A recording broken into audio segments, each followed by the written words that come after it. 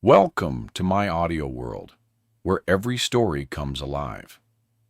I'm so glad you're here. Get comfortable, close your eyes, and let yourself get lost in the mystery that's about to unfold. If you love a great story as much as I do, please hit that subscribe button, leave a thumbs up, and turn on notifications so you never miss a single chapter. Your support means everything to me. Now, let's get started. Chapter 1, Monday, June 1st, 2020. She told her husband she bought the high-powered black and gray binoculars to watch birds in Central Park. The truth was, 31-year-old Zoe Brandt watched people every single day. Athletic and cute, rather than conventionally pretty, Zoe tamed her overzealous, shoulder-length, wavy brown hair using numerous products, a round brush, and a professional blow dryer. With warm hazel eyes and an infectious laugh, she was charming and approachable. A yet-to-be-published mystery writer of short stories, she earned her living as a shift manager at Villa de Luna, an upscale Italian restaurant on the Upper West Side of Manhattan. When not at work, she'd spend hours reading mystery and conspiracy theory books or watching pedestrians stroll along Central Park West. From the third-floor picture window of her unusually gigantic New York City apartment, she scrutinized the clothing of passers-by, the produce stuffed in their grocery bags, or the type of leash on their dog. There's a man walking by who has a choke collar on his chihuahua. Zoe screeched while peering through her binoculars during her daily FaceTime session with her best friend and partner in crime, Sean McAllister. Toe collars are inhumane in any capacity, but why would you put one on a dog that weighs less than 4 pounds? It makes no sense, unless the man is running some kind of illegal dog fight. That's a huge business, you know. They hold them in basements of abandoned warehouses. Zoe adjusted the magnification on her binoculars. The Chihuahua man has dark, evil-looking eyes. I should call Animal Protection and report him. Didn't Animal Protection tell you to stop calling the last time you called? Said Sean softly. It's my moral and civic duty. I see so many people not treating their pets properly. Somebody has got to stop this travesty. With her new high-powered binoculars, Zoe's world had expanded significantly, and she regularly reported to Sean on which women needed root touch-ups in their hair, or a refresher on their pedicure. She might identify a possible carcinoma on someone's face, or comment on a particularly obvious comb-over. I don't understand it, she would often say. Don't balding men know everyone else can see their parting is halfway down their head, and the hair that's left is being hijacked to drape over their hairless dome? Observing a person's walk, physical appearance, or the company they kept, she'd concoct intricate and detailed stories about their lives.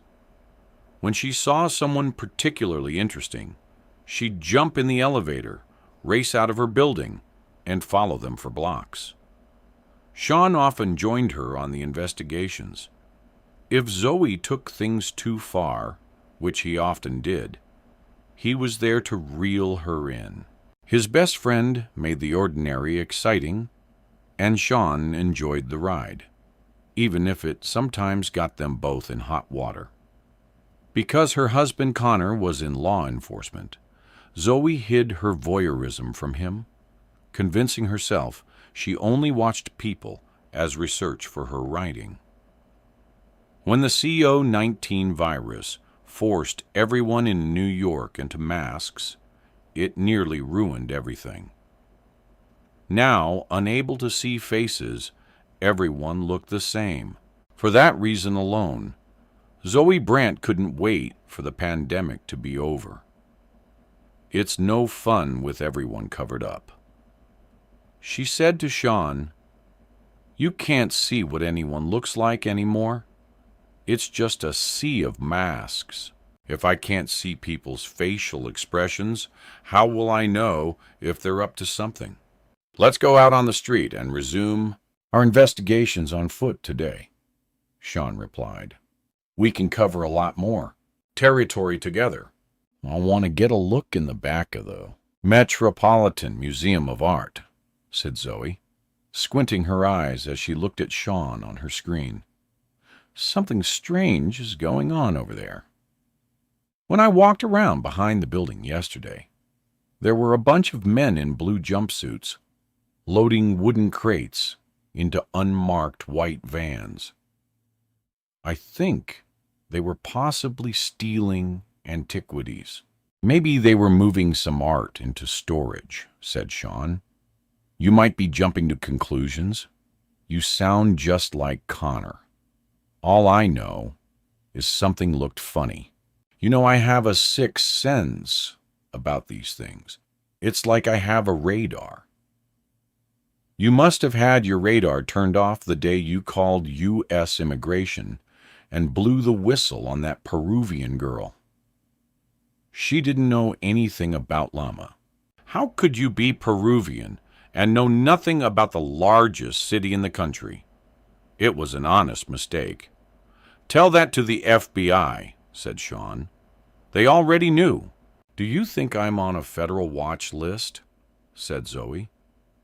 Connor went completely ballistic that day. Remember, I really thought my marriage might be over. How was I supposed to know? She was the niece of the Peruvian ambassador.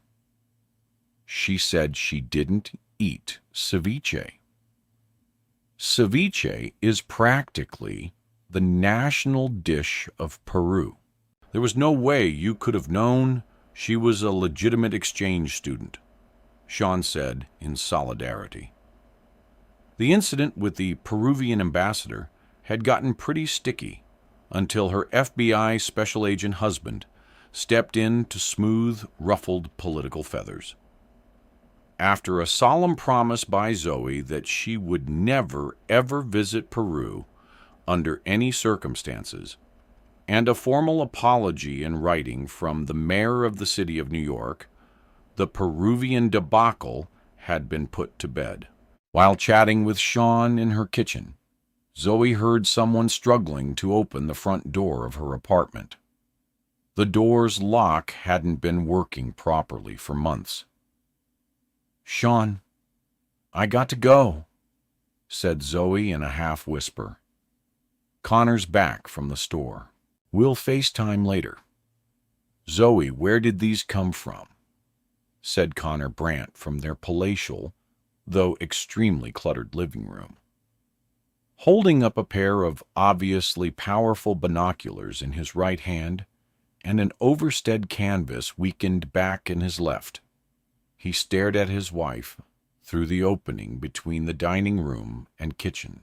"These look like something we'd use down at the Bureau for long-range surveillance of a drug cartel."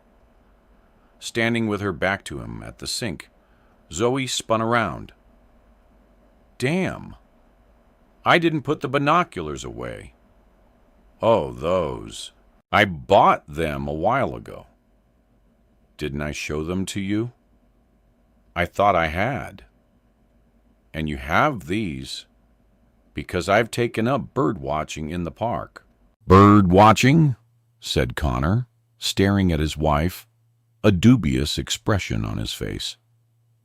"You've never mentioned anything about birds before.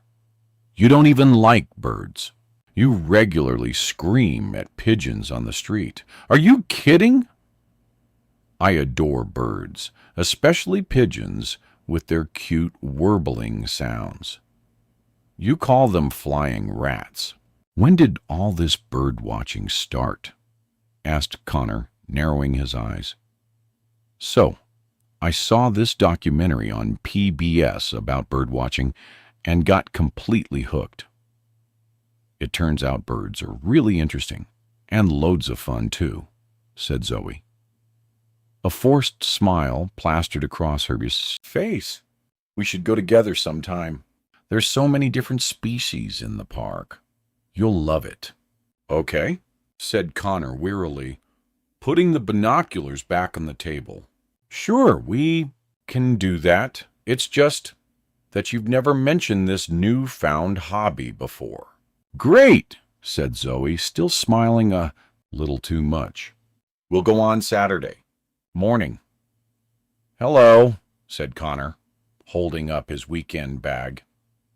I'm leaving today for 5 days for in-service training at Quantico. Remember, I won't be home until Saturday, early evening. I've told you 5 times. Right, I forgot. We can go bird watching on Sunday morning, said Connor with a gotcha smile. I can't wait to hear all about your new bird knowledge. It's a date. You'll be really impressed with how much Audubon stuff I know. What's going on, Zoe? Said Connor, squinting and tilting his head. Nothing, said Zoe, widening her eyes. You insisted I stop all my, as you call it, conspiracy theory stuff. So I took up bird watching. I thought you'd be happy about that. Why is my meter going off? Said Connor. Remember our deal? No more crazy deep state plot stuff. You get way too obsessed, and then that little narrative in your head takes over your world and ultimately takes over mine. Even your therapist said, and I quote, your morbid curiosity and convoluted conclusions affect our marriage in an unhealthy way. I told you I'm bird watching. Robins, blue jays, cardinals, bald eagles. There are no bald eagles in Central Park. There have been sightings. Zoe, if you're starting in again with the wacky stuff, I'm telling you right now, I've got a huge problem with it, said Connor, tucking a few more items into his travel bag. Sometimes I think you married me only because I was in the FBI. You're always pumping me for information, which, by the way, I will never reveal. I don't want to go down that crazy path with you again. When you get like that, you become obsessive and impossible to live with. But let's not forget how you've put my career in jeopardy. Zoe flew across the room to her husband and put her arms around him. Now you're the one with the conspiracy theory. Nothing's going on. I'm just watching little woodpeckers peck. Connor gave her a look, kissed his wife on the forehead, and let out a sigh. Make sure, if you go over to the park, you wear your mask and gloves, he said before he went into their bedroom to finish packing. And could you pick up all your crap that's strewn from one end of this place to the other? Don't you ever put anything away. Zoe let out a sigh of relief when her husband left the room. That was close. How could I have been so careless to leave those binoculars out? Bald eagles. Even I think that sounds stupid. Chapter 2. When Connor finally left for his 5-day FBI training in Virginia, Zoe grabbed her binoculars and sat in her favorite surveillance spot, a navy blue upholstered chair next to the picture window in the living room. Taking her good binoculars out of their case, she was about to start her long-range viewing when a FaceTime call from Sean interrupted her. The two worked together at Villa Duna, where Sean did a little bit of everything, and the restaurant's owner, Miranda, was totally dependent upon him. Part-time sommelier, purchasing agent, bookkeeper, and waitstaff psychologist. Sean even subbed in if one of the waitstaff called out sick. He and Zoe had met 3 years earlier when she started on the night shift.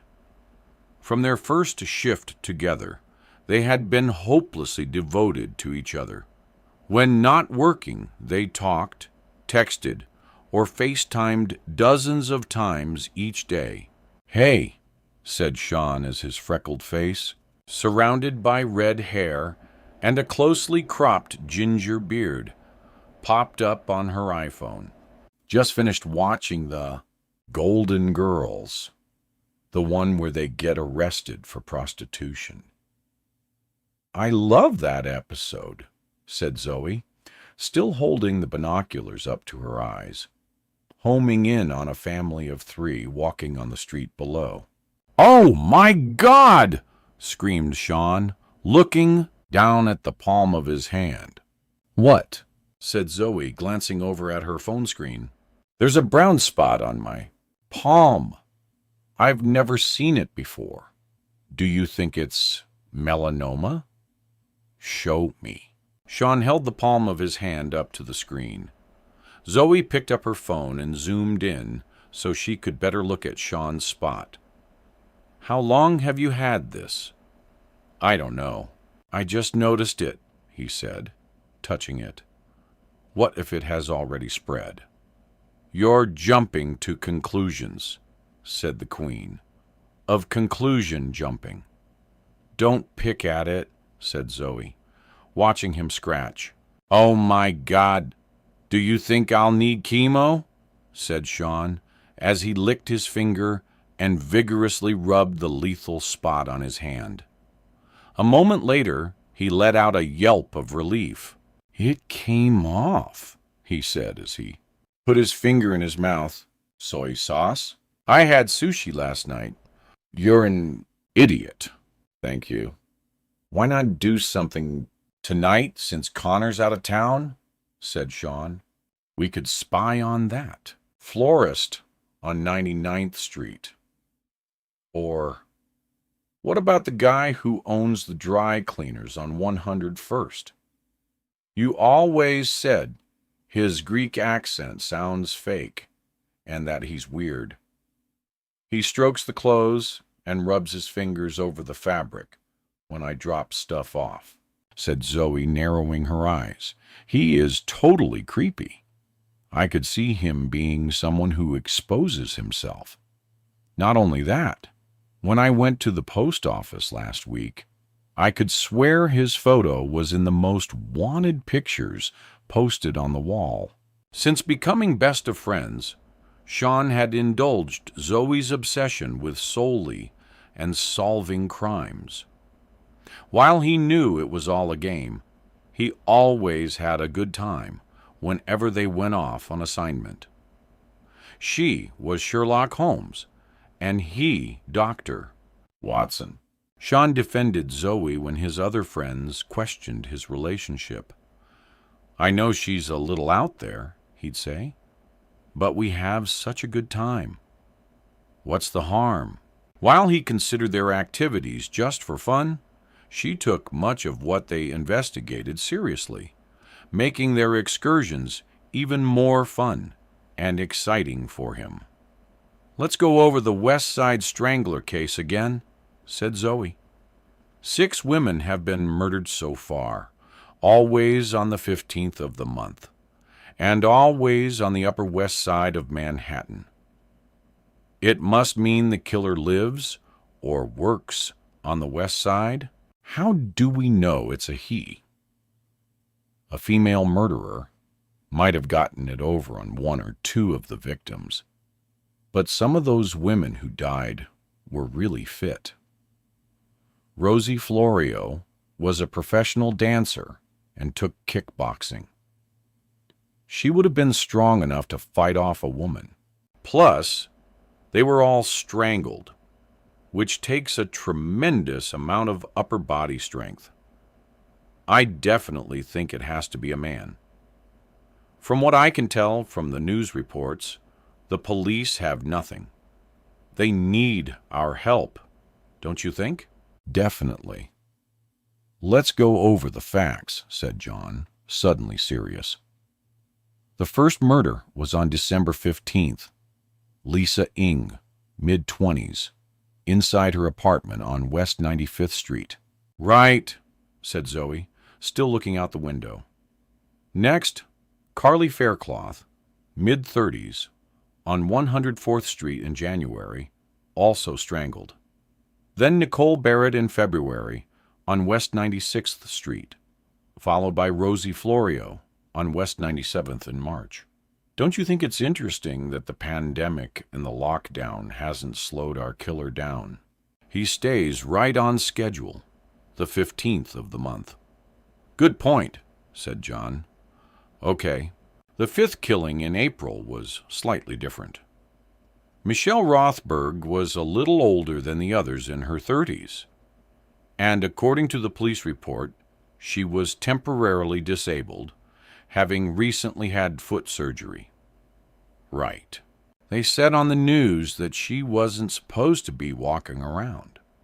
But witnesses in the neighborhood said they saw her limping down the street the day she was killed, said Zoe, still scanning the street below. Last but not least, victim number 6, Katie Tierney, on May 15th, on West 100th, said Sean. The police believe all 6 women let the killer into their apartment because there was no forced entry. Why would a woman let anyone into their apartment when they know there's a serial killer loose? Maybe they all knew him. Let's walk around to all the West Side Strangler kill locations today.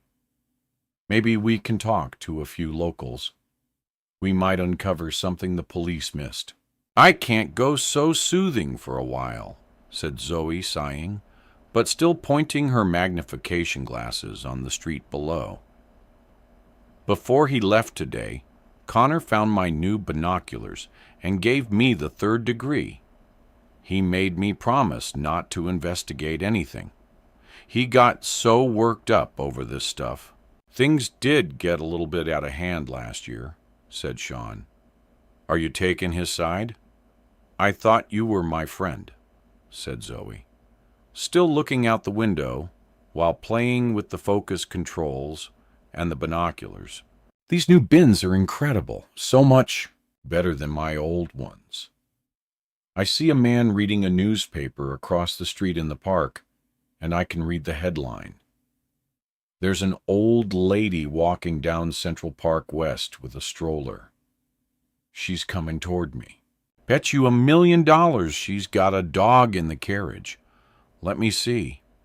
Zoe played with her focus controls again. Well, it's either a beagle or a very hairy baby. She put the glasses down and looked over at Shaw's face. Why do people walk dogs in strollers? Aren't dogs supposed to get exercise? Isn't that the point of walking a dog? Zoe turned back to the window and looked through her binoculars again. I'll tell you one thing. All these masks are ruining everything. I can't see anyone's face. 6 months ago, most people had never tried one on. Now they color coordinate their masks with their outfits. Zoe shook her head in disgust.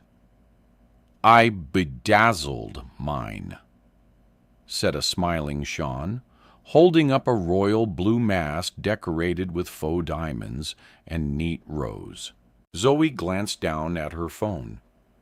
Nice, Sean. Make me one, she said, turning back to her binoculars and screwing around with the focus controls again. I'm still getting used to these, but I think if I get it just right, I can see even more detail.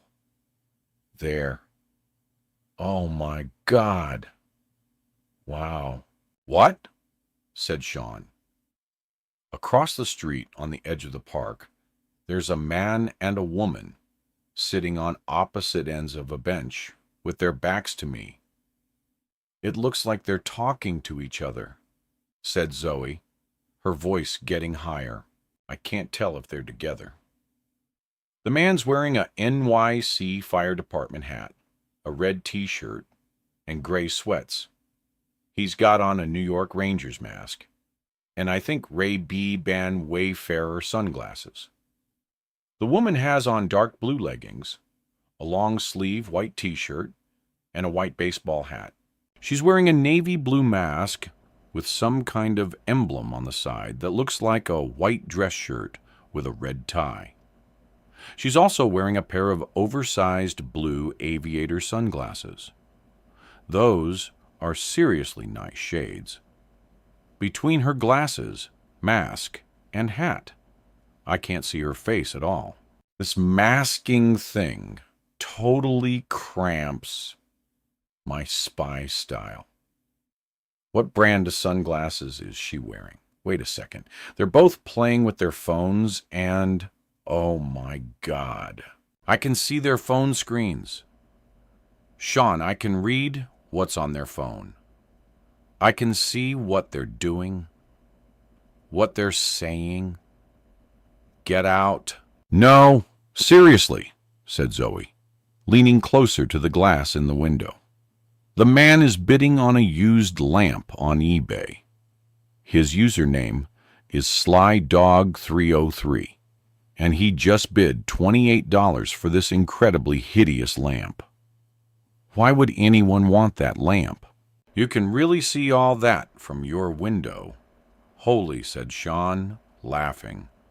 What's the item number on the lamp? I'll go to that page on eBay and bid up his auction. So, he giggled, let me see what the woman is up to, she said, shifting her gaze to the far end of the same bench. What's she doing? Hold on a minute. I think she's texting. Yes, she's texting. Can you read it? Said Sean. Oh my God, I think so. This is fantastic. It takes stalking to a whole new level. Sean, I can read her texts, said Zoe, squealing. She's typing. Zoe read the first text to Sean. When I got furloughed from TNC, I thought it would only be a few weeks. Now they're closing some stores. Rumor is they're going to file for bankruptcy. Great. What am I supposed to do now? What do you think TNC is? Said Zoe, her eyes remaining on the woman's phone. Town and Country, said Sean. That's a magazine, not a store, she said, looking over at Sean's face and giving him a disapproving look. Sorry, if it's a store, it's got to be the company. The high-end clothing store. Good one, Shawnee, said Zoe, turning back to her glasses. Okay, wait a minute. She just got a text back. It says, relax. Everything is under control. Forget about TNC. You're too good for that place. It will all be over Thursday, my love. What will all be over Thursday? Said Sean, his eyes widening. This is getting good. Keep watching. Holy moly, said Zoe, her binoculars laser focused on the woman's phone. What do you think that means? Maybe she's getting a new job. Hold on. She's texting again, said Zoe. My husband is driving me crazy.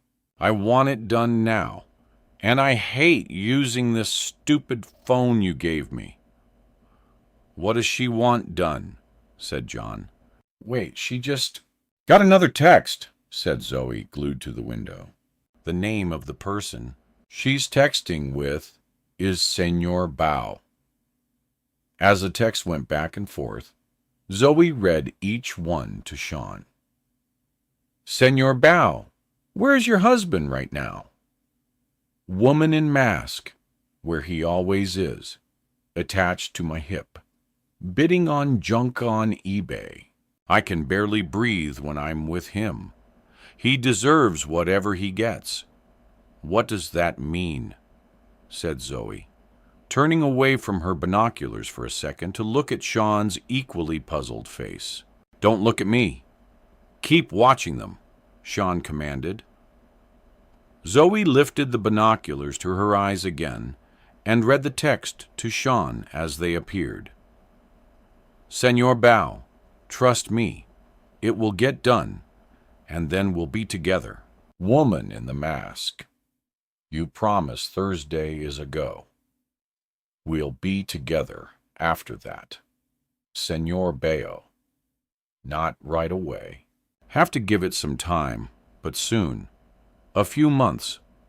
Woman in the mask. By October. Senor Bao. Yes, woman in the mask. What's going to happen? Senor Bao. Better. You don't know anything. I've got everything arranged. I'll be in touch when it's all over. Always remember, I love you very soon.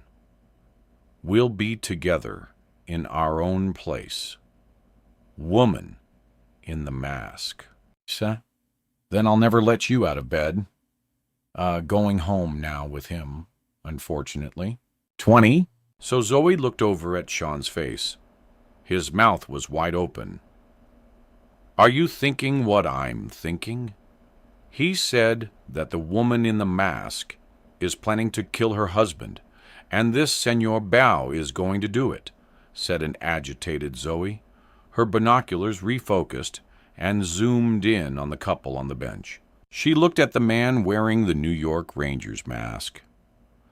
Now the husband is bidding on a bunch of green glass bowls on eBay, and the woman is shopping for thong bathing suits on Amazon, said Zoe, watching her for a few more moments. What is she doing now? Hold on. She's texting someone about a hair appointment. Wait a second. Something's different. Before, she was using an Android phone, and now she's got an iPhone. What do you think that means? Said Sean. Zoe picked up her phone from the table and looked directly at her friend's face. She's obviously got a burner phone. Sean, we've got to call the police right now. That woman is obviously planning to murder her husband. We don't know for sure that's what's happening. What else could it be? Said Zoe, getting excited. It seems pretty clear to me. The woman in the mask and Senor Bao are going to kill her husband on Thursday. Maybe her husband committed a heinous crime, or maybe he beats her, and they're going to expose him, not actually kill him. Maybe it's a happy thing. Maybe they're the good guys. Seriously, Sean, said Zoe, scrunching up her forehead while staring him down. They're totally plotting to murder her husband. We've got to follow them. Are you with me? Sean reluctantly nodded. I guess. Chapter 3. You've got to come over here right now, shouted Zoe to Sean as she got up from the chair, her eyes still fixed on the couple in the park. No, no, no. The woman's getting up. We're going to lose them. Wait, she's walking over to the man and standing in front of him. I can't see her face because of her damn mask. She must be talking because her head and hands are moving. If she's not talking, she's got a really bad tic. She's probably talking, said Sean, rolling his eyes. What's happening now? Nothing. She's just standing there staring at him. She's turning around and facing me. She's wearing a gold chain necklace with a charm of the letters GG. Those must be her initials. Who wears both of their initials on a necklace? Said Sean. It's either the first initial or the whole first name spelled out. Nobody wears both. Maybe her name is Gigi, and she spells it GG, said Zoe. No one does that either. I'm walking out the door right now, said Sean. Keep your eyes on them. I'll be there in 8 minutes. I'll meet you downstairs in front of my building, said Zoe, grabbing her bag, mask, and a pair of plastic gloves. With her adrenaline pumping, Zoe adjusted her mask as she got in the elevator. When the doors opened in the lobby, an older gay-haired doorman sporting a red, white, and blue-striped mask waved to her. "That you, Mrs. Brandt? Hard to tell who anyone is these days." "It's me, Don," said Zoe as she tore out of the front door of the building, praying the masked couple on the bench hadn't left. Looking across the street, she saw they were still there, but were now both standing. Waiting for the traffic to pass so she could cross the street, she FaceTimed Sean again. "How far away are you now?" she yelled into the phone, her eyes fixed on the masked couple. 3 blocks, said Sean, breathing hard as he ran. "Hurry, Sean! Hey, dial it down, Miss Marble. I'm running as fast as I can." "They're moving southeast now," shouted Zoe as she sprinted across Central Park West. "They're heading into the middle of the park. I'm going to follow them. When you get to my building, walk directly across the street into the park and head southeast. Call me, and I'll direct you to wherever I am." As Zoe got closer to the couple, she slowed down. The man and woman appeared to be walking leisurely, almost strolling, which allowed time for Sean to catch up.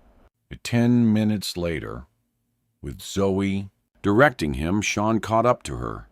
I thought my lungs were going to burst," he said, bending over, trying to catch his breath. "It's not easy running." "In a mask. Where are they?" Zoe tipped her chin up to the right. "Over there, where the path splits." Sean followed her gaze. The guy with the green mask and the woman with the brown hair and a ponytail and pink mask. Not them. Further to the right, the man has on a New York Rangers mask. Sean looked at her in total deadpan. "Why would you think I know what the New York Rangers colors are? Blue, white, and red." "You're welcome.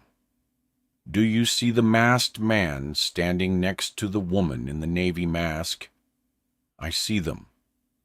"How do you want to play this?" "Let's tail them. The woman said in her text that she was going home," said Zoe. "We'll follow them to their building, find out their address, copy down their name from the mailbox, and go right to the police. We'll be heroes. We might even get our picture in the newspaper or be interviewed on CNN. Wouldn't that be so cool? Except I have not had a haircut in months. Isn't that just my luck? I finally get on prime time, and my hair is a total disaster. I wonder if I could get a hair appointment." "What the hell are you talking about?" said Sean, making a face. "Someone is going to be murdered, and you're worried about your hair. I haven't had a haircut in months. Neither is anyone else. Can we get back to our case?" Zoe nodded as they followed the masked couple walking east through the park.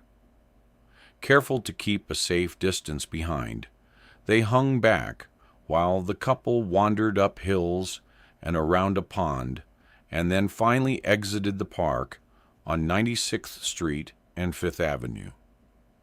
Taking cover behind a tree, Zoe and Sean watched the couple look uptown and step off the curb into the street.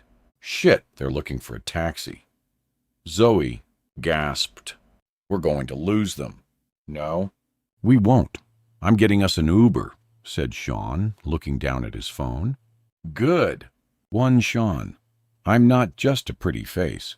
Minutes later, a yellow cab stopped in front of the masked couple. As they climbed in, Sean and Zoe's Uber drove right up behind the cab as it pulled away from the curb. The two sleuths jumped into the blue Honda Civic and told the driver to follow the yellow cab in front of them. "I get it," said that young Looper driver with a big smile. "This is like in one of those action movies. I can do this for you." The blue Honda Civic stayed right behind the yellow cab as the two vehicles moved swiftly down Fifth Avenue, passing the Metropolitan Museum of Art and the Plaza Hotel. At East 55th Street, the masked couple's cab pulled over. "We'll get out here," Sean shouted from the back seat. "We've got to be careful they don't see us," said Zoe as they got out of the car. "Maybe we should walk on the other side of the street. That way, we'll be able to watch them from a distance without attracting attention." The masked couple walked slowly down Fifth Avenue, looking in the windows of various shops, many of which were closed. "Look at her," said Zoe, her eyes never leaving the couple on the other side of the street. "She just conspired with her lover to kill her husband, and now she's window shopping with the man she's going to have murdered. She's quite the cool cucumber. We don't know for sure she's planning a murder. Maybe they meant something else," said Sean. "Like what?" "I don't know," he said, shaking his head. "Look, now they're turning right and walking towards Rockefeller Center." Sean and Zoe darted across Fifth Avenue through the sparse city traffic, pretending to window shop whenever they got too close to the couple. They followed them into the famous Rockefeller Plaza, home to an ice skating rink in winter that turned into a restaurant in spring and summer. This year, the plaza was empty like everywhere else in New York City. The amateur detectives stayed a fair distance behind the couple, who were soon on the move again, walking south on Fifth Avenue, unaware they had company. At 42nd Street, the couple turned left and walked towards Grand Central Station with Zoe and Sean right behind. The masked man opened the big brass door to the train station, allowing his wife to pass through. "Oh my God. Do you think they're taking a train somewhere far away? What if they live in Connecticut?" said Sean. "I don't have any money." "I've got my debit card," said Zoe. "Come on, we have to keep going. We can't stop now." They followed the couple through the huge train station to the entrance of the Lexington Avenue subway line. "They're not going on a commuter train. They're going for the subway," said Zoe, pulling out her wallet. "I have my Metro card. I'll swipe us both through." The masked couple went through the turnstiles and walked down the stairs leading to the downtown trains. Moments later, all four stood on the platform. There were few people around, so Zoe and Sean tried to hide behind a large pillar. Soon, a practically empty 6 Lexington Avenue local pulled into the station with a screech and a hiss. The sleuth got on at the opposite end of the same subway car as the masked couple. The car sat in the station without moving for nearly 2 minutes when the bells sounded. Just as the doors were about to close, the 4 Express pulled in across the platform. Before Zoe and Sean could react, the masked couple jumped up and ran out to the express train. Zoe and Sean tried to follow, but the doors of their car shut before they could get off. Seconds later, their train pulled out of the station. "Damn it!" Zoe shouted. "How did we let that happen?" "Stay calm. We'll get out at the next express stop." "Maybe they'll be there," said Sean. "That will be 14th Street. That's where we'll get off." Their local train moved slowly, and soon the express train carrying the masked couple blew right by them in the dark tunnel. Said Zoe, biting her lip. "We're going to lose them. If they get away, that man is as good as dead." Chapter 4. When the number 6 local pulled into 14th Street Station, Zoe and Sean bolted off the train onto a deserted platform while looking in both directions. "No, no, no!" shouted Zoe, stamping her feet. Frantically looking around, they spotted the nearest staircase and raced up the steps, hoping the masked couple had gotten off at that station and were somewhere in the vicinity. Zoe was the first to reach the top, but there was no sign of the masked woman or man on the street. "You go right, I'll—" "Go left," she commanded. Several minutes later, they both returned to the subway entrance, out of breath. "We lost them," said Zoe, throwing her head back and looking up at the sky. "Now we have no idea where they live. They could be anywhere. They could be going all the way to Lower Manhattan to the City Hall stop." "Wait a second," said Sean. "Let's think about this a minute.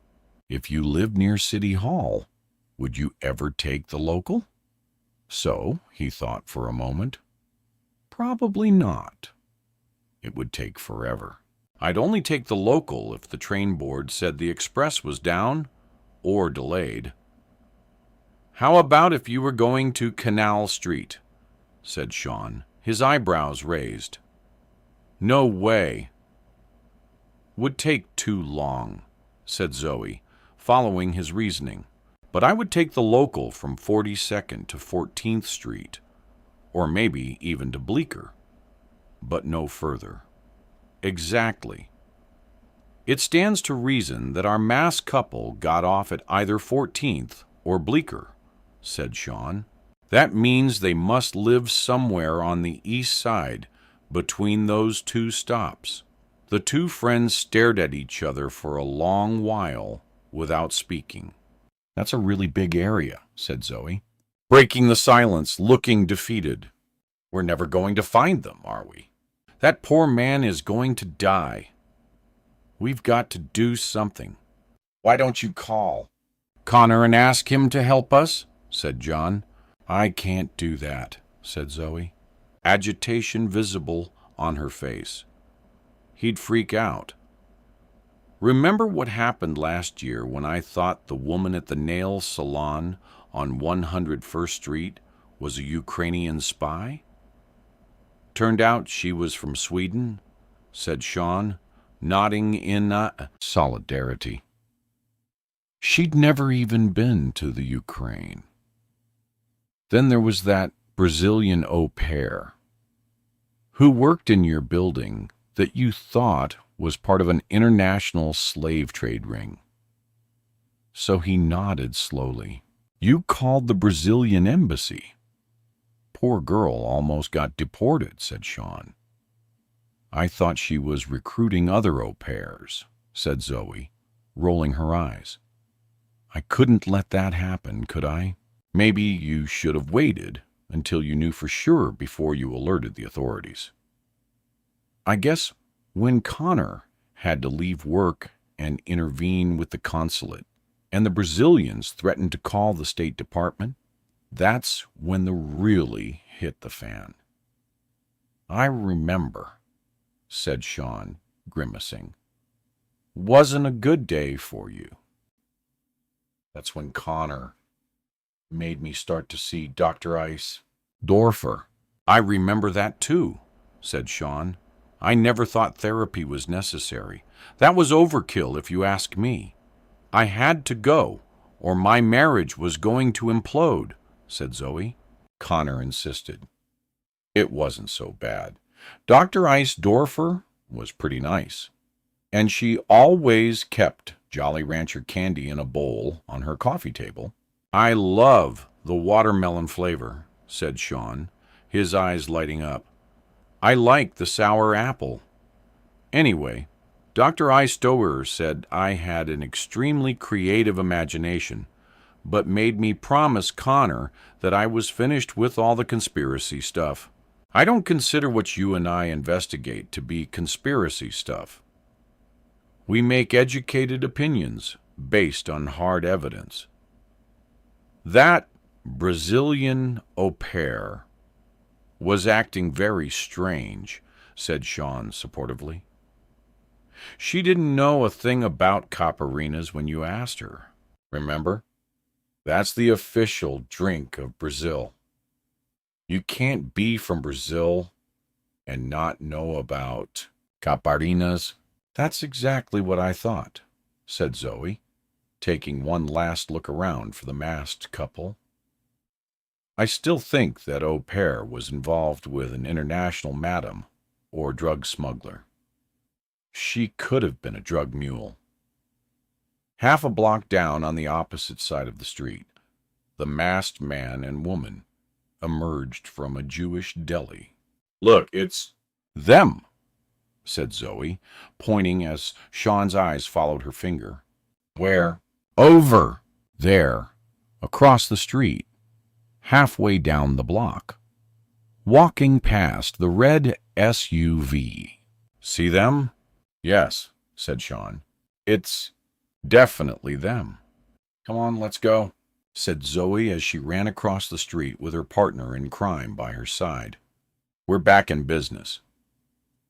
Hanging back, they carefully followed the masked couple down East 13th Street. She's quite the ice princess, said Zoe, strolling leisurely with the man she's planning to murder. Like she doesn't have a care in the world. You'd never guess from her demeanor that she was going to have her husband bumped off in a few days. She's even holding his arm. If I didn't know the truth, I'd swear she likes him. No kidding, said Sean, walking alongside her. Slow down. There's hardly anyone else on this street. We don't want to draw attention to ourselves. Once we follow them to their home address, we go to the police, right? Then we're done. Wait, what's the man doing? So, he gasped, he's hailing another cab. When a yellow taxi pulled up next to the masked couple, the man opened the car door for his wife, and they both climbed in. We've got to get a car fast, said Zoe. They're stopped at the light. We've only got a minute. Frantically, Sean looked up and down the streets. There were hardly any cars on the road, and not a taxi in sight. I'll get us an Uber, Sean shouted as he opened his app. We're going to lose them, Zoe wailed, her eyes still on the couple's car. How far away is the Uber? There are none around here.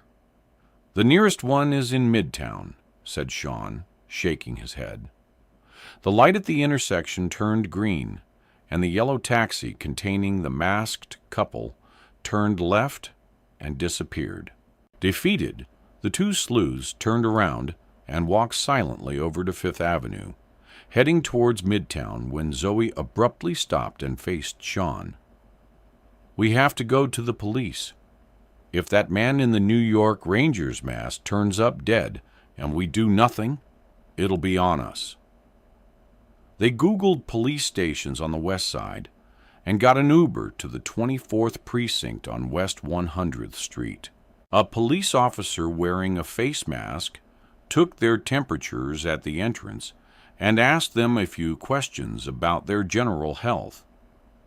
They were then directed to the front desk to speak to another masked policeman sitting behind a plexiglass divider.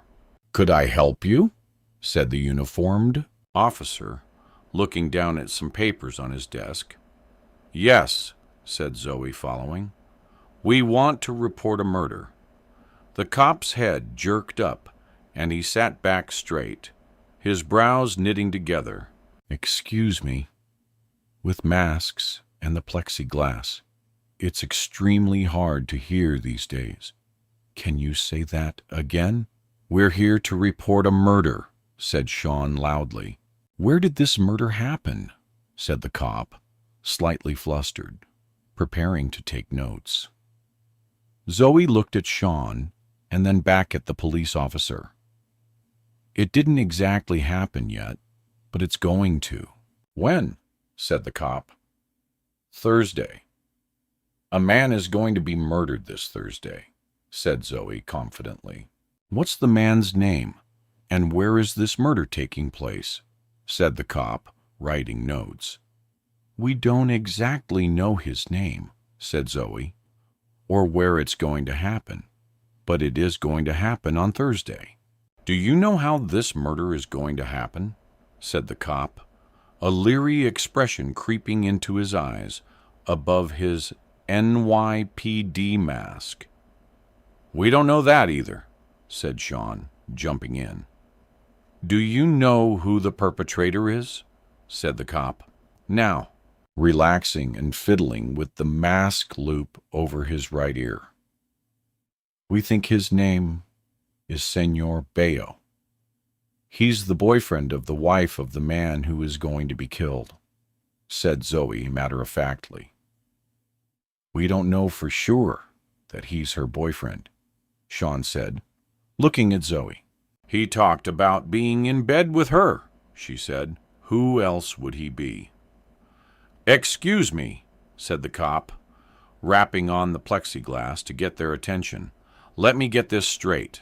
You're here to report a murder that didn't happen yet. You don't know who the victim or the perpetrator is, or how, where, or why. We know why, said Zoe with absolute confidence. The woman wants to get rid of the husband so she can be with the boyfriend. It happens every day, officer. I'm going to call the duty detective and let him do a more thorough interview with you, said the policeman. Because of CO, we're not using our conference room. So, Detective Williams and Detective Kim will meet you down here in the lobby. Take a seat. Chapter 5. 6 months earlier, on December 17th, 2019, the police had found Lisa Ang's half-naked body in a pool of melted chocolate chip ice cream. Ironically, they later learned from her family chocolate chip was her favorite flavor. She was the first. By June of 2020, 5 more women would be found strangled to death on the Upper West Side of Manhattan. The New York Echo, December 26, 2019. Woman found murdered on West 95th Street by Tommy Devlin. Breaking news. According to police, Lisa Ang, 27, was found murdered in her apartment on West 95th Street after attending a company holiday party at a loft in Soho on December 15th. Miss A and a female co-worker walked to the subway. Several bystanders on the subway platform in Soho remembered seeing the young woman while she waited for the uptown train. They reported she had been shouting to another woman waiting across the tracks on the downtown side. Both women appeared to be intoxicated. When Miss Ang's uptown train pulled into the station, witnesses saw her step onto the train, trip, and nearly fall.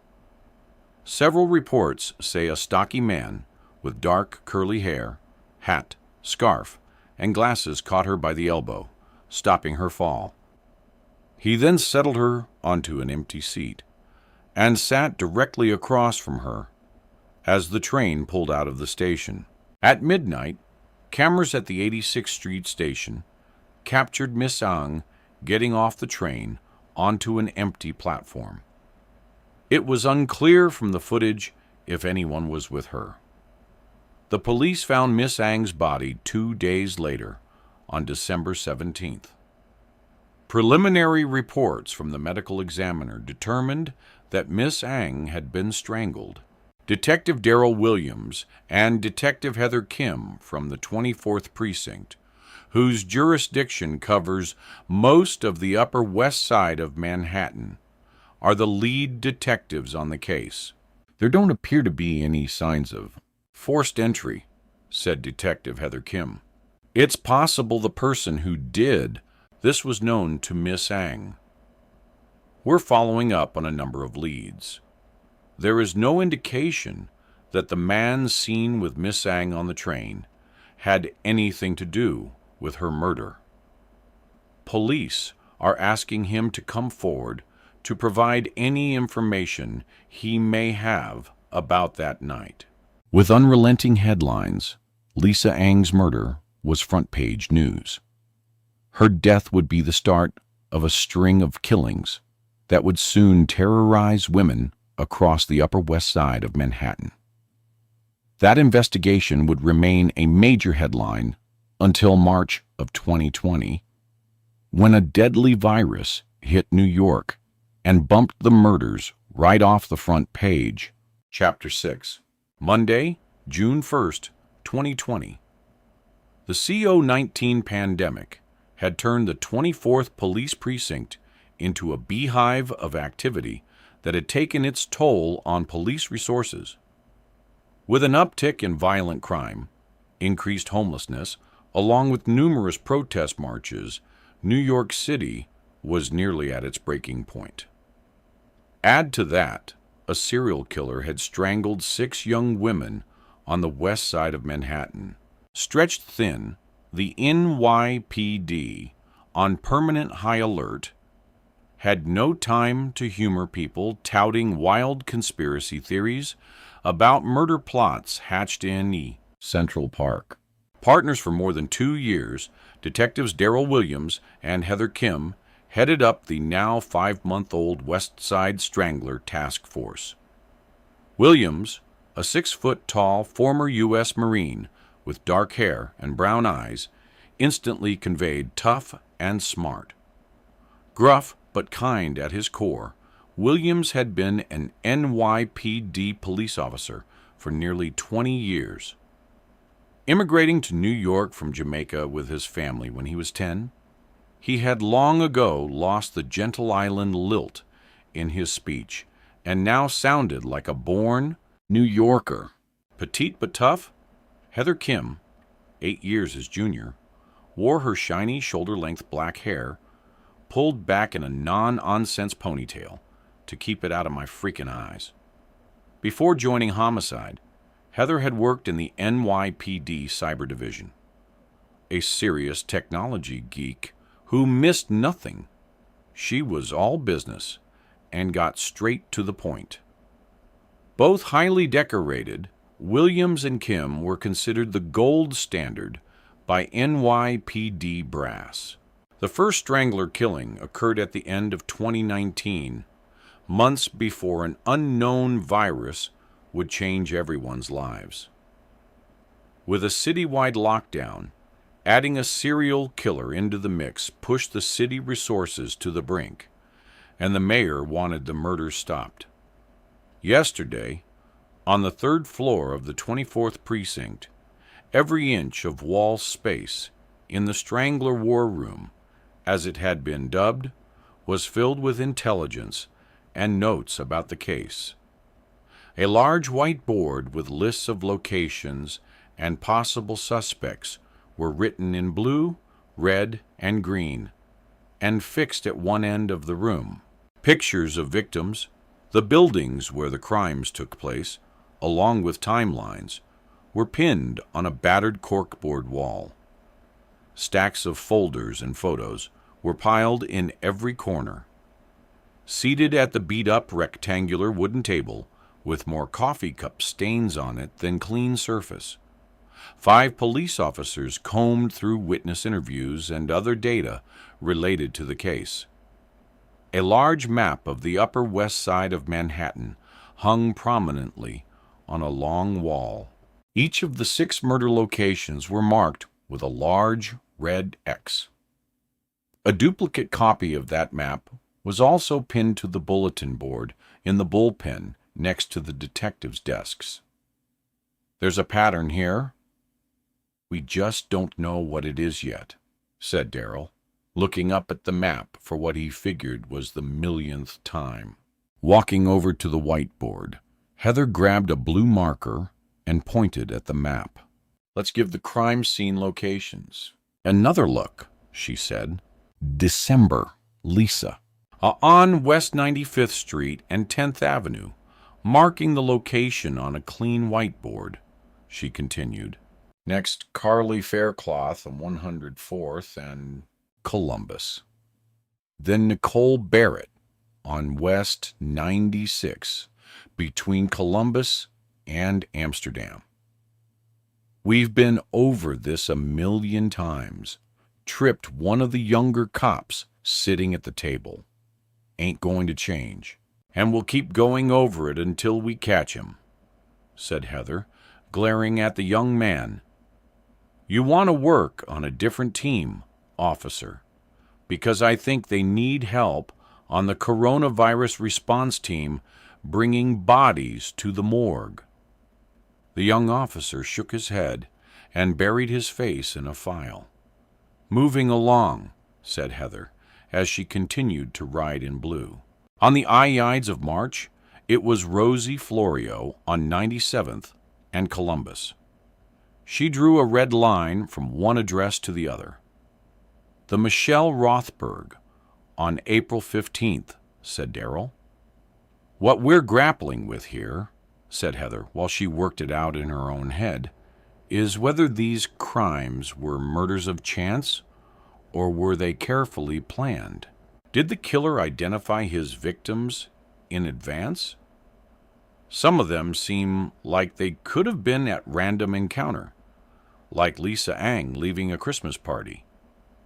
Did the killer accidentally bump into her, or did he plan it? Ang's co-workers reported she had a lot to drink that night, and the autopsy showed her blood alcohol level to be 3 times the legal limit, said Darrell. It's possible our pup ran into her on the street and decided to go for it. We still don't know who the man was, who she met on the train. What we do know is that Michelle Rothberg had a bum foot the night she was killed. She and our 6th victim, Katie Tierney, who was found inside her apartment on West 100, near Central Park West, definitely let the killer in.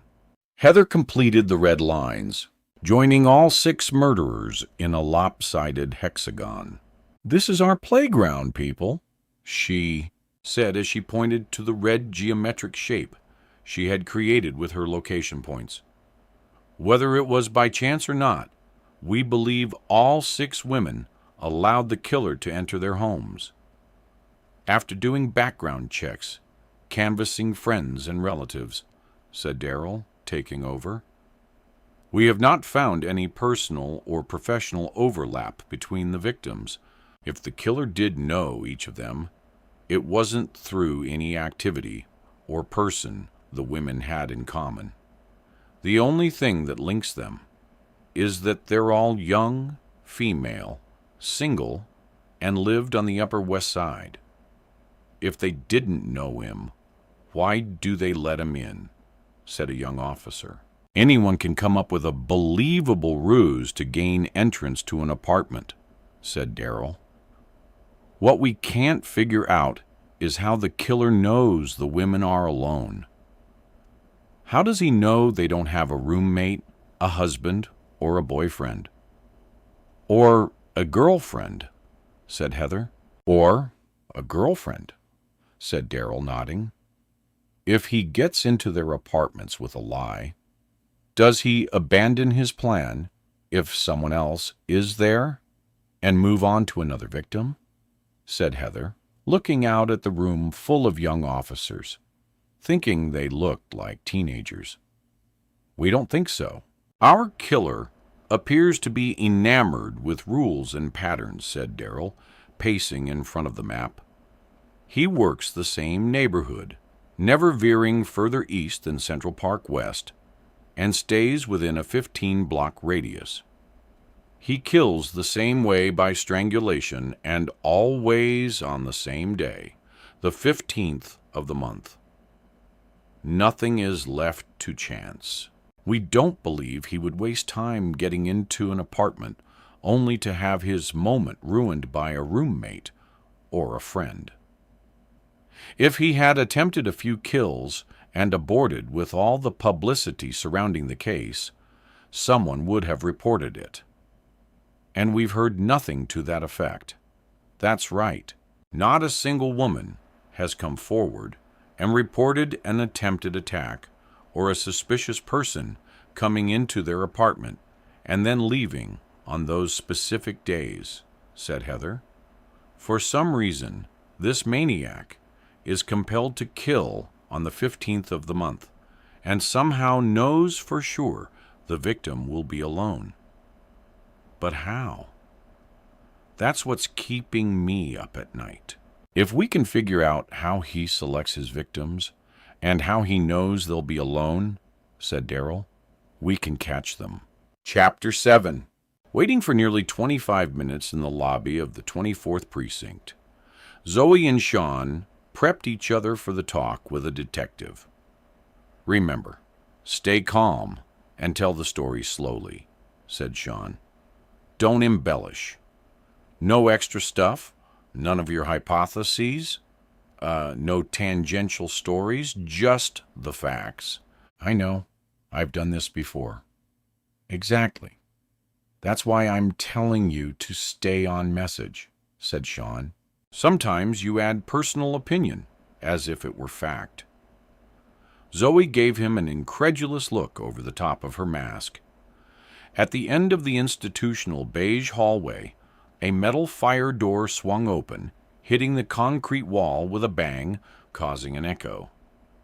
Detective Darrell Williams, in a gray suit and matching gray mask, strutted into the main lobby. Even with his face half covered, it was clear to Sean and Zoe that the man was someone who didn't enjoy. After making introductions, the detective took a seat several feet away from them, placed a writing pad on his lap, and pulled out a pen. I understand you two came in to report a murder. Why don't you start from the beginning? Said Darrell. Zoe leaned slightly forward. I live across from Central Park on the north end, and I recently took up bird watching. You'd be amazed by how many species of birds are in the park, Detective. It's a virtual bird wonderland.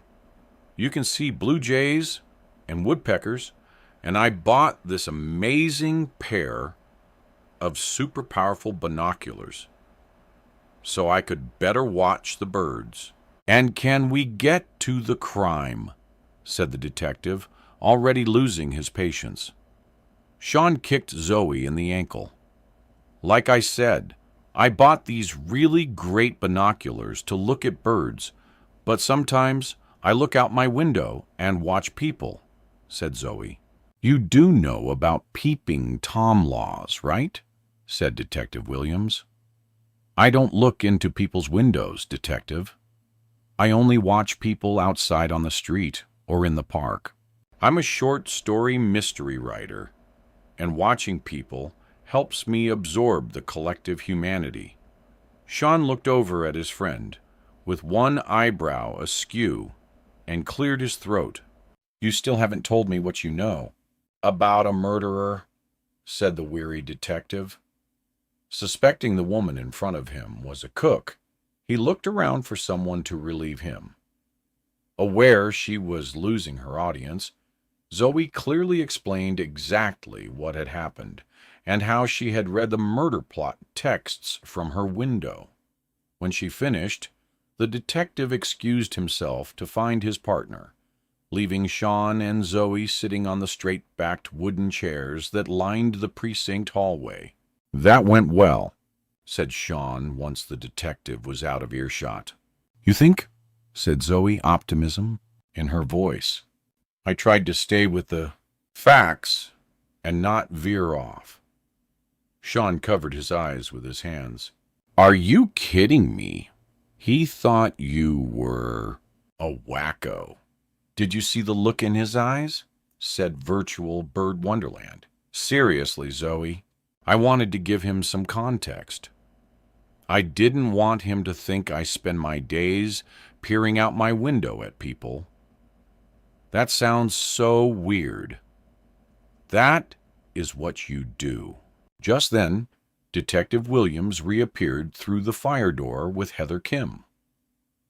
I brought my partner up to speed, said Darrell. Miss Brandt, you were saying you could read every word on the woman's phone from your third-floor window. Is that correct? Every single word, said Zoe, nodding. And the woman's husband, the one we think she's going to have killed, he was sitting right next to her bidding on a profoundly ugly lamp on eBay, said Sean. Miss Brandt, before you told me you were alone, said the detective, cocking his head to one side and staring at her. I was alone. Sean and I were FaceTiming when I saw the couple in the park, said Zoe. We FaceTime every day. We usually do our first session right after we wake up in the morning. Sometimes even before I brush my teeth. The next time is usually before 9. I've got it, said Darrell, pinching the space between his eyes with his thumb and forefinger. I'm going to assume for a moment that everything you've reported is true. Can you describe this mystery masked woman to me? Zoe and Sean looked at each other. That's a little hard, said Zoe, because like everyone else in the world in 2020, she was wearing a face mask. Hair color, eye color, height, ethnicity, said Detective Kim, tapping her foot. She had on a baseball cap, and a long dark brown ponytail was sticking out the back, said Zoe. I couldn't see her eyes, because she had on oversized aviator sunglasses with blue-tinted lenses. Skin color, said Heather. Zoe squinted as she thought. Mediumish. She might be olive-skinned, maybe Italian, or someone with a tan. She also could have been a light-skinned African-American. Or, I guess she could have been Indian or Southeast Asian, too. That narrows it down, said Heather, looking at her partner and rolling her eyes. Age? Her face was covered up. But based on her body, said Zoe, staring up at the ceiling, it looked young. She was very fit. I'd say she was in her 20s, or early 30s tops, and she had fairly large breasts.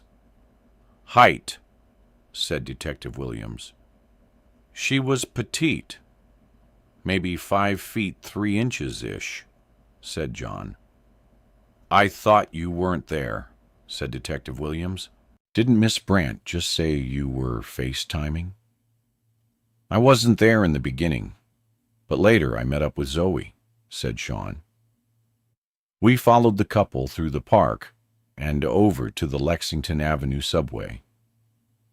If those people are killers, like you say they are, said Detective Williams, that was a very dangerous thing to do.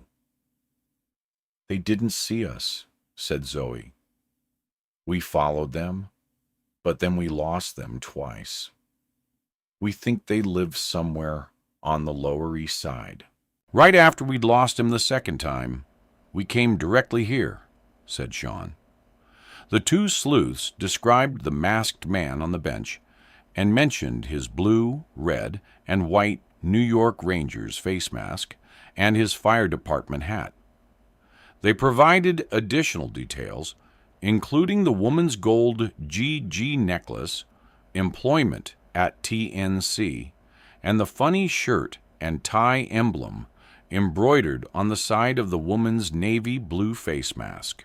Shirt and tie, said Heather, wrinkling her forehead. A bow tie or a long one. The image was from the neck to mid-chest, said Zoe, using her hands. No head, just the top half of a button-down white shirt. The tie was long and red. Maybe her mask came from some sort of haberdashery. or men's clothing store, said Heather. That's exactly what I thought, said Zoe, getting excited. We think TNC stands for the company. Maybe the store made up masks for their employees, so everyone looks the same. A lot of companies are making their own masks now with their logos on them. Detective Williams nodded as he made a note. The woman wore a white baseball cap that had 3 blocks of color on the front, kind of like a flag, said Zoe. What were the colors? Said Darrell. I think they were green, white, and red, in that order from left to right, said Zoe, scrunching up her face. Did you see the hat? Said Detective Williams to Sean. I didn't get close enough when we were telling them, said Sean. But Zoe got a good look at the hat and mask with her binoculars. Detective Williams played with his phone for a moment, searching for something. Is this what you saw? He asked, holding up his phone. It could be. Yes, I think so, said Zoe. It's an Italian flag, said Darrell. Do you think that means she's Italian? Said Zoe. Who knows? She could have borrowed the hat or received it as a gift from an Italian friend, said Heather. Or she could have gone to the Feast of San Gennaro in Little Italy last fall and bought it as a souvenir. I guess, said Zoe, but it's still a clue, isn't it? I've been doing this for a long time, Miss Brandt. The key to successful police work is staying focused on the right information and not getting distracted by extraneous data, said Detective Williams. Sometimes irrelevant information can send an investigation in the wrong direction. Not everything means something. I almost forgot, said Zoe. The masked woman also had a navy leather bag. I think it was a Gucci, because she was also carrying a Gucci shopping bag. Maybe she had just bought the bag. You should go check out the Gucci store on Fifth Avenue. A salesperson there might remember her. Then we can get her name from a receipt, and the whole case will be solved. Thanks for the tutorial. I think that's all we need right now, said Darrell, standing up. Do you think you can find her? Said Zoe. Before Thursday, Miss Brandt, said Heather, giving her partner a look. We'll do what we can, but we can't investigate something if we don't know who or what we're investigating. But, said Zoe, we'll follow up on the information you provided, said Darrell, observing how anxious the young woman had become. I promise. He handed Zoe and Sean his card. Keep watching out your window. If the masked woman comes back, please don't follow her. Call me instead. Chapter 8. The New York Echo. January 17th, 2020.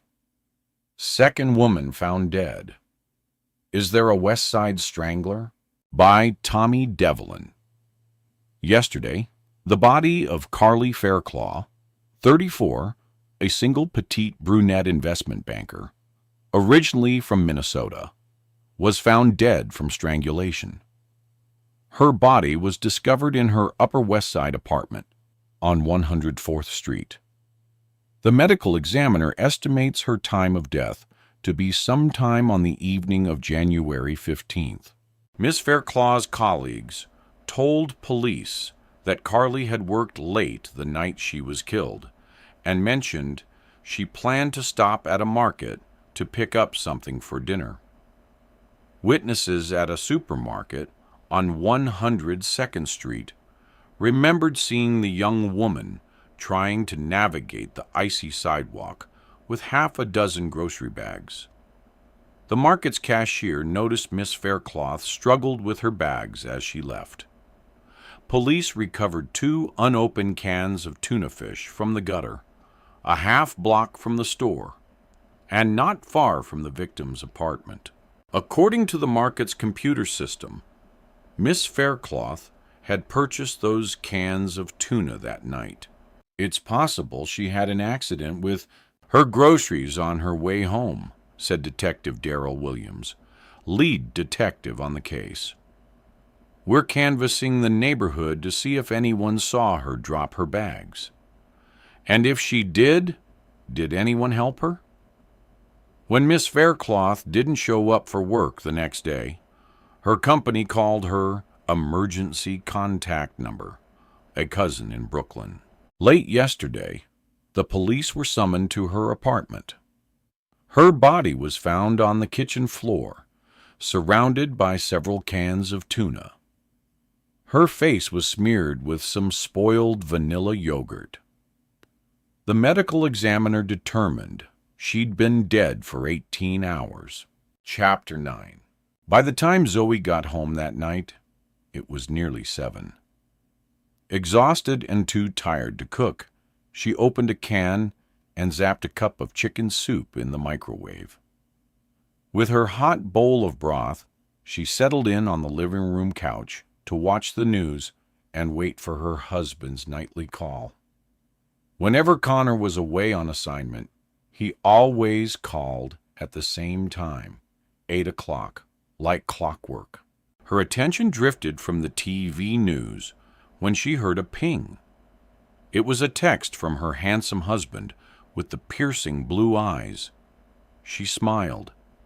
Did she marry him because of his all-American good looks and unwavering moral compass, or because he was a bona fide FBI agent who packed a gun? She suspected it was a little of both. Her little crush on the dashing lawman began the first time she laid eyes on Connor Brandt. He had been sitting next to another agent in her living room, wearing a crisp navy blue jacket. That's when she noticed he had a single dimple on his right cheek. Something about the asymmetry of that dimple intrigued her.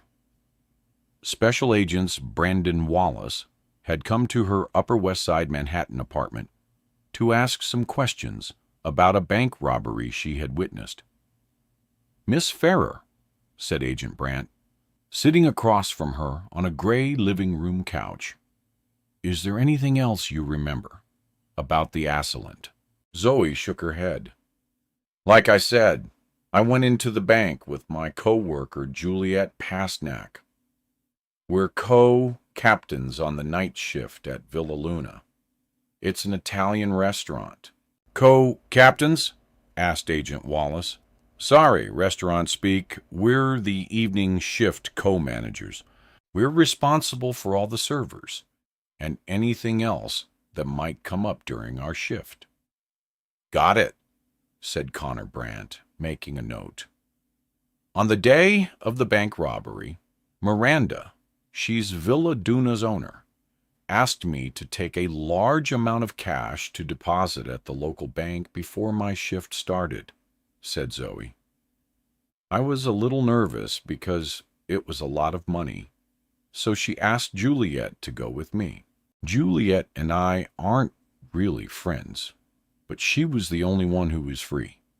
Anyway, we went into the bank together, and we were waiting in line when there was this loud bang, and the front doors slammed open.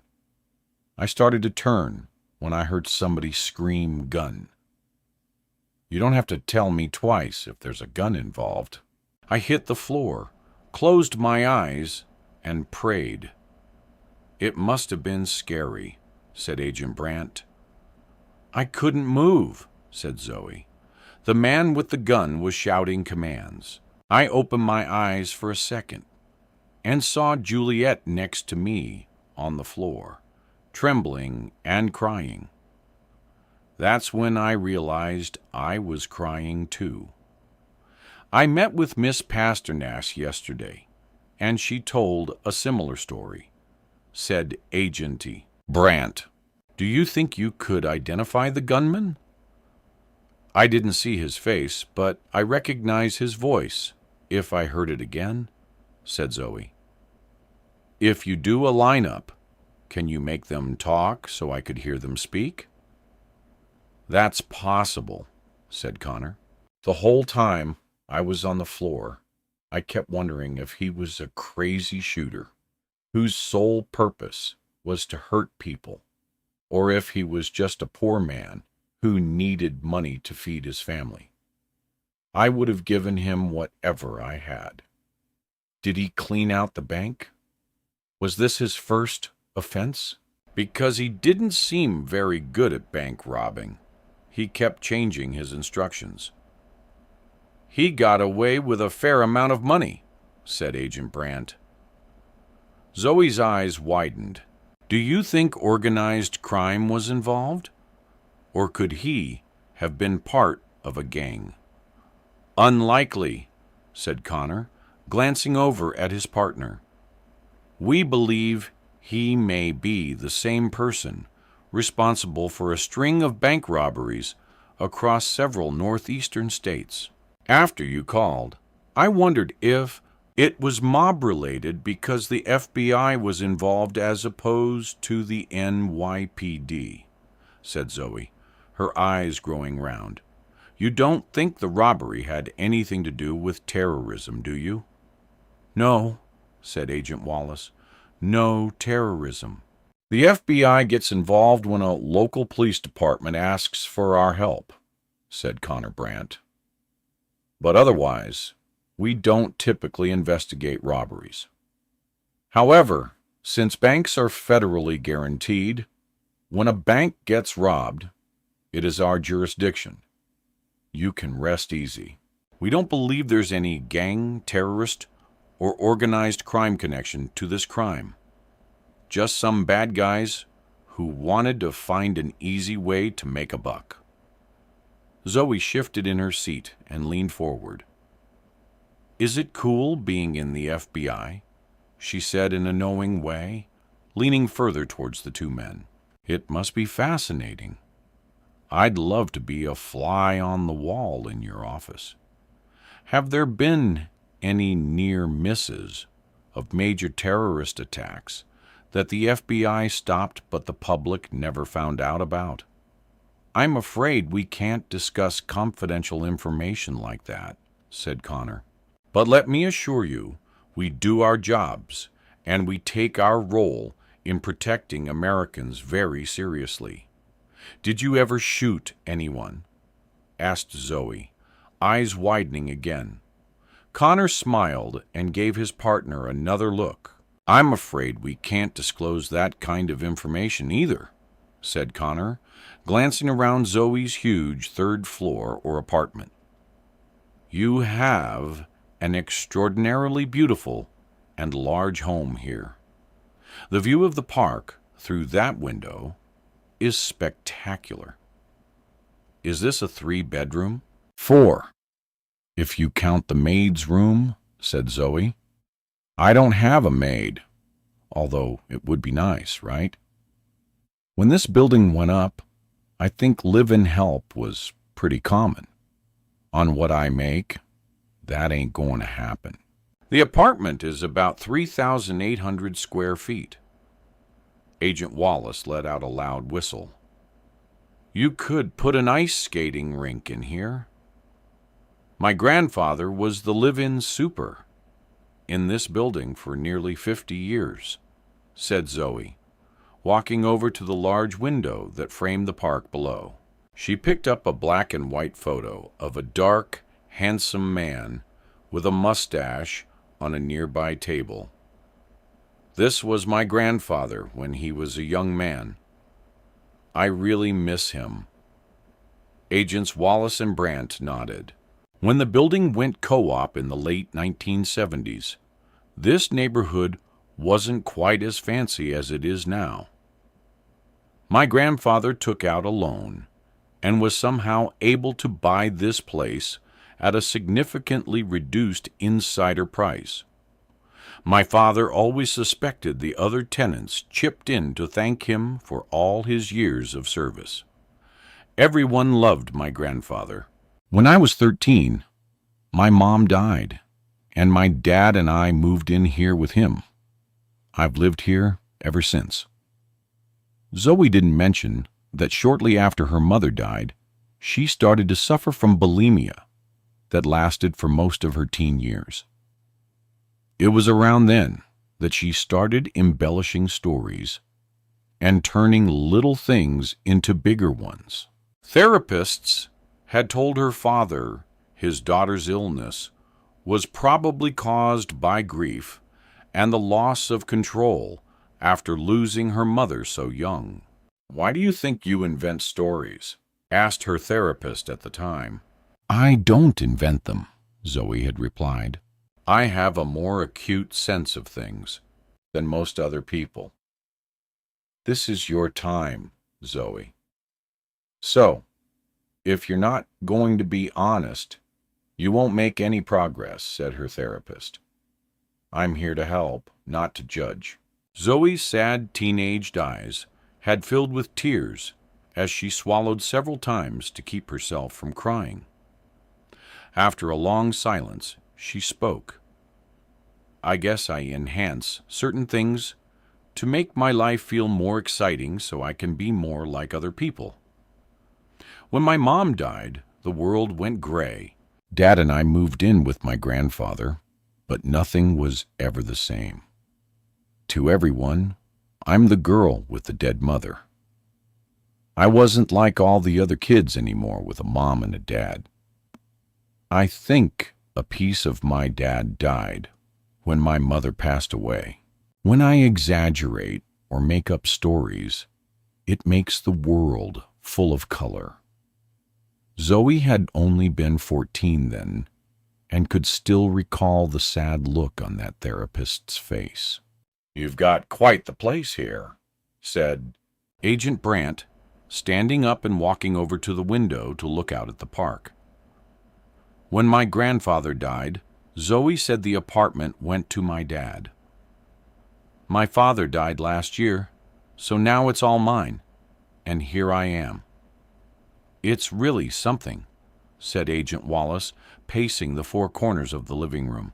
"I think you've answered all of our questions," said Connor, walking towards her, while taking one last look at the massive room. "We'll be in touch if we need anything else." "You can always count on me to support law and order," said Zoe, smiling at Connor as she walked the two agents down the long hallway through the octagonal-shaped foyer to the front door. "I write mystery and crime stories. Would it be okay if I occasionally called you with questions about FBI protocols so I can get my facts straight?" Connor smiled and nodded. "Sure. If you find the bank robber, will I have to testify?" asked Zoe. "Because I think I'd be great on the stand. I pay very close attention to details. I probably should have joined the FBI myself." Connor stifled a laugh by turning it into a smile. "It's never too late. The age cut off for an FBI agent is 37. You look like you've got a few years to go before you'd be disqualified." Zoe blushed and grinned as she let the two agents out. With her head still buzzing from the fabulousness of being interviewed by the FBI, she laid down on the living room couch and examined Connor Brandt's business card. Special Agent Connor Brandt. He was so cute. And he carries a gun, too. I love that. Did I say you can always count on me to support law and order? Why did I say that? A week later, Zoe's doorman buzzed her apartment. There was an FBI agent in the lobby who wanted to speak to her. Zoe's heart beat faster while she waited for the knock on her front door, hoping it would be Connor Brandt. "Agent Brandt," said Zoe, her eyes wild and fluttery as she opened the door. "Was there another robbery? Because I've been thinking I didn't see that bank robber, but the more I played that scene over in my head, it occurred to me that his voice sounded a lot like this man who works in the fruit market I go to on Columbus Avenue in 93rd Street. Same exact accent. I think he's Moroccan. Connor tried to respond, but Zoe kept going. You're probably wondering why I go so far out of my way when there are much closer produce markets, said Zoe, shifting her voice to a loud whisper. Don't tell anyone. It's a little-known secret, but that market has the best mangoes and melons on the west side. It's totally worth the trip, and their prices are insanely low. Do you want me to describe the man at the fruit market to you? Actually, I came to tell you we've closed the bank robbery case. We caught the shooter. He was in another robbery in the Bronx and was shot and killed 2 days ago. Zoe's eyes got large. Wow. So, it wasn't the fruit man? I thought for sure it might be him. That's good, because if it was, I would have had to find a whole new place to get my grapes and kale. Still, in my opinion, the fruit man has a face of a killer. You should check him out. He's got weird eyebrows. You have an extremely active imagination, said Connor, laughing. Our bank robbery was not so exotic. Just a run-of-the-mill bad guy. And now he's off the street for good. It was during that second encounter with Connor Brandt that Zoe's minor fascination with the lawman turned into a gigantic crush. Chapter 10.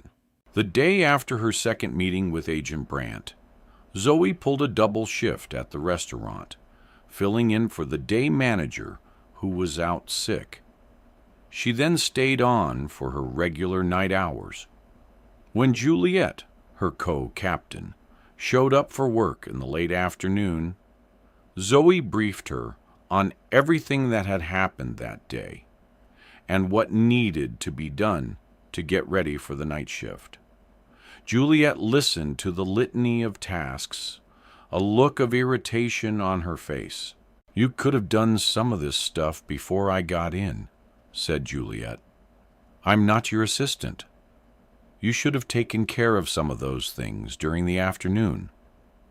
Maybe it was because the restaurant owner favored Zoe, and the staff liked her more, that soured Juliet on her co-captain.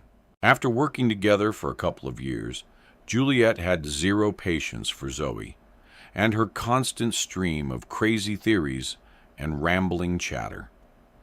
Every day, she had to listen to Zoe's outrageous conspiracy theories and convoluted sightings of criminal masterminds. Whenever a party of men came into the restaurant who looked Italian, which was often because it was an Italian restaurant, Zoe had half the staff terrified that they were waiting on gangsters. The fact that Zoe lived in an $8 million apartment on Central Park West, while Juliet shared a cramped studio with a roommate on a city block on the Upper East Side, only furthered Juliet's contempt. Any other little jobs you need me to take care of, Your Majesty? Said Juliet, as if she smelled something foul. Nope, that's about it, said Zoe with clenched teeth and a forced smile, not understanding Juliet's wrath. I almost forgot. I heard from Agent Brandt again yesterday. They got the shooter from the bank job we were in. He was killed in a robbery in the Bronx. So it looks like you and I are off the hook. We won't have to testify. When was Agent Brandt going to let me know? Said Juliet. He told me to tell you, said Zoe, smiling to herself as she turned and walked away. 7 weeks after the armed robbery case was officially closed, Connor Brandt called Zoe and invited her to lunch. Sitting in a small Greek restaurant in Midtown, not sure if it was business or a date, Zoe was uncharacteristically at a loss for words. You're awfully quiet today, said Connor as the waiter handed the menus. "Do you usually take your witnesses out to lunch?" said Zoe, hoping the answer was no. "Not usually," said Connor sheepishly. "I don't mix business with my personal life, but since your case was closed due to the PER being deceased and there were no other loose ends, I figured it was okay." "Are you uncomfortable with us having lunch? I was surprised when you called." "Good surprised," said Connor, smiling. Zoe smiled back, lost in the intensity of his light blue eyes. "Very good. Surprised. It's not every day I get to have lunch with a man who carries a gun." "You are carrying a gun now, right?" said Zoe, her eyes flashing, making Connor laugh. Weeks later, when the news got back to Juliet that Zoe was dating Special Agent Connor Brandt, Juliet's knives came out. From then on, she only spoke to her shift partner when it was absolutely necessary. After weeks of icy silence that made it difficult for Zoe to do her job, she confronted Juliet. "Do you have a problem with me?" She whispered to Juliet in the back of the restaurant on a slow night. "What gave you that idea?" said Juliet, turning to walk away. "You've always been too—" "Me? But ever since I started dating Connor, it's become more pronounced. Even the staff have noticed. What's your problem?" "No problem," said Juliet with a haughty smirk. "You think I care that you're dating some FBI agent? He's cute, but that's about it. If you want to date a civil servant, go right ahead. I'm waiting for a hedge fund manager or a technology entrepreneur so I can live in style. Go knock yourself out with your cop." 4 months later, after a whirlwind courtship that took Zoe's breath away, Connor Brandt asked Zoe Ferrer to marry him. Sitting on the couch in Zoe's living room, watching TV one night, Connor got down on one knee. "What are you doing?" said a confused Zoe. Connor cleared his throat. "Zoe, the past 16 weeks have been the happiest time of my life." "Well, I know it's only been a short time." Zoe's eyes widened as it dawned on her what was happening. "Are you saying what I think you're going to say? Because if you are, maybe you should. Zoe, can you be quiet? I'm trying to ask you to marry me." "For real?" Connor smiled. "Can I finish?" Zoe nodded. "Things have moved along so fast, but I know I want you in my life. Will you marry me?" Zoe smiled and nodded enthusiastically. "Yes, yes." "Oh my God. Wait till Sean hears about this. I'm going to marry a real FBI agent. How cool is that?" "Do they have an FBI family Christmas party? Because I would love to go to that." Connor laughed and shook his head. "What am I getting myself into?" Not wanting a long engagement, Connor suggested they do something simple. A month later, with Sean managing the entire event catered from Villa Duna, they got married in Zoe's living room, surrounded by a half-dozen of Connor's FBI colleagues, about 20 of Zoe's friends from the restaurant, and a few old friends from high school. Filled with baskets full of white flowers, candles, and ivy, Zoe's cavernous living room had been transformed into a magical wedding venue. Wearing a cream-colored silk chemise gown that hugged her sinewy body in all the right places, fresh flowers had been woven into a headpiece and fastened into her thick, dark brown hair. Large South Sea pearl earring drops borrowed from her boss Miranda dangled from her ears. Beside her stood a smiling 6-foot-tall Connor, his tuxedo fitting him like a second skin. When she looked over at her handsome groom, Zoe thought he looked like a poster boy for a wedding cake topper. After the ceremony, Zoe introduced her new husband to all her friends. For most of them, the wedding was the first time they had laid eyes on Connor. "He's totally cute," whispered a high school friend. "And you met him at a bank robbery?" "No," said Zoe, laughing. "I was in a bank during a robbery, and Connor was the FBI agent assigned to the case. I met him afterwards. Lucky you." "He's hot," said the school friend, "and obviously totally into you. Nice work." Connor's mother and brother had flown in from out west for the wedding, and met Zoe for the first time that week. "You've got quite the place," said Connor's mother. Well, Connor showed her and his younger brother around his new home. "Looks like one of them New York apartments you see on TV. Ain't got nothing like this where we live, do we?" Jeremy. Connor's brother Jeremy shook his head. "No, Ma. Ain't got nothing like this. Your place is real nice, Zoe. As of today, it's our place," said Zoe, looking up at her groom. "Mikasa, Sukasa." Connor leaned over and kissed the top of his wife's head. After the festive wedding celebration, the newlyweds left for a short honeymoon in Key West, Florida. Connor was in the middle of a complicated undercover investigation and could only take 5 days off.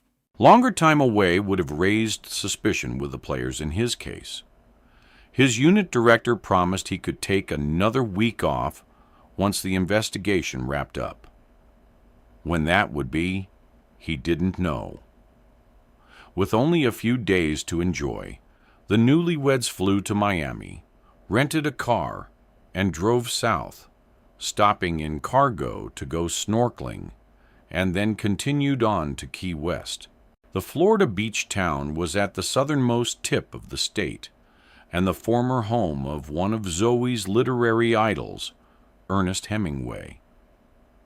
Arriving on Duval Street, Key West's main drag, they found it filled with partying tourists, literally spilling out of the many bars and restaurants. "This place is crazy," shouted Zoe over all the music and noise, while laughing at all the characters and antics going on around them. "Reminds me of New Orleans. Anything goes."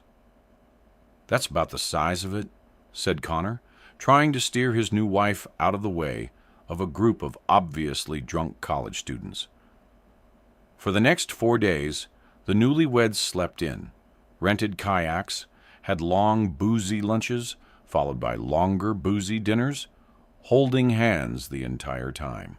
For Zoe, the days flew, and soon it was the morning they were to leave for home. Connor looked at the time as he watched Zoe dole with her packing. "Can you pick up the pace a little?" he said. "We have to get in the car soon, or we'll miss our flight to New York." "I know," said Zoe, sitting on the bed looking glum. "We had so much fun here. This trip was too short. In a few hours, I'll be back in my apartment, and it will be like it all never happened." "Our apartment," said Connor, sitting down on the bed and putting his arm around her. "What never happened? That you married me? We'll take another trip as soon as I finish my assignment. It will give us something to look forward to, okay?" Zoe looked up into her new husband's clear blue eyes and told herself that she must be the luckiest girl in the world. The first year of their marriage was like a storybook romance. Zoe was the princess, and Connor her prince. They lived in their castle off Central Park. The park soon became an integral part of their lives. In the fall, they wandered along the walking trails arm in arm, singing favorite rock songs while enjoying the changing colors of the leaves and the cooler New York weather. Months later, when it snowed, they grabbed sleds and raced over to the park.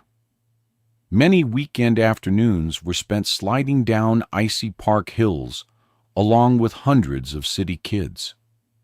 They'd even built a few snowmen, some lasting a few days or even a week, while others melted by the next morning. In spring, when it was warm enough, they picnicked in the park and tried to remember the names of the new flowers, struggling to push their way out of the earth.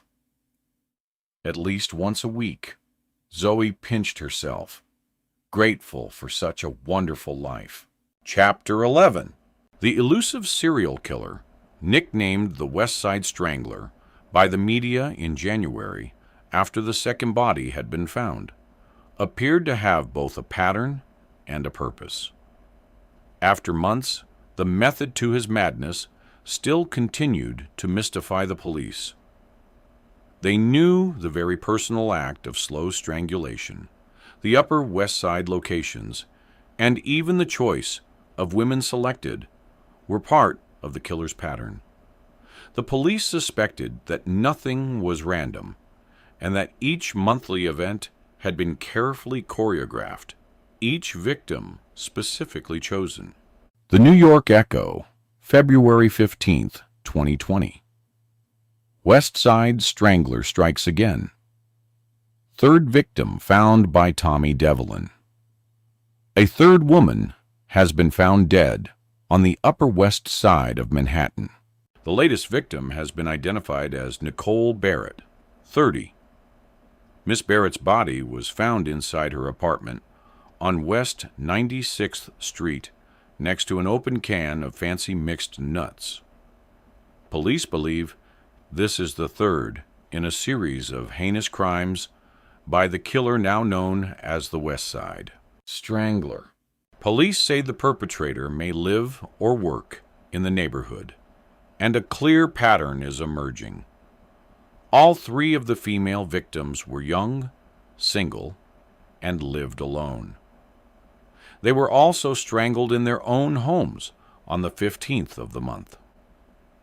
We're still in early stages of this investigation, said Detective Darrell Williams, head of the West Side Strangler Task Force. With this third unfortunate death, we can no longer assume the killings on the 15th of the month are unrelated or the date a coincidence.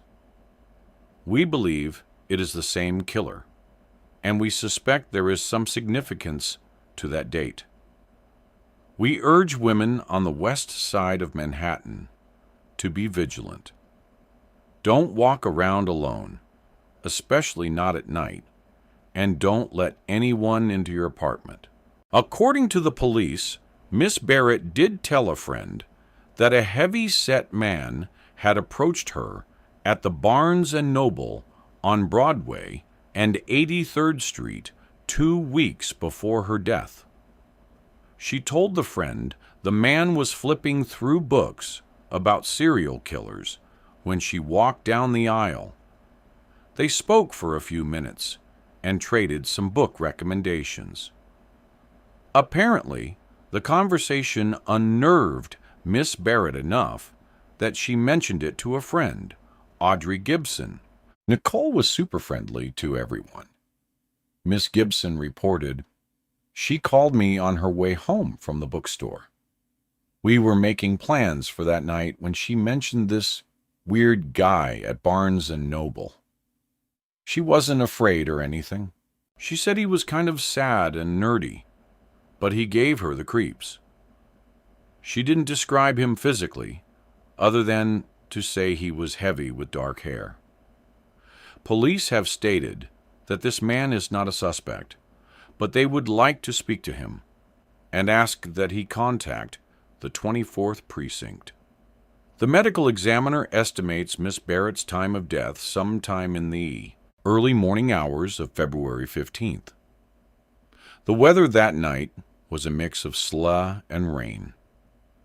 Miss Barrett, a promotions assistant for a corporate event planning company, lived in an old brick walk up on West 96th Street between Columbus and Amsterdam. According to co-workers, Miss Barrett had worked late that night and took a subway home. A cashier at a food market near her house reported Miss Barrett stopped in earlier that night. Cash register receipts show she purchased cheese, a can of mixed nuts, ham, olives, and bread, and then made a second stop at a local wine merchant where she bought a couple of bottles of red wine. Police are trying to find out if Miss Barrett was expecting a guest that night.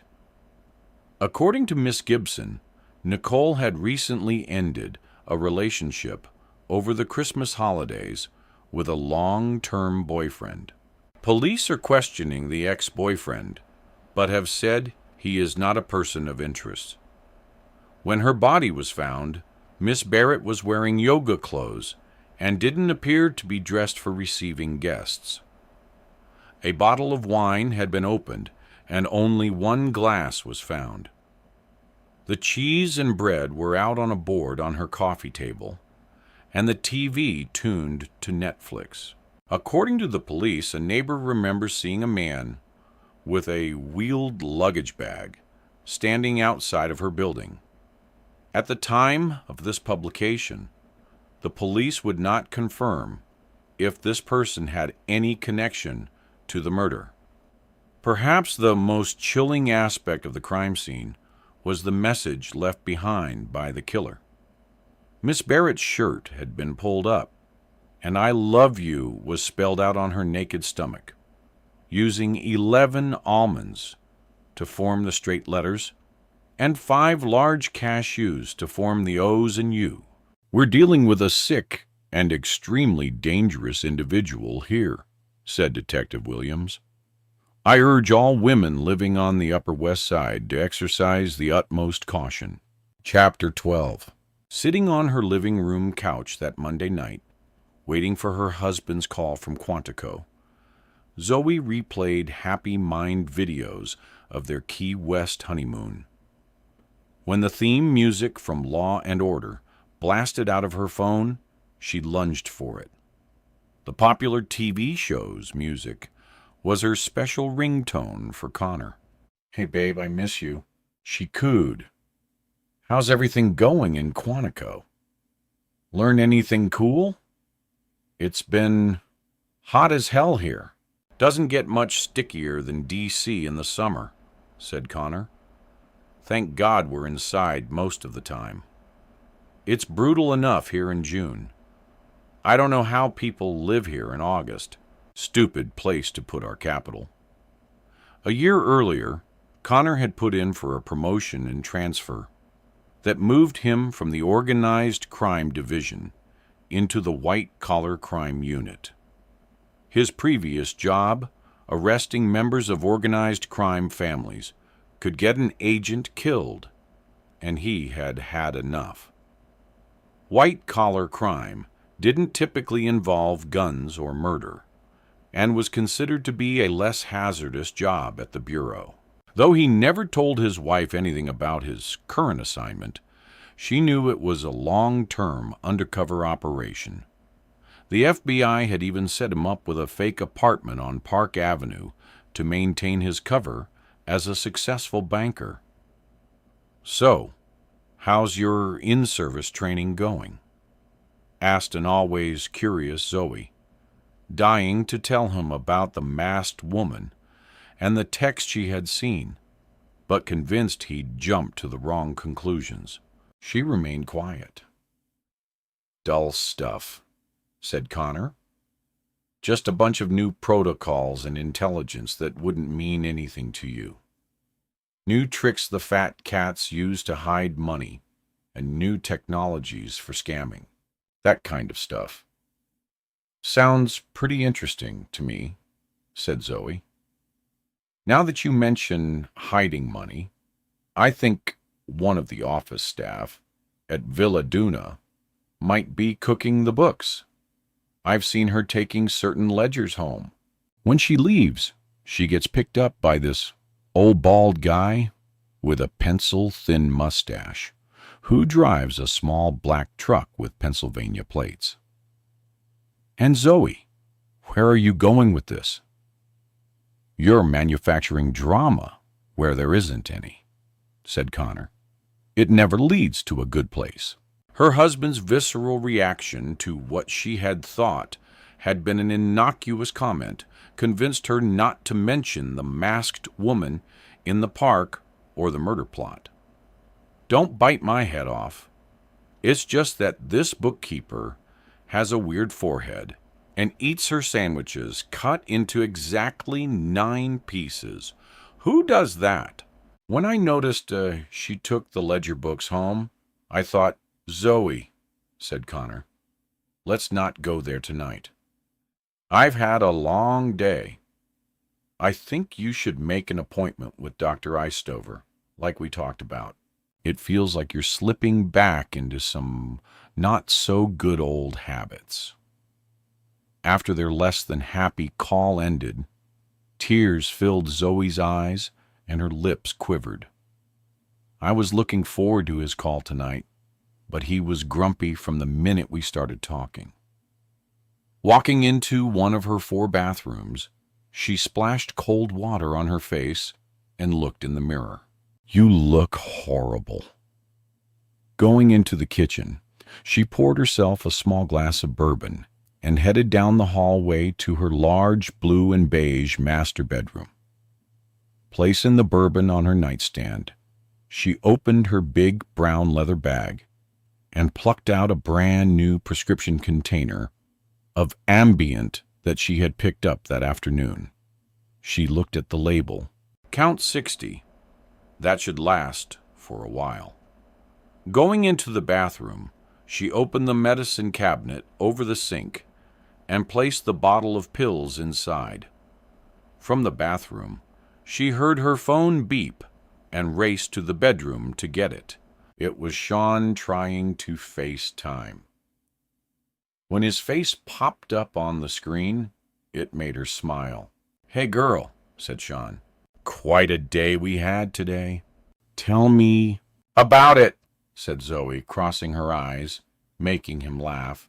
After our meeting at the restaurant tomorrow morning, we'll go through every piece of information from today and try to figure it all out. I bought a notebook on my way home to keep all our thoughts and facts in one place, said Zoe, holding up a medium-sized hot pink spiral binder. Was it me, or were the cops not very interested in our case? We didn't give them much to go on, said Sean, as Zoe took another sip of her drink. I think it's up to us to bring the police something real and tangible that they can investigate. That poor eBay man has only a few more days to live if we don't do something, said Zoe. Maybe we should hire a private investigator. I don't have money for that, and neither do you. Besides, there's not enough time. Zoe nodded as she looked at her surroundings. The irony was staggering. She owned a 7 or 8 million New York City apartment and could barely pay the maintenance and taxes. With what she earned at the restaurant and Connor's salary, they made it work, but had little left over. When her father died, she had inherited the lavish apartment, as well as his savings account, containing about $200,000. After she paid the funeral expenses and settled some of her father's other bills, there had been $145,000 left. Since then, she had used the remainder of that money to cover her monthly expenses, but it was running out. When Connor asked her to marry him, after only a few months, she had accepted, believing they would live a charmed New York City life. She was madly in love with him. And for Connor, marrying the beautiful Portuguese-American girl with the over-the-top Central Park West 4-bedroom, 4-bath co-op, was like marrying a queen with a castle. "Tomorrow we have one mission," said Zoe, taking another sip of her bourbon and looking directly into Sean's eyes. "Stop that murder. We can't let that woman get away with it. If the police won't help, it's up to us. Again, we don't know for sure that it's definitely a murder," said Sean, trying to reel in his entertaining but highly imaginative friend. "How can you say that? We totally know it's a murder," said Zoe, a little drunk and getting animated. What else could it possibly be? While they chatted and argued amiably, Zoe opened her nightstand drawer and dug around for an old ambient container that still had a few tablets left inside. Pouring one tiny pill into her hand, she broke it in half with her teeth. She put one half back in the bottle and downed the other half with bourbon. "Did you just take an ambient and wash it down with bourbon again?" said Sean. "Only a half. You know I have trouble sleeping," said Zoe, rolling her eyes. "That is so not a good idea. Either have a drink or take the pill, but don't mix them. I'm only having one drink, and I only took half a pill." "Relax, I've got this." Sean shook his head. The two friends kicked the murder can down the road for a few more minutes before saying good night. When she placed her phone on the nightstand, Zoe noticed the nearly empty ambient bottle still sitting there. She took out another half pill and popped it into her mouth. "At least I'll get some sleep after that not happy call with Connor." Switching off the bedroom lamp, she closed her eyes. At nearly the same moment, a young woman high on math entered Central Park from the north entrance on West 110th Street. They wouldn't find her body until 6:30. The following morning, when a cleaning crew came through the park to empty garbage cans. Chapter 13. 10 minutes after the contentious call with his wife had ended, Connor walked through the hotel bar to an outdoor lounge. Several other FBI agents, also attending the in-service training, had planned to meet there that night. Looking around the open space, he spotted his group at the far end of the patio. Required to take CO tests before they traveled to training in Quantico, they were also given rapid tests each morning before the daily sessions began. As long as they stayed outside together and maintained their viral-free bubble, there was a low risk of catching anything. One of his colleagues saw Connor and waved him over. "We thought you bagged out on us." "Brant," said Peter Haywood. "Had to call my wife," said Connor. "Shit, I forgot to call mine," said one of the other agents as he pulled out his phone and walked out onto the street to call home. "Don't forget the all-important spousal call," said Peter. "If you do, you'll never hear the end of it."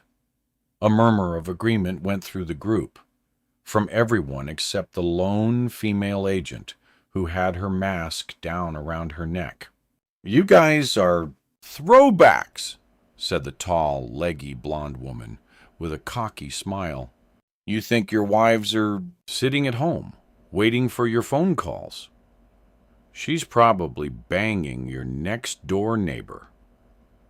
There was a round of chuckling and some cat calls between the agents. "My next-door neighbor is 96. "Good for him," shouted one of the men. Peter and Connor grabbed 2 open seats at a distant table and ordered a beer. "Let me ask you something," said Connor.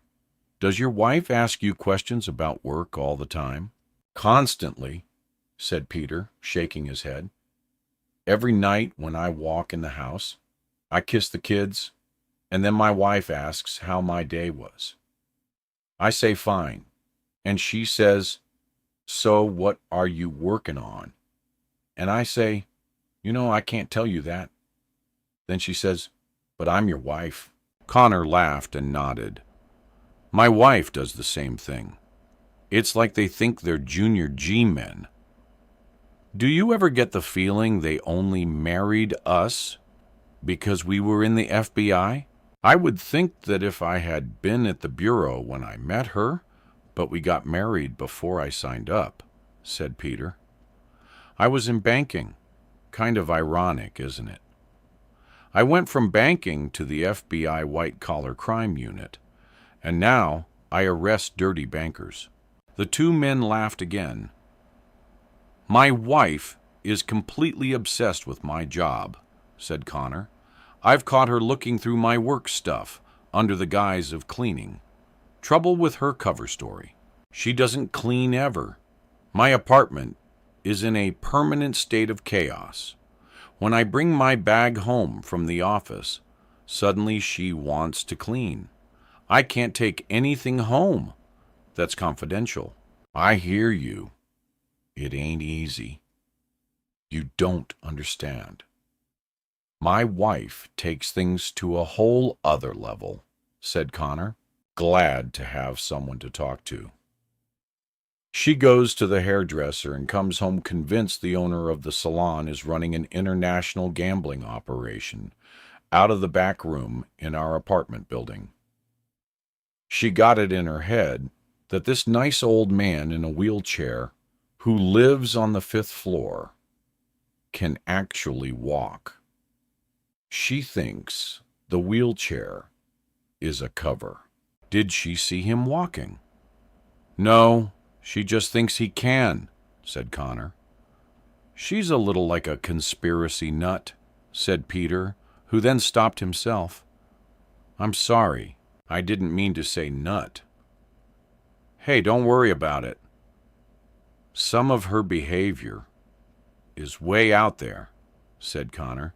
"It got so bad last year that we couldn't go anywhere without her suspecting somebody of something. The Uber driver looked like a terrorist. The woman on the bus was spying on us and recording our conversation. She thought our dentist, who is Swiss, didn't sound Swiss. She decided he sounded Russian, and that he might be a double agent. Did he sound Russian? Not even a little. Your wife sounds challenging. Tell me about it.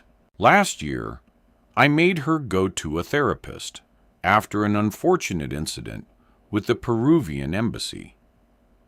I even went to therapy with her a few times to make sure she didn't downplay things," said Connor as he waved to the waiter to bring them each another beer. "What did the therapist say?" said Peter as he took a sip of his drink.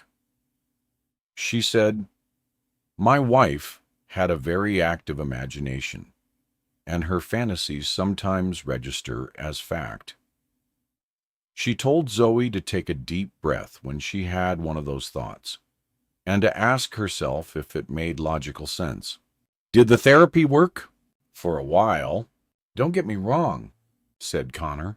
"My wife is a really sweet person, but sometimes her imagination runs wild. It gets us both in trouble. I can't have that while I'm working for the Bureau." "Did something happen recently?" said Peter, reaching for his personal bowl of peanuts on the table and popping a few into his mouth.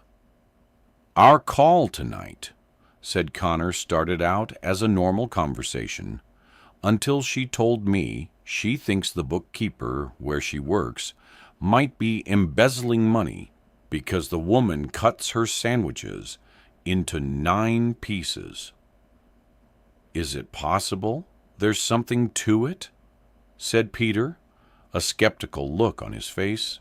Connor stared at his colleague and pointed to his head. "Trust me, it's all in her noggin. I've been down this bumpy road before."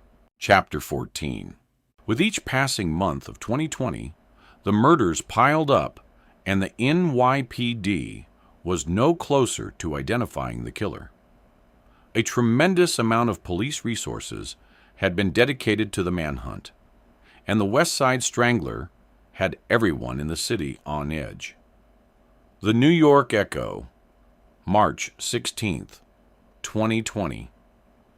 Upper West Side on high alert by Tommy Devlin. With 3 young women already dead, the West Side Strangler has established a discernible pattern. According to the police, he kills on the 15th of each month, and yesterday was no exception. For several weeks, increased chatter about the Strangler and Beware the Ides of March was all over social media, warning young women to be careful on that day. When the city of New York recently put initial coronavirus restrictions in place, everything changed. The new virus usurped the Strangler story as the top headline until today. For months, police had warned young women to be extra careful as each fateful date approached. But most people's attention was focused on politics and the emerging pandemic. Despite numerous public service announcements and all the precautions women have been taking, a new victim, Rosie Florio, 31, was found early this morning on her bathroom floor. Her shirt had been pulled up and thanks was written on her stomach in toothpaste. Miss Florio was a dancer with the West Side Funk Dance Corps, a modern jazz ensemble. Another dancer in Miss Florio's company said the victim left the rehearsal studio on West 72nd Street in Broadway at 9 p.m. on March 15th, with plans to walk home to her apartment on West 97th Street.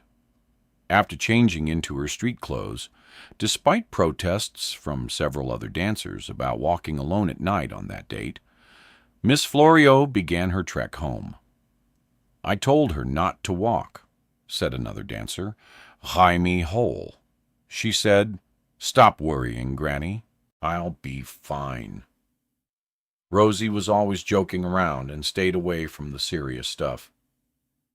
I remember she stood up and did one last backbend stretch and said, "Between the virus and this Strangler, everyone's acting like it's doomsday.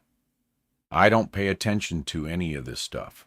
I'm more worried about our dance company being shut down because of this damn plague than running into the West Side Strangler. He's killed 3 women already." "I told her," said Miss Holt, "today is the 15th. You should take a car home. It's late." She said she didn't have the money, so I offered to pay for an Uber, but she wouldn't let me. Said she wanted to walk and clear her head. According to Miss Holt, Rosie Florio left the rehearsal hall alone with 2 fully loaded dance gear bags slung over each shoulder. The police have said a man whose name is being withheld remembered seeing a woman fitting Miss Florio's description walking on 74th Street last night. He remembered her because he witnessed her collide with the man, knocking him over as her bags went flying. He heard the woman apologized to the man as he passed them. Later, a woman leaving Miss Florio's building passed the victim and a man wearing a face mask walking up the steps to the front door. The man was carrying one of Miss Florio's large duffel bags, and the neighbor overheard the man ask if he could use Miss Florio's bathroom. The investigation into Miss Florio's death is still in the preliminary stages. Detectives Heather Kim and Daryl Williams, who head the West Side Strangler Task Force, suspect this new murder is the work of the same killer they've been pursuing. The police strongly advise women to be vigilant and aware of their surroundings. New theories on how the killer gains the trust of his victims have emerged. It may be that he looks for women in distress and offers a helpful hand, said Detective Williams. Police say women should be on the lookout for those types of offers and stay away. Bottom line, said the detective, don't let anyone into your apartment who you don't know well. The New York Echo, April 17th, 2020. West Side Strangler strikes again. Tommy Devlin. It was a chilly Wednesday evening in April when, according to neighbors, Michelle Rothberg, 36, limped slowly down 1003rd Street with a cane. Miss Rothberg, a paralegal for a midtown law firm, was an outgoing young woman with freckles and strawberry blonde hair. Friends reported that she had surgery on her foot in March, right before the hospital stopped all elective procedures to make room for CO-19 patients. Friends said that after her operation, Miss Rothberg wasn't supposed to put any weight on her foot and had planned to have everything delivered. Not anticipating a global pandemic, she could not have known food deliveries would become nearly impossible. Laura Davidson, Miss Rothberg's college roommate, said that she had called Michelle, worried about how her friend was going to get food. She told me she didn't have much left to eat and was down to a few boxes of crackers, said Laura Davidson. I live in Chicago, so there wasn't anything I could do for her. If I had been in New York, I would have brought her some food myself, but that wasn't doable. I sent her a food care package through Amazon, but I don't think it arrived yet. When Miss Rothberg couldn't get through to any delivery services, she apparently called several friends to see if they could help. A few had the virus, and the others were afraid to go out shopping. Michelle told me on our last call yesterday that if she couldn't get a delivery that day, she was going to go out herself to the corner store. I reminded her that she wasn't supposed to put any weight on her foot, but she said she didn't have a choice, said Miss Davidson. According to police, a neighbor in her building spotted Miss Rothberg using a cane as she inched her way down 2 flights of stairs and out the front door. Based on the conversation with her friend, police believe that Miss Rothberg's destination was the corner market at the end of her block. What the victim didn't know was that the store on her street had closed down nearly 3 days before because the owner and his wife had both contracted the coronavirus. An elderly woman living across the street told police she remembers seeing Miss Rothberg standing out in front of her building around 6 p.m. on April 15th, talking to a delivery man. I didn't get a good look at him, said the woman. Police say she reported that the unknown man appeared to be stocky and wore a dark gray face mask with dark glasses. According to the woman, he had been standing by the front door of Miss Rothberg's building, holding what appeared to be bags of Chinese food when Miss Rothberg slowly hobbled up. I couldn't hear what they were talking about, said the neighbor, but I saw the delivery man start to walk away with all his bags. Then the woman who was killed said something to him, and he turned around and came back. She could barely get up the front steps, and the next thing you know, the delivery man followed her into the building.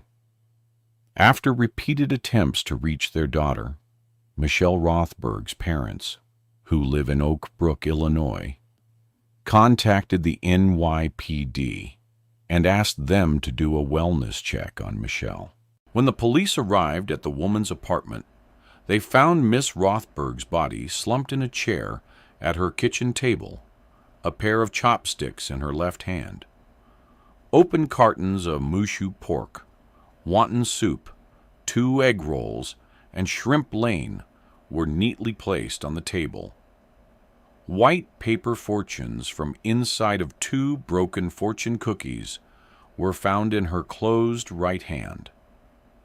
One said, "A beautiful, smart, and loving person will be coming into your life." And the other, "A dubious friend may be an enemy in camouflage." Truer words could not have been spoken. Chapter 15. In spring 2020, New York City looked like a ghost town. Thousands of office buildings stood empty, a range of hollow mountains. Sirens echoed endlessly through the streets, while the governor and the mayor told people to stay home. Emergency field hospitals had been set up in Central Park to handle the overflow of coronavirus patients. Healthcare workers were stretched to the limit, and the general feeling in the city was dire. Infection levels had hit a new high, and a vaccine was still off in the future. No one knew if or when it would be available. Shuttered stores and restaurants were evident on every block. Restaurants that remained open ramped up their takeout service for deliveries and pickups in order to stay in business. The city streets were mainly deserted, with few cars or people daring to venture outside. Terrified citizens hoarded crazy things like toilet paper, paper towels, and hand sanitizer. Most people wore face masks, though some refused, believing the virus wasn't real. The last thing New Yorkers needed was a murderous predator on the west side of Manhattan, but that's exactly what they had. By May, a prolific serial killer on the Upper West Side had claimed his 6th victim. With thousands of new COVID-19 cases, people sick and dying, and hospitals overflowing, it was unimaginable that New Yorkers had to shoulder one more thing. Eager to write about anything besides the virus, the press was all over the serial killer story. The New York Echo, May 17, 2020. 6th strangler victim. Found this morning by Tommy Devlin. When the governor of New York State essentially closed down the city, 36-year-old Katie Tierney found herself fured from her public relations firm, a job she loved. Yesterday afternoon, Miss Tierney's body was found in her apartment. She had been strangled, and police believe that this is likely the work of the West Side Strangler, making her victim number 6.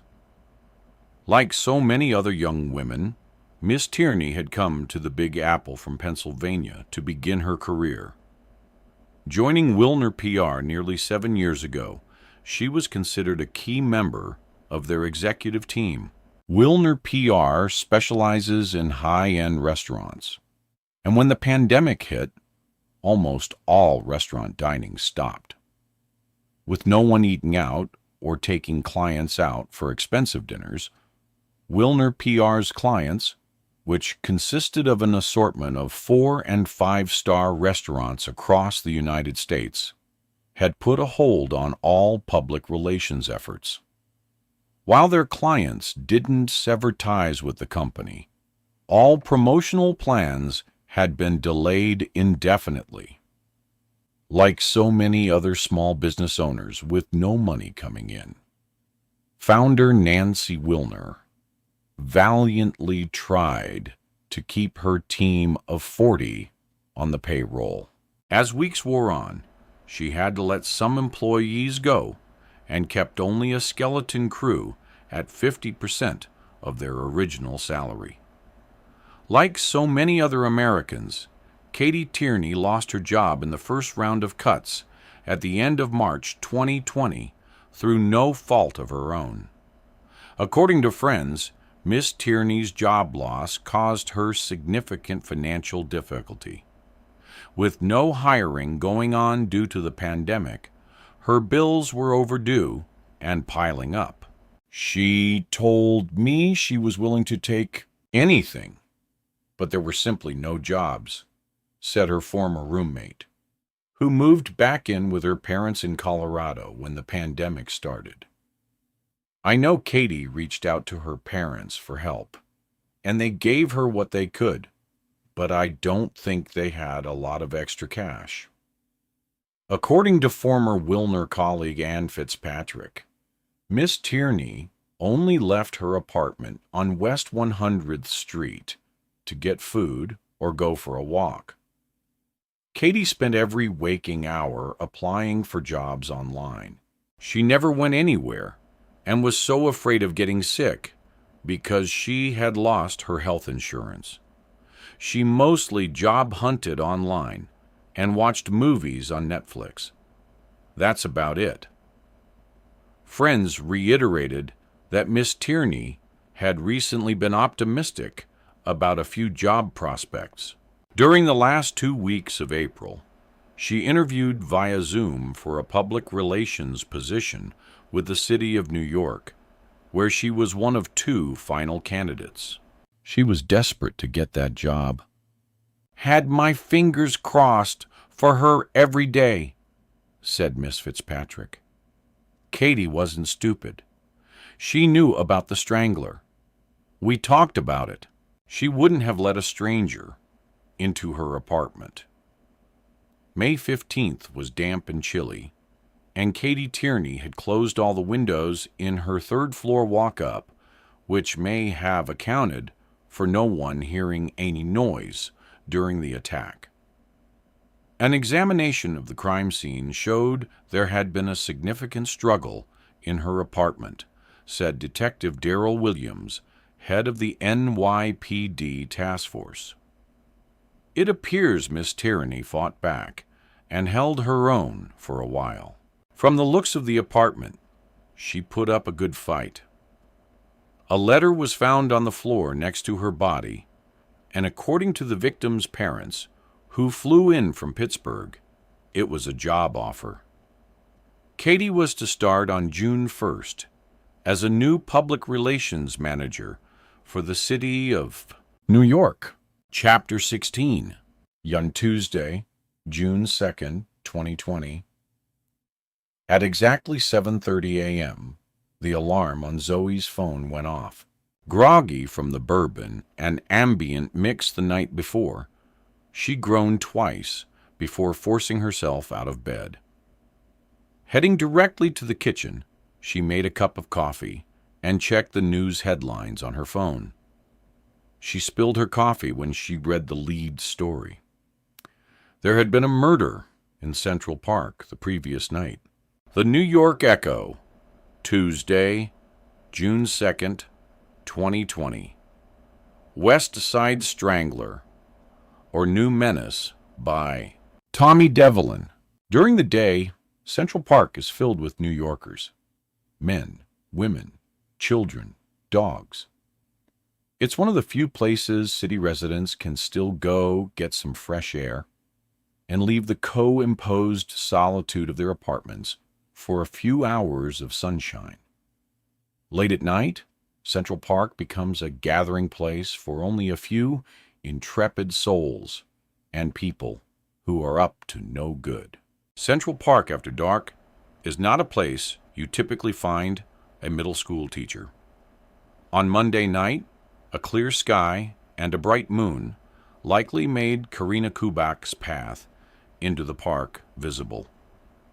Perhaps it was the combination of bright moonlight and the various drugs that were found in her system that emboldened the young woman to enter the park so late.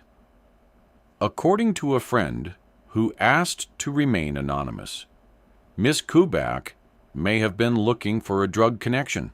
I know Karina had gone to the park at night once before, said the friend. I told her I didn't think it was safe, but she blew me off. A couple walking by the park near 110th Street around 11:30 p.m. on June 1st remembered seeing a young woman who fitted Karina Kubak's description. I don't normally look at people especially not at night," said Fran Crane, an Upper West Side resident. "But my husband, Harold, and I were out at a dinner party, and it was so nice out, we decided to walk home. I only noticed the woman because she looked so out of place. Even in the dark, I could see she was pretty and kind of preppy looking, not dressed like someone you'd see hanging around Central Park late at night. What caught my eye was that she was swaying. I said to my husband, 'Harold, that woman is totally trashed.' As we got closer, I called out and asked if she was all right. She said she was fine and waved us away. If I'd known what was going to happen, I would have been more forceful. I would have insisted we get her an Uber or something. She looked like a kid. When we walked away, I looked back and saw her stagger into the park. I should have stopped her. Karina Kubak's bruised body was found next to a boulder off a walking path in the northern part of Central Park near 110th Street. A can of pepper spray was found clenched in her hand, still capped. Police are trying to determine if Miss Kubak's murder is the work of the West Side Strangler, or if there's a new killer in our midst." After finishing the article, Zoe glanced out the window at her beloved park. With the morning sun shining, it was hard to believe anything bad could happen there. She checked the time and reached for her watering can. Two slightly parched ficus trees stood tall on either side of the window. "Which one of you is thirsty?" she said to her plants while dousing them with water. When she emptied the can, she headed back into the kitchen. The original wood floors and kitchen cabinets had been recently painted a pale gray, and new handles put on all the drawers and doors. Connor had insisted they replace the old painted wooden countertops with white and gray streaked marble to modernize the room. That home improvement had gone way over budget, but Connor convinced her that giving their ancient kitchen a facelift was money well spent. They had used up almost all of the remaining inheritance Zoe's father had left her for the renovation. "Trust me, babe, this apartment is our biggest asset," said Connor. "We've got to keep it up to date, or it will lose value. You'll love it when we finish. You'll see." She watered the two purple and white orchids, sitting proudly on the window sill in her kitchen. Moving into the dining room that seated 16, she sprinkled water into the ivy planter at the center of the long, dark wooden table that had been her grandfather's. Watering complete, she put on her running clothes and left the apartment. When the elevator doors opened in the lobby, Don the doorman was by the front door, peering onto the street through the glass. Red and white police lights flashed outside. "What's going on?" said Zoe, walking over to him and looking out through the glass. "Not sure," said Don. "All I know is there are cops everywhere. Must be 10 squad cars lined up and down Central Park West. Heard on the radio a few minutes ago that some woman got killed in the park late last night. Must be that. I just read about it. You think it was the West Side Strangler. I heard they're closing all the entrances on the north and west sides of the park to keep people out," said Dawn. "At least that's what the doorman next door told me." "Why would any woman go into Central Park late at night? That's crazy. Everyone knows the only people in there then are criminals, pervs, and drug addicts. It could be the West Side Strangler." How many has he killed now? 6 women since December, I think. Guess this makes number 7. This is a depressing way to start the day, said Zoe, adjusting her KN95 mask loops around her ears. If you're going for a run, Miss Brandt, you want to go west over by the river and stay clear of all this messy business in the park. Good idea, said Zoe as she pushed the front door open. Stay clear of all the business in the park, huh? Not a chance. The city streets were visibly empty, the pandemic forcing millions to stay inside. That June, as the weather got warmer, the infection rate went down, and a few more intrepid Manhattanites ventured out. Despite the virus, Zoe's daily morning runs had become a ritual. Running cleared her head, forced some of the endless chatter out of her brain. Ignoring her doorman's advice, she turned left as she stepped out of the building, and like a heat-seeking missile, ran uptown directly toward the crime scene. Cruising at a good clip while watching the police activity across the street in the park, she followed the flashing lights to what appeared to be the hub of police activity. Turning right on 110th Street, she stumbled upon a mass of police and emergency vehicles. Slowing down her pace to take it all in, Zoe counted 23 police cars, a couple dozen officers on foot, 2 ambulances, a fire truck, and 4 police officers on horseback. A lone patrolman stood out in the center of 110th Street, directing foot traffic away from the park. "What happened here, officer?" said Zoe, approaching the policeman. "Looks like a homicide," said the masked cop, barely looking at her and waving to the other pedestrians. "Was it the West Side Strangler?" said Zoe, her eyes now like saucers. "It was, wasn't it? We don't know anything yet. Sanitation crew found a woman this morning about 200 yards from the northwest entrance," said the cop. "That's all I know." "It would certainly make sense if it was the Strangler," said Zoe, bouncing around the officer, her hands moving for emphasis. "I mean, he's already killed 6 women. This makes 7. Was she young too?" "I don't know anything. I'm only here to keep people out of the park." "I really can't comment," said the officer, "and you need to keep moving along." "But the funny thing is, officer, all of the Strangler's victims were attacked inside their apartments," said Zoe, still fishing for info. "I've been following this case very closely. If this was the Strangler, she would be his first victim attacked outside. Maybe he's changing his MO.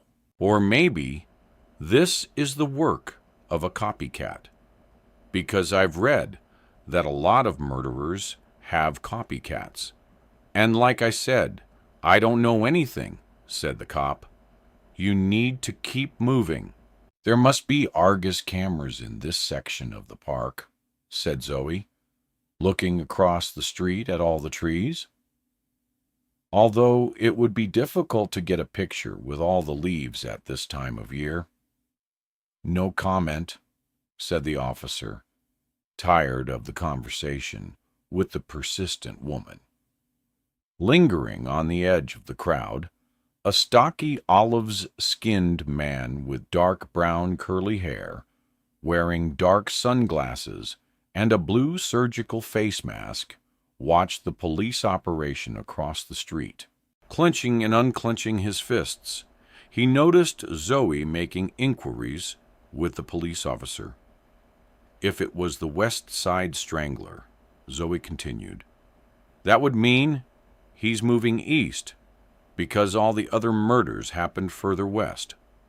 The first one was on West 95th Street, and the second one was on." "You really need to move along now," said the cop, losing his patience. Zoe let out an audible sigh for effect and moved over towards a small crowd of masked onlookers by the curb. The mob of looks craned their necks to see what was happening while, at the same time, trying to stay socially distant from one another. Next to them, a slew of reporters lined up, all hoping to get their scoop for the evening news. Zoe stood on the outskirts of the crowd for a few minutes, asking questions of fellow onlookers. Learning nothing significant, she walked over near the news crews. "They'll know something. You guys reporters?" she called out as she approached two men. "One had a camera. That's what it says on my paycheck," said the young, handsome man without the camera, barely glancing at her as he focused on the police activity across the street. "What's happening here?" said Zoe, casually. "I heard there was another murder." "Looks that way," said the handsome man. "I live around the corner, and when I walked out of my building this morning, You live around here," said the reporter, turning towards her, now more interested. "I live right over there on Central Park West," said Zoe, pointing. "I can see the whole park from my living room window." "Yeah." The reporter reached into his pocket, pulled out a business card, and handed it to Zoe. "I'm Tommy Devlin with the New York Echo. You hear any intel about this murder? Any of your neighbors talking?" "The cops aren't saying jack. I've been reaching out to some of the locals. Got a tip this morning that it might be the work of the West Side." "Strangler." "Tommy Devlin, I read your article this morning right before I left my house. I was thinking the exact same thing about the Strangler," said Zoe, studying the reporter's face as he took his mask off for a second to adjust it. "You read my piece today," said Devlin, cracking a smile. "Like it?" "Absolutely," said Zoe. "I think you're dead, right on the West Side Strangler angle. I've been following the whole case very closely." "Yeah, well, that's my theory," said Devlin. "I got to cover all the angles, though." "Wait a second.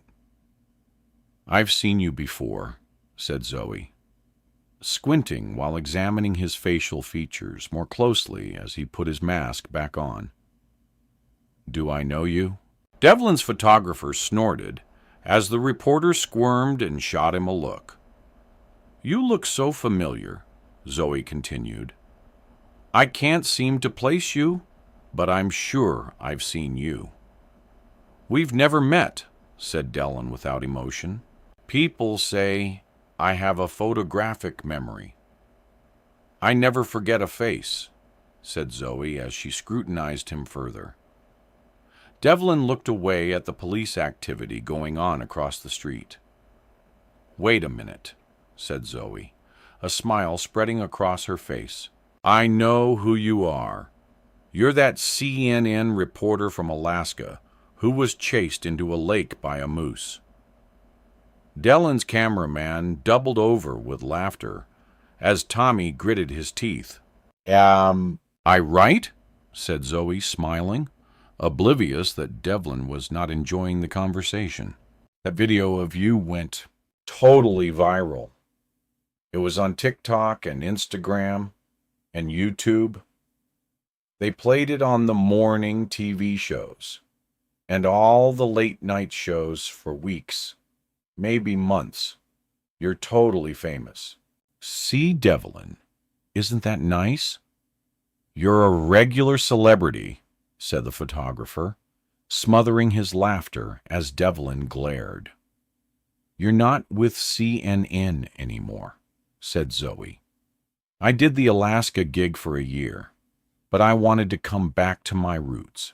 "I'm a New York City boy," said Tommy. "Talked it over with my buddy Anderson Cooper.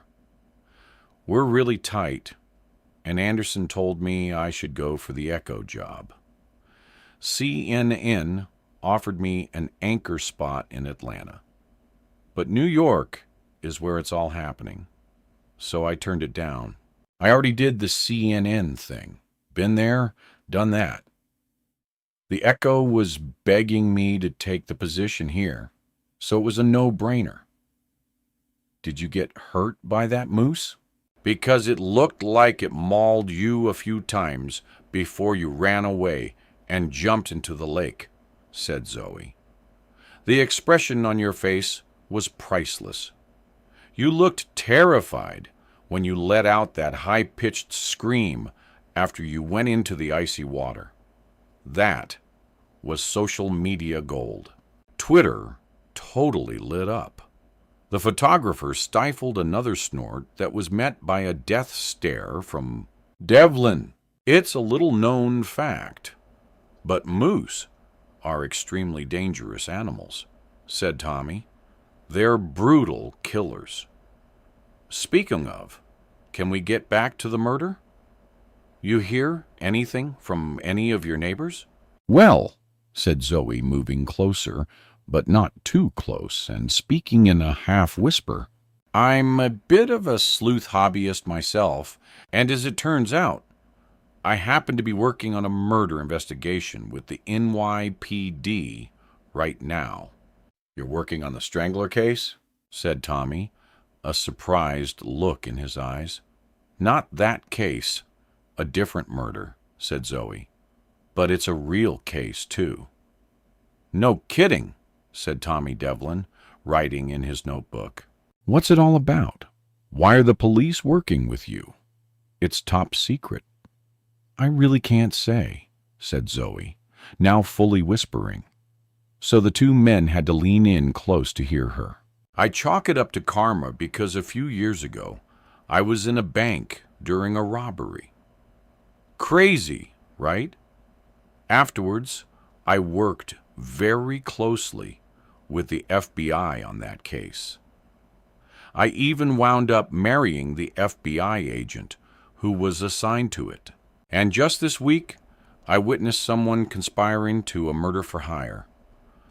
I don't know why, but somehow crime always follows me. Or you follow crime, muttered the photographer, as he gave Devon a sideways glance and raised his eyebrows. The two newsmen exchanged a look. I've got your card, Mr. Devlin. Zoe continued. I'd be happy to keep you informed as I learn things about any of these cases, and I'm always available for interviews. Of course, it would have to be strictly confidential.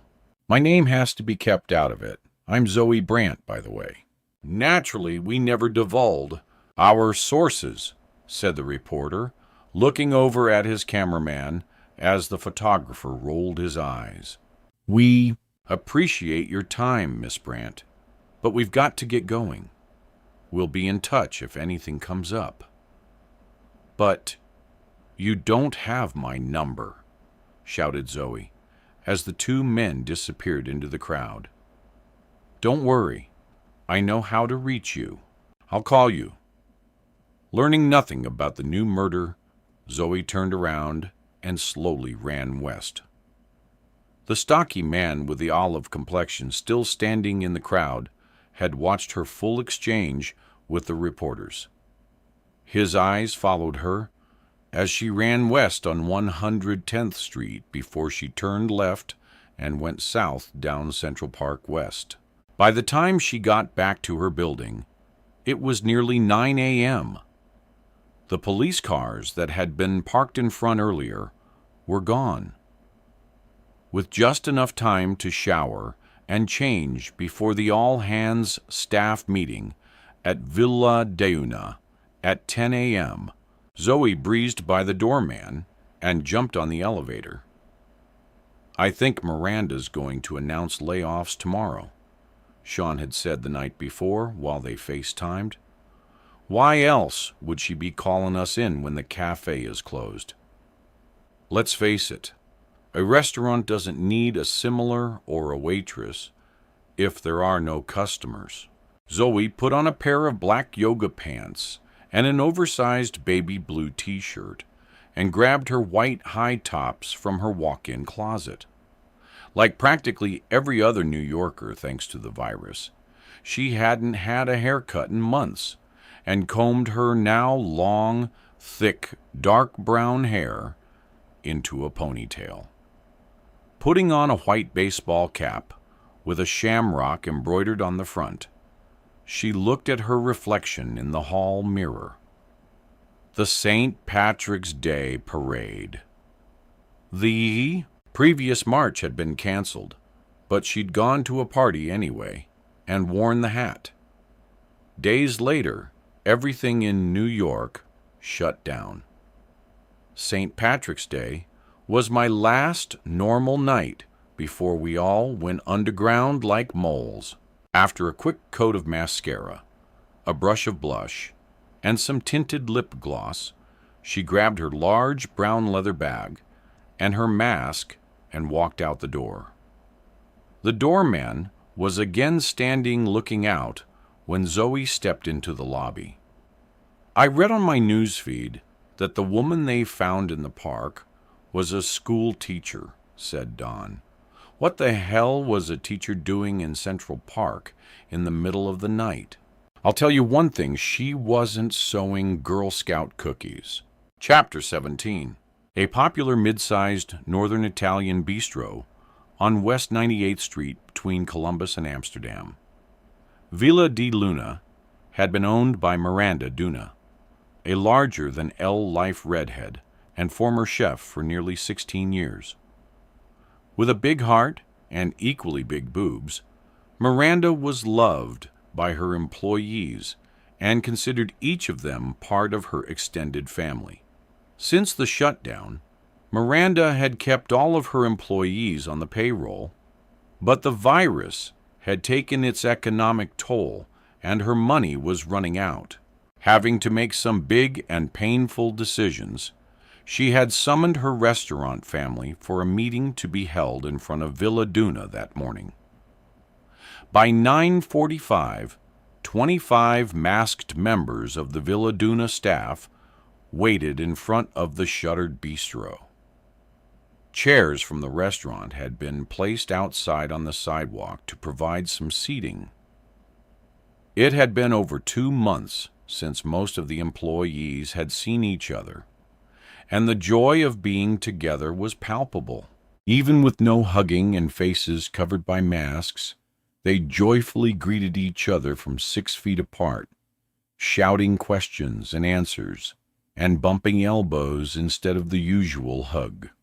Eventually, Miranda emerged from inside the cafe, making a grand entrance, arms high in the air like a queen holding court. Her long red hair was pulled up into a top knot, and she wore a dark green mask that said, "Veluna rocks." The crinkle around her bright green eyes told the crew she was smiling underneath. Standing in the middle of her team while keeping a safe distance, Miranda, who enjoyed the limelight, blew kisses to the staff and then raised her hands high above her head again. "Welcome back, everyone. I've missed you all so much." She said, "It's been a difficult time for all New Yorkers, for the whole world. One thing I know for sure, we'll get through this if we all stick together and help each other out." Everyone nodded and applauded. "As you know, we just got word that the city is going to start on the street dinin', and I'd like Villa Duna to give it a try. If we stay closed much longer, I don't know if we'll ever open again, and that would be heartbreaking." When the mayor gave New York City the go-ahead, I thought, all right, Miranda, we can do this. After more applause and nodding, Miranda continued, "I'm still working out the logistics. It's going to be a very different business, this new outdoor Villa Duna.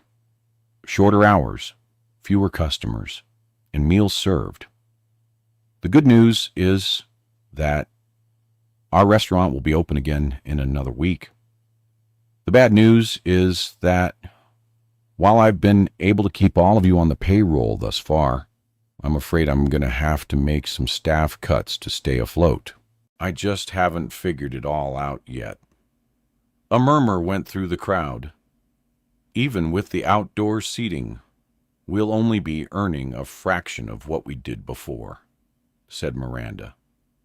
I'm working with my accountant all day today on my CO-19 emergency plan.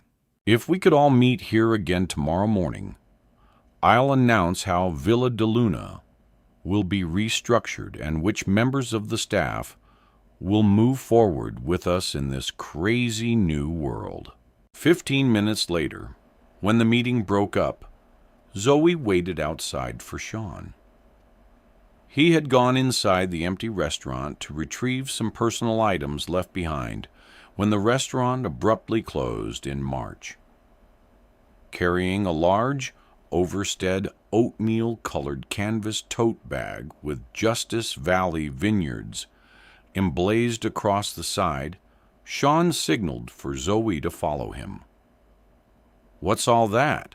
she asked, eyeing the giant bag. "Swag from all different vineyards and liquor distributors I work with," said Sean, as he pulled out a few items from the bag and held them up. Each one had a company name or logo printed on it. They give me glasses, coasters, corkscrews, stirrers, fancy-shaped ice cube trays, you name it. I must have 50 corkscrews at home, which is a joke because half the wine today has screw tops. Take whatever you want. Zoe plucked out a set of fancy drink stirrers, a corkscrew, and an ice cube tray that made cubes in the shape of hearts. "Love these," she said, holding up the ice cube tray. "I can put little ice hearts in my bourbon." She tucked her new toys into her large leather crossbody bag as she and Sean started back to her apartment, frequently stepping over piles of debris. Garbage had become commonplace on the city streets. Since the city went on lockdown, government services had been seriously strained, and most people who could remember agreed. New York hadn't looked this bad since the early 1980s. "I can't take this much longer," said Zoe, side-est stepping around another bag of garbage in the middle of the sidewalk. "Have you been over to the Broadway Theater District? With all the shows closed, the streets in the West 40s are abandoned. What's left is a whole neighborhood filled with drugs and crime.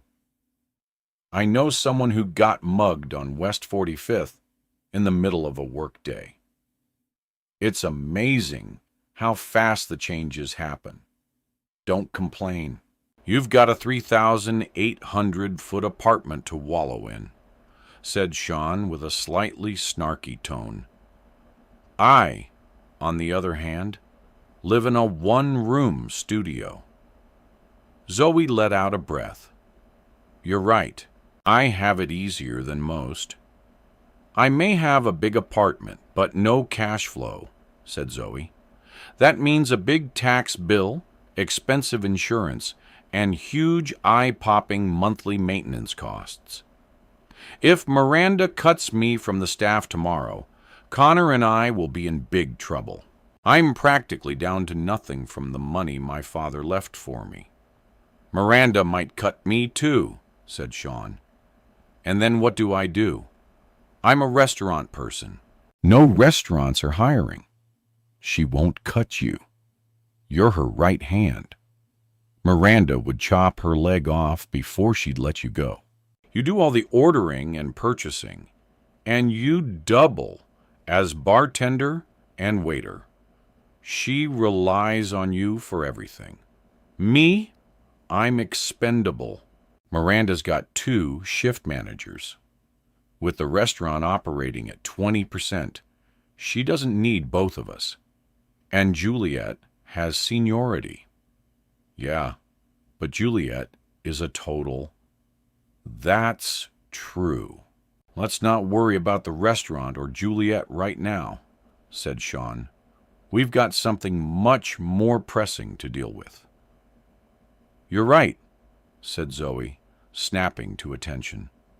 We have to find that masked woman. It's already Tuesday, which means we've only got 2 more days to save a life. Chapter 18. Gabriela Garcia.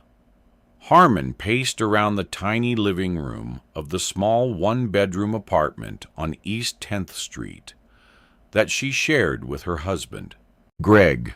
The dark 5th-floor walk-ups only windows faced another building, which meant they had to keep the lights on during the day. Sitting in front of his computer in the overcrowded bedroom, Greg whooped and hollered over a successful eBay bid he had just scored while Gabriela rolled her eyes. When her husband wasn't doing online math tutoring to high school and college students on Zoom, he was bidding for items on eBay that would supposedly resell at a profit. Most of his free time was spent on his get-rich-quick, buy low, sell high eBay schemes. His wins were piled up in various corners of their kitchen, living room, and bedroom. From Gabriela's perspective, her husband had turned their small apartment into a junkyard, and his frequent purchases had also depleted their bank account. She was not happy. 25-year-old Gabriela had higher aspirations than a crappy apartment on East 10th Street. When she had met Greg 5 years earlier, he had told her he was a teacher at a private New York City high school and a part-time import-export entrepreneur. More importantly, he had a small inheritance from his parents, and he owned his apartment in the trendy Lower East Side. New to America, Gabriela was in a bit of a jam and needed to quickly vacate her current home, where she worked as a nanny for a well-to-do family. When the father had lost his job, the family could no longer afford her, and terminated the young woman's living arrangement. Always the survivor, Gabriela took a fast fly on Greg Harmon and deftly orchestrated a marriage proposal from him that he thought was his idea. It wasn't. Determined to stay in New York forever, Gabriela had entered the United States from Mexico on a temporary travel visa. From the day she arrived, the Big Apple felt like home, a woman that men seldom forgot. She was petite and lean, but curvy in all the right places. Her flawless, sun-kissed complexion made her look like she had spent the weekend at the beach. With huge, dark brown eyes, rimmed by thick rows of curly lashes, her perfectly manicured, almost black eyebrows made a statement and framed her face. Growing up in a relatively poor town an hour south of Mexico City, Gabriela decided by the age of 14 that she wanted to live in New York.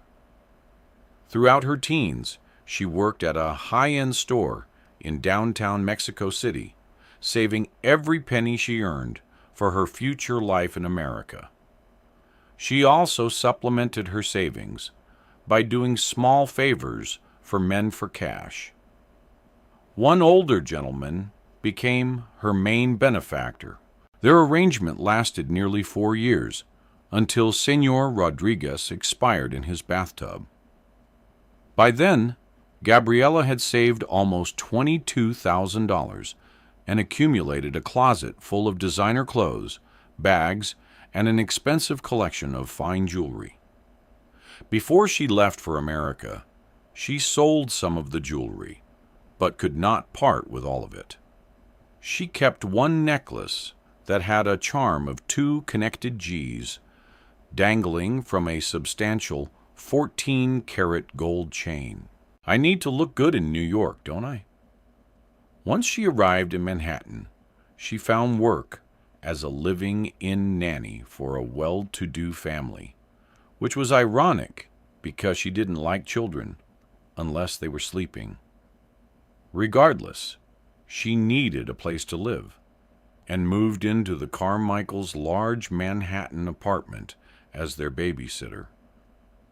Mr. Carmichael was an investment banker with the large banking conglomerate, Blue Crest Financial. In time, she took on other duties beyond child care, doing small private favors for him for cash. 6 months after their arrangement began, Mr. Carmichael lost his job. The money grew tight and stopped trickling down to Gabriella. During her time as their nanny, Gabriella had gotten to know a math tutor who came to the house once a week to help the Carmichaels' oldest son. It didn't take long for the bookish and introverted Greg Harmon to develop a crush on the Mexican beauty. When she learned he owned his own apartment, had a degree from Columbia, and his own business, he became more interesting. After the Carmichaels regretfully told Gabriella their finances could no longer support a nanny, she quickly set her sights on an easy target, Greg Harmon. With her travel visa already expired and nowhere to live, she had to act fast or risk being deported. When Greg showed up for the last tutoring session before Gabriella's departure, she went into action. Offering to walk Greg out when he left, she suggested they go for a coffee. Coffee turned into dinner, and dinner into a wild sleepover. That night, Gabriela Garcia took Greg Harmon on the best ride of his life. What he didn't know that night was that he'd soon marry her, but they'd never grow old together. Chapter 19. When Sean and Zoe arrived at her building after the Villa Luna meeting, Sean opened the heavy glass and gold-plated front door before the doorman could get to it. "Hey, Miss Brandt," said Dawn, looking up. "I've got a delivery for you. It looks like it might be another plant. Mr. Brandt never forgets about you when he goes away, does he?" Zoe blushed, looking over at an obviously confused Sean. "Whenever Connor goes away on business, he always sends me a little something to remind me he loves me and he's thinking about me," she said. "Once he sent a Vermont teddy bear with chocolates, and last time it went away, you got pastries from that 96th Street bakery you like so much," said Dawn. "It's very romantic." Zoe took the large plant box from the doorman, and she and Sean got on the elevator. "I wish I could find a guy who did that for me," said Sean, eyeing the package covered in green tissue paper as the elevator doors closed. "You will, but you have to stop going out with anyone who asks," she said, handing him the plant so she could unlock her front door. "You need to be more selective and only go out with the best, because that's what you deserve. That's how I found Connor." Sean nodded as the two entered Zoe's place and shut the door behind them. Unwrapping the plant, Zoe texted her husband. When their brief text exchange concluded, she gave Sean a pump of hand sanitizer and one for herself, and they moved into the dining room. Sitting at opposite ends of the large mahogany table, "Can I take my mask off now?" said Sean. "This is a 14-foot table. We should be good," said Zoe, removing hers as she got up to open another window, and then went into the kitchen to get glasses of iced tea for them both. "That's better," said Sean, letting out a breath as he took off his mask. "I don't know how doctors and nurses wear these things all day. I feel like I'm suffocating all the time. Let's focus on our case now. We both agree the police aren't going to do anything about our murder plot, right?" said Zoe, sitting down at the table and tapping her pen several times. The detective said they would look into it, but I don't think they meant it. It's up to us to save that man from being killed. To be fair, we gave the police rather vague and not terribly useful information, said Sean. Don't defend them, said Zoe aghast. We're taxpayers, not lunatics. We did our civic duty. We went into that police station like good citizens to report a potential murder, and they blew us off. We're in the middle of a pandemic, said Sean. But you're right. They're probably not going to do anything. Exactly. Let's go over what we know for sure, said Sean. You're absolutely certain you saw a murder-for-hire exchange on the masked woman's phone. You don't believe me now? I believe you. It's just that sometimes you get carried away, and you had been drinking and taking sleeping pills the night before. And I was 100% cold sober when I read that woman's text. Okay, I'm sorry, said Sean. I'm on board. What have we got so far? We've got a masked woman in her 20s or 30s. We don't know what she looks like or what nationality she is, but we know she has long dark brown hair, said Zoe, making a note on her paper. That narrows it down. Zoe made a face and continued. She was wearing a mask, and so was her husband. That means they follow safety protocols, which also means they're probably law-abiding citizens in every other respect. I hate to tell you, but with this virus, Jack the Ripper would probably wear a mask. Okay, so they could also be career criminals. Happy now? Said Zoe, squinting at him as Sean sighed. The woman had on a white baseball hat that, Detective Williams said, looked like an Italian flag, which means she could be Italian or not, Zoe wrote in her notebook. We've got nothing, said Sean, shaking his head.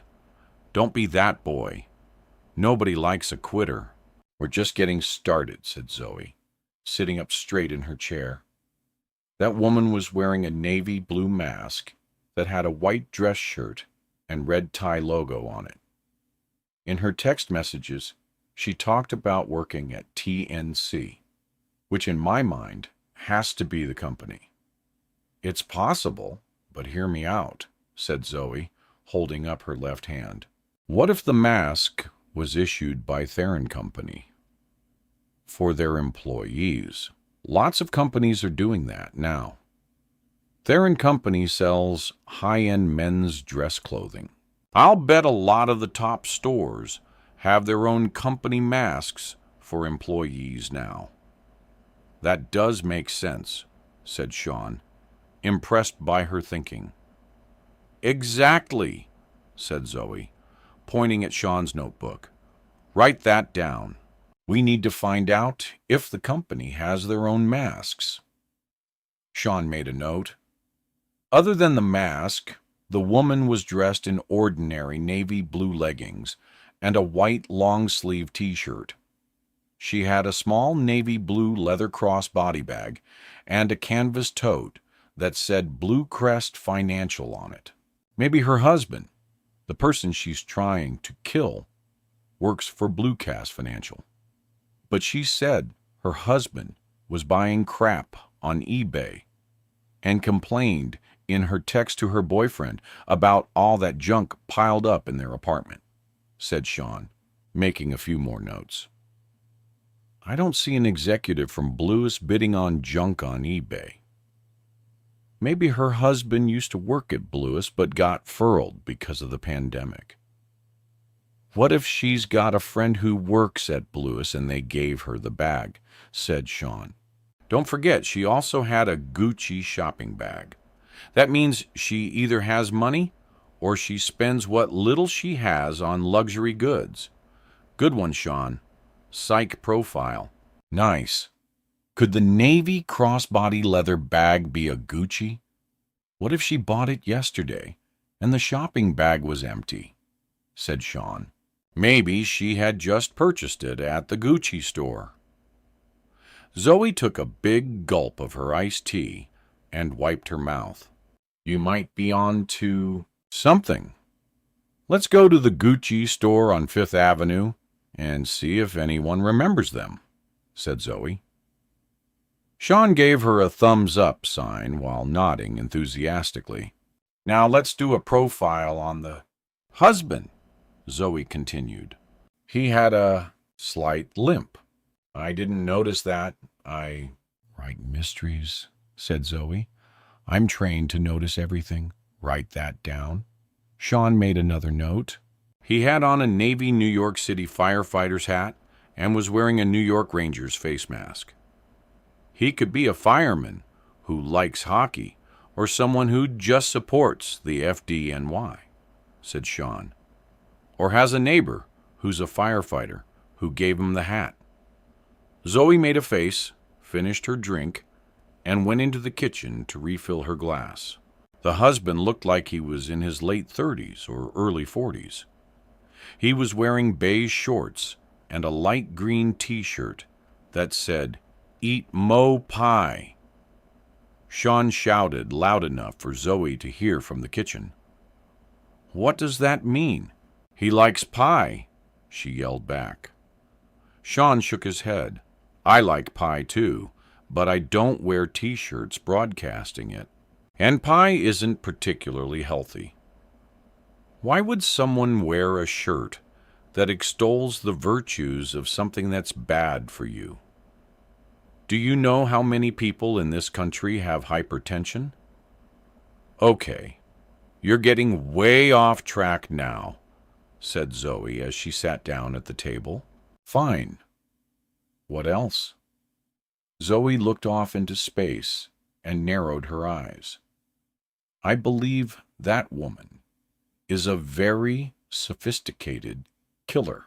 Don't forget, when she texted her homicidal boyfriend, she had the good sense to use a different, untraceable phone. How do you know it's untraceable? What else could it be? When she was texting someone about a hair appointment, she definitely used an iPhone. The Android is definitely the burner phone she'll toss right after she bumps off her husband. And don't forget what her boyfriend's name is, said Sean, writing a note on a piece of paper. Zoe scrunched up her face and then smiled. Senor Biao. Exactly, said Sean. Bello means beautiful in Italian. Mr. Beautiful. She must be Italian then. Zoe, we have our first definite clue. Chapter 20. Foot traffic in Manhattan that day was extremely light. Times Square, once a crowded tourist mecca, was empty. Residents around the city ventured out of their apartments only to get food or medicine and returned quickly to their homes. This June day was warm, and the late spring sun drew scores of New Yorkers into Central Park. When the weather was really nice, the park got a little crowded. I can't believe how many people are in the park today, said Zoe as she and Sean cut east on a trail heading over to Fifth Avenue. Exiting in the 90s, they summoned an Uber to take them straight down Fifth Avenue to the Gucci flagship store on 56th Street. You do know there's more than one Gucci store in the city, right? Said Sean. There are two others, one on War Rooster and another all the way down by the World Financial Center. If the masked woman had gone shopping at Gucci the day we saw her, how do we know she went to the Gucci store on 56? We don't, said Zoe as their car sped south. But if she lived somewhere around 14th Street, She'd never go all the way downtown to shop. That's too far south. She might go to War Rooster, but since she had the shopping bag with her uptown, it probably means she went to the store in Midtown. I looked at the Gucci website. I'm pretty sure the leather bag she had on was a Gigi Marmont Metallis shoulder bag in navy. Price tag almost $1,400. When they pulled open the door of the empty Gucci store, a wafer-thin blonde saleswoman wearing a black mask waved to them. "Welcome to Gucci," she said as she approached them, maintaining her distance. "She looks pretty eager, like she hasn't had a customer all day," whispered Zoe through her mask as the woman got closer. "May I help you with something in particular?" the saleswoman said. "Actually, yes," said Zoe. "I wanted to see the Marmont Metallis shoulder bag in navy." "Excellent choice. It's a very popular." "Follow me," said the saleswoman as she led them over to a counter and put a small navy leather bag in front of them. "You sell a lot of these?" said Zoe as nonchalantly as possible. "As you can imagine," said the clerk, "since we've been in lockdown, there haven't been as many shoppers as usual. Before the virus, this bag literally sprouted wings and flew out of here on its own." "That's impressive, considering the price tag," said Zoe. "This is Gucci." "Chic is expensive," said the clerk dismissively as she opened the bag for Zoe to inspect the inside. "Is this particular bag still selling? Even with the pandemic, are people still shopping?" asked Sean. "The Gucci brand is indelible," said the clerk. "Just yesterday, I sold a woman this very same bag." Zoe kicked Sean in the shin. "Ow!" said Sean, giving Zoe a look. "Yesterday," said Zoe. "What a coincidence. A friend of mine purchased this same navy bag yesterday, too. She's so all coral. That's why I thought I might buy the same one. I wonder if the person you helped could be my friend. Wouldn't that be funny? What did the woman you met look like?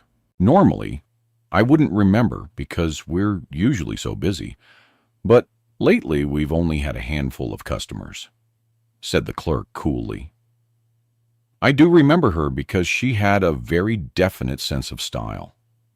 She knew exactly what she wanted. She also had a beautiful accent with a growly voice." Zoe picked up the navy bag on the counter and pretended to examine it. "What kind of accent did she have?" She said, attempting to convey only mild interest as she looked through the inside of the bag. "She could have been Italian or Spanish, or maybe even Portuguese. She might have been from Brazil, I suppose. The Brazilians are very stylish and discerning customers. I'll tell you one thing, she knew her Gucci. The customer I worked with had a long, dark brown ponytail and was wearing a pair of our aviator sunglasses in gold metal with blue lenses. Sound like your friend." "Gucci sunglasses? Are you sure?" said Zoe. "I know our accessories with my eyes closed," said the woman, reaching for a pair of aviator sunglasses in a display case and holding them up. "Does your friend have these?" "Yes, I think so," said Zoe. "Maybe you could look in the receipts from yesterday, and then we'd know for sure. I'd really like to buy the exact same bag as my friend." The saleswoman's back straightened. "I'm sorry, but I'm not permitted to divulge any customer information. I've already shared more than I should have. I don't want you to divulge anything. I just want to make sure this was the bag my friend bought," said Zoe. Why don't you call her and ask her? Said the clerk suspiciously. Some people are funny about friends copying their clothing, said Zoe, starting to sputter. Everyone admires and emulates my friend's style, but sometimes she gets a little prickly about that. The saleswoman let out a breath. I'm sorry, but it's against company rules to give out customer information of any kind. Defeated, the two friends turned to leave when Sean spotted a jewelry display case. Look over there, he whispered as he nudged Zoe. Scattered along the far wall, a half-ozen necklace display stands showcased gold and silver chains, each with a dangling double G charm. Holy shit, said Zoe. We got it. Totally wrong. The woman's initials aren't Guy. The masked woman was wearing a Gucci necklace. She dresses from head to toe in Gucci. That's so tacky and matchy, said Sean. I know, right? Said Zoe as she pushed the front door of the store open. Who does that? We were so close, said Sean once they were out on the sidewalk. I thought that saleswoman was going to give up her name. This turned out to be a big waste of time. Are you kidding? Said Zoe, bouncing on the balls of her feet. We learned a ton. Her name isn't Gigi at all, but she's obviously some kind of Gucci freak. Gucci sunglasses, Gucci necklace, Gucci bag, and she has an accent. That means she's not American. We didn't know that before. That's a huge piece of intelligence. Wait a second. We don't know for sure if she's the same woman we saw in the park, said Sean. This could be a completely different person. It's her, said Zoe, nodding. I know it was her. I feel it. Whatever you say. Where to next? Madison and 53rd, the company flagship store. Chapter 21.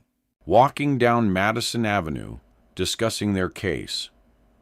The amateur sleuths devised a plan of attack for the company. Sean would pretend to be a customer in search of dress shirts. When they arrived at the iconic clothing store, the scene inside was eerily like Gucci. With no other customers in the store, several masked salespeople rushed towards them. We've started a stampede. They must all work on commission, whispered Zoe as the first salesman approached. Good. Afternoon, said a middle-aged man. I help you with something today. We're just browsing, said Sean with an air of confidence. Give us a few minutes to look around, won't you? Can you direct me towards the men's dress shirts? Disappointed, the salesman pointed to the men's shirt department, and the two friends moved slowly through the aisles, pretending to examine the merchandise. What are we supposed to do now? Whispered Sean. We've been in here for nearly 15 minutes. They're all staring at us. Another salesperson, a younger man, approached. Is there anything I can help you find? With a sudden burst of inspiration, Sean spoke up, employing an affected British accent. I've shopped her numerous times in the past, and I remember there was a lovely young woman here who helped me. She had long, dark hair, and a delightful foreign accent, and a keen sense of style. I'd like to work with her again, please. Might she be available for a consult? No one here fits that description. All of our stores are on skeleton crews these days, said the salesman rather coldly. The only salespeople in the store today are those two men standing by the front door, me and that woman, over there behind the tie counter, in the beige dress. Zoe and Sean's head snapped around to look at the woman. "She's a blonde," said Sean, frowning. "I didn't realize you had hair color requirements for your salesperson," said the annoyed man. "I don't," snapped a saleswoman who helped me before. Someone I liked was a brunette. She was possibly Italian, or maybe Brazilian. "Do you know who I'm referring to?" "I'm afraid I don't," said the salesman. "I've been working at this store for 2 years. None of the women who work here fit that description. There's Aisha. She's got an accent, but she's blonde and from Latvia. We have 9 stores in Manhattan. Sometimes floaters from other stores spend a few weeks here in our flagship store. Maybe she was one of those. You can try one of our other stores if you are that committed to only working with that woman. I assure you, I'm very good at what I do, and I'd be happy to help you." After disentangling from the persistent salesman, Zoe and Sean were out on the street again. "Damn, we didn't make any progress, and the clock is ticking," said Zoe, shaking her head. "Let's go see Detective Williams and tell him what we found out at Gucci." They grabbed an Uber up to West 100th Street to the 24th Precinct.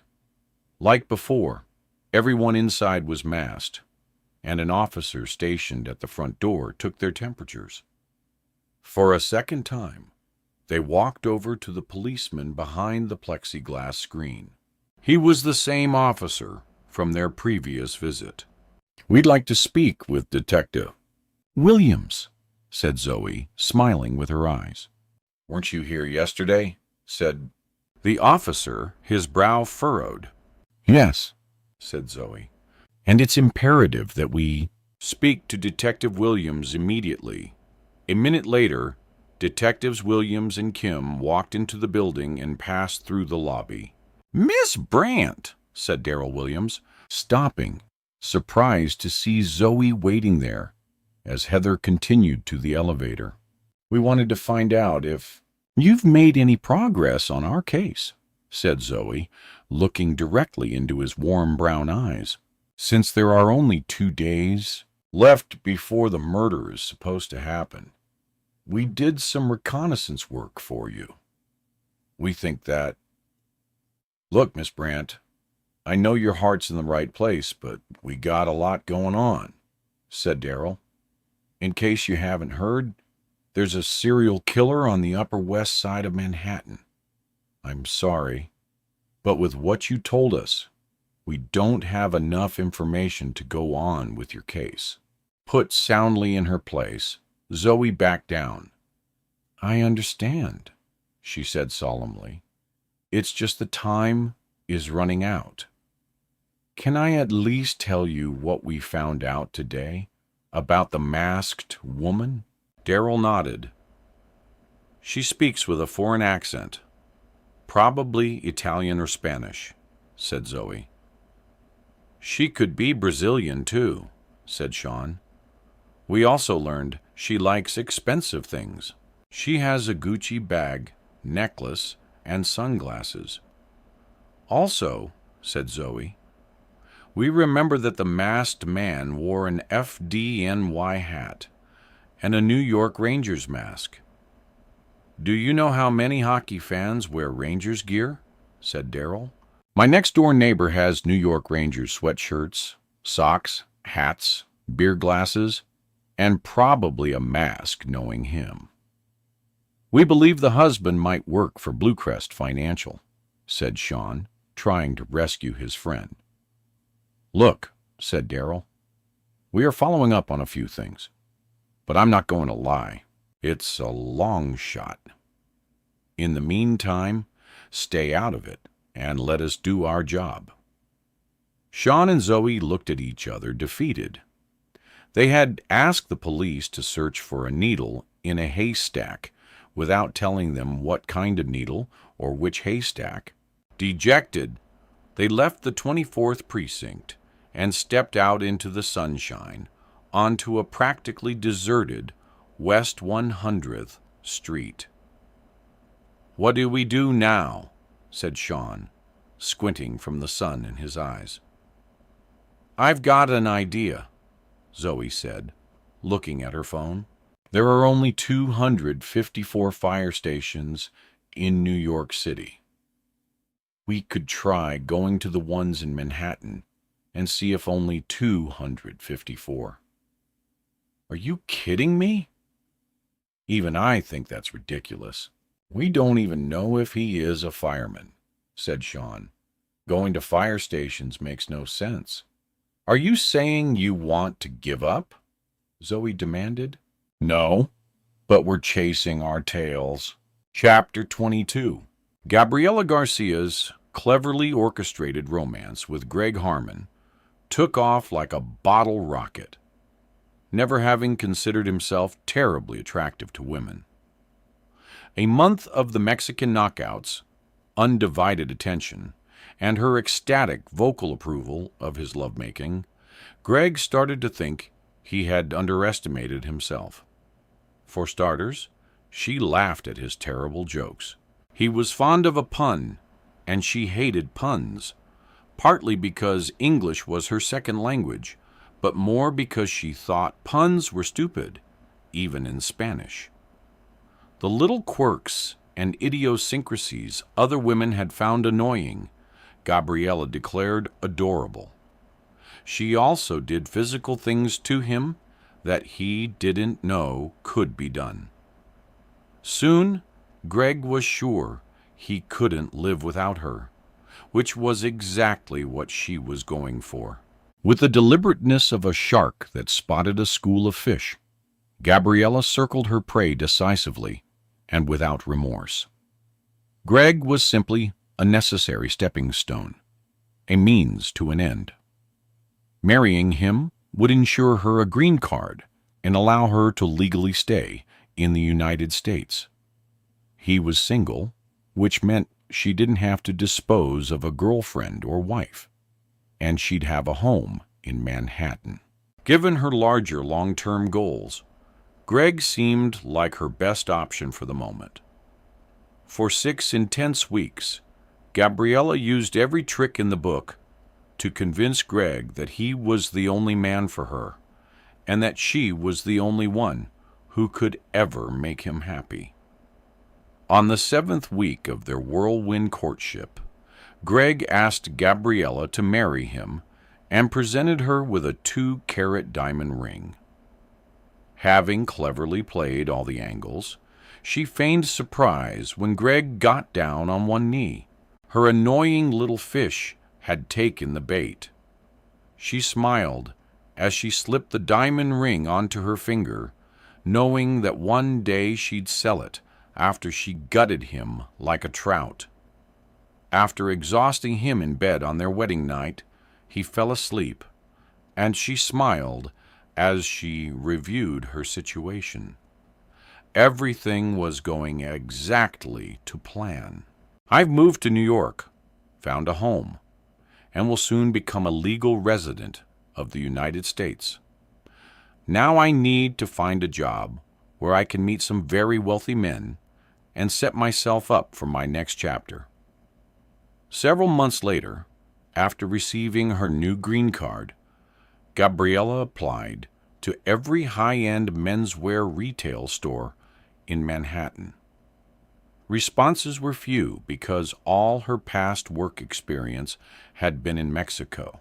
After weeks of job hunting, the company, the iconic clothing store, sent Gabriela an email requesting she come in for an interview.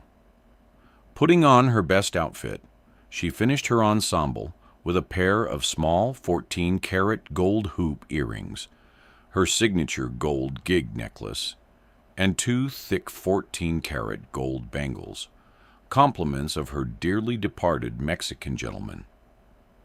Entering the vulnerable department store, she took a deep breath and looked around.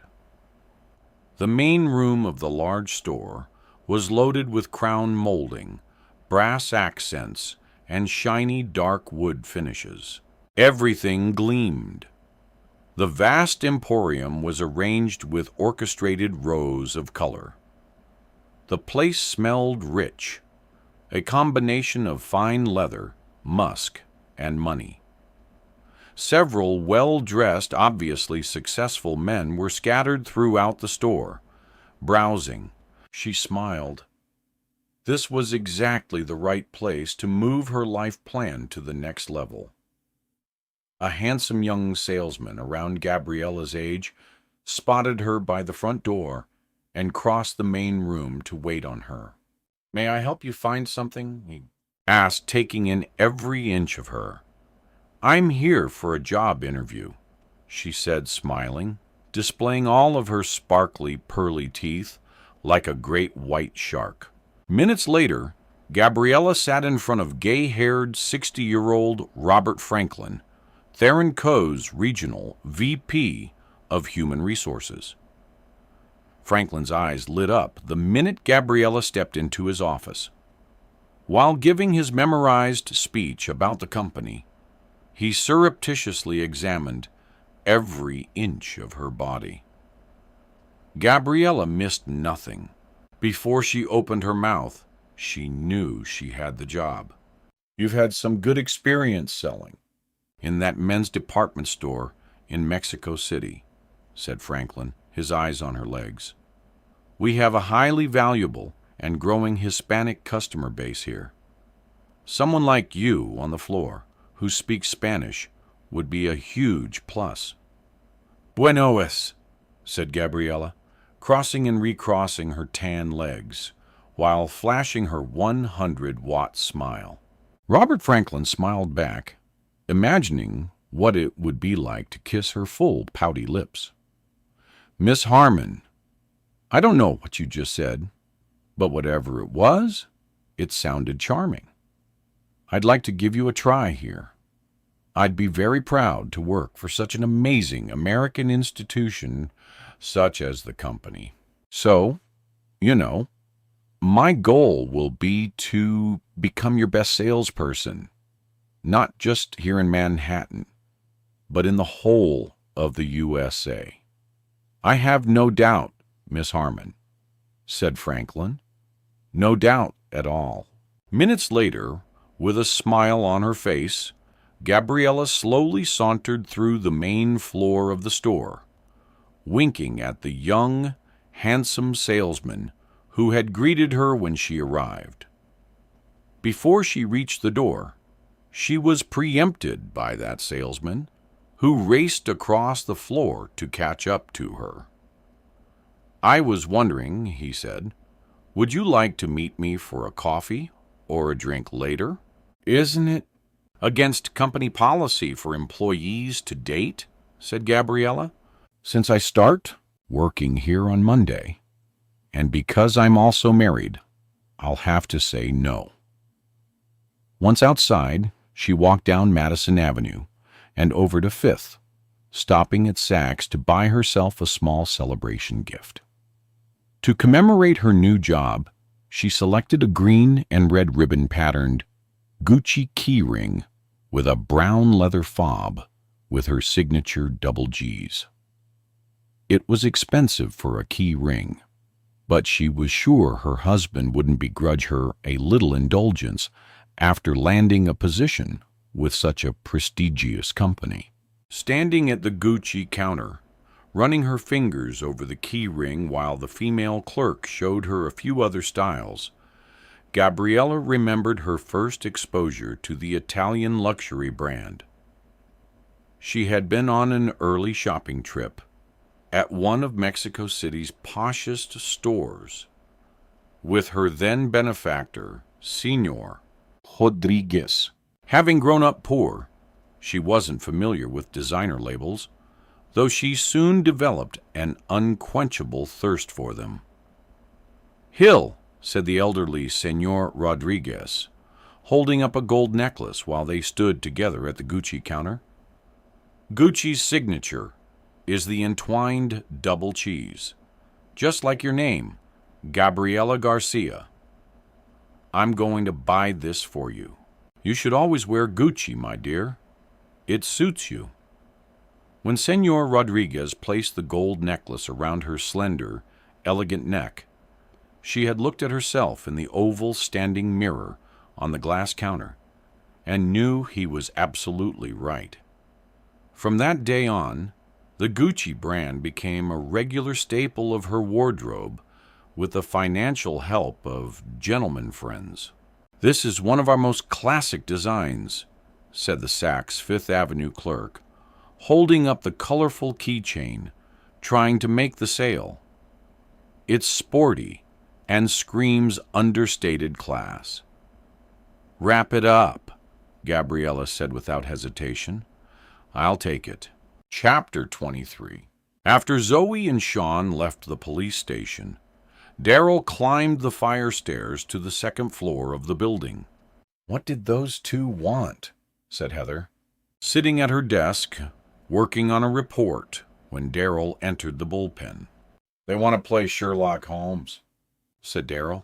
"Civilians don't understand that police work is slow, tedious, and methodical. Not like on TV." "Tell me about it," said Heather, not looking up from her computer.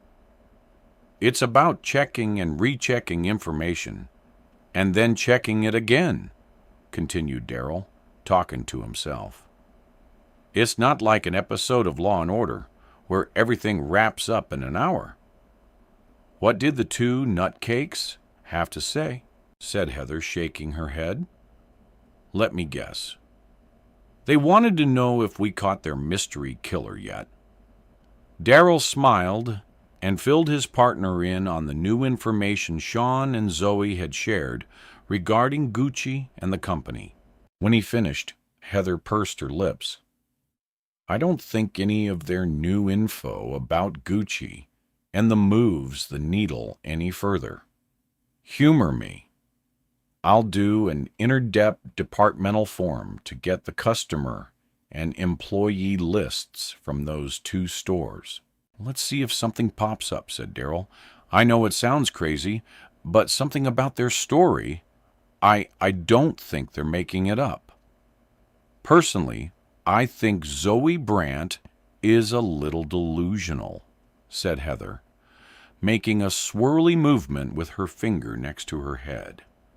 "There's no doubt Miss Brandt has a close and personal relationship with conspiracies and hyperbole, but my gut says there's something there. Our priority is the 7 women who've been strangled over the past 6 months. Real crimes with real victims," said Heather.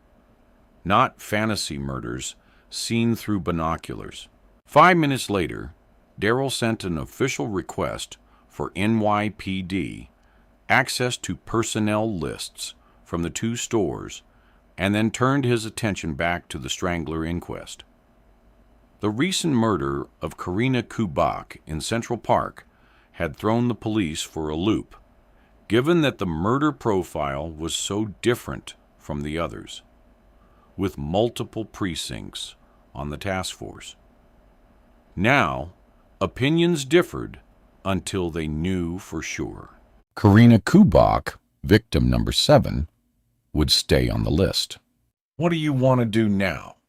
asked Sean as the 2 friends headed uptown to Zoe's apartment after a second unsuccessful meeting with the police. Detective Williams didn't sound very promising. "He said he was still looking into a few things," said Zoe.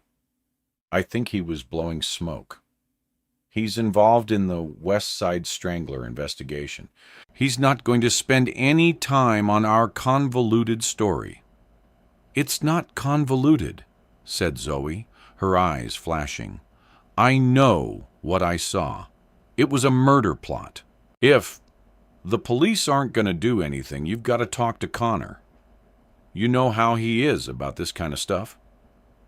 Last night on the phone, I just mentioned something funny was going on with the bookkeeper at the restaurant, and he lost his mind.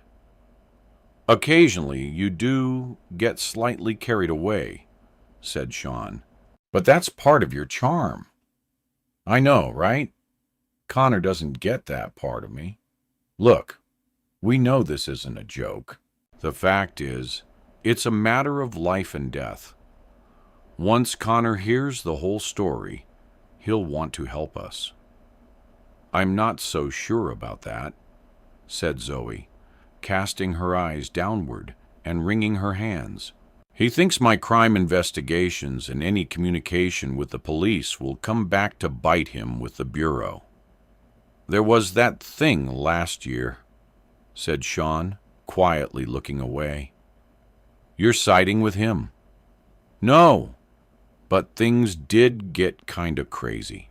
Only because the FBI is so rigid about confidentiality protocols, said Zoe with a scowl. But don't you think if Connor knew someone might die, he'd want to help? Zoe puffed up her cheeks and let out a breath. You're right. I need to give my husband more credit. I'll have to risk pissing him off to save that man's life. Even if he gets mad at me, it's my duty as a citizen of the world to stop that murder from happening. I'll talk to him when he calls tonight, and if he bites my head off, you can blame it on me. Don't worry, I will. Chapter 24. As the hiring manager at Theron Company had suspected, when he'd offered Gabriella a sales job, the voluptuous saleswoman had been a hit with the male clientele. Their male customers' relationship to clothing and fashion was tricky. Some men got it and enjoyed wardrobing themselves and the whole experience of shopping. But the vast majority of men, particularly the older ones, were clueless or exceedingly insecure about their clothing and accessory choices. That's why so many men brought their wives or girlfriends with them. Gabriella changed the shopping game for all those fashion-phobic men, acting as their beautiful and stylish surrogate wife while they were in the store. She selected and recommended a shirt with a jacket, and then matched it with a belt and a pair of pants or two. She turned her male customers' shopping experience into a happy, though expensive, occasion, one they wanted to repeat again and again. The better they felt, the more they'd spend, and the more commission Gabriella would make.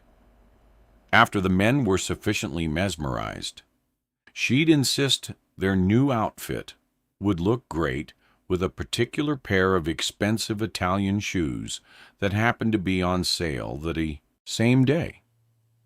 After a little cajoling and a healthy smattering of compliments, the men would usually buy the shoes in 2 colors. When a male client came out of the dressing room to model a sweater or suit for her discerning eye, she'd beam at him approvingly, saying things like, "You look like you stepped out of the pages of GQ. That GR is wonderful against your complexion." Then she'd look deeply into his eyes and hold his gaze for a very long time, saying nothing. After the unspoken exchange, she would own him. When the shopping spree was over, the man would pull out his plastic and pay whatever it cost to impress her. It worked almost every time, and Gabriella made a bundle.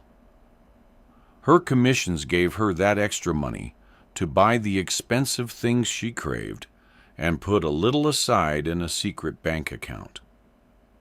After a few years of marriage, Greg proved to be a huge disappointment on every count, sexually, personally, and financially. During the first 6 months of their marriage, Greg appeared elated at having such a pretty wife and congratulated himself on his good fortune. In a short amount of time, though, his attention reverted back to his computer and online gaming, which soon took priority over his new bride. Greg also hadn't been completely honest with Gabriella about his financial situation, having led her to believe that he had many more assets than he really did. That didn't sit well with his wife. When she married him, Gabriella had been under the impression that Greg earned far more. Soon after the wedding, she learned the bank owned 3/4 of his apartment. While she never thought Greg was loaded, the reality was he was barely getting by. But it was the fact that he showed more interest in gaming and bidding on eBay than in her that she couldn't get past. While her marriage to Greg had been a necessary stepping stone and nothing more, it irked her that he didn't place her at the center of his universe the way other men did. She concluded he must have a mental defect and looked forward to the day she would be rid of him.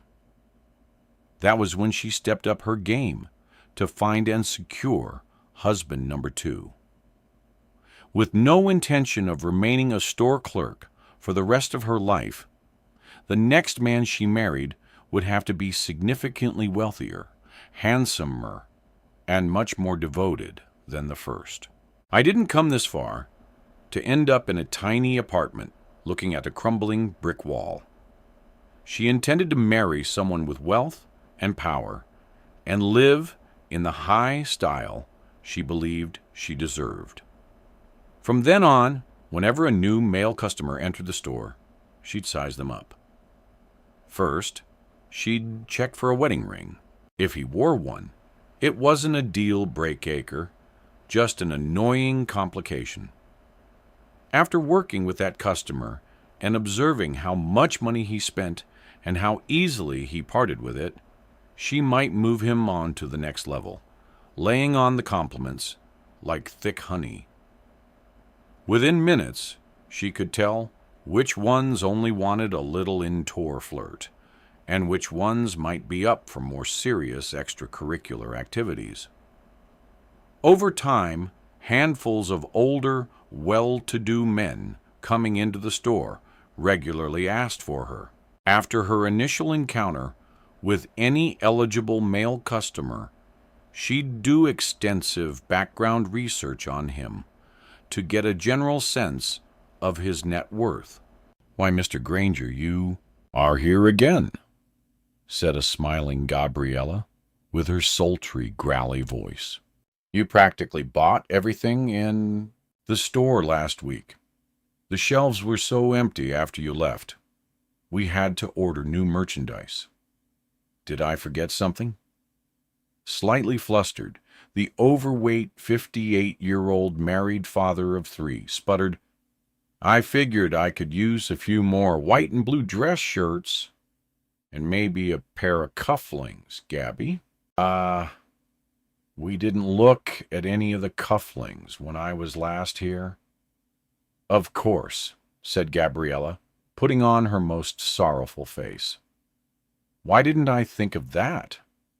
I always say that a perfect pair of cufflinks makes a man.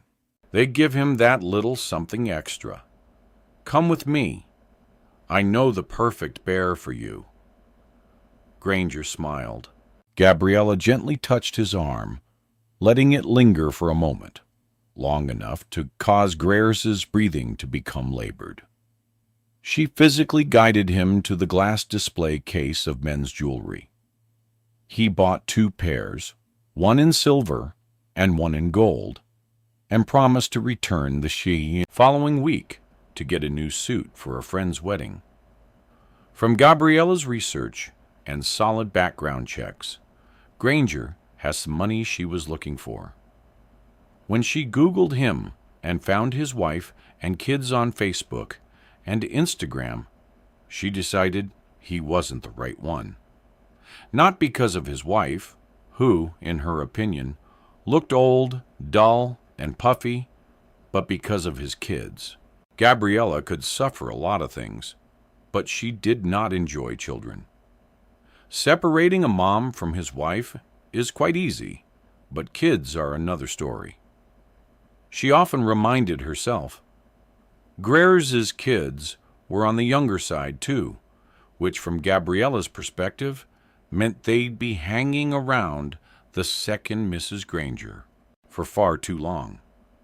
She also considered all the money that would be funneled in their direction for college and weddings.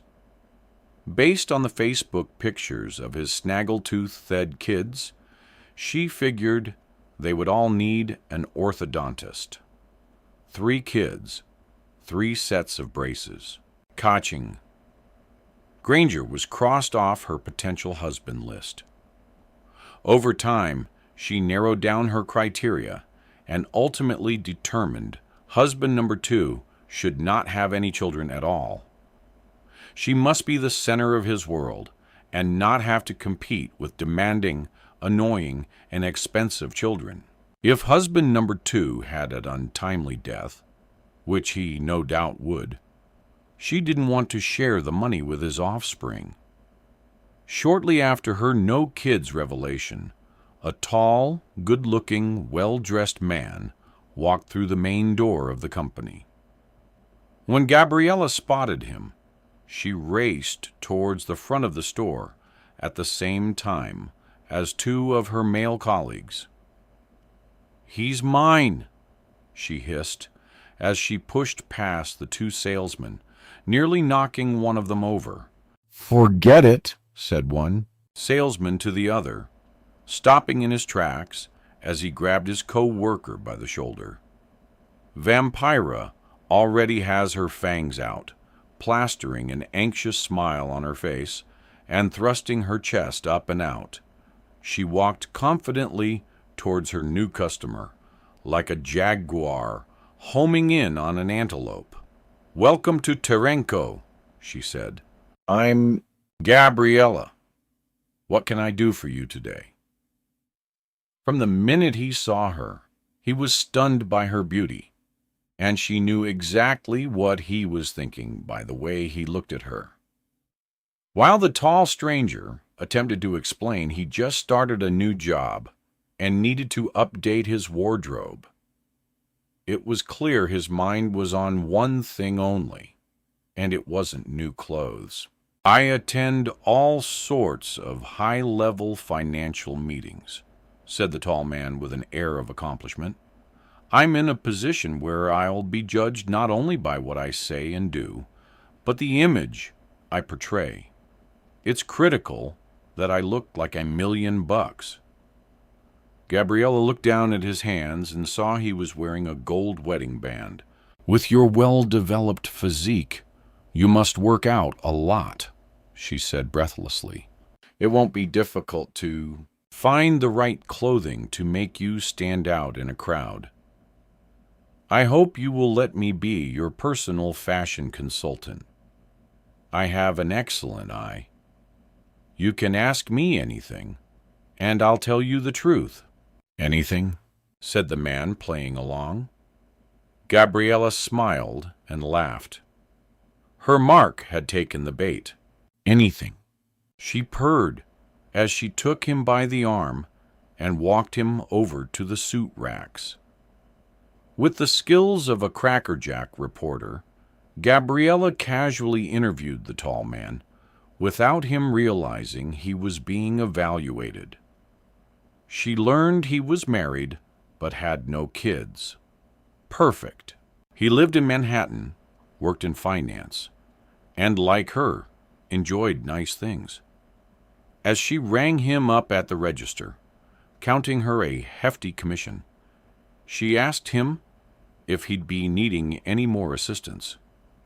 "Actually," said the tall man with a wink, "I'll need a lot of assistance from you.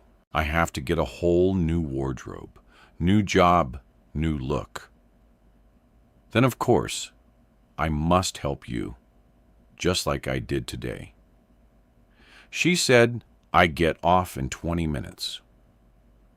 Would you like to go for a coffee so we could discuss your needs in more detail? That way I could put a collection together for you and have it ready for the next time you come in." "It's nearly 5, said the tall man, his breath shallow as he drank in every inch of her. "How about a glass of wine instead?" "I adore wine." "That sounds perfect. Meet me at the bar, in the lobby of the Hyatt on 42nd Street in half an hour," said Gabriella with a smile. As she turned and walked away, she felt his eyes on her and wondered if she might have just met her next husband. From that first meeting, she was fairly sure he'd do just about anything she asked, which was good, because one day she'd ask him to kill for her. Chapter 25. Settled on her couch that evening with her glass of bourbon in jeopardy on the TV, Zoe waited for her husband's nightly call. Connor had been in the FBI for 15 years and held a variety of positions, some more dangerous than others. 2 years before they met, he had been held at gunpoint for 10 hours by an unhinged, cracked-out drug dealer. After that, Connor decided to move into a less physically dangerous division. "I'm getting too old for this," he had said to Zoe right before they got married. "If we have kids, I'd like to live long enough to see them grow up." It was then that he had applied for a job in the white-collar crime unit. The WCC department had been established in 1974 and accounted for over $300 billion annually in illegally gained funds, but was a far less dangerous job for agents.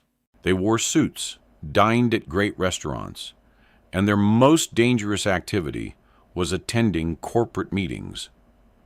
The special agent's job in that division was to infiltrate corrupt organizations and gain enough solid intelligence to eventually bring them down. There were no flying bullets, drug dealers, terrorists, or bombs. His team worked on crimes like embezzlement, insider trading, securities fraud, Ponzi schemes, and corporate espionage, like the case of the woman who tried to sell Pepsi's cola formula to the competition. WCC's cases also often took long periods of time to resolve. An undercover role in one of these humongous sting operations might last months, sometimes years. An agent slowly gained the trust of people on the inside, understood the inner workings of the operation, and then, when they least expected it, pulled the rug out from under before they knew what hit them. There were no guns.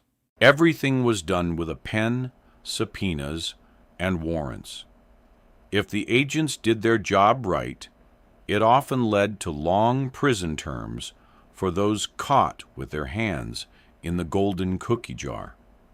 After putting his life on the line for so many years, Connor Brandt was more than ready for a less hazardous role with the Bureau. Shortly after he and Zoe got back from their honeymoon, Connor had received the transfer. "Guess what happened today?" he said with a big smile as he walked through the front door of their apartment and dropped his work bag on the kitchen counter with a thud. With her back to him at the kitchen sink, washing vegetables for dinner, Zoe shut off the faucet and turned around. "From the smile on your face, I'm guessing it's good news. You, Mrs. Brandt, are looking at the newest member of the white-collar crime unit," said Connor, grinning from ear to ear. "From now on, no more wandering through back alleys and sitting in cars by underpasses. Now I'll be in corporate dining rooms and budget meetings, and probably getting fat, eating expensive lunches at the top restaurants. Aren't you going to miss being out on the streets arresting the bad guys? She asked. Do you still get to carry a gun? Agents are required to be armed at all times. You know that, said Connor. Why do you look like you lost your dog? I thought you'd be happy about this. This is one of the best jobs at the Bureau, and very high profile. I'm thrilled for you, said an unconvincing Zoe. I guess I thought of you more like a vigilante sheriff rounding up the bad guys. I was never a vigilante sheriff, Connor said, shaking his head and laughing. And I'm still going to be rounding up bad guys. People like Bernie Madoff or the Enron crew. They're bad guys in a different way. They do it with a smile and a wink while they cheat millions of people, many of whom lose their life savings. In my opinion, they're as bad as the drug dealers. They just wear better clothes, drive nicer cars, and belong to country clubs. Zoe leaned back on the couch and smiled, remembering how excited her husband had been when he had told her about his new position. Connor's special ringtone sounded from her phone, and it startled her. As she picked it up, she looked at the time. Exactly 8 p.m. Connor, as always, was right on time. Hey, babe! I was just sitting here thinking about you and missing you, said Zoe into the phone while sneaking a sip of bourbon. It's good to hear your voice, said he. Connor, they've given us so many new protocols and procedures this week. My head is spinning. This particular training has been brutal, but we've got to learn it. I'm sorry. If you were here right now, I'd give you one of my super special foot massages. Maybe even a full body rub. One of your massages would feel really good right now. My head is pounding. My eyes hurt. I'm so tired. What did you learn about today? Asked Zoe. Baby, you know I can't tell you these things. Why do you always ask? You can't tell me anything. Okay. What did you have for lunch? I could tell you that, but then I'd have to kill you, said Connor with a laugh. A soggy corned beef sandwich and some fries, wondering whether she should mention the masked woman in the murder plot. Zoe gently tested the waters. Corned beef. Yum. So, did you hear about what happened last night? Another woman was found strangled this morning in Central Park, said Zoe.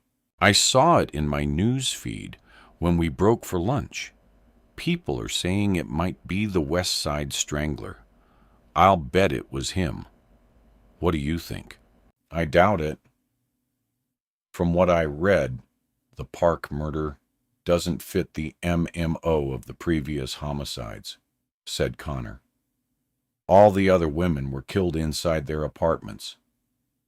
This new homicide was outside. The question they need to ask is, why would a private school teacher go into that park alone late at night? She was asking for trouble, but she was strangled on the west side of the park, said Zoe, plunging forward, unable to stop herself. I was out for a run this morning, and when I left the building, I saw all these flashing lights and squad cars. Then I ran up Central Park West, and there were even more police. I saw this crowd, so I went over and talked to the officer on duty who was securing the crime scene. I asked him if he thought it was the West Side Strangler, because it seemed to me that it was a possibility. You did what? Said Connor, anger creeping into his voice. You stuck your nose into another police investigation. We've been down this road so many times. Zoe, you've got a real problem. If there's a crime in New York, you can't keep your hands off of it. But I was going for a run. Is it my fault the murder happened right near our apartment? If it happened in Brooklyn, you'd have found your way there. Hell, if it happened in L.A., you'd be on a plane. That's totally unfair, said Zoe, taking a big swig of her bourbon. Last year, you looked at a confidential FBI case file in my bag and nearly screwed up an entire 6-month-long FBI investigation. Do you know what would have happened if anyone had found out? I could have lost my job, and who knows what else.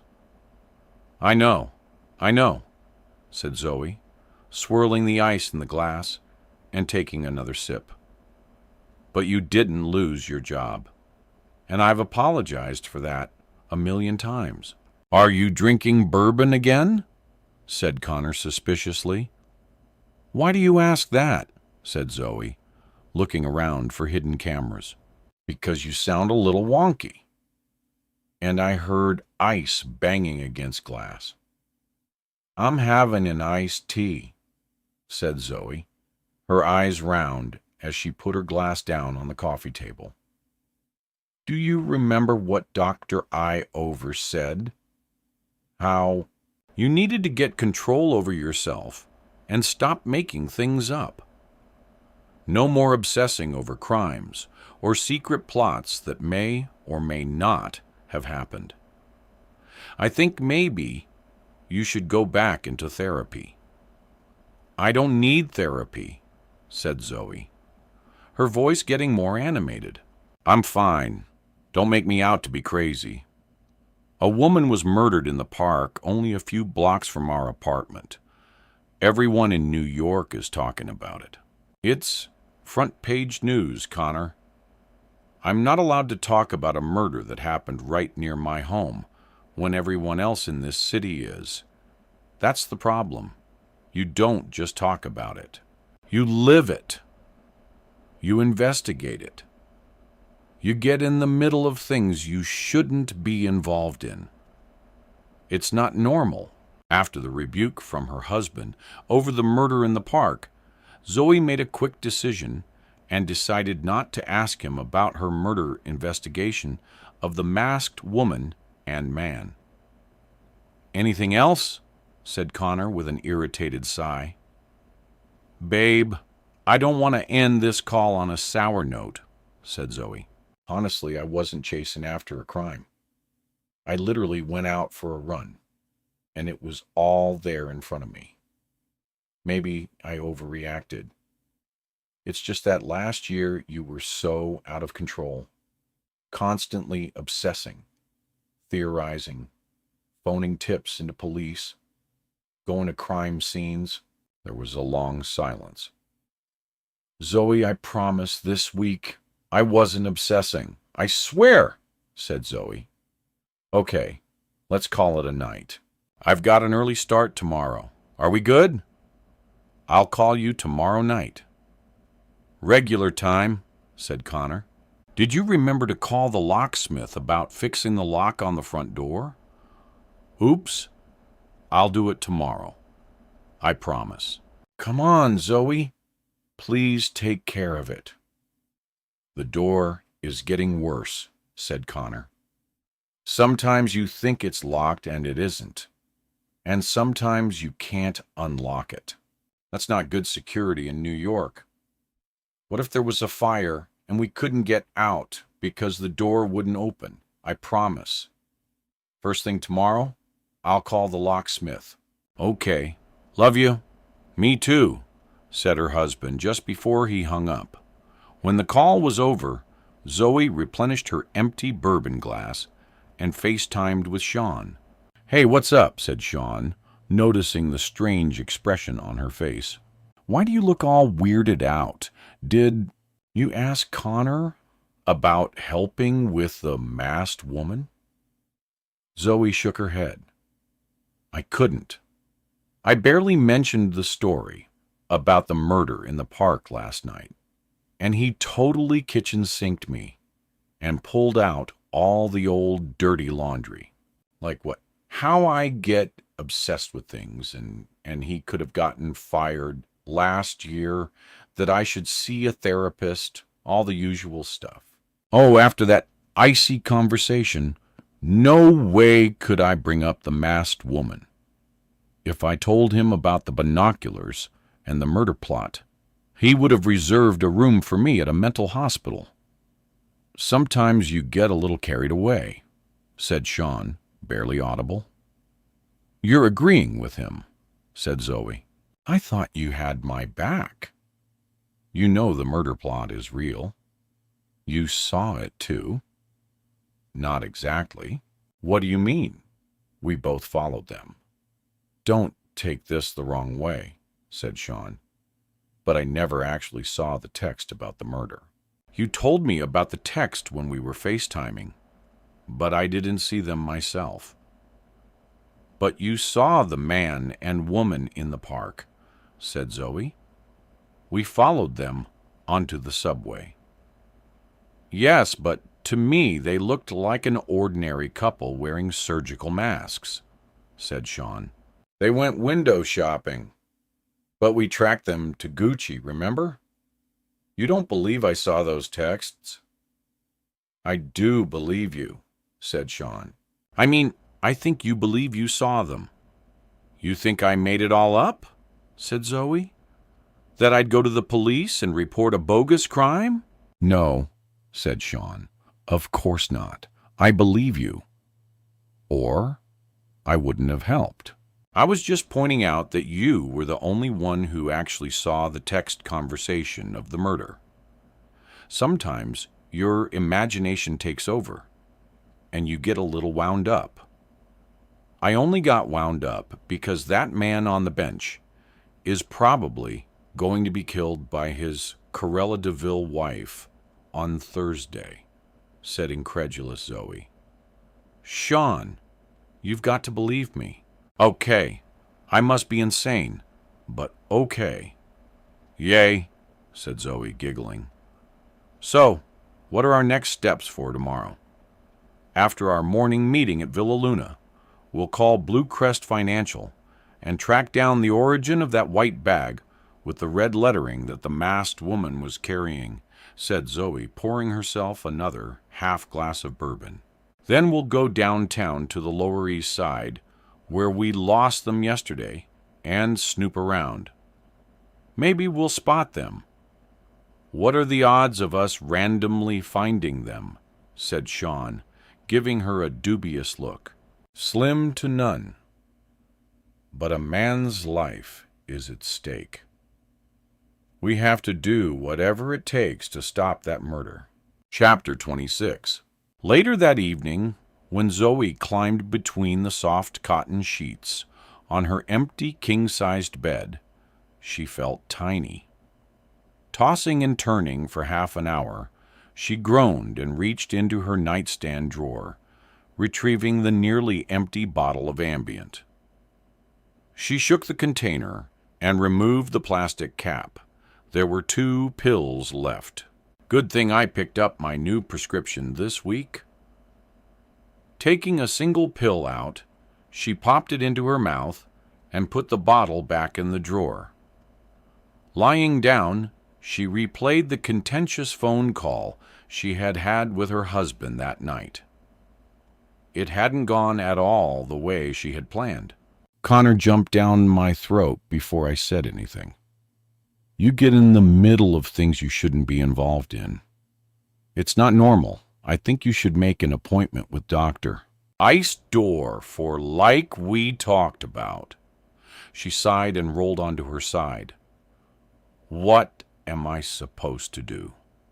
Let that man die without doing anything? That would be so wrong. Connor doesn't understand. Folding her arms across her chest, she brought her knees up to meet them as she recalled her first sessions with Dr. Eistorfer nearly a year before. Connor accompanied her on that first meeting. What brings you here, Zoe? Asked the smiling Dr. Emily Eistorfer, a petite woman in her 50s with curly black shoulder-length hair. Before she answered the therapist, Zoe had picked up a Jolly Rancher candy from the bowl on the coffee table between them. She popped a green sour apple candy into her mouth and then looked over at her husband. His single raised brow signaled that she should speak. Zoe took a deep breath and exhaled. "Well, my husband thinks I get too excited and involved in certain activities." "What kinds of activities?" asked the therapist. "News and crime stories," said Zoe. "Can you be more specific?" said the doctor. "I have a natural curiosity and an interest in justice for all," said Zoe. "I probably should have gone into law enforcement, but that ship has sailed. I find crime and criminals and what makes them tick fascinating. And this has become a problem," said Doctor. "I, Storfer, not a problem for me, but my husband thinks I get too obsessed over criminal investigations." "Do you mean reading about them?" asked the therapist, crinkling her brow. "Or do you actually get involved?" "Well," said Zoe, swallowing, "that depends." "May I interrupt?" said Connor, exasperation evident in his voice because of his wife's lack of canondoandor.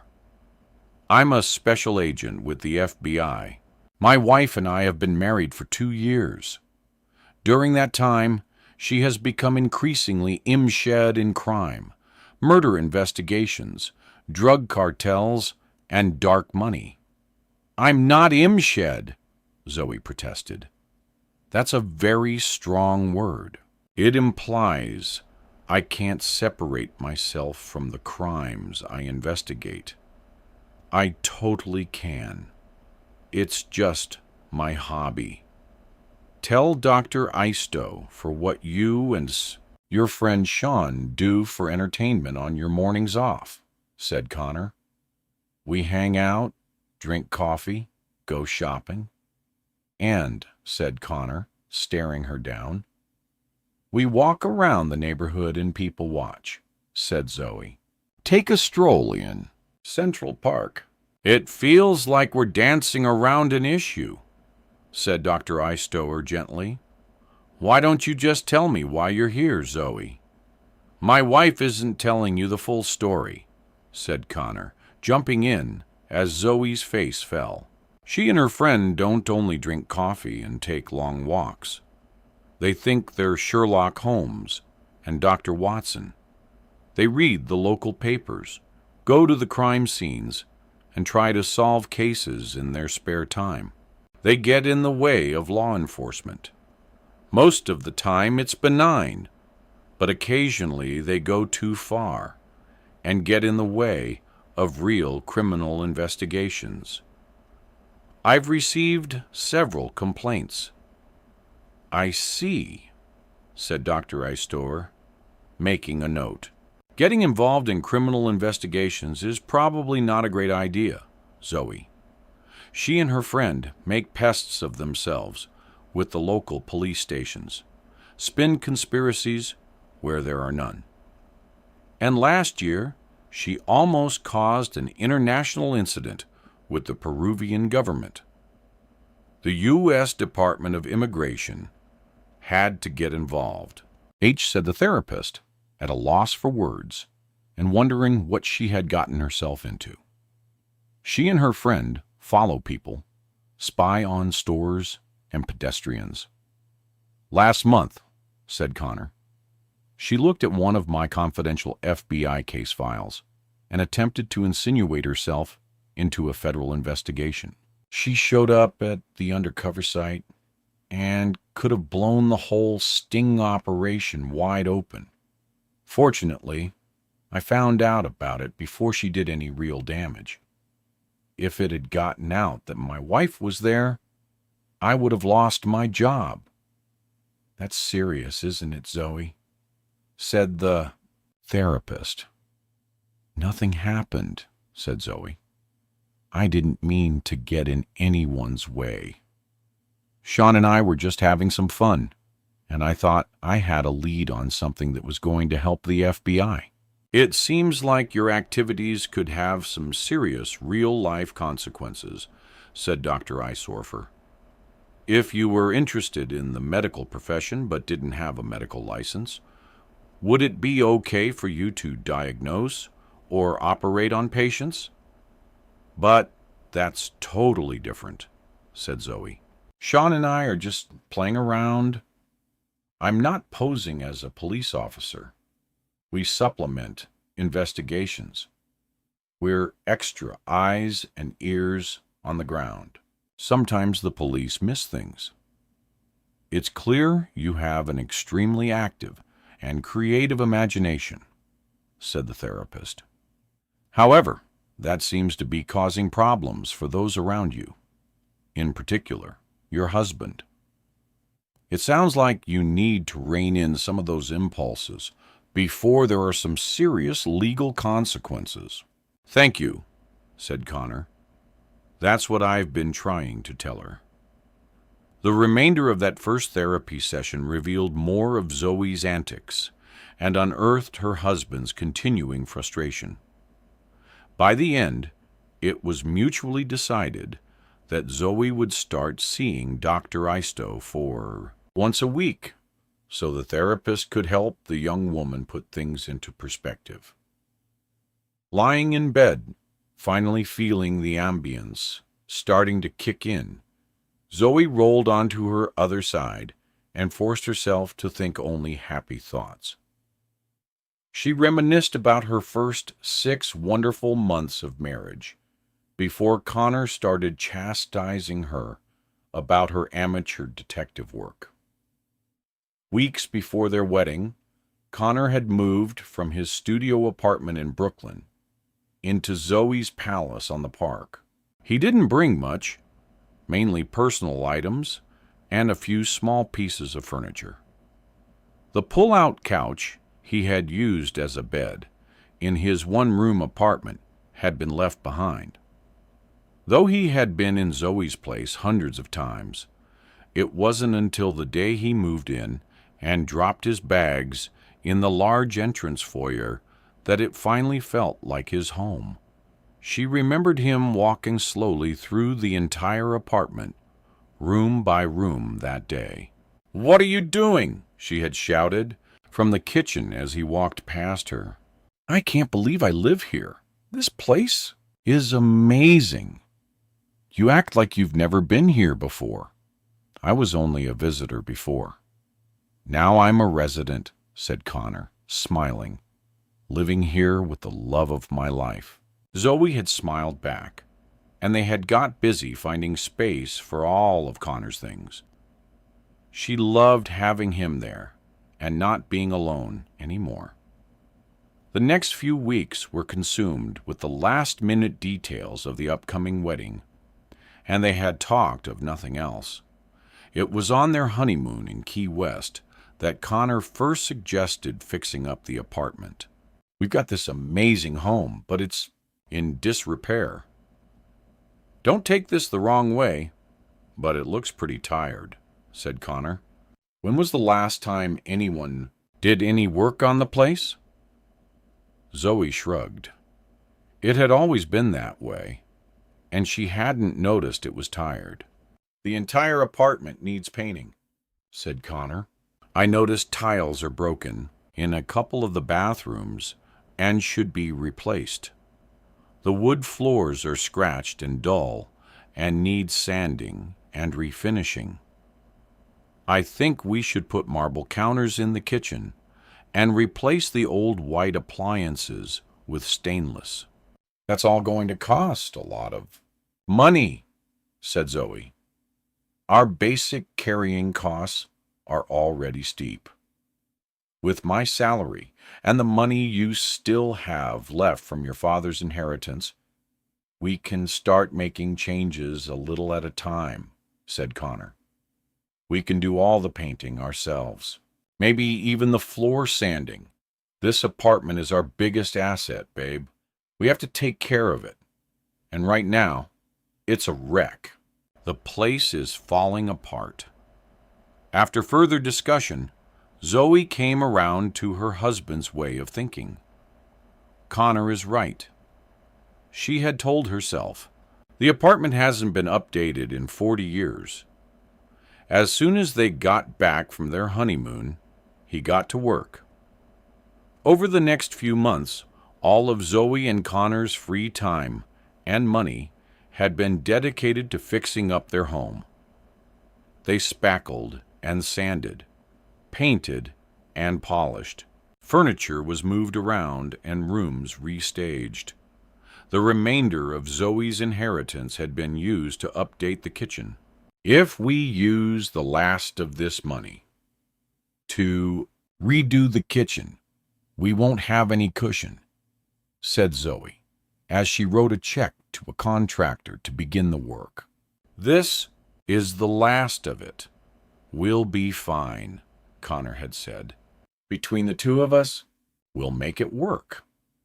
Those early days were full of joy, and their future was so bright that they even talked of having a baby in another 2 years. What did I do to deserve you?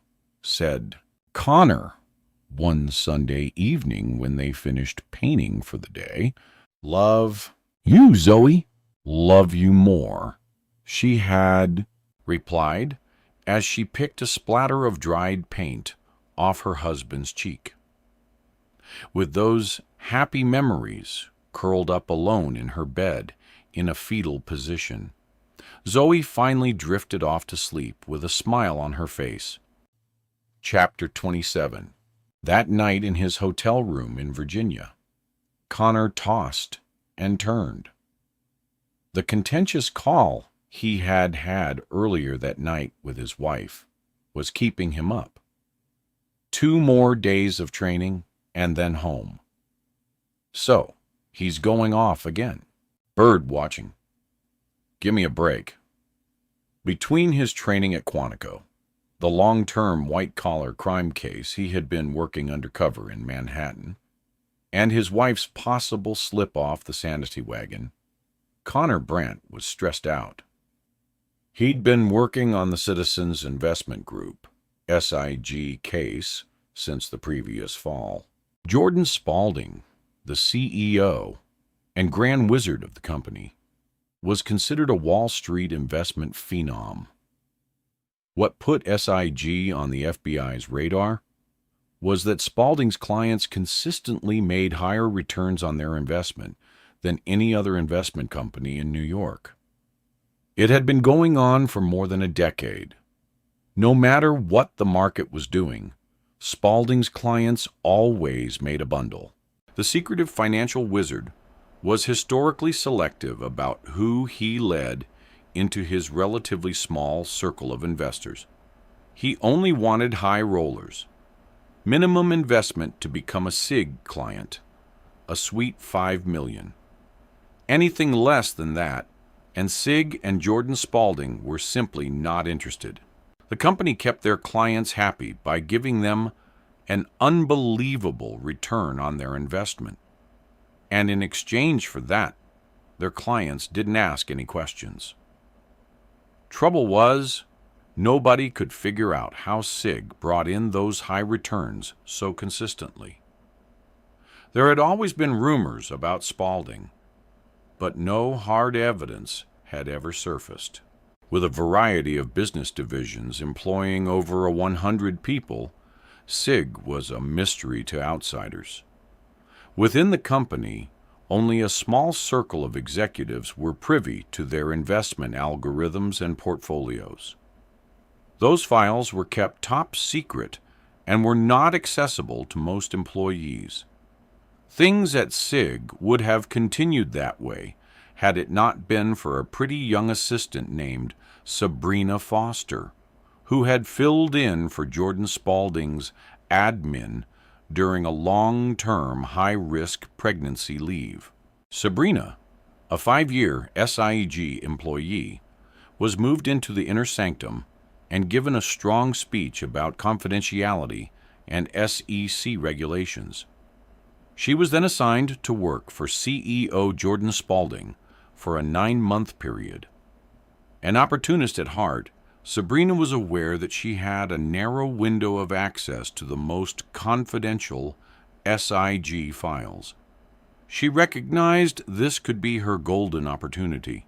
Her first week in the new job, working for the CEO, Sabrina made copies of investment documents with the intention of studying them at home and mirroring the same SIG investments using her own funds. Why should they be the only ones making huge profits in the market? It won't hurt anyone if I invest my own money and build my own little nest egg. Nobody gets hurt, and I can put some money away for my future. For nearly a month, Sabrina tracked SIG investment portfolios each day and bought and traded her own money accordingly. Much to her surprise, her savings of $28,000 dwindled to $15,000. At first, she thought she had misunderstood some of the investments and took another hard look at the data. She had bought and sold the same stocks on exactly the same days as a group of SIG clients, only they had tremendous returns. All of them were up by 36% in the same period of time, while Sabrina was down by nearly 50%. Devastated and furious over her massive losses, she pored over all the confidential financial documents, trying to figure out where she went wrong. It makes no logical sense. She double and triple checked the dates and stock prices and couldn't find the problem. Every investment purchase she had made had been executed perfectly, and still nothing added up. My return should have been nearly $20,000 by mirroring SIG's other investors. They're all way up, but I'm down. How can that be? Spitting mad at herself for losing so much of her hard-earned savings and unable to go to Jordan Spalding to complain, she called her cousin in New Jersey, whose next-door neighbor was an analyst with the FBI. After the FBI neighbor listened to Sabrina's story, he strongly advised her to speak to someone in the white-collar crime unit in the Manhattan FBI field office. "Everything you told me is right up their alley," he said to Sabrina, encouraging her to make the call to the FBI. For the longest time, the Bureau had had their suspicions about SIG and Jordan Spalding. When Sabrina Foster sat down with Connor Brandt and told him her story, Connor and his boss thought they might have a shot at getting the goods on Spalding. If Sabrina Foster worked, from the inside, they could finally put a nail in Spalding's coffin. "I don't know if I can do this," said Sabrina, wringing her hands after Connor suggested she work undercover with the Bureau. "What if they find out? I'll lose my job." "If everything you say is true," said the director of the white-collar crime unit, "SIG is nothing but a house of cards. You won't have a job to go to when things come crashing down." "From what you've told us, Miss Foster, that's absolutely what's going to happen. Trust me, SIG is going down. Maybe not today, but soon. You can take that to the bank. That's the thing about Ponzi schemes. You can't keep them going forever," said Connor, picking up the conversation thread. "At some point, the rent always comes due. Spalding has been on top of the world for years, and now the party is over, if you help us." After 2 more meetings, Connor convinced Sabrina that it was her patriotic duty to bring down the fraudulent financial operation. Remember, it's not only fat cat millionaires and billionaires who give their money to Spaulding. SIG invests for teachers' pension funds and children's hospitals, too. What happens to them when this scam blows up? Those teachers are going to lose all their retirement money. Sabrina nodded her head. My mom's a teacher, she said softly. What SIG is doing is messed up. Okay, I'll do it for my mom. Connor turned over on his uncomfortable hotel mattress and looked at the clock. It was after midnight. He went into the bathroom and poured himself a glass of water. His whole SIG sting operation was scheduled to go down in less than 6 weeks. Sabrina Foster had proved to be invaluable and had done an excellent job feeding him and his team everything they needed to shut SIG down. Now the FBI had almost everything they needed to put Jordan Spaulding and half the executives at SIG behind bars. Climbing back into bed, Connor closed his eyes and tried to clear his mind so he could fall asleep. The phone conversation with his wife echoed in his head again. After another half an hour of restlessness, he acknowledged what he already knew. His wife was losing her grip. Chapter 28. Wednesday, June 3rd, 2020.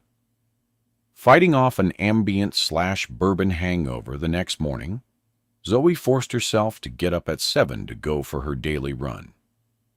Breezing past the doorman in the lobby, she headed out into the warm spring air. The sun was up, and the birds chirped as she hoofed her way up the sidewalk along Central Park West. At 110th Street, she made a right turn, and within a minute found herself running past the still cordoned-off crime scene. Twice as many look pedestrians and masks were there now, and a significant police presence was evident in and around the park. Additional reporters and photographers gathered in a separated press area. As she jogged by, taking everything in, Zoe spotted the reporter Tommy Devlin again with his cameraman near a bunch of other reporters. She had read his most recent article about the park murder in the New York Echo right before she left her building. The New York Echo, Wednesday, June 3rd, 2020. Was Karina Kubak victim of West Side Strangler by Tommy Devlin? Her name was Karina Kubak. She was a 28-year-old middle school teacher for the Dover Academy, an elite private school on West 51st Street. Like the other victims of the West Side Strangler, Miss Kubak was single and killed on the west side of Manhattan. Miss Kubak grew up in Greenwich, Connecticut, graduating from Greenwich High School and receiving her BA in education from UConn in 2014. According to Dover Academy school officials, Miss Kubak had been employed there for the past 3 years. At the school, she was generally well liked by faculty and students, and no problems were ever reported. In the last yearbook, Miss Kubak was listed as favorite teacher by the 7th grade, and she ran the after-school theater club. She lived in a studio apartment on West 85th Street, paid her bills on time, and primarily associated with other professionals in her neighborhood. Preliminary canvassing of Miss Kubak's friends and associates by this reporter found everyone in shock. I can't believe Karina would go into the park at night alone, said a female English teacher at the Dover Academy. She and I were good friends. We'd eat lunch together once or twice a week. Someone must have forced her into the park. I can't imagine her going in alone. Not her. She was pretty straight-laced. Miss Kubak's profile, history, and where she was found have baffled the police. Her behavior 2 nights ago doesn't fit her profile. Preliminary toxicology reports showed high levels of methamphetamine in her system, which supports the theory that she went into the park to buy drugs. How does someone go out on a Monday night, get messed up on meth, and then function the next morning in a classroom with 12-year-olds? Said a Dover Academy French teacher who knew the victim. You know how rough middle school kids are. The last thing in the world I'd want is to deal with 12 and 13-year-olds with a hangover. That would be a living hell. Because Miss Kubak's death may be connected to the West Side Strangler, and because she was killed in the park, the Central Park Precinct is now being brought into the larger WSS investigation. According to the medical examiner, the way she was killed, the method of strangulation, appears to be similar to the other strangler victims, said NYPD lead detective Heather Kim. There are 2 distinct differences between this new murder and the other 6. Miss Kubak was killed outside while all the other murders were inside each victim's domicile. Secondly, the 6 previous West Side Strangler victims were all killed on the 15th of the month. Karina Kubak was killed sometime between the night of June 1st and the early morning hours of June 2nd. That doesn't fit the previous pattern. However, given the seriousness of this crime, we can't rule anything out. The question that remains in everyone's mind, will the West Side Strangler strike again in 2 weeks? On June 15th, Zoe stopped running and bent over to catch her breath, inhaling deeply several times to regulate her pulse. "Hey," she said, smiling as she walked towards Devlin. "I read your new." As this quiet moment unfolds, let the soft music guide your thoughts into a calmer space before the story returns. Peace in the echo this morning. Horrible story. That poor girl. It made me so sad. What would make a school teacher take a chance like that? None of it makes any sense. "It does if you're looking for drugs," said the photographer. "Happens all the time." But Karina Kupiak had money, connections, a good life. She could have gotten drugs in a much safer way. She didn't have to go into Central Park alone in the middle of the night. "You know what I think?" "I can't wait," muttered Devlin, looking around to make sure he wasn't missing something important. "I've heard there's a Polish gang that hangs out at the north end of the park at night," said Zoe with confidence. "I've never heard that," said Devlin. "Polish? You mean from Poland? That's usually where Polish people are from," said Zoe matter-of-factly, causing the photographer to snort. "I'm quite sure about this because this is my hood.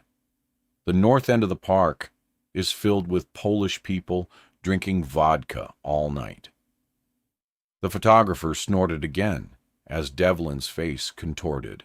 "Drinking vodka all night," said the incredulous reporter, "and selling guns and drugs, too. Maybe Karina Kubak was a Polish spy passing information through the thugs in the park," said Zoe. "That would explain why she was there." "What are you talking about?" said Devlin.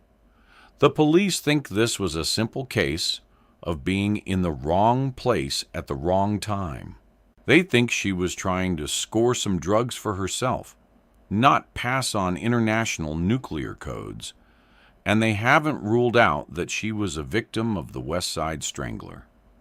"I understand," said Zoe. "But think about it. Her name was Karina Kubak. Kubiak is a Polish name.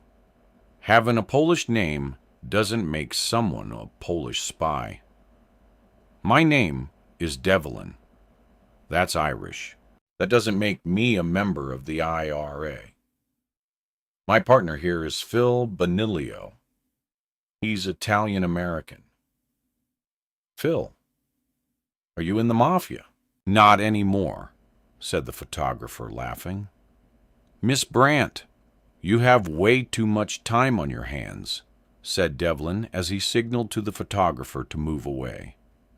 Just keep that Polish connection in the back of your mind. I have a hunch I'm right about that, said Zoe as she waved and ran off towards her apartment. 2 long tables covered by white tablecloths had been set up outside in front of Villa Duna. Plastic plates and cutlery were piled at one end, and wicker baskets brimming with muffins, scones, jams, and butter were at the other. Coffee urns, juice, and selections of regular and herbal tea were placed on a round table. A dozen chairs had been moved from the inside of the restaurant and placed at socially distant intervals along the sidewalk. It looked quite festive for what they all knew was a sad occasion. Their friends, and maybe they themselves, were going to lose their jobs. At 10 o'clock on the dot, Miranda, her bright red hair piled up on top of her head, wearing a green mask that had Villa Aluna printed on it in white, stepped out from inside the restaurant. "Good morning, all you wonderful people," said Miranda, her arms up high in the air as she looked around at her beloved staff. "Thank you all so much for coming. We've had a rough few months, and I've missed you. I've been giving the next phase of Villa Luna a great deal of thought during these many weeks of lockdown." "Here it comes," Sean whispered to Zoe. "The guillotine is about to fall on a few necks." "Shh," said Zoe, her eyes glued to Miranda. Villa Duna's owner shared the official details of New York City's latest plans and rules for outdoor dining and how it was going to work. "Based on the size of our restaurant and the amount of street space we've got, I figure we'll be able to put 15 tables outside, maybe 1 or 2 more, but that's it. We'll bring in large white tents and appropriately space the tables to provide a healthy distance between customers." Applause and whistles emanated from the staff. "Sounds pretty good, right?" Miranda continued. "I'm thinking we'll fill the outside cafe with tiny white Christmas lights and greenery. With a little elbow grease, we can make it look spectacular, better than ever." The entire staff applauded and cheered. "I'm glad you all agree. As I said, we'll have max 15 or 16 tables, as opposed to our normal 42 that we had inside. That's a huge difference. 1/3 of our previous volume." A nervous murmur trickled through the crowd. "Obviously, our table service will be significantly smaller than what it had been," said Miranda. "When it starts to get cold, we'll bring out heat lamps. That's my plan. I'm happy to officially announce that starting next week through the end of October, Villa Duna will be open again for business." After more applause and murmuring, Miranda continued, "In November, if it's really cold, even, heat lamps won't do the trick. When the temperature goes below 50, we'll have to shut down for the winter." "Get more heat lamps!" shouted one of the waiters. Miranda smiled. "I like your enthusiasm. New Yorkers love to eat out, but they won't enjoy fine dining when they're freezing to death. Unfortunately, the best-case scenario is that we'll be closed from Thanksgiving until mid-April. After a series of questions from the staff and Miranda's firm commitment to keep Villa Luna open as long as possible, she moved on to the sad business of the day. Who would stay and who would go? You're all like family to me. The reason I asked all of you to come today is that I didn't want those who I have to cut to simply fade away without a send-off, without a proper goodbye. I want this to be a little going away party of sorts. Of course, once things go back to normal, I'd hire every single one of you back if you're still so inclined. Miranda pulled out a piece of paper and regretfully read the new staff list to the crowd. If you weren't on the list, you were out. When she finished reading the names and gave a few of her employees an elbow bump instead of a hug, a few of the girls who had been cut began to cry. Zoe looked at Sean. "Thank God," he said through his mask, with a sigh of relief. "We're both safe. I don't know what I would have done if she cut me. I've only got about $700 left in my bank account. Connor and I would have been in deep trouble, too. His income covers our home expenses, but my paycheck is how we eat. We blew through all of our savings fixing up the apartment. Anything that was left for my father went into our kitchen. Without this job, it would be a real struggle." As the two friends congratulated each other on their good fortune, Zoe spied Juliet Pasternak on the other side of the crowd, glaring at her. "Don't look," whispered Zoe loud enough for Sean to hear. "Juliet's over by the front door, giving me the death stare." Sean turned his head. "Are you going to say something to her?" he said upon seeing Juliet's scowl. "I guess I should," Zoe replied as she turned and walked over to Juliet, standing 6 feet in front of her.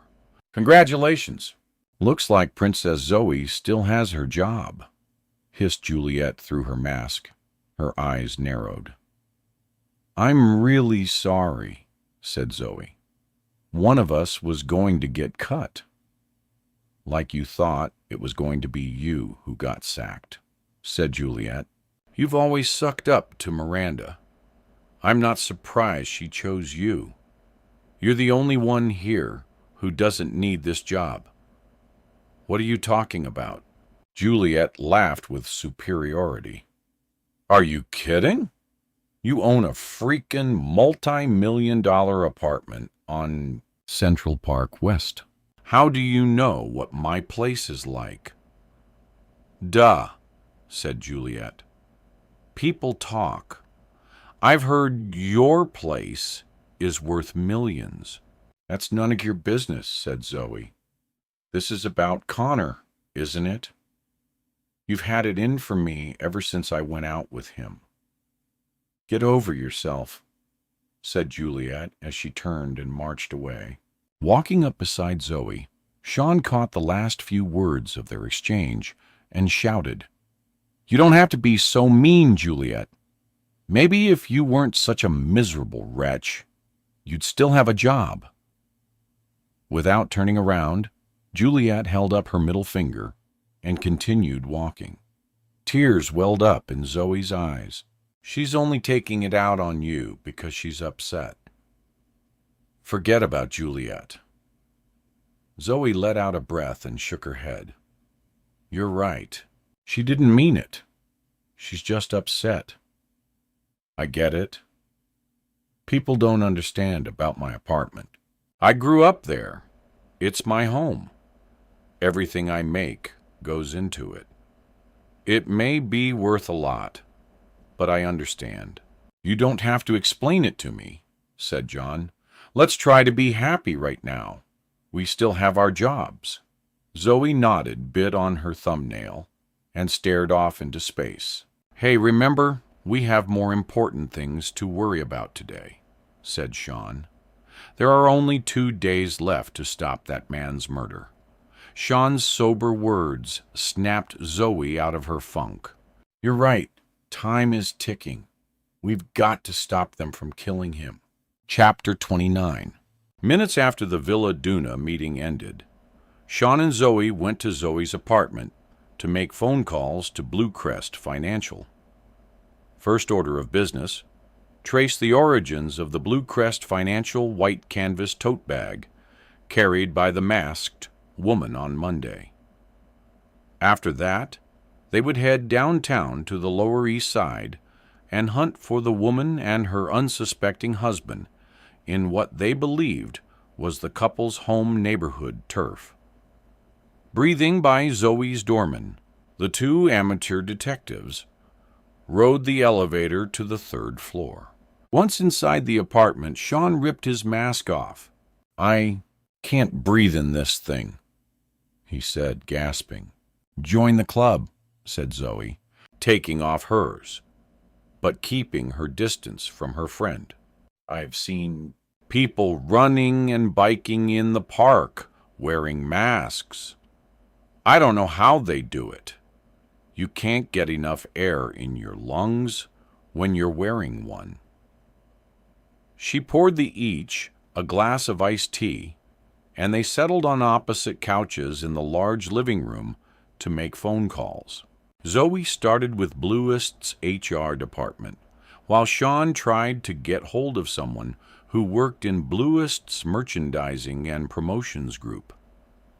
After an hour's worth of dead-end calls, Sean got lucky. Good morning. I'm writing a story on promotional materials, like mugs and pens with company logos, said Sean, laying it on thick. So, the woman on the phone would buy his story. I saw someone carrying a lovely white canvas tote bag with the Bluecrest Financial name and logo printed on it in red. Can you tell me if those bags are sold or given away to the public? Or are they only for employees? Maybe they're used as premiums for new customers opening accounts. This is an odd question, said the woman on the phone. Who did you say you were with?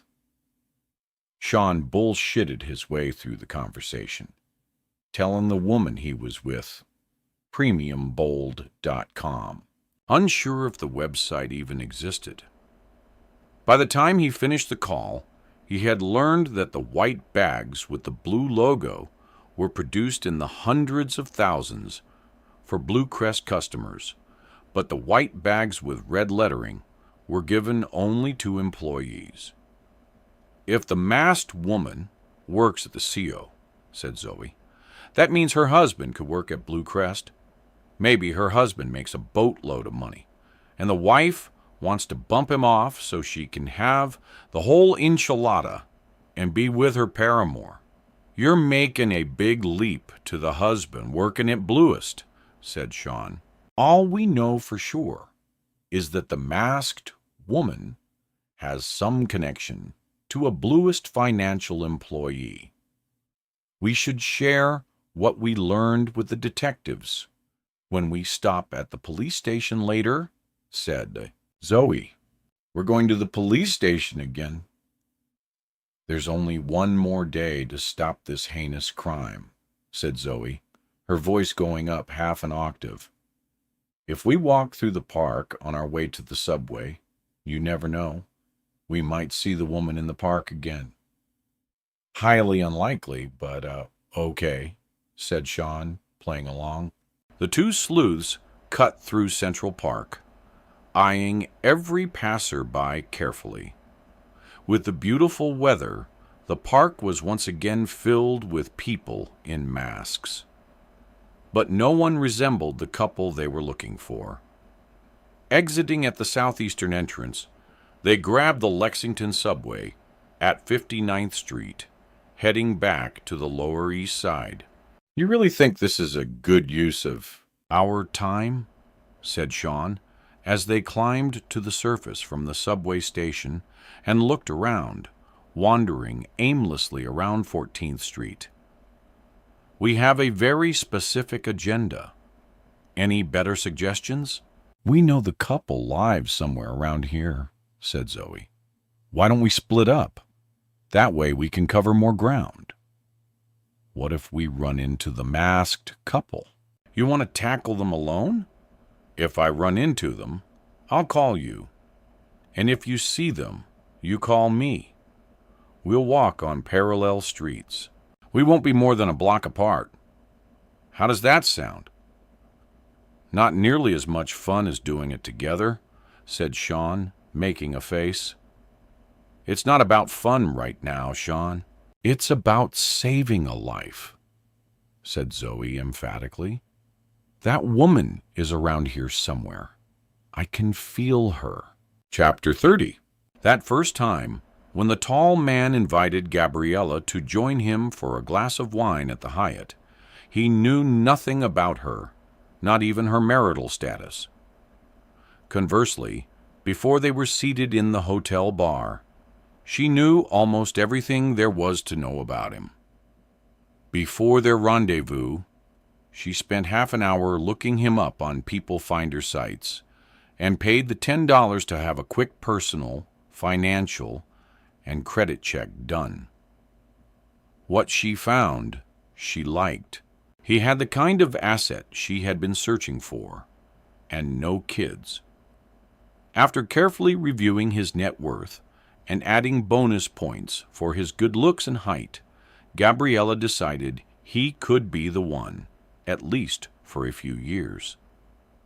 When the tall man watched the Latin bombshell select ties for him behind the co-counter that first day, she took his breath away. She was the most beautiful woman he had ever seen. Her body was all curves, and she had a mane of thick brown, almost black hair that cascaded down her back. All he could think about was running his fingers through it. Her dark, sultry eyes flanked by thick, curly black lashes, and her full red lips sucked him in. He had to keep himself from grabbing her right there in the sport jacket aisle. Even on that first day, he was vaguely aware that there was nothing he wouldn't do for her. "Did you always go out for drinks with your customers?" said the tall man, hoping she said no, as he held up a glass of Cabernet and took a sip. "Never," said Gabriella, feigning shock at such a question. "You're the first. I'm fluttered. You were so nice and sweet, and all the sales today made me eligible for the tea and coal monthly sales bonus. I'm just a $sign to you," he said, making a pretend hurt face. "Of course." "Not," said Gabriella, pouting while making a clicking sound with her tongue before she slid it across her top teeth. "Since you walked into my store, I haven't been able to stop thinking about you. You are a very attractive man, but you know that, don't you?" Gabriella kicked off one of her heels and rubbed her bare foot up and down the man's calf, sending a shiver to his groin and causing his breathing to slow. "You know what else? I think you like—" "Me too," the confident woman said breathlessly, as she continued to move her foot up past his knee toward his thigh. "Am I right? You like me too?" "Oh, yeah." "Maybe we should go someplace more private so we can talk." 20 minutes later, the couple were upstairs in a room at the Hyatt. With the drapes closed, Gabriella pulled out every trick in her sexual toolbox, giving the tall man a ride to remember. An hour and a half later, when they walked out of the hotel onto 42nd Street, it was getting dark. "I should be going," said Gabriella, looking up into his eyes. "Wait," he said as she started to turn away. "I have to see you again. You take my breath away. I've never met a woman like you before. I'll do anything for you." That's the moment she knew she owned him. She had gone fishing, caught her guppy, and slowly reeled him in. Next step, her big, handsome fish needed to get rid of another fish that was in the way of her future. She smiled up at him. "To be totally transparent," said Gabriella, "you should know I'm married." "Since we're being honest," said the tall man, "so am I." "Nobody's perfect," she replied with a smile. "So what do we do now? I've never done anything like this before. When I saw you, I couldn't stop myself." "I feel the same," said Gabriella breathlessly. "I've never done this either. Maybe we're soulmates." They made plans to meet the following week. Before they parted, he bent his head down and kissed her one last time. Later, boarding the Lexington Express train to go home. Gabriella's brain fired on all pistons. "There's so much still to do, and I've got to play him exactly right." Bonus for me, the sex wasn't terrible. Arriving at home, Greg was where he always was, sitting in front of his computer, bidding on eBay while simultaneously gaming on the TV. "How was your night out with your friends from work?" he said, not taking his eyes off the screen. "Fine," said Gabriella, as she shuffled through the pile of mail on the kitchen counter. "It's good to let off a little work steam. I think we're going to make it a weekly thing." "That's nice," said Greg, half listening and still glued to his game. "I'm bidding on an antique Masonic orb pendant. There's only a few minutes left on the clock. Some has been bidding it up for the last 2 hours. Standing behind him, Gabriella rolled her big eyes. "Don't you get tired of doing this all day? That's how I make the money to keep you in style." Gabriella looked around their tiny, cluttered apartment and made a face. "If you got a real job, you could make more money, and we wouldn't have all this junk lying around. This place is like a pen for pigs.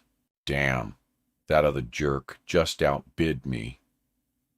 "Damn it," said Greg, pounding his hand on the desk.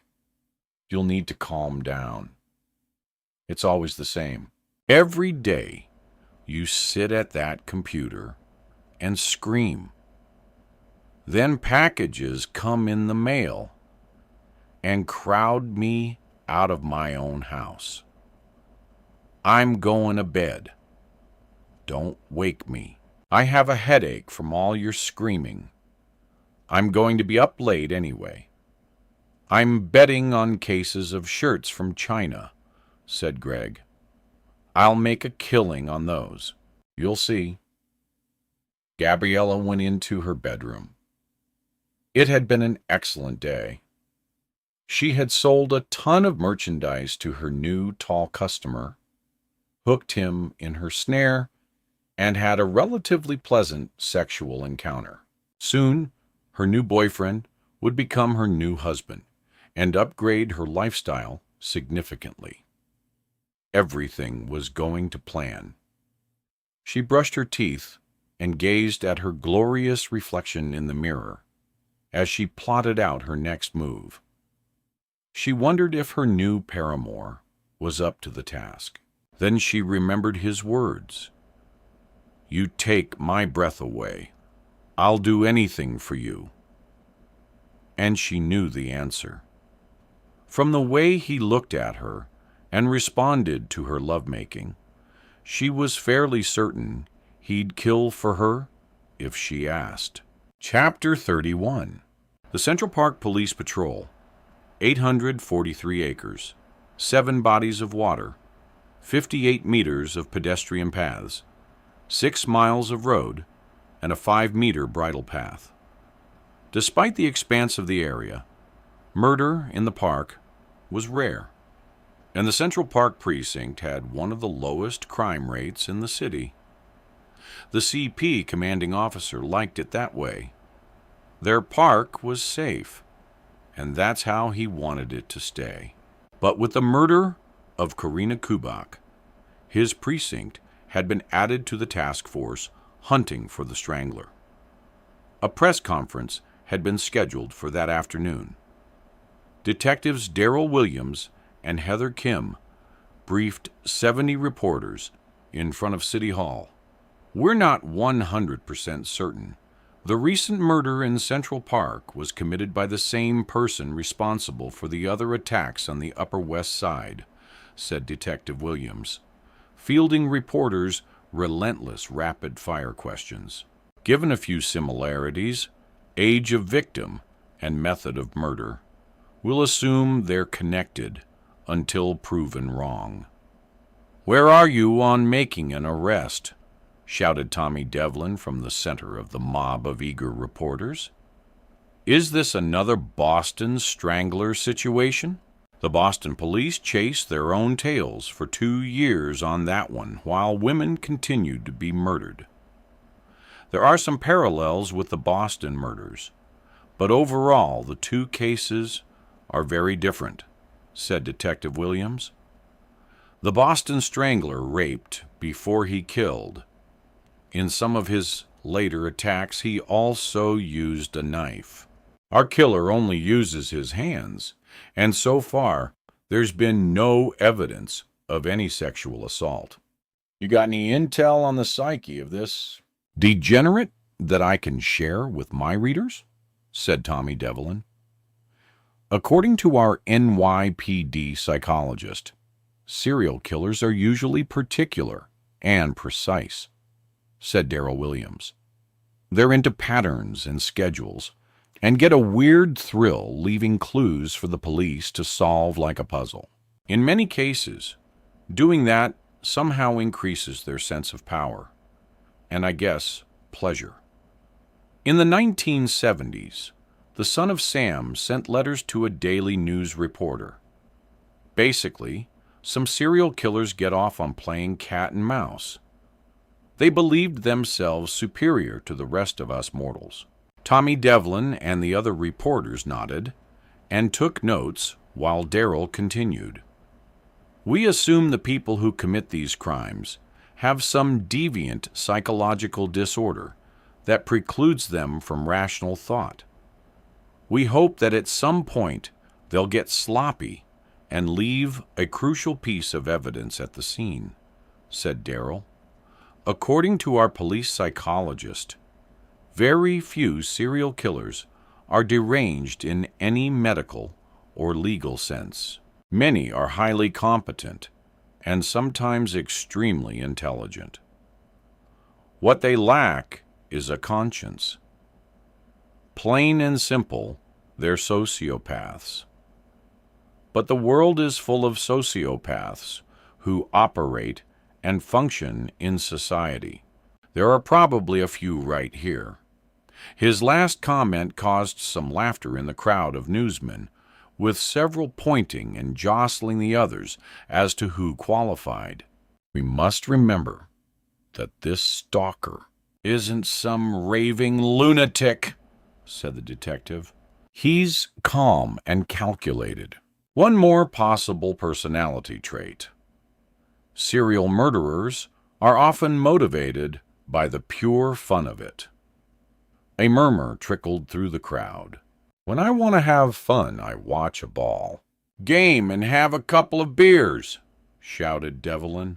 That's not what I heard, Devlin, shouted a reporter from the New York Post in the back of the crowd. I thought your idea of a good time was going moose walking. I never saw a grown man run so fast. How cold was that lake, anyway? Laughter and jeers erupted from the reporters as Tommy Devlin's face turned red. My kids played that video 100 times. You're a rock star at the Fair Oaks, New Jersey Middle School, said the New York Post reporter. More laughter and catcalls ensued. "As far as the Strangler's patterns go," said Detective Williams, ignoring the comments, "our killer has established some. He always kills on the 15th of the month. There's obviously some significance to that date, but so far we don't know what it is. If we're correct about that pattern, another young woman may likely be attacked in 12 days. Our killer has also stayed roughly within a 10 billion block playing field to commit his crimes," said Heather Kim, jumping in. "But we haven't figured out the significance of that yet. Maybe he lives in the neighborhood. Maybe he works there. Or maybe he used to live there. Right now, everything is on the table. Any possible connections between the victims?" asked a red-haired reporter from the New York Daily News. "We did a background check on all the women, and there doesn't appear to be any relationship," said Williams. "In each case, except for the Central Park murder, there was no forced entry. We have to assume that all the women willingly let him in." "What we don't know is why they let him in," said Heather. "The bottom line is this killer has some kind of inside track on all these women, which we still don't understand. He knows them really well." "Trial and error," said the red-haired female reporter from the Daily News. "Maybe he spots the women on the street, strikes up a conversation, and somehow gets into their apartment." "We thought of that, but it doesn't fit with his pattern," said Detective Williams. "He kills late in the day or at night on the 15th. Based on the time of all his murders, it's not likely he follows multiple people home. He wouldn't have the time to make mistakes if it's going to happen on that specific date. We believe he targets a specific individual and leaves nothing to chance. Our theory is that he identifies his victim well in advance of the crime." The detective shared the last remaining details of the West Side Strangler case with the press. "What about all the Argus cameras? Any usable footage?" asked Tommy DeValine. "On the most recent murder, the cameras aren't of much help. They're located throughout the park, but with all the trees in full bloom this time of year, visibility is poor," said Williams. "Go off the paths and roads. You get no visuals. Combine that with the darkness, and we got next to nothing on Karina Kubak. Only maple trees and squirrels. What about footage from the neighborhoods of the first 6 murders?" shouted Tommy Devlin over the crowd. "We've looked at all the street images from each homicide," said Darrell. "That's another puzzle in piece. It appears the killer knows the neighborhood like the back of his hand. We've got film that's time-stamped around each murder, and we're pretty sure we've captured him. But we never get an identifiable shot. It's like he knows exactly where the cameras are and when to cross a street or turn a corner so he won't be seen." "Even with the pictures," said Heather, "an ID is challenging because everyone is wearing a mask. At a baseball hat and sunglasses, you literally can't tell what someone looks like. That's the reality we're dealing with these days." The crowd of reporters nodded and murmured in agreement. "That's about all we got," said Darrell, wrapping things up. "The police commissioner has asked that we do regular briefings with the press whenever there is new information. We're waiting on DNA test results on Karina Kubak. Hopefully that will give us the lead we've been waiting for." When the press conference was over, the detectives returned to their precinct uptown. When Darrell got to his desk in the bullpen, A large envelope was there waiting for him. It contained the personnel records for all of Theron Company's New York Metro stores. An electronic version had also been sent by email. Waiting for the DNA results from the Central Park murder, Darrell opened the co-aisles despite his partner's objections. Are we really going to jerk around with Zoe Brandt's mystery woman when we've got an active serial killer? Said Heather. The older detective pursed his lips. Humor me.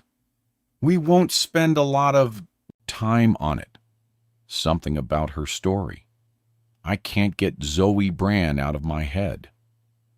Darrell opened a file containing detailed lists of employees at 39 Thien Company, stores in the New York area, looking for female employees with Italian last names because of the Italian flag connection.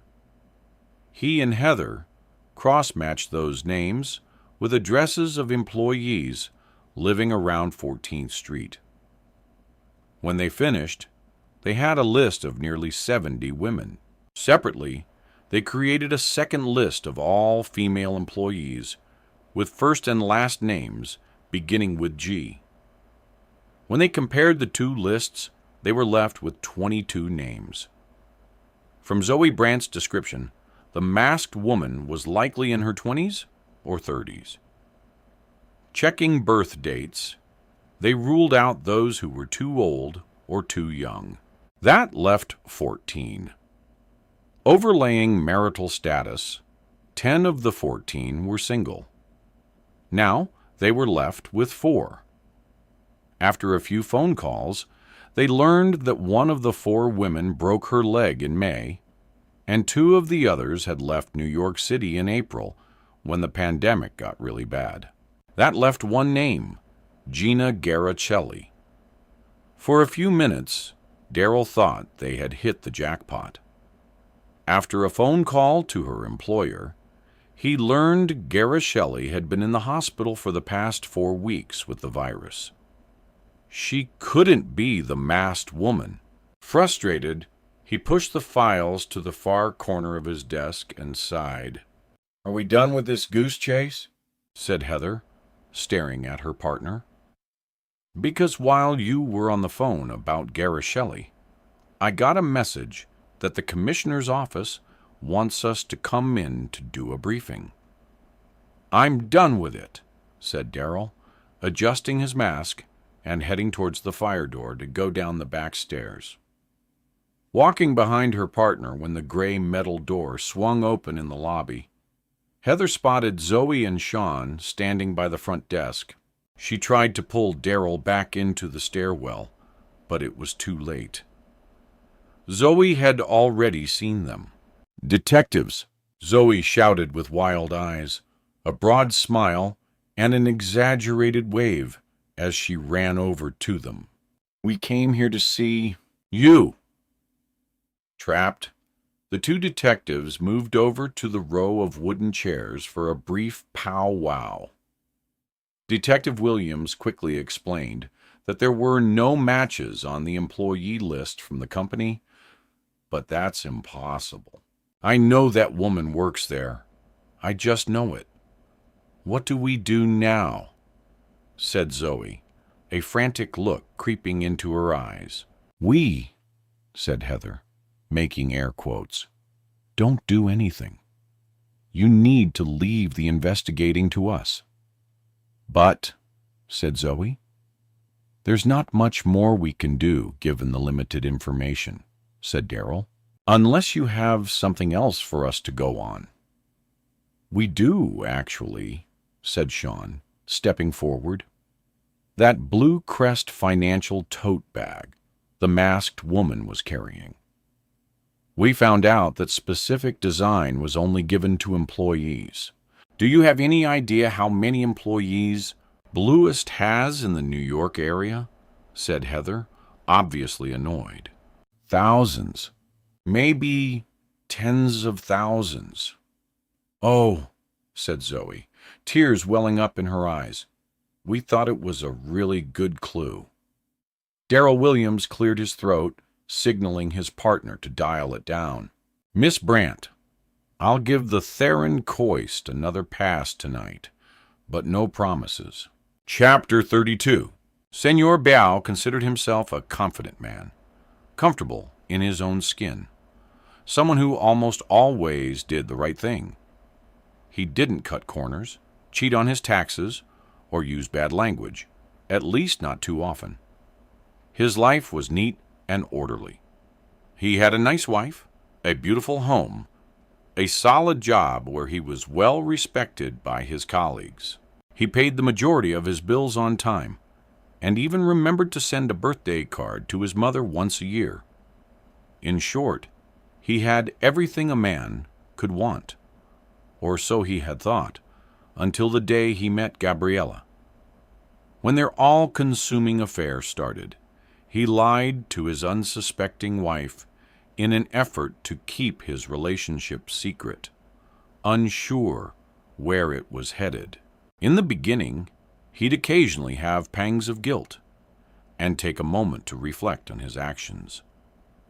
As the affair continued and became more intense, his soul-searching grew less frequent until he stopped examining and questioning how far off course he had strayed. Gabriella was his drug, and he couldn't and wouldn't give her up. Her demands only made him want to please her more, and in time he knew he would do anything to keep her. 8 months into their relationship, she gave him an ultimatum neatly packaged as a request. "My darling, you promised we would be together soon," she purred as she lay next to him in bed. "We snatch a few hours here and there. That's not enough for me. Is it enough for you?" "Of course not, but it's complicated," said Senor Beao as he rolled over and caressed her thigh. "You've got a husband. I've got a wife. It's not just us, and there are financial considerations too." "I've been giving this problem a lot of thought," said Gabriella as she started to unpack her plan. For the next half hour, she talked and explained while he listened without interrupting, partly because he was in shock. When she finished, a chill went down his spine. "Makes perfect sense. No," she said, "is the only solution. We will get what we want, and then we can be together. There's got to be another way." "There isn't," said Gabriella, climbing on top of him and leaning in for a kiss that he couldn't resist. "Not unless we lose everything. And I'm not willing to do that. I can't stay with Greg a minute longer." "If you don't want to do what it takes to be with me, maybe I should find someone else. Maybe I should find a man who is less complicated and more willing to do whatever it takes." The smell of her skin addled his brain, and eventually he heard himself agreeing to do what she had asked. That was the moment he fully surrendered to her. For a man who otherwise revered order when it came to Gabby, he was merely a passenger on a runaway train with no engineer. Scared but thrilled at the same time. "How long will it take you to make this happen for us, Milo?" she asked, as if she were ordering a cup of coffee at Starbucks. "I can't live in that tiny apartment filled with garbage for much longer. All night long, he plays those stupid video games. I've got to get out of there. If we do this, we've got to do it right, or I'll end up in jail, and so will you," he said as he caressed her skin. "It will be soon, I promise. You'll have to trust me and be patient. If someone wants to anonymously buy guns, ammo, drugs, credit card numbers, counterfeit money, or codes to hack into other people's computers, They can find it all on the dark web. It's like no other shopping experience in the world. One can order services from vendors who will do or get whatever the customer wants, providing it's all anonymous and paid for with cryptocurrency. Kiddie porn? No problem. A slave? Sure. Get 2 for 1. A paid killer? Easy peasy. The dark web is a veritable mall for evil, featuring the latest hits from the black arts. Every bottom feeder and low life on the planet with something illegal to buy or sell eventually finds their way there. It's the place to hawk merchandise, be it human or other. Once in business, customers from around the globe drop in to do a little shopping. They even have sales and promotions. Hurry, hurry, going fast. Weekly special. Kidnappings are half price for only 1,000 euros. Buy 2. After his promise to Gabriella, Senor Bayo educated himself, reading as many articles on the dark web as he could find, before he made a move and put his plan into motion. Downloading the Tor browser, the way to get into the dark web, he was initially surprised that it looked so normal. A collection of marketplaces that sold a variety of products to the highest bidder. Except once you scratched the surface and looked deeper into what they were actually selling, you knew you weren't shopping at IKEA. The dark web was a digital crime candy store. One vendor offered login credentials to a bank account that had more than $100,000 in it. Pay the fee for the credentials, and you were in. Another was offering 2 for 1s on counterfeit dollars, pounds, shekels, any currency you wanted. Such a bargain. Vendors offered usernames and passwords and pornography of all kinds, much of which most people didn't know existed. As Senor Bao scrolled through each section with names like White House Market, Monopoly, Dark Market, Versus, Vice, and Enigma, it became evident that each group had their own specialty, their unique selling proposition. He dug further, searching for one that provided the services he specifically needed. After clicking around for hours, he stumbled upon the Death Star Market. They had a range of vendors, credit cards, cocaine, and bomb materials, but they also had a marketplace for soldiers of fortune, more commonly known as people who would do anything for a buck. For obvious reasons, no one used real names on the dark web. All transactions were done using euphemisms. The drug seller might be called Dr. Happy, and the counterfeiter might be called the printer. Senor Beos scrolled through all the listings until he found one that seemed like it might fit his needs. The person called him, or herself, Pest Control. In order to communicate with Pest Control, Bao used Jabber, a chat program that worked on the dark web. He wrote and rewrote his message 100 times before he finally sent it to Pest Control. Hello? I've seen your ad on the Death Star Market, and you look like you provide the kind of services I'm looking for. I have a terrible pest problem in New York City. Sir Lancelot. Several hours later, Senor Bayo received a response. SL, what did you have in mind? I get rid of things, make them disappear. Can clean out your attic. After my exterminating service, you won't have a problem again. Senor Bao and Pest Control went back and forth for weeks until both were satisfied the other wasn't a member of law enforcement. Senor Bao sent a picture of the intended victim. Then he created a digital wallet using Bitcoin and deposited half the payment for the job. They agreed the other half would be sent when the job was completed. A date was selected for the extermination service, Thursday, June 4th, 2020. Chapter 33. A few weeks earlier, while sitting at his desk in the site corporate offices in Lower Manhattan, Senor Bayo pulled together his final notes in preparation for that morning's executive meeting. The gathering would be long, and he'd likely be called on to speak about his department's numbers. His quarterly goals had been achieved, which he considered a minor miracle given that he had been completely preoccupied with her. Forcing himself to focus on his work, he had to make a conscious effort to stay on task, or his mind immediately drifted back to Gabriella.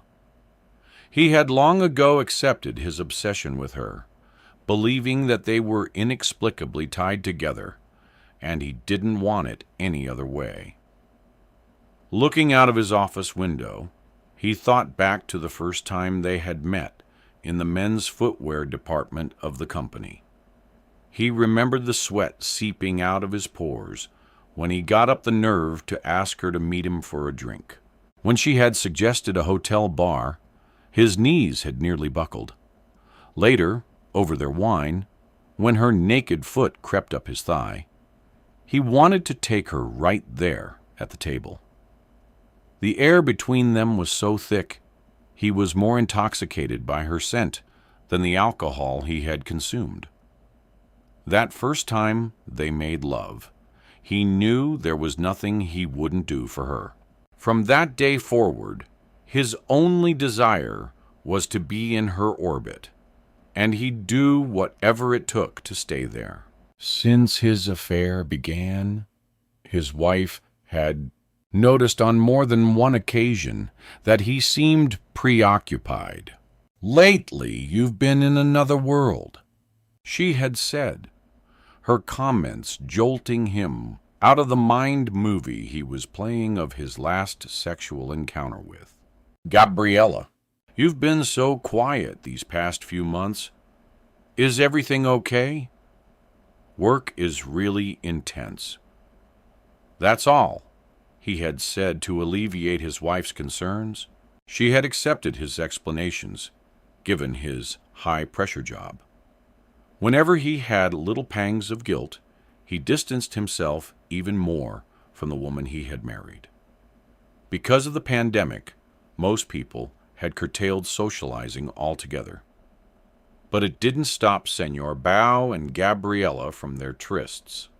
"I can't bear being away from you." Gabriella had purred in bed one evening while drawing a line down the center of his chest with her finger. "When I'm not with you, I feel like half a person. Do you feel the same?" "How can you ask me that? You know I do." "When are we going to be together? I can't wait anymore." "Trust me," he had replied, her naked body in his arms, rendering him helpless. "I've put a plan in place." When Gabriella had first suggested their only way forward was murder, he had been shocked. But she was a persuasive woman, and he eventually agreed that murder was their only viable path. With the wheels now set in motion, he was in deep, and there was no turning back. A colleague rapped on Senor Bayo's open office door as he passed, signaling it was time for their meeting. Gathering his files, he stepped out into the long glass hallway, nodding and smiling to several SIG employees walking by. Ahead, at an intersection of corridors, another department head waved to him. "Morning," said the co-worker, as Bao caught up and the two continued to the conference room together. "Morning," said Senor Bao. "You ready for the meeting?" "Ready as I'll ever be." "I heard Spaulding's going to sit in today," said the co-worker. "Is that unusual?" said Senor Bao, having only joined the firm a couple of months earlier and not yet met Jordan Spaulding. "He runs hot and cold," said the co-worker, shrugging. "Sometimes he doesn't come to the meeting for months, and then he shows up every week. I prefer it when he's not there. He makes everyone nervous." Senor Bayo pushed open the glass door to the conference room. 11 other managers were already seated around a large, glossy wooden table. He found an empty seat and got settled as the glass door opened again. A tall man entered the room, sheepishly, and quietly took a seat. "Who's that?" whispered Senor Bayao to the person on his left. "Haven't seen him before." "I forget his name," said his colleague. "I think he's a senior analyst from Chicago." "I guess that means you're not the new kid on the block anymore." Senor Bayo nodded to the new analyst across the table, who responded with a smile and a quick but subtle wave. Outside the conference room door, there was a commotion as the CEO of SIG, Jordan Spaulding, blasted into the room. "Good morning, everyone," said the CEO in a booming voice as he took his seat at the head of the table. "The sun is shining. It's a beautiful day. No doubt you all have wonderful numbers for me. Let's try not to ruin my good mood." "Good morning," murmured several people in the room. "I see some new faces since I was last here," said Jordan, looking down at a piece of paper. "Which one of you is Kevin Bishop?" Connor Brandt raised his hand. "I'm Kevin Bishop. Nice to finally meet you, Jordan." Undercover on the SIG case for months, Connor expected the FBI would soon have enough solid evidence to put Spaulding and all of his minions behind bars. From what they had discovered so far, Jordan Spaulding was a bigger fraudster than anyone had dreamed. Chapter 34. At his desk at 2 p.m. that Wednesday, Darrell Williams' eyes were glued to a spreadsheet of Torino employees. "Here's that report you wanted," said Manny Perez, one of the young police officers on the Stranglers task force, as he placed a large brown envelope on Darrell's desk. When Darrell minimized the document, it revealed another image underneath, a flag. The picture caught the young officer's eye. "You planning a little trip to Mexico, Detective?" said Manny with a smile. "Mexico," said Darrell, looking up at him. "What are you talking about? You have a Mexican flag on your screen." "It's an Italian flag," said Darrell, opening the large envelope the young man had just placed on his desk. "Hate to tell you, but both of my parents are Mexican. I've been there every Christmas since I was born, and spent half my summers there when I was a kid. I know what the Mexican flag looks like. That's a Mexican flag, not Italian."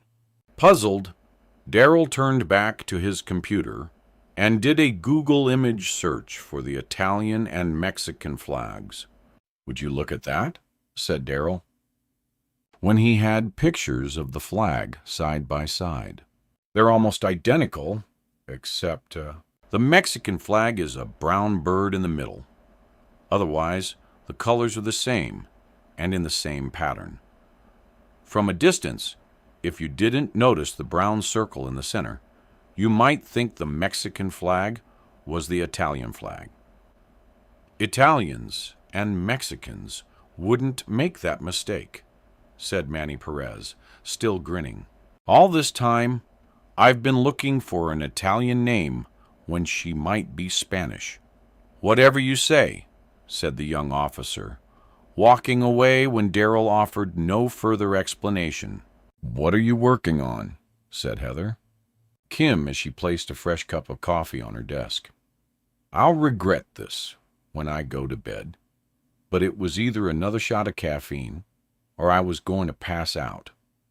I could use your help with something," said Darrell, as he split the co-list in two and handed half to Heather. "Circle all the women who have Spanish names." "I thought we were done with this," said Heather. "Weren't we looking for Italian names? What's going on? It's a long story." "Just trust me on this," said Darrell, scratching his head. "Something about Zoe Brandt's story feels like we're on the cusp of something. The Strangler is our priority." "I know, but I think the Brandt woman is telling the truth. If we can prevent another murder, don't we have to try?" Heather's face softened. Her partner's dogged pursuit of the truth was one of the reasons she liked working with him. She looked at her watch, and she rolled her eyes. "Okay, what do you need me to do?" she said as she sat down next to him.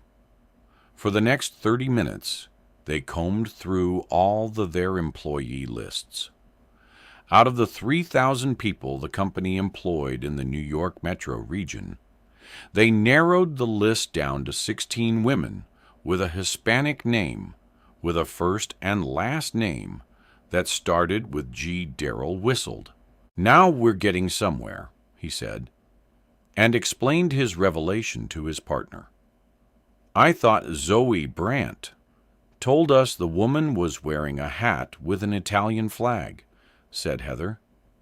"She said it was green, white, and red," said Darrell. "I led the witness. I assumed it was an Italian flag, and she went along with it. It was my mistake. We've been looking for pizza when we should have been hunting for tacos. In that case, we made another wrong assumption. Senor Bello isn't Italian as in Senor Rebello. It's Spanish for Senor Bello," said Heather. "I'm pretty sure the word beao means the same thing in Italian and Spanish. Beautiful. You. The masked woman calls her murderous boyfriend Mr. Beautiful. I think I'm going to be sick. If Brandon Mallister were right, our masked Lady Macbeth has to be one of these 16 women." After a string of phone calls, the detectives deduced that none of the women on the new list with double G names fitted the new profile. Gabriela Garcia's name didn't show up because when she applied for the job, she had used her married name, Gabby Harmon. Frustrated, but still convinced there was something to Zoe's story, Darrell Williams had another idea. If Zoe Brand is right about this murder happening tomorrow, on June 4th, in about 24 to 48 hours, a man's corpse is going to turn up, he said to his partner. "We know the masked woman has a G name, right? What if we expand the search to women with first or last names, beginning with G?" "Worth a shot," said Heather as she reached for the stacks of employee rosters and pulled out a red pen. "What about the Mexican-Italian connection? Look for both." When they finished, they had identified 5 new names at different Thean Co. stores around the city. Gloria Sala, Maria Gonzalez, Gabby Harmon, Ellen Gracie, and Vicky Garastino. Gloria Sala was born in 1956. That would make her 64. "She's definitely not the masked woman," said Darrell, crossing off her name. "Same with Vicky Guarino. Too old." "Gonzalez and Gracie fit into the Spanish-Italian bucket," said Heather, "and both women are under 40. That moves them to the top of the list." What about Harmon? Harmon doesn't sound Latin.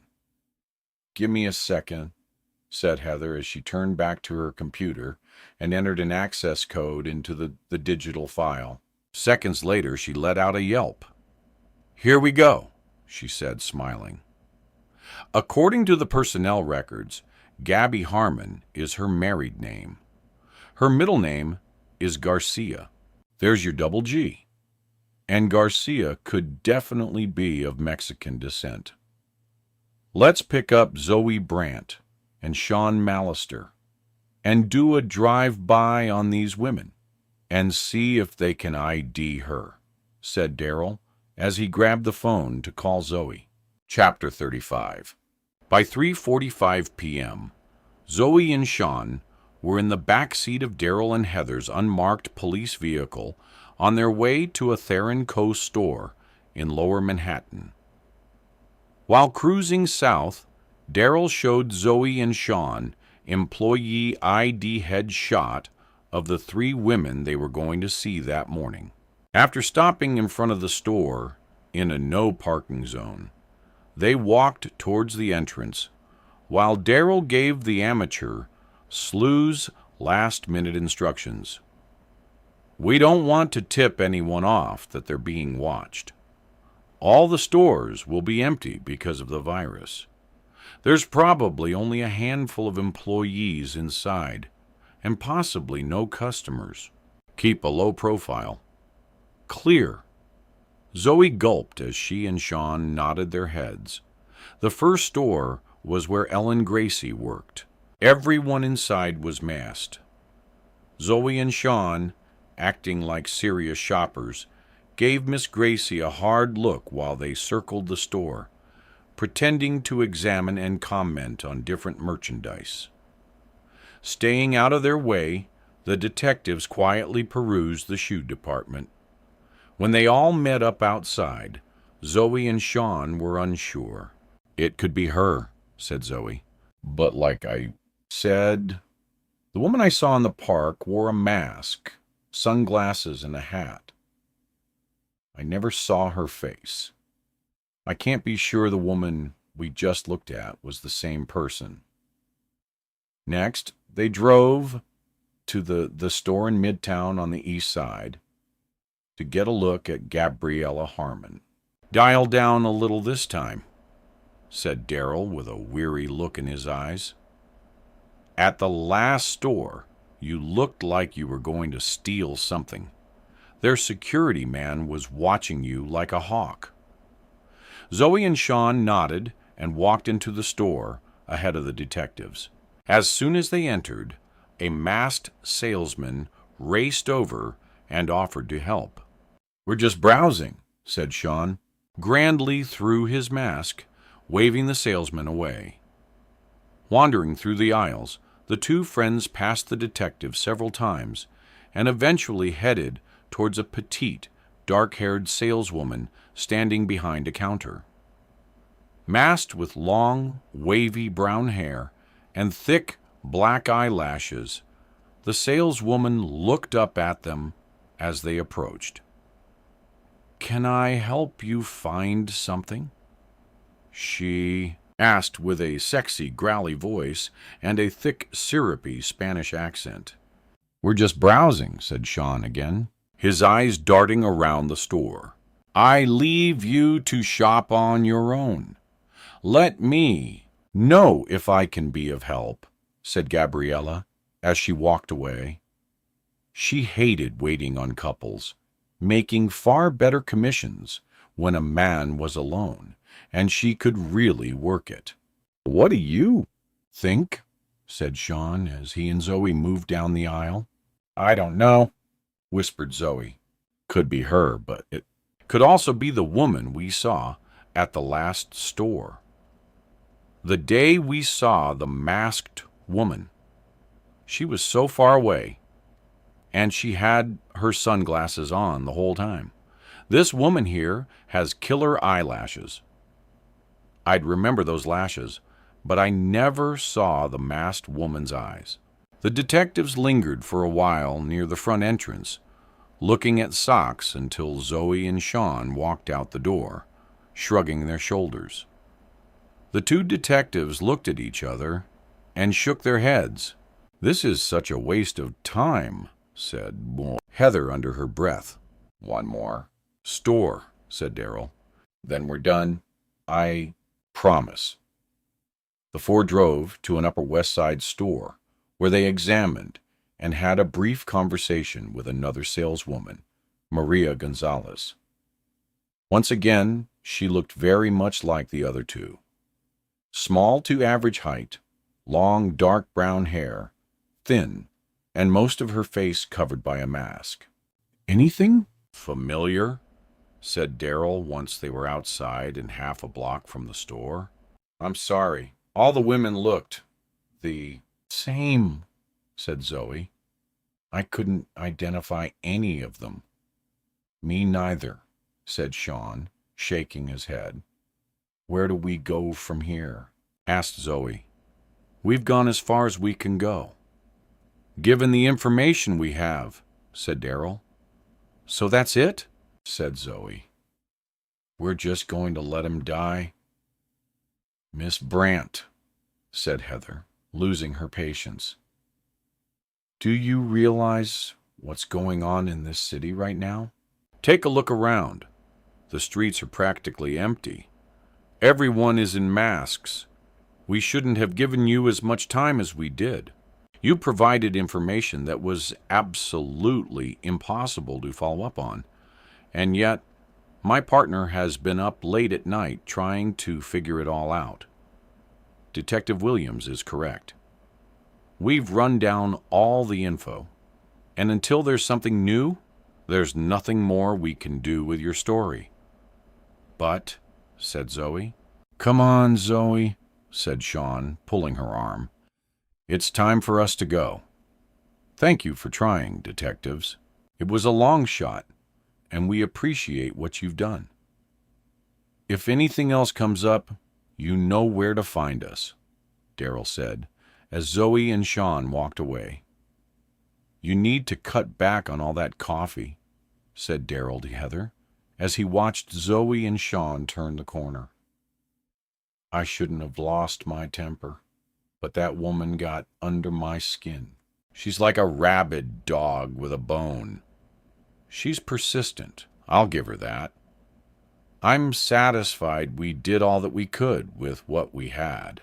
Let's go back to our other case.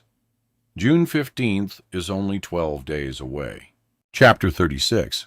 After leaving the detectives, Zoe and Sean went to Central Park. It was nearly 6 p.m. when they stopped and sat on the same bench where Zoe had witnessed the masked woman plotting her husband's demise. "We're at the end of the road," said Sean. "I don't know what else we can do. We can't give up." "A man's life is in our hands," said Zoe. "What about trying to track down the husband through eBay from when he bid on that antique lamp? If we can find the item, maybe we can get his name from eBay and warn him." "eBay is not going to release that kind of personal information," said Sean. "Even if the police ask for it, they need to get a court order first, and there's no time left for that. If what you saw through your binoculars was correct, the hit on the husband is going down in less than 48 hours. "We've got to do something," said Zoe, biting her lip. "What if we try the Gucci store again tomorrow morning? That salesperson wouldn't give us the information the last time we were there. Why do you think she'll give it to us tomorrow?" "Because I have a brilliant idea." "I've got to hear this," said Sean with one raised eyebrow. "We'll tell her the truth, the whole thing. The masked woman, the murder plot, the binoculars, the works. On Monday, we told her you were looking to purchase a Gucci bag because you admired one a friend had," said Sean. "Now it's because of a murder plot you learned about using your binoculars from your apartment window." "Exactly," said Zoe. her eyes of fire, a huge smile on her face. "You're delusional," said Sean. "No way that store clerk is going to risk her job over that story." Zoe groaned. "You're right. I was desperate. Maybe Detective Williams will still come up with something." "There's still one more option you haven't tried," said Sean. "You could ask your husband, a.k.a. the FBI agent, to help us." "I could never," said Zoe. "If Connor had any idea, I'd been all over New York asking questions, trying to get confidential data from companies, talking to detectives and reporters. It would be the end of my marriage." At 7:15 p.m. that night, eating broiled salmon and a spinach salad, Zoe took a sip of her white wine while she watched the local evening news. The weatherman had predicted a heat wave starting that coming Saturday. The weather report was followed by an update on the West Side Strangler case. Detective Williams and Kim's faces were suddenly in the center of her TV screen. It's still unclear whether there was any connection between the young teacher found in Central Park this past Tuesday and the murders of 6 women on the west side of Manhattan, said Detective Williams into a microphone as a map of all the murder locations flashed across the left half of the screen. Heather Kim stepped up to the podium. "We're doing everything we can to stop this predator. We've got officers working in 24-hour shifts, and that will continue until we catch him." After Zoe finished her dinner, she went into the kitchen, poured herself her nightly glass of bourbon, and climbed back onto the couch to wait for her husband's call. At 8 p.m., her phone rang. It was Connor. "Hello there, stranger," she said as she swirled the ice cubes in her glass. "Right on time as always. I like a punctual man. I've only got a few minutes to talk. The team is going to meet tonight at some outdoor beer garden," said Connor. "That sounds fun. Don't get too close to people. I'm always careful. Did you call someone to fix the front door lock?" "No, but I'm writing myself a note right now," said Zoe, reaching for a pen and writing lock on the palm of her hand in black ink. "What's the problem, Zoe? You're not working right now. The only thing you had to do this week was get that lock fixed. Or are you too involved with Sean on all of your investigations to have time for anything else?" "I don't know what you're talking about. There's been a lot of stuff going on at the restaurant. We're reopening outside. Next week and this morning, Miranda let half the staff go. I still have my job, but I got a call from Juliet Pasternak today." "Juliet? How does she have your number?" "From the bank robbery investigation, I guess. She told me she was concerned about you, that you were talking about conspiracies at the restaurant today," said an exasperated Connor. "I never even spoke to her," said Zoe. "That she's mad because she lost her job and I didn't. Connor, you've got to believe me. You know Juliet and I never got along. We'll talk about it when I get home. I've got to go. I'm getting a ride from someone, and they just pulled up outside. Get the lock fixed. I'll be home in 3 days, and we can talk then. I swear Juliet is making stuff up. Okay. Love you. Gotta go." She put her phone down and stared at the word lock written on her hand. I can't believe Juliet called Connor. What is she up to? After one last text check, she turned off the living room lights and walked back to her master bathroom to brush her teeth. Opening her cabinet, she took out the brand new prescription of Ambient that she had picked up earlier that week. Connor was so cranky tonight. He's still mad about all that stuff from last year. Now he's blowing everything way out of proportion. He wasn't going to be fired. Does he believe Juliet over me? She opened up the new bottle of Ambient, popped a single pill in her mouth, and washed it down with her last sip of bourbon. Changing into her nightshirt, she put her new prescription bottle back into the bathroom medicine cabinet and climbed into bed. At least I'll get some sleep tonight. I'll worry about Connor and the masked woman tomorrow. Chapter 37. Before the effects of the Ambient totally kicked in that Wednesday night, Zoe's mind remained busy. She reviewed the activities of her day and made a list of plans for the next morning as she waited for the sleeping pill to send her off to dreamland. Thoughts of Connor and the irritated tone he took with her on their calls that week crept into her mind. He says he's over what happened with the embassy, but I don't think he is.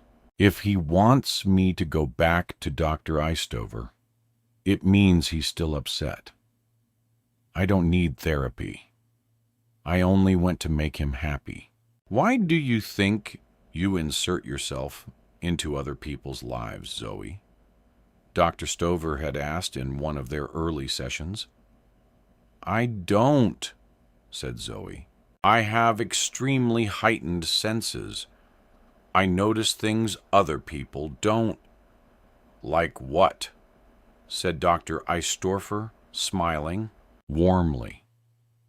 Most people walk around caught up in their own thoughts, moving from one place to the next, one meeting to another. I move through the world with all my senses open and available. I look, listen, smell, touch, and really feel my environment, said Zoe passionately. That's why I detect things. A blink of an eye, a whisper between strangers. A secret document passed from a Central European man to a South African woman on a bus. The therapist's face remained still as she took a long, deep breath in and exhaled. It must be wonderful to have such an acute sense of the world, but it also has to be very distracting and exhausting, said the therapist in earnest. Don't you get tired of always being so attuned to your environment? Zoe smiled and leaned forward. It's invigorating most of the time, although I sometimes find it difficult to focus with so many things happening around me. I can imagine. But you know what they say? If you see something, say something, right? If you see a potential crime, you have to let the authorities know, don't you? You have to report it. Alerting law enforcement to a crime is one civic duty, but let me ask you, how has all of your investigating ended up? Have any of the perpetrators you reported actually been arrested? Asked Dr. Eisver. Not exactly. Do you think it's possible your imagination exaggerates little things and makes them seem bigger or more nefarious than they actually are? Look at me. I'm a restaurant shift manager, said Zoe, blinking back tears. My imagination is what makes my otherwise pretty dull life seem exciting and full of color. I wake up every morning, ready for my next great adventure. That's why I write. Does that make sense to you, Dr. Eistorfer? An active imagination is a wonderful thing, said the therapist, but it seems to get you into a bit of trouble. Your husband is frustrated and worried about you, especially after that incident with the Peruvians. What if we channel your imaginative thoughts into your writing? What do you mean? What if instead of calling an embassy, the CIA, the Department of Health, or the Drug Enforcement Agency, you started by writing things down. You mean like a short story? Exactly, said the therapist. Instead of involving the law, some government agency, or the United Nations, what if you wrote a short story and then brought it with you to our session together? We could bang on it before you alerted the Pentagon, the Department of Homeland Security, or some other official organization. I suppose I could do that. Dr. Eistower smiled. Let's try it for the next few weeks and see how it goes. That's exactly what Zoe did. For several months, she threw herself into her writing. And every time she had a notion about a potential crime or something that just didn't look quite right, she'd turn it into a short story and bring it with her to the therapy session. For 4 months, Zoe dutifully brought her stories to Dr. Eisfer, who marveled at her creativity. Together, they examined how some of the incidents or people Zoe noticed might have been a coincidence or nothing at all. When her conspiracy theories were funneled into her writing, things between Zoe and Connor moved into a much better place. He stopped micromanaging her, and she was generally more relaxed. All that changed when Zoe witnessed the masked woman plotting to murder her husband from her living room window. No matter how hard she tried, she couldn't ignore what she had seen. Convinced the incident in the park was real, and believing a man's life was at stake, Zoe was committed to seeing it through, even if it did cause problems in her marriage. Chapter 38. Thursday, June 4th, 2020. There is an order to this, said Heather Kim, sitting at her desk in the bullpen, shaking her head and staring up at a giant map of the Upper West Side pinned on the wall. I keep coming back to this map. My gut says the answer is right there in front of us. We've looked at the map 1,000 times from every angle, said Darrell Williams, taking a sip of his fourth coffee. If it's saying something, it's not talking to me. Heather moved closer to the map with a red ruler in her hand and pointed. Humor me. Let's do this one more time. The first murder was Lisa A. on 95th Street, right? Next, Carly Faircloth on 104th Street, which means R. Purr went uptown by 9 blocks. Third, Nicole Barrett on 96th Street, which means he goes back downtown by 8 blocks. Then, in March, it was Rosie Florio on 97th and Columbus, said Darrell, which is only 1 block north of the previous murder, said Heather. The killer stayed in the same neighborhood. That's significant, right? Darrell shrugged his shoulders. I've looked at this thing so many times, I don't know what's significant anymore. The 5th victim was Michelle Rothberg on 103rd in Amsterdam, and victim number 6, Katie Tierney, on Central Park West and 100th Street, said Heather, walking in front of the map like a college professor giving a lecture. A killer goes uptown, then downtown, then uptown, then downtown. A big zigzag. Maybe that's something.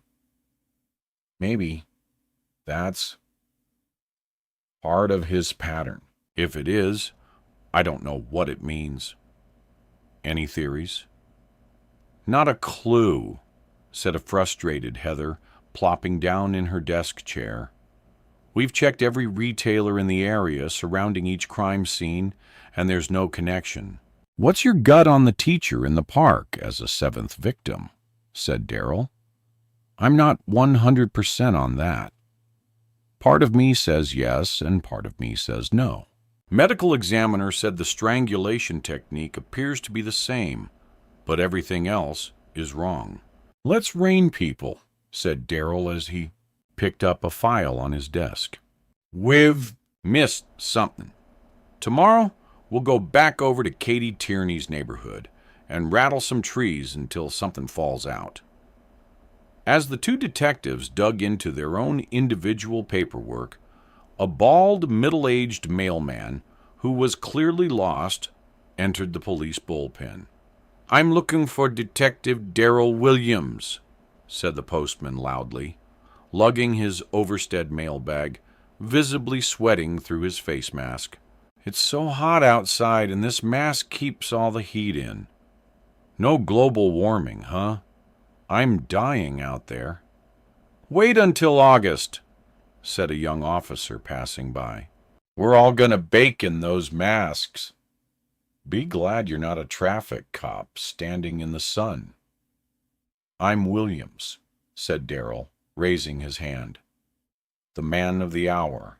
I've got 2 letters for you that need signatures, said the postal worker, pulling 2 envelopes out of his bag and handing them to Darrell.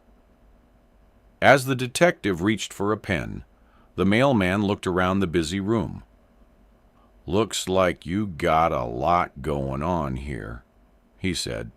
You could say that, said Heather without looking up. The mailman nodded appreciatively as his eyes settled on the big map hanging above Heather's desk. That's weird, said the postman. What's weird? Said Darrell as he signed. His letters. That big map up there with the red marks looks just like my old postal route, he said. Darrell looked over at Heather, who was already looking up at the mailman. What did you just say? Said Darrell. That's my old mail route you have circled there on the map, said the mailman, pointing and moving closer. I used to deliver from 96 to 104th between Central Park West and Amsterdam. That's what you've got outlined on your map, isn't it? Wait a second, said Heather, standing up. You're saying that's your exact mail route? My old one got a way sweeter route now. I cover 42nd to 55th between 8th and 9th, said the mailman. A lot less mail to deliver. That old route took forever, and everyone was so particular about everything. On their feet, the 2 detectives faced the mailman. When did you leave that route? Asked Darrell. A few years ago, said the mailman, backing up as the detectives invaded his personal space. I put in for a different territory, over on the east side when someone over there retired. I worked for the east side for a couple of years, and then someone died, so I put in for the route I have now. Most people don't know this, but when you have a good mail route, you never give it up unless you die. The only time the good routes come available is when somebody bites the big one. The longer you stay at the USPS, the better your routes get if you don't kill over first. Do you know if the same person who took over your old West Side route is still there? Asked Heather.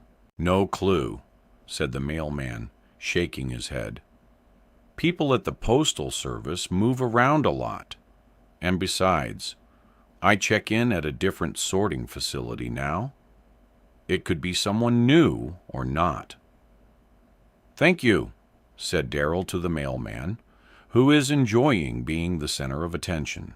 Thank you very much. If he's right, said Heather, this takes going postal to a whole new level.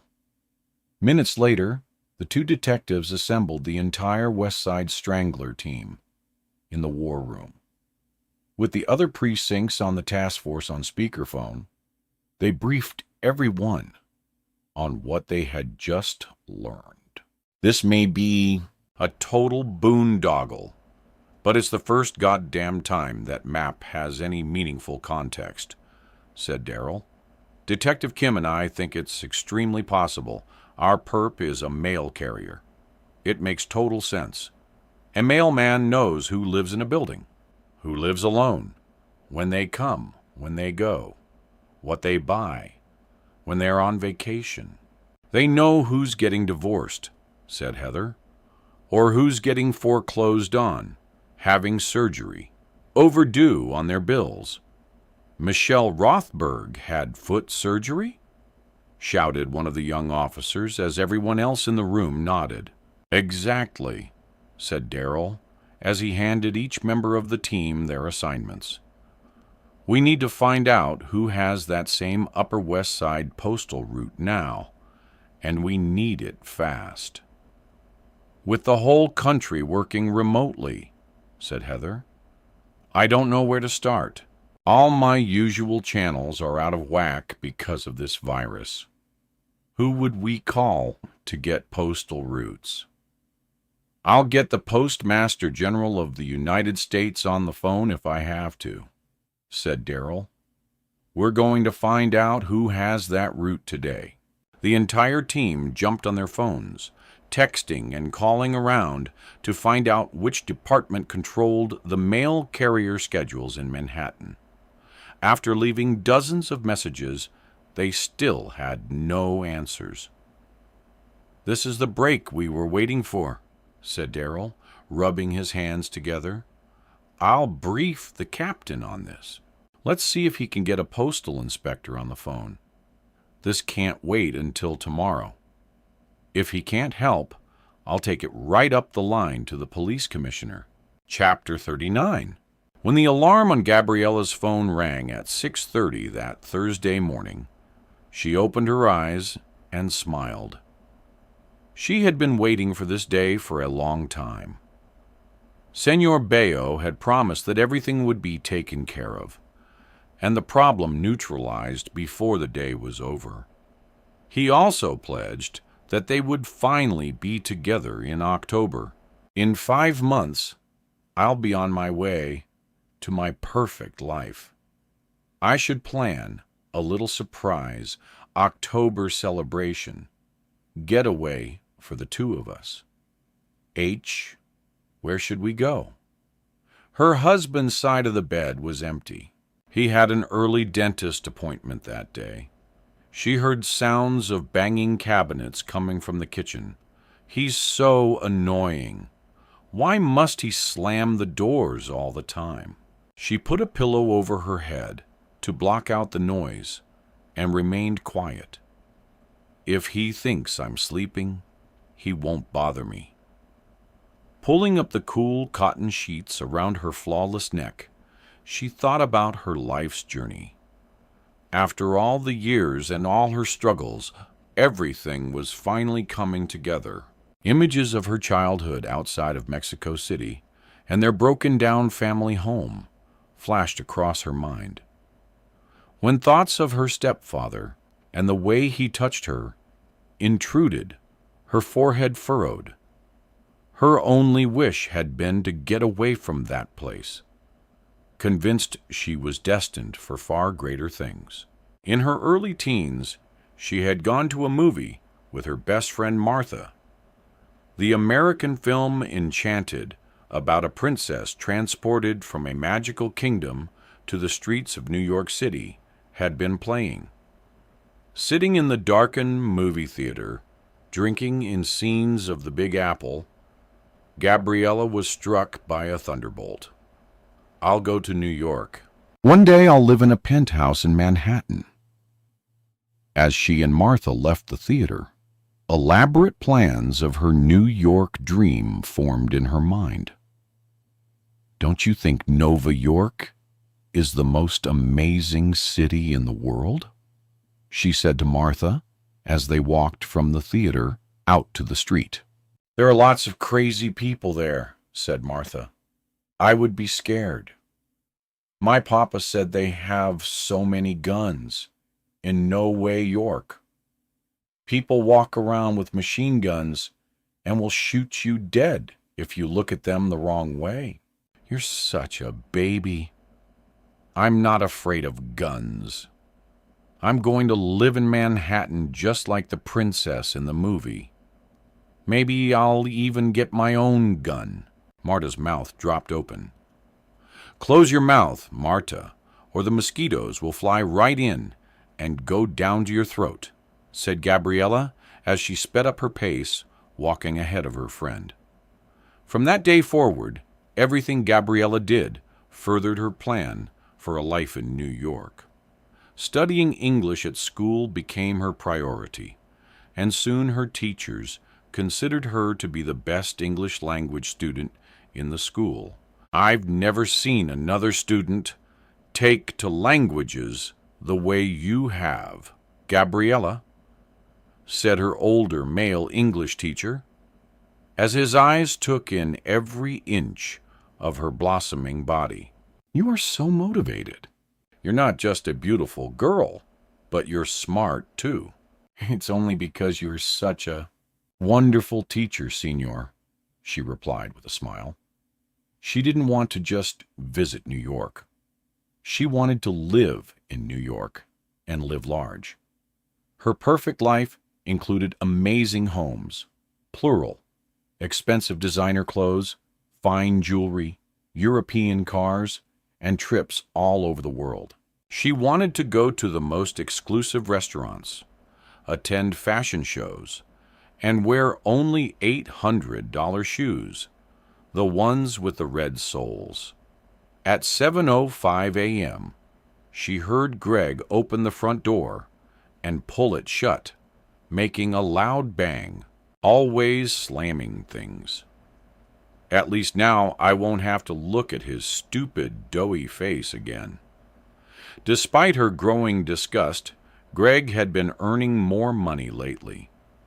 His online tutoring business had blown up in a lucrative way since the pandemic started. Children being homeschooled turned out to be great for his business. Wealthy New York parents made sure their progeny kept up with their studies and hired tutors for their kids. Greg even had to turn down a few jobs because of the high demand. There were not enough hours in the day. Despite that, his moderately increased income would never be enough for Gabby. Peeling off the bed sheets, she stood up and walked to the single open bedroom window that faced the red brick wall. Just the sight of the bricks irritated her. It was not the glamorous view she longed for and had expected when she married him. She thought back to her teenage years, a time when she had worked so hard and saved everything she made for her eventual getaway to New York. No one had known about the special relationship she had back in Mexico. A few times, her mother had looked at her sideways after discovering an expensive bracelet or a pair of gold earrings in her daughter's room. "Where did you get these jewelry from? These things cost a lot of money. You didn't steal it, did you?" Her mother had said suspiciously, "No, Mama, I don't steal. I earn whatever I have." "Then where did this come from?" her mother said, holding up a sparkly bracelet. "Some boy gave it to me," said Gabriella, turning away. Her mother squinted and stared at her daughter. "If a boy gives you a gold bracelet, he expects payment." "You're so old-fashioned," said Gabriella, making a tisking sound with her tongue. "He was an ugly, rich boy. I met him while I was working at the department store. He had so much money. The cost of the bracelet meant nothing to him. He only wanted to show off to impress me, so I let him buy it. What do I care?" What Gabriella didn't tell her mother was that the rich boy was actually a 79-year-old man who she had grown rather fond of. Senor Rodriguez was refined. He had always been kind and charming, and he never pushed her to do anything she was uncomfortable with. He did, however, reward her when she pleased him. She was simply doing a job. It was a way to save up for her move to America. She rationalized that anything she did for the Señor was perfectly all right if it got her closer to New York and far away from her sad little town. Now, so many years later, she smiled at her reflection in the mirror of her tiny New York City bedroom. Everything is about to change for me, and soon I will have the life I've always dreamed of. By the end of the day, the first obstacle between her and her glamorous life would be eliminated. Taking a deep breath and exhaling, she marveled at how everything had finally come together, and congratulated herself for being patient and careful. All the hard work was about to pay off. Her face darkened as she wondered how long Señor Bay would be enough for her. In time, she knew she'd want more. It was her curse. She always wanted more. Pushing the dark thoughts out of her mind, she told herself that for now, Señor Bayao was perfectly fine.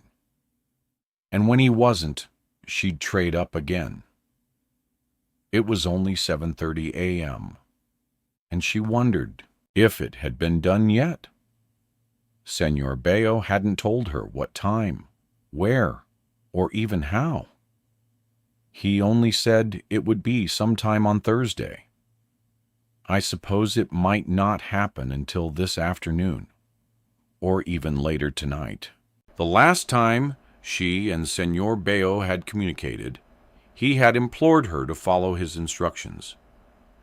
There's no way you'll be implicated, Gabby. But to be on the safe side, make sure you're out in public and seen by people that entire Thursday. But I don't know anything, she had said. You haven't told me about the plan. How could I be implicated? Do what I tell you, Gabby, he had replied. Create an alibi for yourself. Trust me, it will protect you. Everyone is in masks. No one will remember seeing me. You're wrong.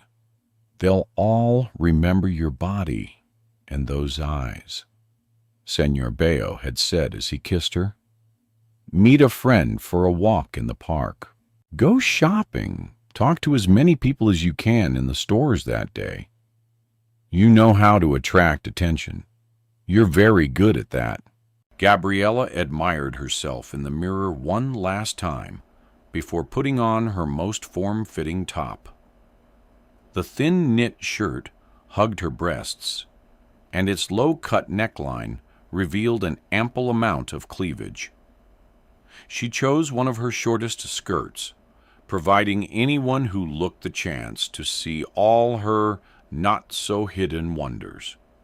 Combing her lustrous dark brown hair into a ponytail, she completed her makeup, adding extra mascara, put on a bright pink face mask, and by 8:05 a.m., she was out the front door headed towards the uptown subway station. Wandering along 14th Street, she waved to the owner of the dry cleaners she and Greg used. The man recognized her and waved back enthusiastically. She smiled through her mask and shouted through the open shop door, "Good morning! It's a beautiful day," and kept on walking. She took a few steps and turned her head. The dry cleaner was standing in the doorway watching her walk away. She smiled. Couldn't resist another look, could you? Chapter 40. When Zoe woke that same Thursday morning, she reached for her phone on the nightstand. Fishing around, she knocked over 2 half-filled iced tea glasses. Jumping out of bed, she looked down at the tea seeping into some clothes piled on the wooden floor. "Shit," she said as she looked around for something to mop it up. Picking up one of her dirty sweatshirts off a doorknob, she threw it on top of the tea to soak it up. At 7:15 a.m., after cleaning up the mess, she walked to the living room window to look out at the park and city street below. It was another beautiful sunny day. Though it had been 3 months since the city had gone into lockdown, it still shocked her to see so few cars and hardly any pedestrians outside. Back in her bedroom, she picked her white cotton robe off the floor and noticed it was covered with stains. Still good for one more wear. Putting the soiled robe on, she shuffled into the kitchen, fixed herself a cup of coffee, and settled in by the living room window to FaceTime with Sean. Moments later, his groggy and unshaven face appeared on her phone. "What?" he said, obviously. Still in bed, half asleep. It's not even 9 a.m. yet. "I didn't sleep well last night. Right before I went to bed, I was examining my face in the bathroom mirror and noticed there's a little ding on the inside of my lower right eyelid. Look." Sean moved the camera of his phone up to his eye so it filled Zoe's entire screen. "What if it's that flesh-eating disease? What if it eats my eye?" "Your eye looks bloodshot, but other than that, I don't see any evidence of flesh-eating bacteria," said Zoe. "Can we get back to business?" "Today is Thursday. We're nearly out of time. We've got less than 24 hours left." Sean ran his fingers through his hair. "It's a lost cause. We have to try. You promised." Sean let out a breath of surrender, knowing Zoe wasn't about to let this go. "Okay. What's our first move?" "I was thinking," said Zoe, taking a sip of her coffee and glancing out the window. "We should go back downtown and walk the blocks between the 14th Street subway stop and Blaker Street. If we're lucky, maybe we'll run into him and we can warn him. The odds of us bumping into him on the street are slim to none," said Sean. "Besides, the restaurant is opening on Monday, and I've got a ton of things to do before we go back to work. This investigation has consumed my whole week. We can't just do nothing. We've talked to the police numerous times. What else can we do?"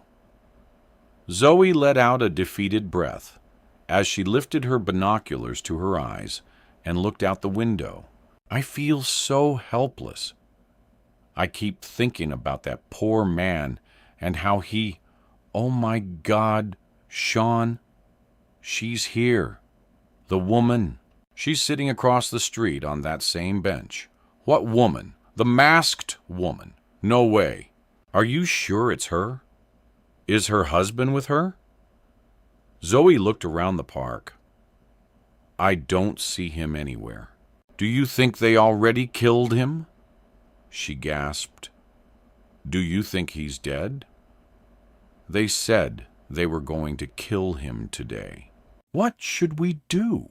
shouted Zoe, standing and bouncing on the balls of her feet, the binoculars still glued to her eyes. "We should call the detectives like they told us," said Sean. "But the police won't get here in time. She could walk away at any second. I'm going to follow her." "Give me 30 seconds to put on some clothes," said Zoe, dropping the binoculars on the living room chair and running to her bedroom. 40 seconds later, she was back in a t-shirt and a pair of shorts. "I'm dressed," she yelled to Sean, still waiting for her on FaceTime. Running over to the window with her sneakers in one hand, she picked up the binoculars and looked out. Thank God she's still there. Sean, get over here now. Jamming on her shoes, she grabbed her phone and was about to run out the front door when she remembered she didn't have her keys or wallet. Running back to the bedroom, she hunted for her bag. Her clothes were piled up all over the room, and finding anything was nearly impossible. When her husband was home, Zoe was more mindful of picking things up and putting stuff away. When he was off on assignment, she let things go. She sprinted back into the living room to check that the masked woman was still outside. She was. Zoe tossed the binoculars back on the chair and ran to the dining room. No bag. Back to the bedroom, she pulled out all of her drawers. No bag. The kitchen. Racing down the long hallway, she found her bag slung over the back of a kitchen chair. Grabbing it, she dropped her phone in, but noticed her wallet wasn't inside. Where did I leave my freaking wallet? If that woman gets on the subway or takes a cab, I'll need money. Where's my wallet? Wait, the black shoes with the studs on the heel. The night before, she had been shoe shopping on her phone in bed and used her credit card to buy a pair of shoes. Galloping back to the bedroom, she dropped onto the floor, shimmied under her bed, and retrieved her wallet. Seconds later, and out of breath, she flew past the lobby doorman and out to the street. Now at ground level, she couldn't see the bench where the woman had been sitting. Dodging the few cars driving on Central Park West, she ran across the street and into the park. The bench was empty, and the masked woman was gone. No. Looking up and down Central Park West, she jogged south on one of the walking paths inside the park.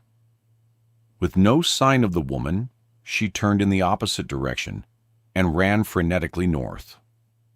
Minutes later, sweating, gasping for air, and not knowing which way to turn, she pivoted again and ran head first into Sean. "What the hell are you doing?" he said after she nearly knocked him over. "I saw you from across the street running in circles." Tears of defeat welled up in Zoe's eyes. "I lost her. I couldn't find my bag. And when I finally did, my wallet was missing. I finally found my wallet under my bed, and by the time I got out here, she was gone. Following her was a terrible idea anyway," said Sean. "Remember what the detective said? The masked woman could be dangerous." "It's over then," said Zoe, sitting down. On the same bench the woman had been perched on only 15 minutes before. She buried her head in her hands. "We're out of time. We didn't stop it. How can we live with ourselves?" "I'm not owning that," said Sean, sitting down next to her. "We did everything possible.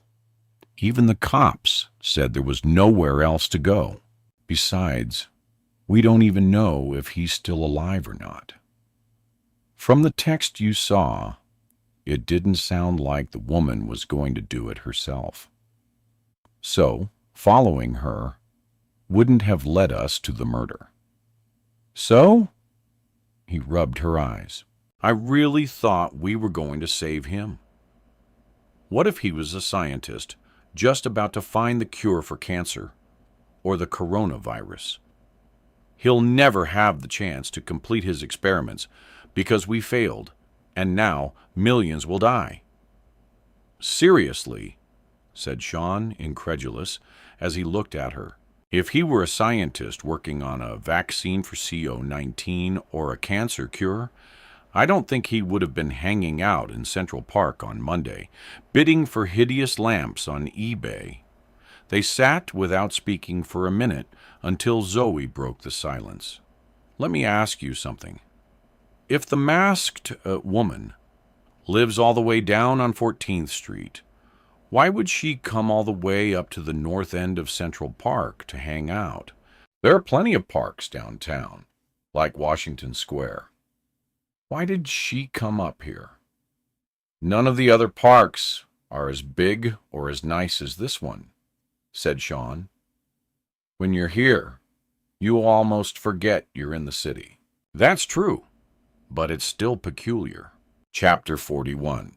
A stocky mail carrier with an olive complexion parked his mail truck in a commercial loading spot on West 97th Street, waiting for his favorite country song to finish on the radio.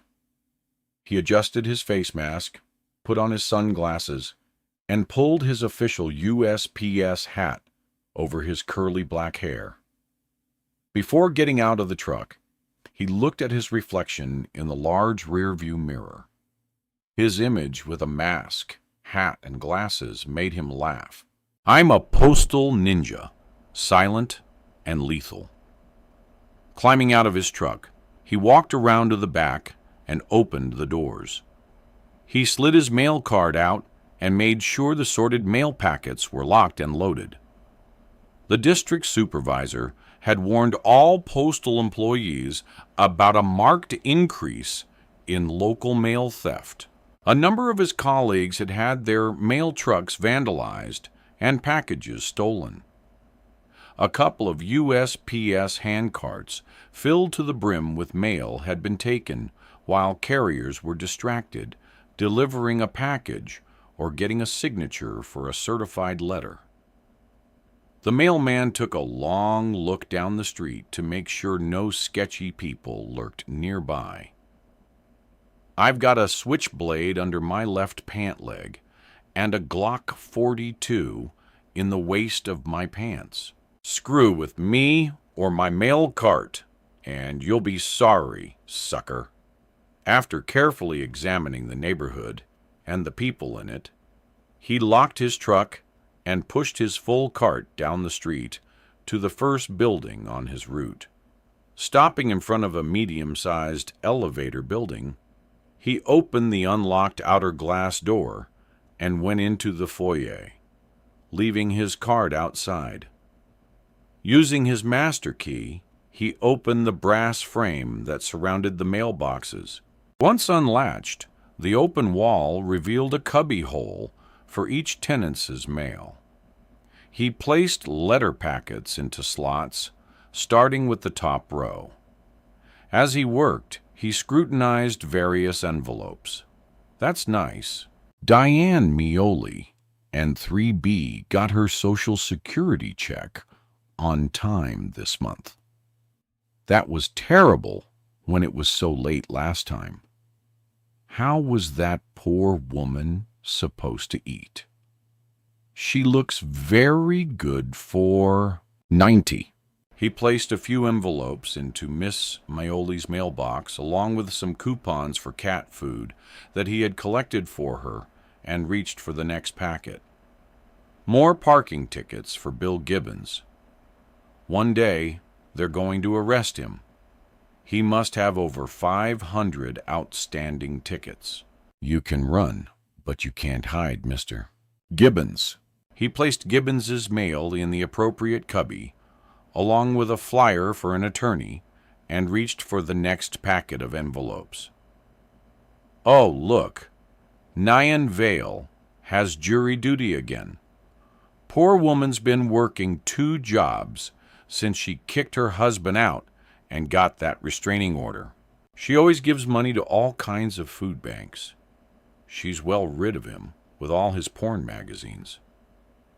He put most of Nain Bale's mail into her box, but held back one envelope that looked interesting and placed it into his special after-hours mailbag. At home that night, he'd have a look at the contents like he did every night. Once he got the letter open and consumed what was inside, he'd deliver it to Miss Vale the following day, like he did with all of his customers. He liked to know how they were all doing and no one had ever suspected. He kept tabs on everyone on his route who was interesting, and he only found out which were the interesting ones after he reviewed some of their correspondence. Moving to the other end of the slots, he pulled out another packet and examined it. What a surprise! Another lawyer writing to John Keene. Must be that real estate scam he was running. No wonder his wife moved out. I have twice as much room in my cart since she left with all her clothes and makeup catalogs. How much of his money did she spend on all her garbage? Note yourself. Check his bank statement the next time it comes. Reaching for several colored envelopes, addressed to Anna Paps. He held them up to the light. Looks like some cards. If I'm not mistaken, I believe today is Miss Paps' birthday. Happy birthday, Anna. If you were younger, I might let you be my girlfriend for a night. But since you're over 40, congratulations. You'll get to enjoy another year. Whistling happy birthday, he completed his mail delivery for that building and locked up all the boxes. Pushing his cart to the next building, he daydreamed about his upcoming date. He had selected the lucky girl only recently, but was satisfied she was the perfect one for June. From the first time he read her mail, he had been enchanted. But when he finally saw her, it was love at first sight. He smiled ruefully. I always think the next one is going to be the one, and I'm always so disappointed. But this time, I really think she could be my soulmate. He shook his head to bump any negative thoughts out as he entered another building and unlocked the metal mailbox case. I have a very good feeling about my June date. I might even ask her to marry me if she behaves. Of course, it will have to be a very short engagement. After losing the masked woman in the park, Sean walked a still shaken Zoe back to her building. Listen, he said when they arrived, the restaurant opens on Monday, and it's going to be batshit crazy having the whole operation outside. I suggest you get all your loose ends tied up, because come Monday, it will be all hands on deck. Zoe nodded, waved goodbye, and pushed open the front door to our building. Later, while staring out her window at the empty bench in the park, and still determined to save a life, Zoe left a series of messages for Detective Williams. Each subsequent voicemail sounded more anxious and convoluted. On the first one, Zoe reported the sighting that morning of the masked woman in the park. Her second message warned the detectives that they were running out of time. Her third voicemail was nonsensical, worried, and teary. When several hours passed with no response, she called Detective Kim and left 2 messages. Frustrated, at 5 o'clock, Zoe called Detective Williams a 4th time. It's me again, Zoe Brandt. I wanted to find out if there was any possibility of you locating that man before something happens to him, she said, as she cleared her throat and took a sip of her bourbon. We've got to stop this. With her voice cracking, she started to cry. I can't stop thinking about him, and I don't know how I can live with myself if I just let him die. Maybe it's still not too late. In hot pursuit of the West Side Strangler, the detectives were on their way to meet a postal inspector and go over mail routes and carriers. Zoe Brandt's nonsensical murder mystery was no longer on their radar. She's relentless. I'll give her that, said Darrell, shaking his head as he put his phone back in his breast pocket and turned the car onto 34th Street. I just got my 4th message from Zoe Brandt. She's called me twice, said Heather. She should have been a detective. Tenacious is an understatement. You do know she's got a screw loose. That thought crossed my mind several hundred times, but I still think she's telling the truth. Maybe she just thinks it's the truth, said Heather. We can't get distracted by the Zoe branch of the world. I'm on the same page, said Darrell, as they pulled abruptly into a parking spot. Leaping out of the car, the two detectives walked briskly into a USPS building. Chapter 42. On the couch in her living room that evening, Zoe FaceTimed with Sean. It's 7:15. She said, "The man is probably already dead. We completely failed. We're the world's worst detectives. Look at it this way. If someone turns up dead today or tomorrow, the cops will know his wife was behind it," said Sean. Zoe squinted her eyes at him and shook her head in disbelief. How does that help the dead man? He's already dead. You can't unring that bell. Back up, Miss Thing, said Sean. We did the best we could. We tried everything. Tell that to the dead guy. I'm officially changing the subject, said Sean. So, this gorgeous person moved into my building today. I think I'm in love. He lives 1 floor above me.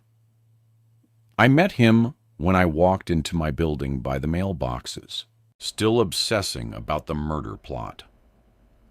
As Sean waxed poetic about his new neighbor, Zoe looked over at the clock on the end table. Can we put a pin in this for now? She said. It's almost 8.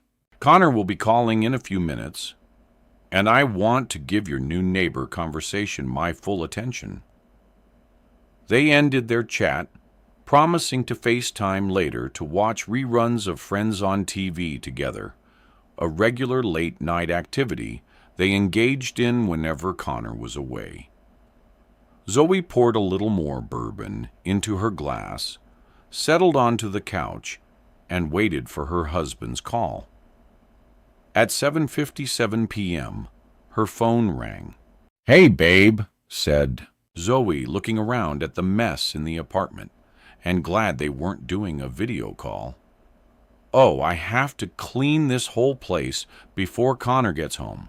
I can't wait to see you. Same here, said Connor. Been a long week. They scheduled all of our sessions with practically no breaks, and we even had some evening classes. It's been non-stop. My head feels like it's going to explode. Will be nice to get home. The buzzer from the lobby sounded. That's weird, said Zoe as she got up holding the phone and walked towards the intercom by the front door. Hang on a sec, babe. The doorman just buzzed from the lobby. She pushed the intercom button. Miss Brad, I've got a flower. Delivery for you. Okay, if I send him up. Flowers? Sure. Won't say no to that, said Zoe, smiling. She put the phone back to her ear. Connor, did you send me something else? I thought you were mad at me after our call last night, and I was feeling a little anxious about that. That was so sweet of you. Before Connor could respond, there was a sharp knock on the front door. Hold on a second, babe, she said to her husband as she walked down the hall. Looking through the peephole, Zoe saw nothing but flowers on the other side and let out a little squeal. Turning the top and bottom locks, the door swung open. A burly man with dark, wavy hair wearing a delivery uniform, gloves, a face mask, glasses, and hat, stood in the hall holding a large pink and white flower arrangement. Shall we branch? he said. "That's me. Come on in. You can put them on the hall table on the other side of the foyer." She whispered into the phone. "Connor, thank you. They're beautiful. I'm going to put the phone down for a minute while I get him a tip. Be right back." She placed the phone on a side table in the large entrance hall. The burly man placed the flowers on the hall table near the living room and turned around to face her. "You're my last delivery for the night," he said. "Wait here. I want to get something for you," said Zoe, as she ran into the kitchen to get her wallet. Her bag wasn't there. "Just a minute," she said as she dashed past him down the hallway to her bedroom. Her large leather bag was on the floor near the walk-in closet. She grabbed it. As she headed back down the hall towards the front door, she hoisted the strap of the bag over her head crossbody style, leaving her hands free to dig for money inside the deep satchel. When she got back to the foyer, the front door was closed, and the man was gone. He left before I gave him his tip. She opened the front door again and looked out. "Hello? Are you out there?" No one was in the hallway. She closed the door and picked up the phone she had left on the hall table.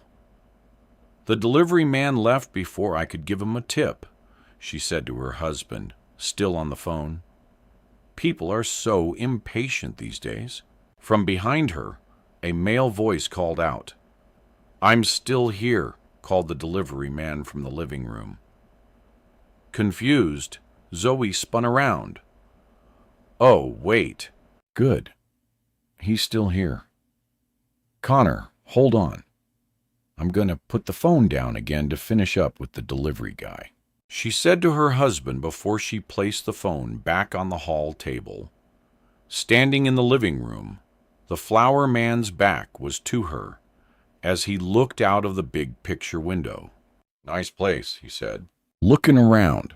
"Must cost a bundle. I have a tip for you, but let me walk you to the front door," she said as her hands groped for money inside of the large bag. Using both hands to hunt for her wallet or some loose bills, she kept one eye on the delivery man as he walked past her towards the front door. Halfway down the foyer, the man abruptly turned, took her by the shoulders, and knocked her to the floor. Stunned, Subi tried to get up, but he leapt on top of her and grabbed her by the throat. She tried to scream, but only managed a loud, frightened moan.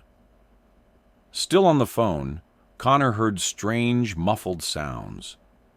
When he heard a woman groan, he knew it was his wife, and he shouted, "Zoe, what's going on? Are you okay? Zoe! Zoe!" The delivery man's hands were tight around her neck and were crushing her windpipe while she struggled to get free.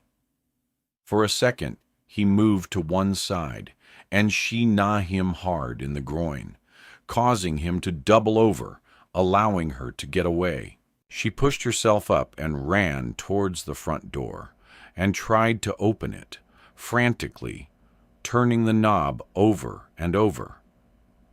It wouldn't open. I never called the locksmith. From the other side of the foyer, the intruder had recovered and was on his feet, moving towards her. He grabbed Zoe from behind and dragged her into the living room. She shouted into the air, hoping Connor would hear her. "Help! Connor, help me! He's trying to kill me!" "Zoe, what's happening?" yelled Connor. "Zoe!" Before she could get out another word, the man slapped a big, meaty hand over her mouth and pushed her onto the couch. This time, when he jumped on top of her, he made sure he had a better grip. He was heavier and stronger, and she could barely move underneath him. As he squeezed her neck tighter and tighter. Her hand groped for something, anything, that she could use to fight him off. With her open bag still strapped across her chest, her right hand reached deep inside the leather opening. As the man squeezed her throat, she looked up into his dark, cold eyes, unable to take in any air, when her fingers found something T-shaped. On the verge of passing out, she gripped the implement in her hand, knowing she'd have only one shot. With all the strength she had left in her body, she swung her right arm up, out, and down, plunging the corkscrew Sean had given her into the neck of her assailant. The corkscrew, by some miracle, landed in his jugular vein. At first, the man appeared stunned and let go of her throat as he reached for his own. Within seconds, blood gushed out, running through his fingers. When he gripped the handle of the corkscrew and pulled it out, blood spurted in every direction. It hit the picture window that overlooked the park, the couch, and the marble-topped coffee table. Still choking and gasping for air. So he tried to get up with one last clumsy attempt to grab her as blood poured out of his wound. He seized up and fell on top of her, knocking her backwards and causing her to smack her head on the side of the marble coffee table. Moments later, he was dead, and Zoe lay unconscious in a pool of his blood. Still on the phone, Connor now heard only silence. Shouting his wife's name over and over, he finally hung up to call for help. 911, what's your emergency? Said the dispatcher. You've got to help me. I think my wife was attacked in our apartment in New York City, said a frantic Connor. Why do you think that, sir? I'm in D.C., and I was on the phone with my wife when the doorbell rang. She put her phone down to answer it, and then I heard a scuffle. My wife screamed, "Help!" And then it sounded like there was a fight. I kept shouting to her, and then suddenly all the noise stopped. I didn't know what else to do, so I hung up and called you. Please, you need to send someone over there right away. Something's happened. Please. As soon as Connor finished the call to 911, the dispatcher put out a call to local police in Manhattan, and officers were sent to the Brandts building. Connor grabbed his overnight bag, jumped in his car, and began his 4.5-hour drive to New York.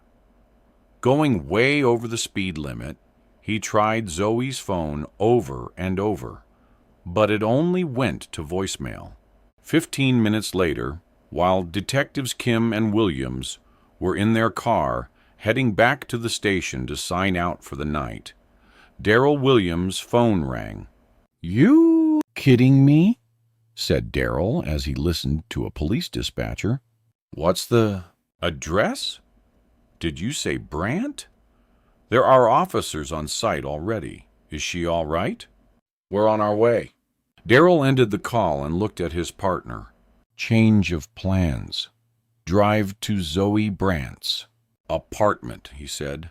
Another murder? Mystery? I thought we were signing out, said Heather as she turned the car around. 911 got a call from Zoe Brandt's husband. He's in D.C. and was on the phone with her.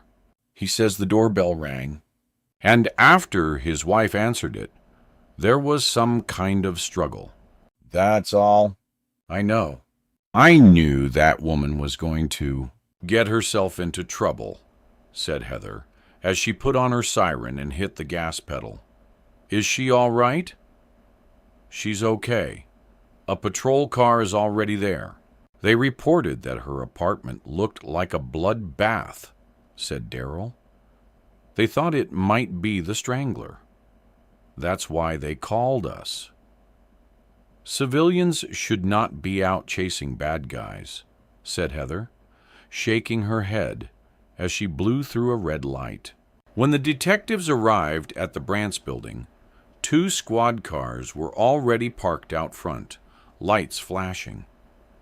The detectives adjusted their masks and walked up to the front door of the building at the same time as a police photographer. "That you, Detective Williams?" said the photographer, recognizing Darrell from other cases. "It's hard to tell who anybody is these days. What are you doing here?" "Long story," said Darrell as all 3 entered the lobby. "Could be related to the Strangler investigation?" "Right," said the photographer. "I saw your recent press conference on TV." As they approached the obviously rattled doorman, Darrell flashed his badge. "We need to get into the Brand's apartment," he said. "4 officers are already up there," said the doorman. "3rd floor, 303. "Was there anyone here with her tonight?" said Darrell as he walked towards the elevator. "Like I told the other officers, Miss Brant had a flower delivery about an hour ago," said the doorman. "Come to think of it, I never saw him leave. Of course, I might have been helping one of the other tenants and missed him." Standing outside of Zoe's slightly ajar front door, the detectives pushed it open, the photographer following behind them. From the large octagonal foyer, they could see furniture had been overturned, indicating a struggle had taken place. "Miss Brant," Darrell called. "Out." "It's Detective Williams, Miss—" "Brant!" shouted Heather, as the 3 slowly walked down the hall towards the living room. "Zoe!" a male voice called out. "We're back." "Here." Darrell and Heather walked under the tall, rounded archway leading into the living room. Blood splatters covered one full wall. A heavy-set man with dark hair lay face down in a puddle of blood next to the couch. A corkscrew with the word "Justice" printed on the handle was still in his hand. "Holy shit," said Heather, looking around at the blood-covered room. "It's like the prom scene from Carrie." "How did you get wind of this already?" said one of the 3 police officers in the room. "Good news travels fast," Darrell said, as he and Heather walked towards the dead man's body. The photographer waved, showed his credentials, and started taking pictures. "Looks like he bled out from the wound in his neck," said one of the police officers. "She got him right in the jugular. Lucky shot." "Where's Miss Brant now?" said Heather, kneeling down next to the dead man, trying to avoid contaminating the pools of blood on the floor. "In the shower," said one of the officers. "Woman was covered in the victim's blood. My partner Helen is waiting for her in the bedroom to make sure she doesn't touch or move anything." "Why did you report this to the Strangler Task Force?" asked Heather. "When the lady came to, she said the man tried to choke her," said the first officer. Chapter 43. Anxiously parading around her neighborhood and wandering further throughout Manhattan that Thursday, Gabriella had done exactly what Senoro had told her to do. For 15 hours, she made sure she had contact with store merchants or street vendors, stopping to chat with men in every shop. She shamelessly flirted with each one to make sure they'd remember seeing her that day. Using a credit card in numerous stores, she bought many small, inexpensive items to create a time-stamped paper trail. "You've got to have an alibi, Gabby, just in case," Senor Bayo had said firmly. "It's unlikely anything would ever be traced to you, but I still want you to have contact with as many people as possible. Make sure you're seen all day long and into the evening. It's just a precaution. That Thursday morning, she was surprised how her nerves had gotten the better of her, strolling and sashaying through the Lower East Side streets. She took the subway uptown to the park in the morning. From there, she worked her way downtown, stopping and shopping on almost every block. Once in her neighborhood after her uptown jaunt, she took a deep breath, walked into her local vegetable market, and greeted the proprietor. "Seo Santiago," said Gabriela, when the owner looked up and smiled. Chatting amiably with the older Dominican man, she complimented him on the quality of his produce. During their conversation, he revealed his age. "I'm nearly 60, he said proudly. "No, possibly. I don't believe it. You look like a young man in his 30s. You must have very good genes, senor," said Gabriela. Holding a small bag of avocados, she touched his arm. "I think of you tonight when I mix up my guacamole." His eyes crinkled above his blue surgical mask. He'd remember her visit that day. By 9 p.m., exhausted and weary of wandering, she stopped at a wine store and bought a bottle of champagne. Tonight, she would celebrate. On her way home, she sat on a bench and took out her special phone, used only for communication with Senor Beao. "Can you talk?" said Gabriela in a loud whisper. "For a moment," said Senor Bao. "Is it done? Can I go home now?" "Yes, but after this, we won't be able to talk or text for a while. There could be a lot of blowback, and we don't want to make a mistake," he said firmly. "It's better if we don't have any contact for a few months." "Months," said Gabriela. "But I thought, Gabby, trust me. I know what I'm doing. I'll be in touch when it's safe. We've come too far to screw this up by being sloppy. Be patient. It will be terrible being apart from you for so long. You know I adore you, and being away from you will be torture. I said I'd do anything for you. Guess I proved that, didn't I? We'll be together soon. I promise." "When you promised October," said Gabriela, "I've got something special planned." "Yes, October." Zoe was taken to the 24th precinct by the detectives to make a statement, while Connor drove at dangerously high speeds on Sci 95 towards New York. Having tried his wife's phone 30 times, he still had no idea if she was all right or what happened.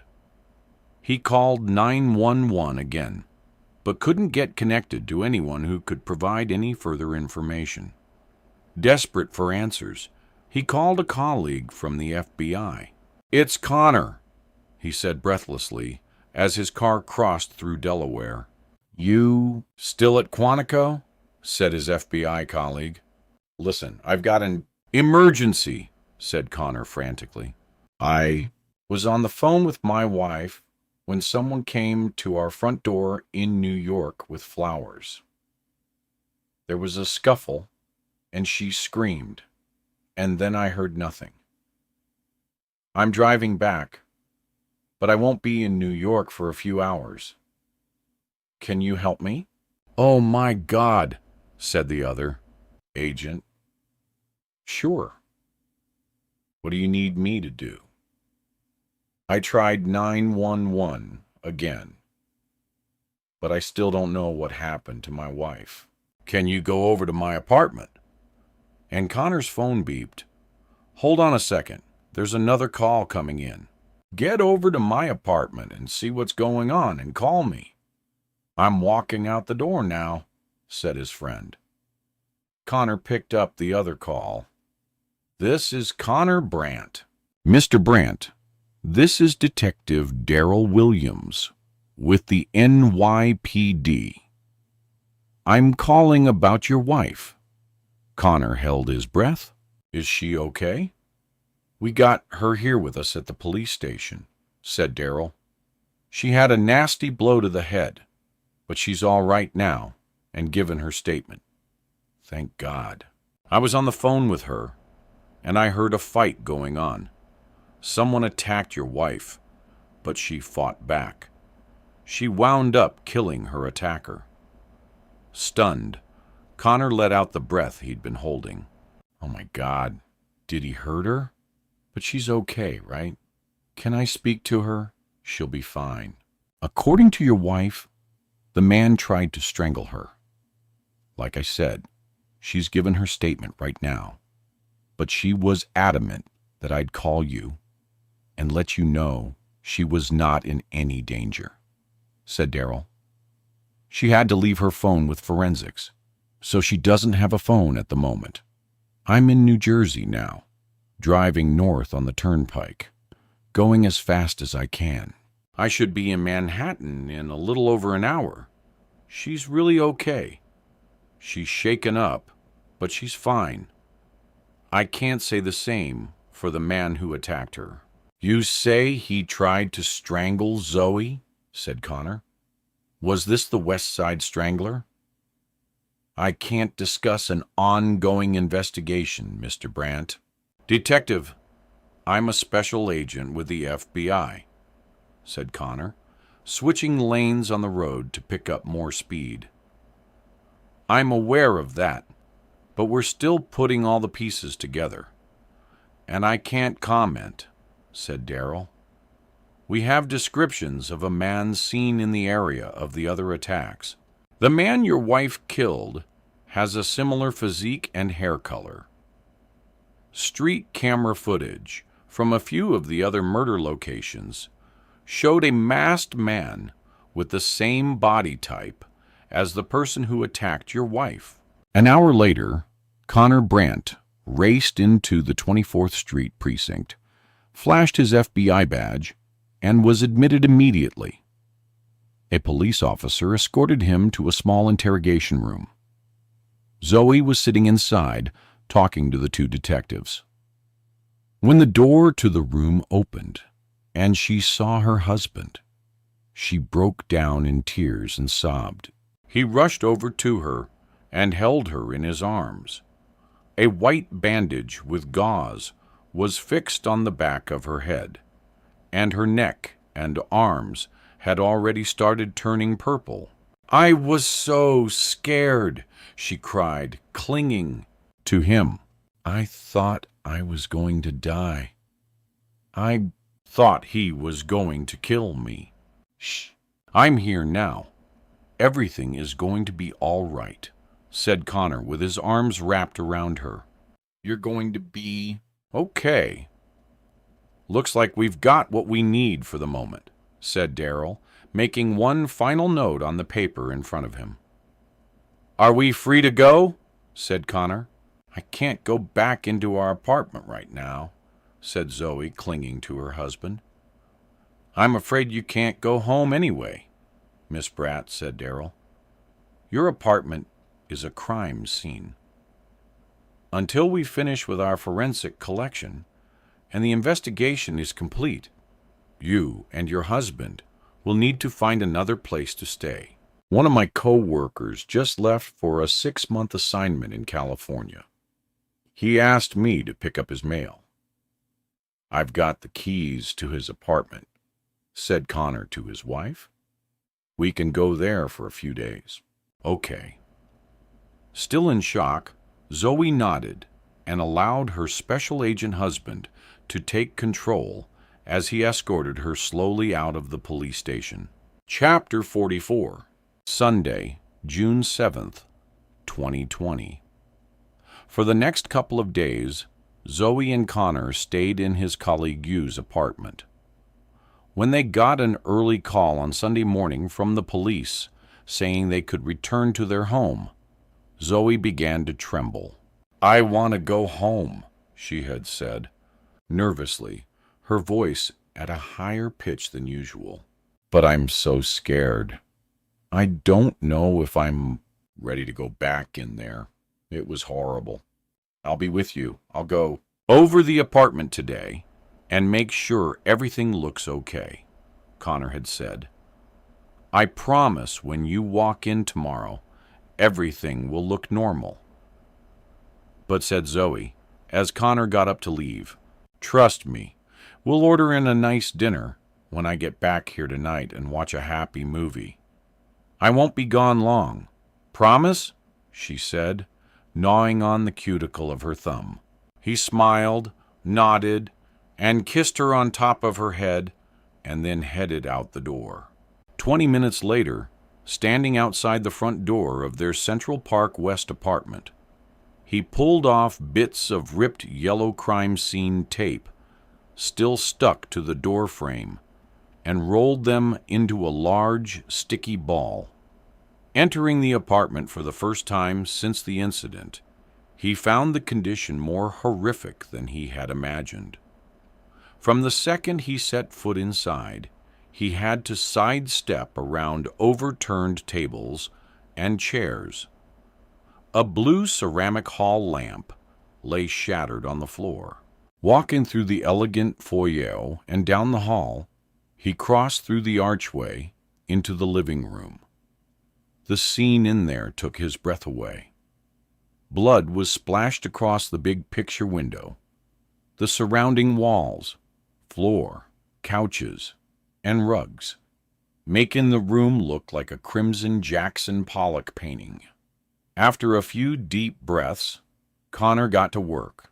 Grabbing some rags and a variety of cleaning supplies, he filled a plastic bucket with hot water and soap.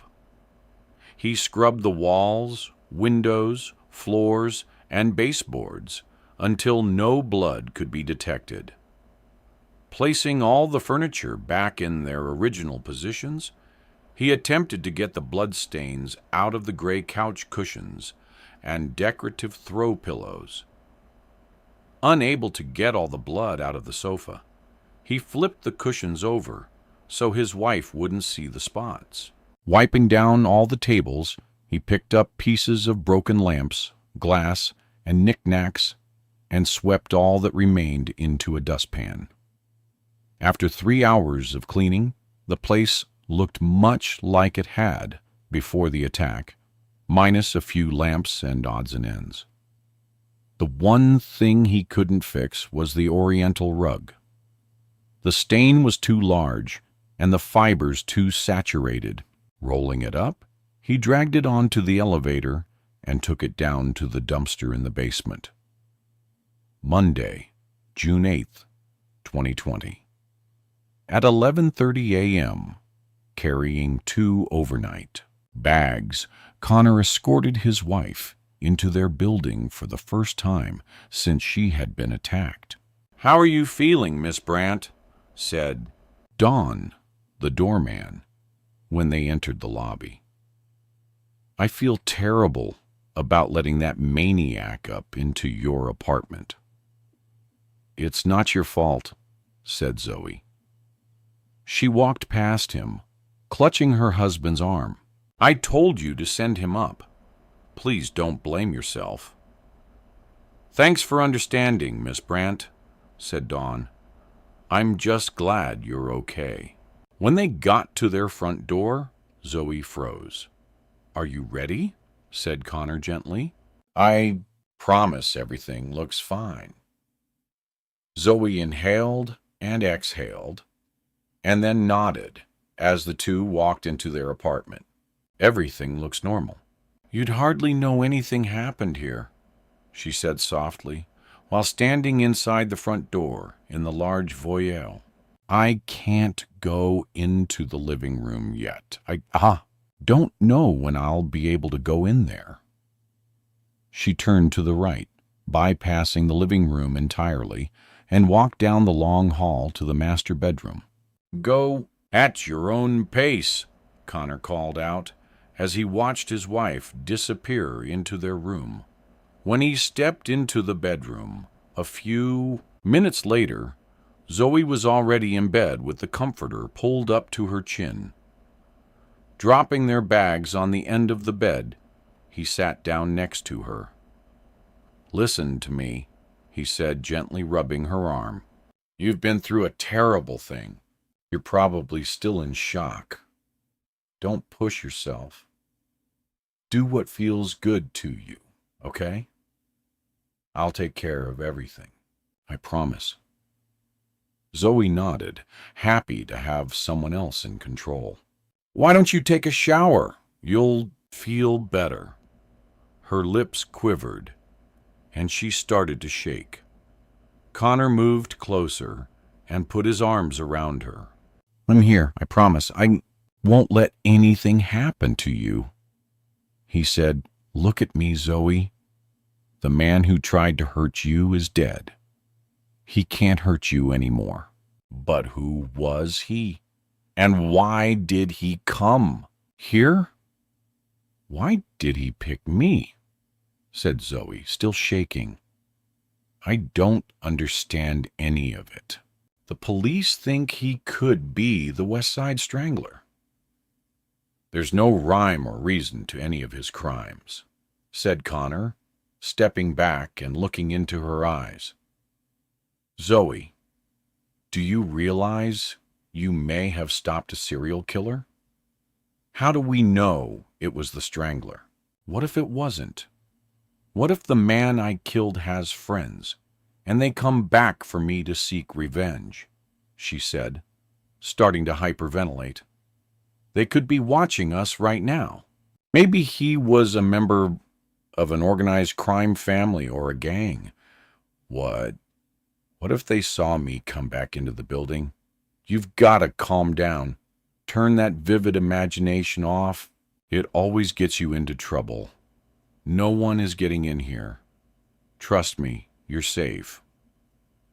"This place is FBI certified," said Connor, giving her a little smile. "And don't forget, I always pack a gun." After a little more coaxing, Zoe took a shower while Connor unpacked his wife's overnight bag and straightened up the bedroom.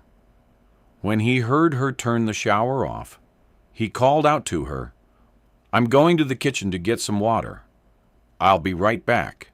She was in her pajamas and sitting on the bed when he returned. She looked up and smiled at him. "Despite everything that happened, it does feel good to be home." She said, "The police called while you were in the shower. They want me to come down tomorrow morning to make a statement." "So," he nodded. "Also, there's nothing to eat in this place," said Connor, as he opened his overnight bag on the bed and started to unpack. "What were you living on? The fridge is empty." Zoe shrugged her shoulders as Connor sorted his dirty clothes into piles on the bed from his week out of town. "I need to take my dirty dress shirts to the cleaners tomorrow. I've got nothing to wear," he said as he took his shaving kit into the bathroom. Reaching over, she picked up one of his dress shirts and sniffed. "It smells like Connor." She smiled. The label on the shirt said Brooks Brothers. She picked up another. It was from Tharenko. 3 shirts were from the Co., and 3 were from Brooks Brothers. "Do you buy all your shirts from Brooks?" "Brothers in there?" Zoe called out to her husband, now inside of his walk-in closet. Connor popped his head out. "I've been shopping there since I was in college. Both those stores are expensive, but I wait for the sales." "Why?" "I never noticed where you got your clothes from before," said Zoe. "That's because you never do laundry." Zoe smiled. "True. Since I'm taking time off this week because of what happened, my supervisor asked me to stop in today and sign off on something for a case I'm working on. "You're leaving me?" she said, worry in her eyes. "Babe, you'll be fine. I'll be back in less than 3 hours," he said, sitting on the bed next to her and taking her hand. 3 hours. Also, since we've got nothing in the house to eat, I'll stop at the market and pick up something for dinner. I'm not hungry. I just want to take a nap, said Zoe, her face ashen. How about I make you a bourbon to help you fall asleep? Okay, said Zoe, surprised by his offer of an afternoon cocktail. That would be great. Minutes later, he returned with an extra L large glass of bourbon on the rocks. Here you go, he said, handing her the tumbler. This should send you off into dreamland. Take a nice long nap, and I'll be back before you wake up. I'm going to leave now. Okay, I'll lock the top lock. No one can get in, and there's no way Don will let anyone up here after what happened. He'll probably make me show my ID when I come back. After she heard the front door open and close, she texted Sean. Just got home, exhausted and stressed. Connor left to do something for work. I'm going to take a nap. FaceTime tonight. She opened the nightstand drawer and took out her old ambient prescription bottle containing one last pill. Popping it into her mouth, she washed it down with bourbon and closed her eyes. Chapter 45. When he closed the front door to the apartment, Connor stopped in the hallway and did a mental checklist before summoning the elevator. Taking out his iPhone, he ordered an Uber to take him downtown. A car driven by Enrique was only 9 minutes away. Perfect. Reaching into his breast pocket, he pulled out a brand new disposable phone and opened Gmail. Punching in Zoe's credentials, Zoe F. Brandt 456 at Gmail, he keyed in the same password his wife used for everything. Agatha Christie, 1890. It was her favorite author, and the year the famous mystery writer was born. When Zoe's email account opened instantly, Connor shook his head and smiled. He had told his wife to change her password 1,000,000 times, but she never did. Now he was glad she hadn't listened. Opening a blank email, he left the subject line empty. In the body of the email, he entered only 2 words and pushed send. When Connor stepped out of the elevator into the lobby, the doorman looked up. How's Miss Brandt feeling? It was an awful thing that happened. If I had realized, don't beat yourself up about it, said Connor. You couldn't have known. I know, but we don't blame you, said Connor, checking his iPhone to find out where his car was. Do me a favor, Don. I have to go into the office to take care of something, and then I'm running to the supermarket. My wife is upstairs taking a nap. She's a little depressed and completely exhausted. Under no circumstances is she to be disturbed. No one is allowed in for any reason. Is that clear? Absolutely, Mr. Brandt. You can count on me. No one goes up. Connor gave him a thumbs up as a car arrived in front of the building. Looks like my Uber's here, he said, adjusting his face mask while Don opened the front door for him. Walking to the waiting car, Connor opened the door and stuck his head in. Enrique, that's me, said the masked driver. Connor, you got him. Connor Brandt. Nice to meet you. As the Uber headed downtown, Connor checked his iPhone again. How's business been for you these past few months with this crazy virus? He asked. Up and down, said Enrique, shrugging his shoulders. When it started, My wife didn't want me to drive anymore because she was afraid I'd get sick or get my kids sick, but we needed the money. For a few weeks, nobody in New York was going anywhere. There were no fares, none. Now people are relaxing a little and moving around more. I hear you have a slight accent. Where are you from, Enrique? The middle-aged driver laughed. I'm from Colombia. You ever been? Never. You should go. I'm from Maydi. It's a beautiful city. Perfect weather all year round, just like California. No kidding, said Connor. The two men chatted amiably for the entire trip downtown. When Enrique pulled up to the front of the FBI field office, he handed Connor his business card. You and the FBI. If you ever need a ride to the airport or anything, call me direct, and I'll give you a great deal, said Enrique. Connor took the card and put it in his breast pocket. Good to know. Nice meeting you, Enrique. You have a great day. Inside the FBI building, Connor went through security and got on the elevator. Once on his floor, he passed another agent from his unit in the hall.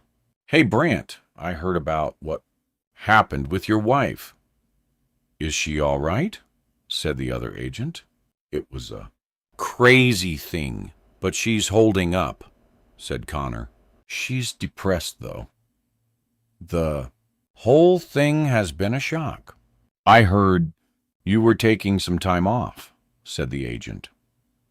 I am. But I've been working the SIG case, and the boss needed me to sign off on something today. I'm technically not here, he replied, just in and out. My wife was taking a nap, so it was a good time for me to duck out for a few hours. Still in bed, nursing her glass of bourbon, Zoe got up, walked over to the dresser, and picked up her hairbrush. Gliding it through her thick dark hair, she took another sip of her drink. As she stared at her reflection in the mirror, her eyes went to the pile of Connor's soiled dress shirts behind her on the bed. Turning around, she picked one up, looked at the collar, and ran her finger over the Theron Company label. I never noticed he bought his shirts from that store before. They had separate walk-in closets, and she rarely went into his, unless she was hanging up his dry cleaning. A little tipsy from the drink, she ventured into his closet and took a hard look at her husband's wardrobe, examining the labels on all his suits. Brooks Brothers, Bloomingdale's, Saks, Theron Company, Macy's. Clearly, my husband has zero brand loyalty. She straightened out a few of his jackets on their hangers. Many of them were new with their tags still attached. Purchased compliments at the FBI for his undercover sting operation. As she touched a few of the sleeves on his new suits, she noticed a collection of face masks looped over a hanger. 4 months earlier, there wouldn't have been a single mask in his closet. Now, everyone in the country had their own collection.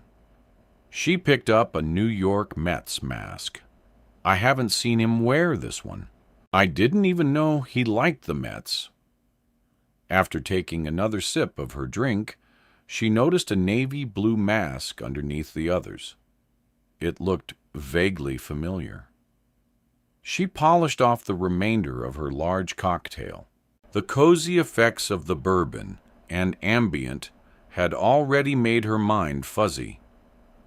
She took the blue mask off the hanger and stared at it. One side of the mask was embroidered with an emblem of a little white shirt and red tie. Wait, I know this. It's the same mask the woman in the park had. She flipped the mask over. On the inside, It was stamped property of FBI White-Collar Crime Unit. Chapter 46. Zoe dropped the mask and stumbled out of her husband's closet, now feeling the intense effects of the drink and drug. When she saw all the dirty clothes scattered around the room, she forgot about the mask and suddenly decided to do a load of laundry. Grabbing an armful of dirty laundry from the floor, she picked up Connor's overnight bag to empty it. She pulled out another wrinkled Lacoste shirt, along with a half-dozen pairs of dirty socks and undershorts. Gathering it all under one arm, she took a last look inside his bag to see if she had missed anything. That's when she noticed a black phone in an inside pocket of the bag and took it out. Connor forgot his phone. What if someone from the bureau needs to reach him? He's supposed to have it with him at all times. I should call him. Oh, wait, I can't. He doesn't have his phone. Increasingly blurry-eyed and unsteady on her feet, she sat and examined the phone more closely. Wait, this isn't Connor's phone. He has an iPhone. This is an Android. Maybe it's a special FBI phone. Zoe smiled. A secret spy phone. Even in her inebriated adult state, she was still unable to resist a mystery or the prospect of secret information. She wondered what fabulous nuggets of FBI data might be on the phone in her hand. Incapable of resisting the temptation, she leaned back on her pillow and turned the phone on. It was locked. She knew some of her husband's most frequently used passwords and tried his mother's birthday. It didn't work. She went through a half-dozen others he occasionally used. Nothing. She tried her birthday, and then their wedding anniversary, and the phone unlocked. Yay. Yawning again from the bourbon, she looked at the screen and noticed there was only one app on the phone called Jabber. What the hell is Jabber? She opened up the app and found a string of texts from a pest control company. What kind of problem do you need help with? I've got a rodent infestation in my house. A large rodent like a raccoon, or something small like a mouse. Small like a mouse. How soon are you available to take care of my problem? Normally, finding a secret FBI phone would have been like discovering buried treasure or a unicorn. But at that moment, Zoe could barely stay awake. Her eyelids flickered, and her head bobbed several times. She sat up straight and slapped her face to remain alert. Standing up and walking around her bedroom, she continued scrolling and reading the text on the phone. Rodent problem. What the hell is this? Does the FBI have a rat infestation in the New York office? Ew. Connor never mentioned anything about rats at work. But why would he be taking care of that? Wouldn't that be the job of maintenance people? Maybe this is part of an FBI sting operation? Cool. I know what it is. Rats must be code for criminals, like a dirty rat. Zoe sat back and smiled, proud of how she had worked that out. After she finished reading all the texts on Jabber, she closed it and clicked over into the general messages. There was only one contact there. Wardrobe consultant. This is so weird. It must be part of the case he's working on. The most recent message was from the previous Monday. She clicked on it. When will it be done? Soon. This week we're confirmed for Thursday. Be patient. Soon it will just be the two of us in our amazing apartment overlooking the park. Cruising through the halls of the FBI building, Connor dropped by several different departments, chatting with co-workers in his unit, before he ducked into his unit leader's office. "I really appreciate you giving me the time off," said Connor. "You and your wife have been through something terrible," said his unit director. "You didn't need to come down here today. You could have reviewed the documents online." "It was no problem," said Connor. "My wife was taking a nap this afternoon, so it wasn't a big deal." He looked at his watch. "It's 3 o'clock. Guess I'd better head home." In another Uber going uptown, Connor engaged in a lengthy conversation with the driver. Exiting the vehicle on West 96th Street, he waved as the car pulled away and continued on to his neighborhood market. Chatting with the man behind the deli counter, he traded jokes as he ordered some sliced turkey.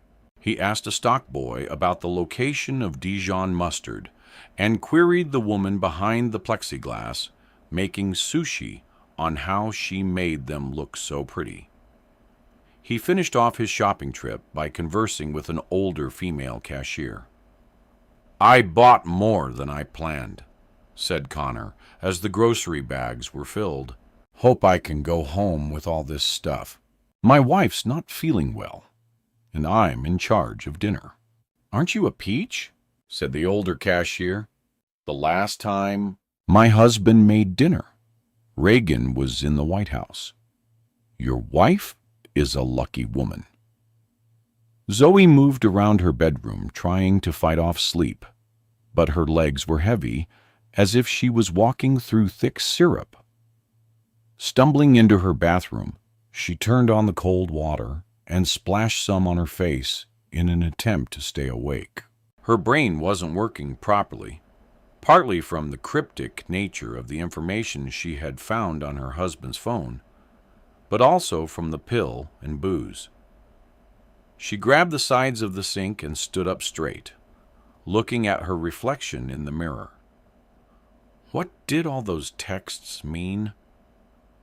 Who was Connor talking to? Is he having an affair? I've got to stay awake. She blinked several times and opened the medicine cabinet to get some eye drops. Reaching for the drops, she knocked her brand new bottle of Ambien into the sink. The cap was slightly askew, which caught her attention. Picking up the plastic container, she shook it. It was empty. She squinted as she checked the date on the label to be sure it was the same prescription bottle she had picked up earlier that week. It was. Where are all my pills? Deep in her drug-addled brain, the neurons somehow still fired and ushered in a brief moment of clarity. She wobbled back into the bedroom, picked up her bourbon glass from the nightstand, and examined it. That's when she saw little white particles settled at the bottom of the glass. What is that? Is that my ambient? Did Connor put ambient in my bourbon? On the verge of passing out, she grabbed Connor's secret Android phone and slipped it into the pocket of the yoga pants she was wearing, zipping it shut. Fading fast and now feeling nauseous and dizzy, she went back into the bathroom and knelt down in front of the toilet. Lifting the lid, she stared down at the water in the bowl. Come on, you remember what to do. Painful memories of her teenaged eating disorder flooded back as she took 2 fingers, stuck them down her throat, and gagged a few times. Nothing came up, but she tried again. Finally, there was that old familiar feeling as her body responded and brown liquid spewed into the white porcelain. She tried a few more times, but nothing more came up. Pushing herself up from the tiled bathroom floor, she used the walls for balance to get her iPhone on the bed. Panicking and not thinking straight, but convinced she might overdose, she grabbed her phone and lay back on her pillows as she punched Sean's name into her phone. Unable to focus her eyes, she managed to type 6 words. "I know who the killer is." She hit send and then called him, but it went straight to voicemail. Losing consciousness before she could leave a voice message, her phone dropped from her hand onto the floor. Sean turned off his shower and dried off in his steamy bathroom. Tucking a towel around his waist, he got a bottle of water from the fridge and checked his phone for messages. That's when he saw Zoe's strange text and missed call. Alarmed after reading the text, he called her back, but there was no answer. He left a message and waited a minute, and then called and texted a second and a third time. He tried FaceTime. No answer. Fearing something was terribly wrong, he put on his clothes, grabbed a mask, and bolted out of his building, sprinting the 7 blocks to Zoe's apartment in minutes. While he ran, he called Detective Williams and told him about the text message he had received. "Zoe left me a message about half an hour ago," said Sean, breathing hard as he ran. "She sounded loopy, but she said she knew who tried to kill her. I called and texted, but she didn't respond. I'm really worried. I'm on my way to her place now." "Where's your husband?" said Daryl, getting up from his desk. "Zoe told me earlier that he had to go to work." "I don't have his number anyway," said Sean. He never wanted Zoe to give it out. FBI stuff, I guess. "We'll meet you out her apartment," said Daryl, as he signaled to Heather that they were leaving. Without asking any questions, she grabbed her things and followed her partner out the door. "What's going on?" said Heather, as she got into the passenger side of their car. "It's Zoe." "Brant," said Daryl, putting the car in drive. "Now what?" said Heather. Daryl filled her in as they sped up Central Park West. When they got to Zoe's building 2 minutes later, Sean was already there talking to the doorman. "But you got to let me get upstairs," said Sean. "I'm sorry. Mr. Brant left very specific instructions that no one was allowed up," said the doorman. "I just can't do it, not after what happened." "It could be a matter of life or death," Sean pleaded. Daryl and Heather raced into the building, flashing their badges. "Police. We need to get into the Brant apartment immediately." "Mr. Brant told me no one is supposed to go up there," said the doorman. "What about the word police? Did you not understand?" said Heather. "Let's go now." Chapter 47. For the second time in a week, the doorman led the police into the Brant's apartment. Zoe shouted Sean as he moved quickly through the foyer. Miss Brant shouted Daryl. Everyone spread out. "I'll check the bedroom," said Sean, running down the long hallway.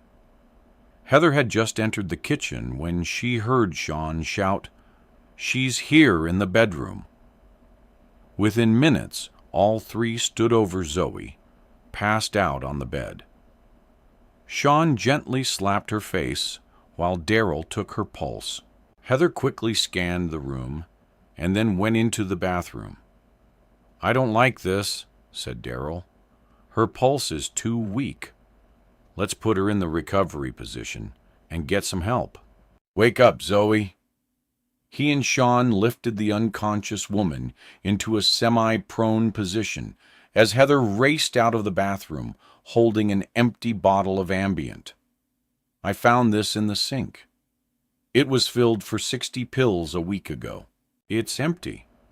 Also, there's puke in the toilet. I think she threw up before she passed out, which could be a good thing." "Call 911, shouted Daryl. Heather pulled out her phone and walked into the hall. "Do you know if Miss Brant uses Ambient?" Darrell asked Sean while they rolled her over. "Occasionally, but only half a pill, and not every day. At least not what she's told me," said Sean.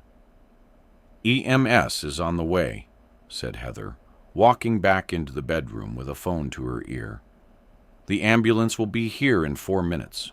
Picking up an empty glass from the nightstand, she noticed a sliver of an ice cube at the bottom. She sniffed it. "Smells like bourbon." "Does Zoe take ambient with alcohol?" said Darrell, one of his eyebrows raised. "Sometimes," said Sean, nodding his head. "I keep telling her it's dangerous, but she never listens." Darrell leaned over close to Zoe to feel her breath on his cheek.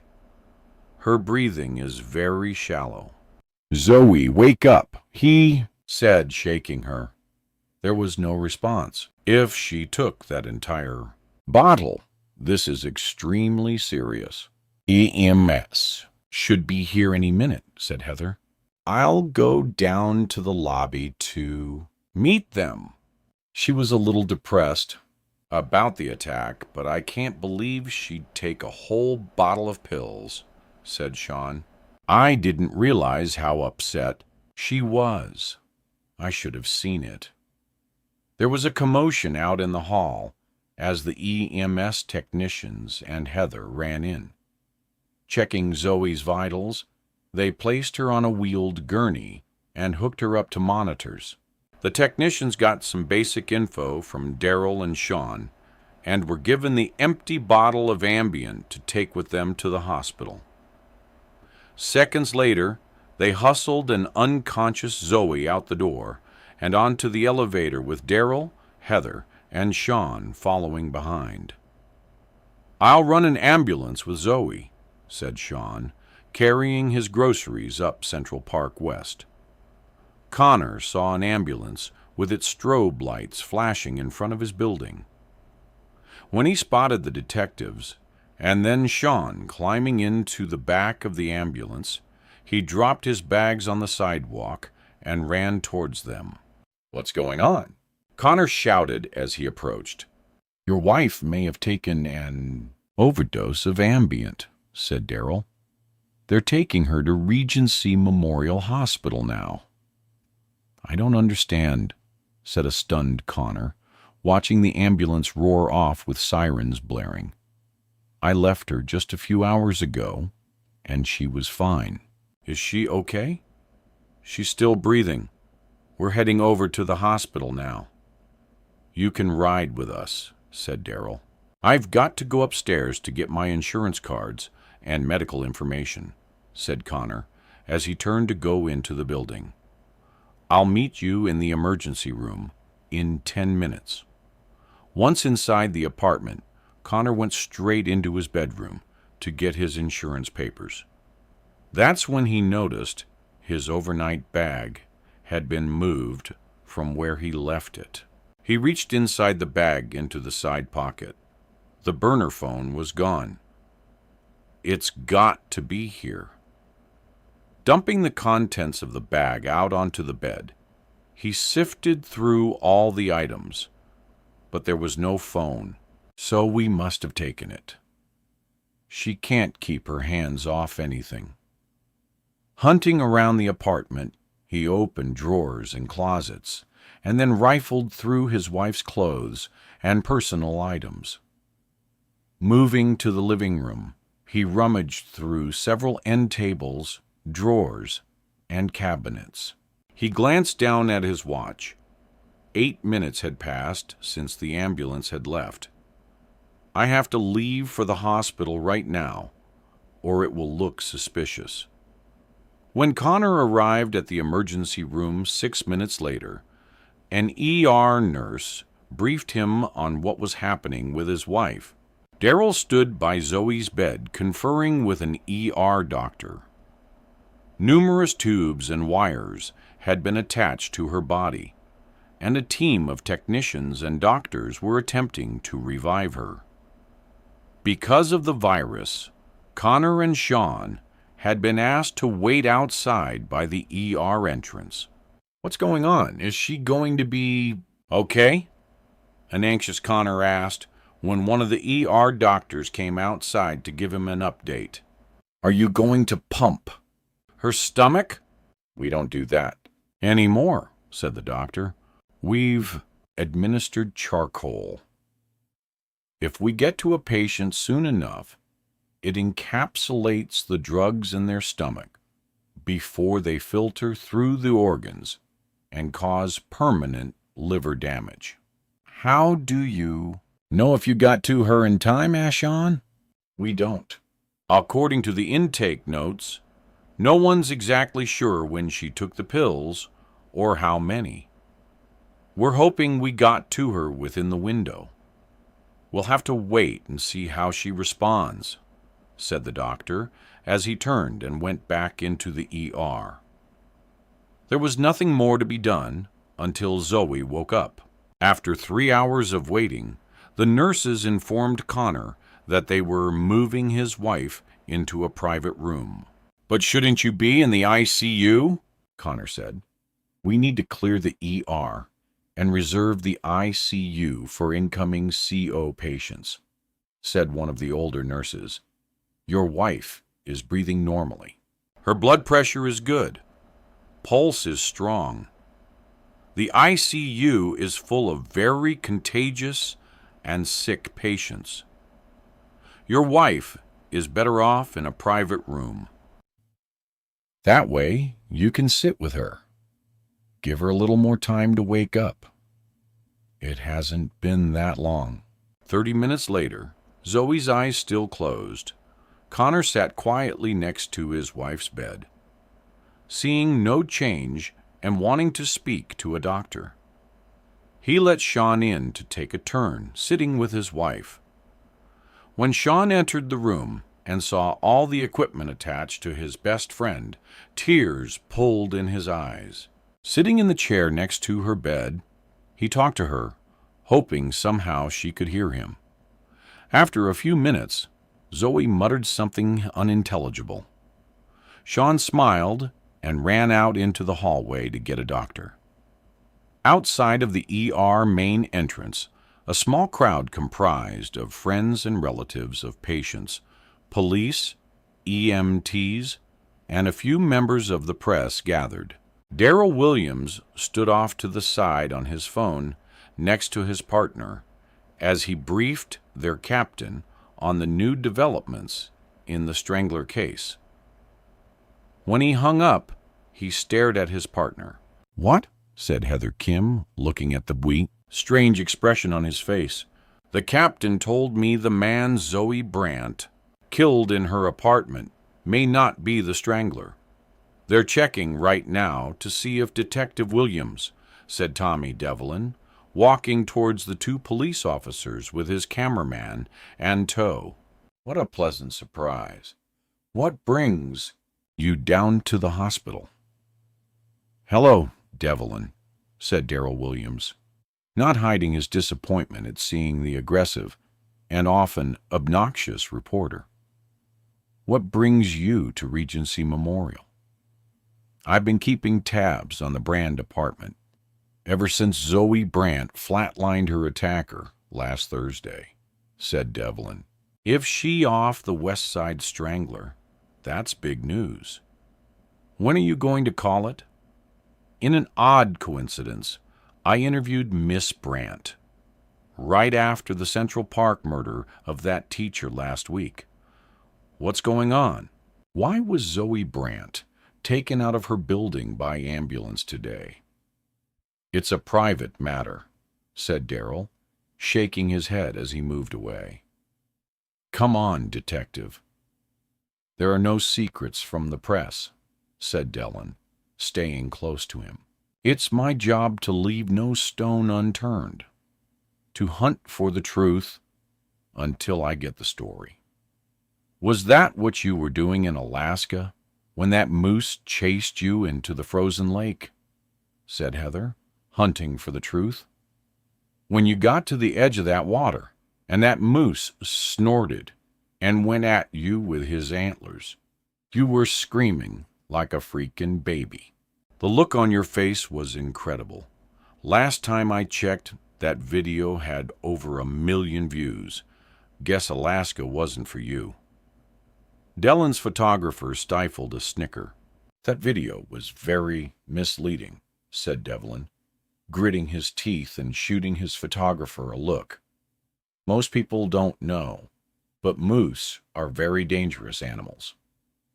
I told CNN that I was going back to my roots in New York. I'm only doing this gig at the Echo until I finalized my contracts with a different cable network. Pretty soon, you're going to see my pretty face on the evening news every night. Thankfully, I get my news online. Said Daryl. What do you say, detectives? The guy Zoe Brand offed in her apartment last week, was he the West Side Strangler? Love to get the scoop and be the first reporter in New York to break the story. No comment, said Daryl, just as he saw Sean waving to him from inside the ER doorway and signaled for Heather to follow him inside. I think Zoe's coming around. She said something, said Sean when the detectives approached. What did she say? Said Daryl, moving the three of them from the doorway and Dellen's prying eyes and ears. It sounded like she said mask. Chapter 48. Wednesday, June 10th, 2020. Zoe remained unresponsive in the hospital for 2 days. Doctor, can't you do anything? When is my wife going to wake up? Connor asked at the end of the first day. We don't know, said the physician. From the ER reports I received, it seems the encapsulation of the drugs in her system was only partly successful because her liver enzymes were somewhat elevated. We've been monitoring that closely. When will she regain consciousness? Said Connor. It's unpredictable, said the doctor. All of her vitals are good. She could wake up in 30 seconds, or it could be longer. She will wake up, right?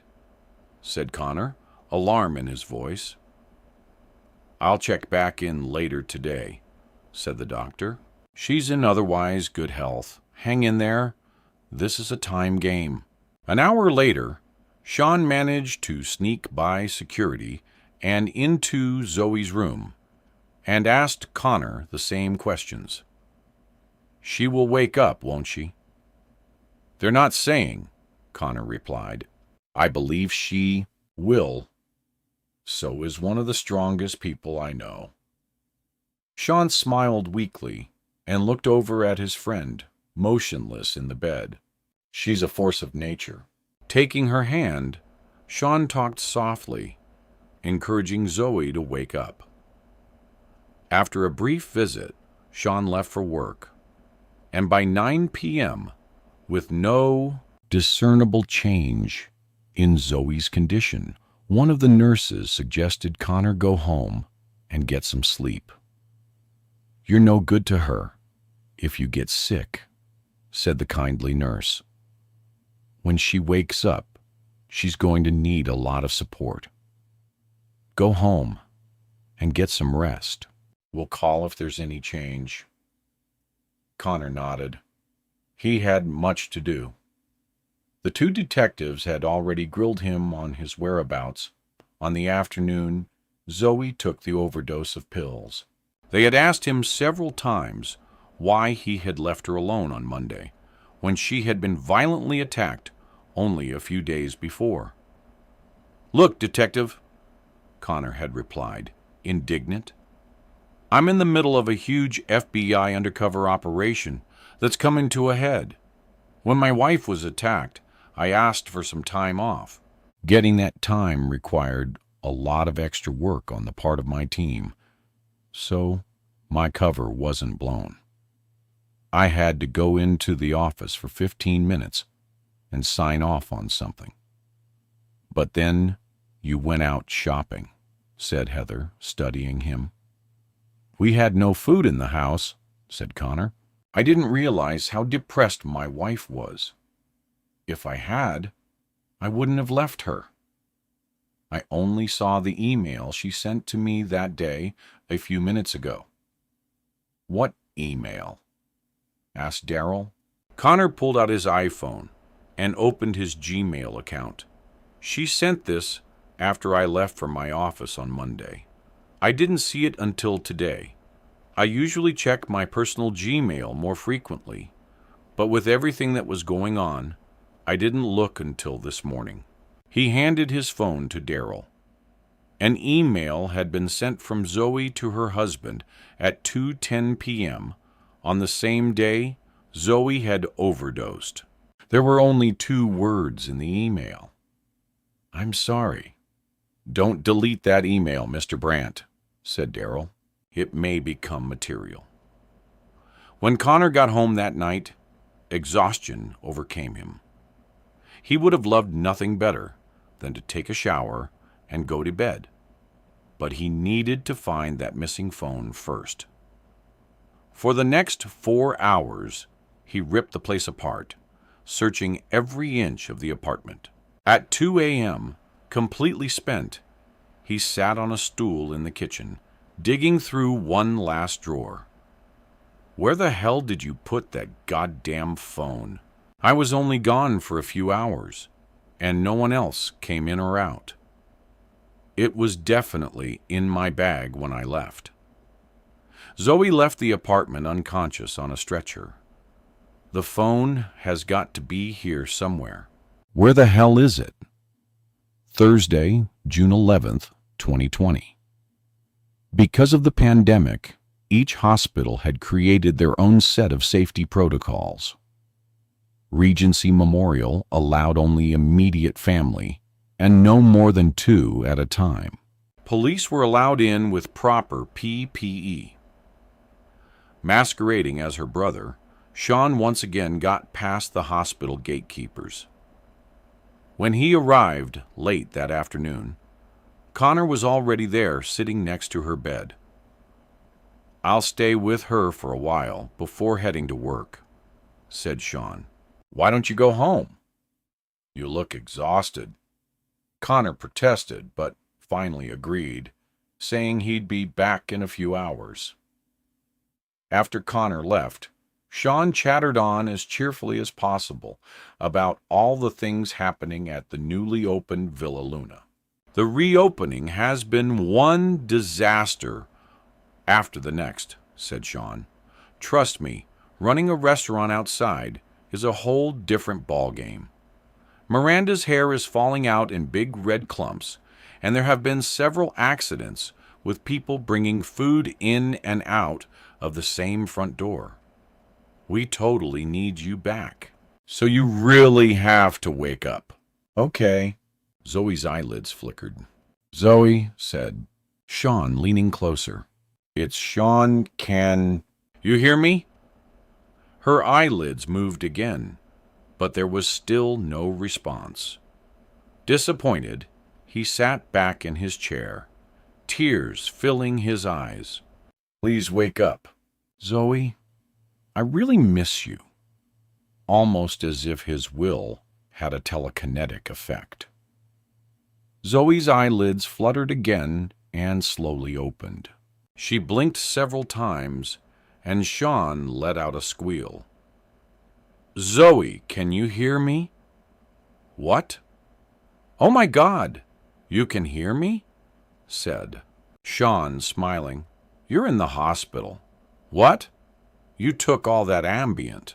Do you remember?" "Where am I?"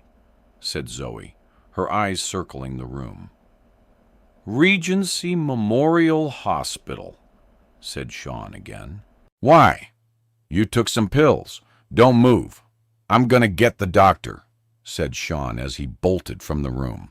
A minute later, he returned with a man wearing a white coat who was trailed by a nurse. "See? She's awake," said a smiling Sean as they walked over to Zoe's bed. "She is indeed. I'm Dr. Hoof. Naggle Zoe." "I'm in charge of your care," said the smiling doctor. You gave us quite a scare. You've been out for a while. The longer a person remains unconscious, the worse the outcome may be. Glad to see you're awake." "Where's Connor?" said Zoe in a raspy voice. "He went home a little while ago," said Sean. "He was here all day." "I think it's best if you relax for the time being," said the doctor. "What happened?" said Zoe, groggy. "Looks like you took a fair amount of pills," said the doctor, "and chased them down with a fair amount of alcohol." "I would never do that," said Zoe, obviously confused. "I don't remember doing that." She took a breath and tried to string her thoughts together, but her mind was all a jumble. "I remember a man came into my apartment with flowers, and he knocked me down and tried to choke me." Sean stared at his best friend. "That's the last thing you remember?" "Yes," said Zoe, closing her eyes. "That happened several days before we found her unconscious," said Sean, looking at the doctor. "Is it normal to lose memory?" "There's no normal when it comes to brain injuries," said Dr. Hoofnagel. "Memory loss after what she's been through is not unusual. I've seen patients with months of memory missing, and then I've had patients with none." "Will she get it back?" asked Sean. "Maybe, or maybe not," said the doctor. "A nurse will be in soon to check your blood pressure and a few other things. I want you to rest now, Zoe." "Okay, I'll be back in a little while." Zoe nodded as the doctor left the room. "I want to see Connor," she said to Sean. "I'll call him, but let me ask you something first. The night we found you, you texted me saying you knew who tried to kill you, that you knew who it was. Do you remember?" said Sean, pulling out his phone and showing her the text message. "I don't remember writing that," said Zoe, trying to focus her eyes. "But I know I didn't take all those pills. The most I ever take is one. You sent Connor an email an hour before we found you that said, 'I'm sorry.'" "Sorry for what?" "We assumed for taking all those pills," said John gently. "Why would I do that? I saw the email." "Zoe, Connor thought maybe the depression you had as a teenager had returned. My mother had just died then. You know that. I'm not depressed. And I didn't take an overdose of pills. I want to see Connor," said Zoe, getting agitated as a female nurse entered the room. "I'll need you to step outside for a few minutes," said the nurse to Sean. "I'll call Connor. I'll be right outside," he said, walking into the hallway and taking out his phone. "She's awake," said Sean when Connor answered. "Really?" said Connor. "When?" "About 10 minutes ago." "How is she?" "Groggy, but she seems all right," said Sean. "I asked her about taking the pills, and she has no memory of it. She doesn't remember anything after June 4th, the day she was attacked." "That was a week ago," said Connor. "Tell her I'll be there in half an hour." When the nurse left, Sean returned to Zoe's bedside. "Connor's on his way. I also called Detective Williams. He's going to stop by to see you in the morning." "Detective Williams? Don't tell me you don't remember him," said Sean, his eyes wide. "Of course I remember him," said Zoe. "But why would he be coming to see me in the hospital?" Sean recounted the events and details that led to Zoe ending up in the ER. "Both detectives were there when you found me," she said. "Yes." "Where was Connor?" "He had gone to his office and was walking up to your building with groceries when the ambulance was leaving to bring you here." "I don't remember any of it." My brain is mush. I want to get out of here, she said, trying to sit up. You're not going anywhere right now, said a male voice from the doorway. A look of relief crossed Zoe's face, and she half smiled. Connor, you're here. Walking over to the bed, Connor kissed his wife on the forehead.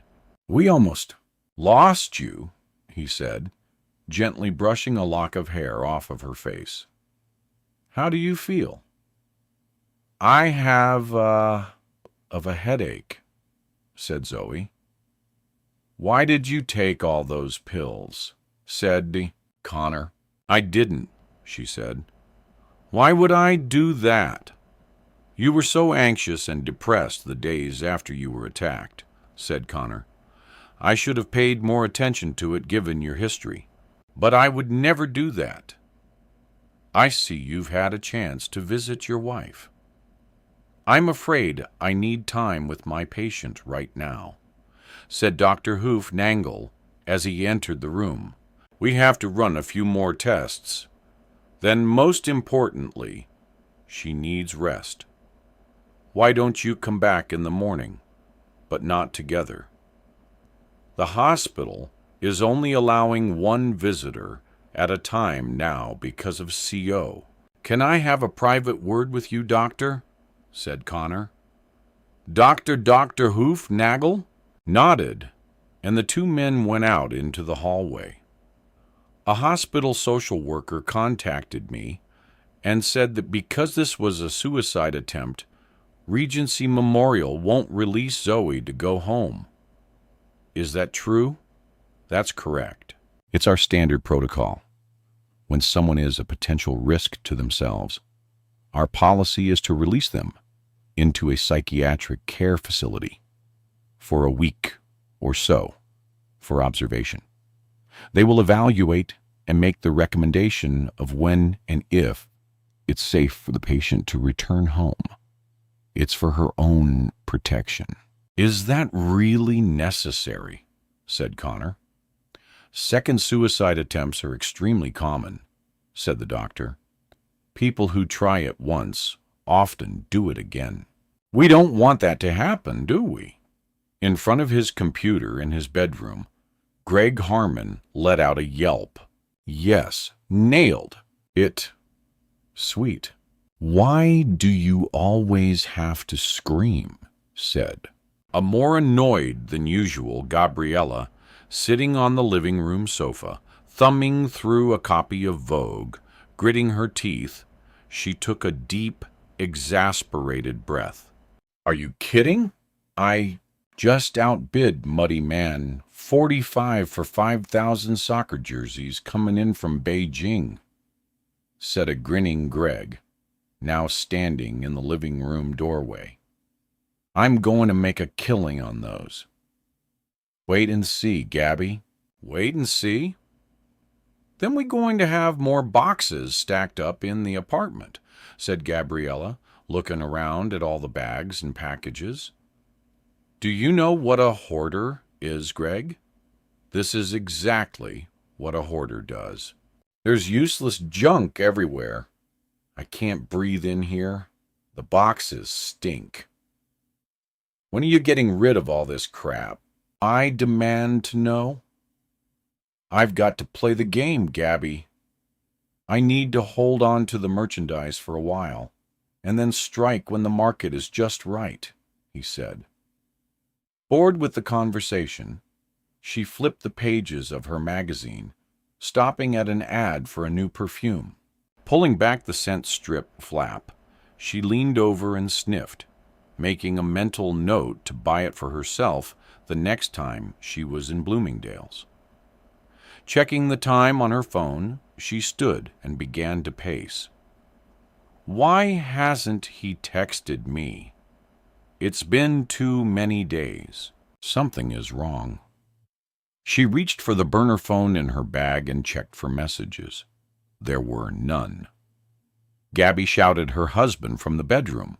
Why don't you make some of your extra special beef and piñatas for dinner tonight? Why don't you go kill yourself? Great idea, she said, feigning enthusiasm. "I'll go to the store and buy what we need now." Out of patience with both Greg and Senor Bayo, Gabriella left the apartment and whipped out her burner phone once she was on the street. She had promised her lover she wouldn't contact him, but it had been way too long, and she had to know what happened. She texted, "What's going on?" Chapter 49. Friday, June 12th, 2020. Stopped at a red light on Broadway. In 86th Street that morning, Heather tapped the steering wheel with her fingers while her partner finished his call. "Got the ID," said Darrell as he took the phone from his ear and put it into his jacket pocket. "On the flower delivery man," said Heather as she and Darrell sped across town towards Regency Memorial Hospital. Burp's name was Oscar Jarsky, aged 42. Long rap sheet started with petty crime, then assault, and moved up to armed robbery. He'd been in and out of prison since he was a kid in juvie when he was 14 and spent more time inside than out. Yorska was a busy boy, had his hands in a lot of pots. Arson, drug trafficking, prostitution, and pornography. He sounds charming. More recently, it looks like he's been a gun for hire, selling his services on the dark web. A real jack of all trades. Jarsky would do anything if the price was right. But is he any good for the Strangler? That would have been too easy. Jarsky was in Rikers from January 8th until March 20th, when his arrest was thrown out. No way he could be the Strangler. "Dates don't match up," said Heather as she parked in front of Regency Memorial. "I thought his MO was off with the flower delivery, but I was hoping he was just getting more creative and he was our man.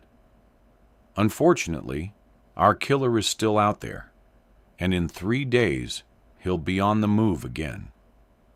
When the detectives entered Zoe's hospital room, her eyes were closed. "Miss Brandt," said Darrell gently, opening her eyes. She smiled when she saw the two detectives. "We were on our way to interview someone, and figured we'd stop in to see how you were doing. Detectives, I guess I owe you both a big thank you," said Zoe. "I heard you helped get me to the hospital."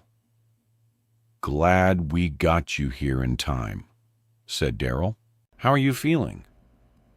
"I've been better, but I'm okay," said Zoe. "I don't remember much. Did you find the masked woman? Did an unknown man who lives around 14th Street turn up dead in the last few days?" "We didn't find your masked woman, and people turn up dead in New York City every single day," said Heather. "We'd have no way of knowing if one of them was your supposed victim." "What about my attacker?" said Zoe. "Connor thought the man with flowers might be the West Side Strangler." "You must be feeling better if you're already trying to solve crimes," said Darrell with a slight smile. "Unfortunately, the flower man is not the Strangler. Would have been great if he was. The man who attacked you in your apartment was in jail during 3 of the strangers' murders." "Oh," said Zoe. "You want to tell me why you took all those pills?" said Darrell. "But I didn't," said Zoe. "Your doctor told us you have no memory of the 3 or 4 days before you were brought to the hospital," said Heather. "How do you know you didn't take them?" "At first, the last thing I was able to recall was the flower man in my apartment and him choking me. Then this morning, I remembered something new. Connor and I stayed at his friend's apartment for a few days after the attack," said Zoe, wrinkling her forehead. I can visualize the place, and I remember we took an Uber from there, back to our apartment on Central Park West. Other than that, everything else is blank. There was an empty pill bottle in your bathroom sink the night we found you, said Heather gently. I've never had any thought to kill myself ever, said Zoe, getting agitated. Why won't anyone believe me? The detectives pulled 2 chairs over and sat by the bed. Why don't you tell us everything you can remember? Said Darryl. After I fought with the flower delivery man, I must have hit my head. When I woke up, there were police officers there. I thought I was going to die that night, she said slowly, running her fingers through her hair. There was blood everywhere, said Zoe, starting to cry. Then I went to the police station, and Connor came and took me to an apartment on East 95th Street. We stayed there for a few days. That part is kind of fuzzy, but I do remember it. Take your time, said Darryl. I was afraid to go back to our apartment, so Connor went alone to clean everything. The next day, we took an Uber to our place on Central Park West together, said Zoe. Do you remember going into your apartment that day? Asked Darryl. Zoe let out a frustrated sigh. No. What? Wait. Yes. Connor was carrying our bags. I didn't want to go into the living room, so I went directly down the hall to the bedroom. I didn't want to see where the man died. Okay, that's good. You're starting to remember bits and pieces, saying Darryl. Anything else? Zoe shook her head. No, the rest is a big gray blob. Hey, Zoe said.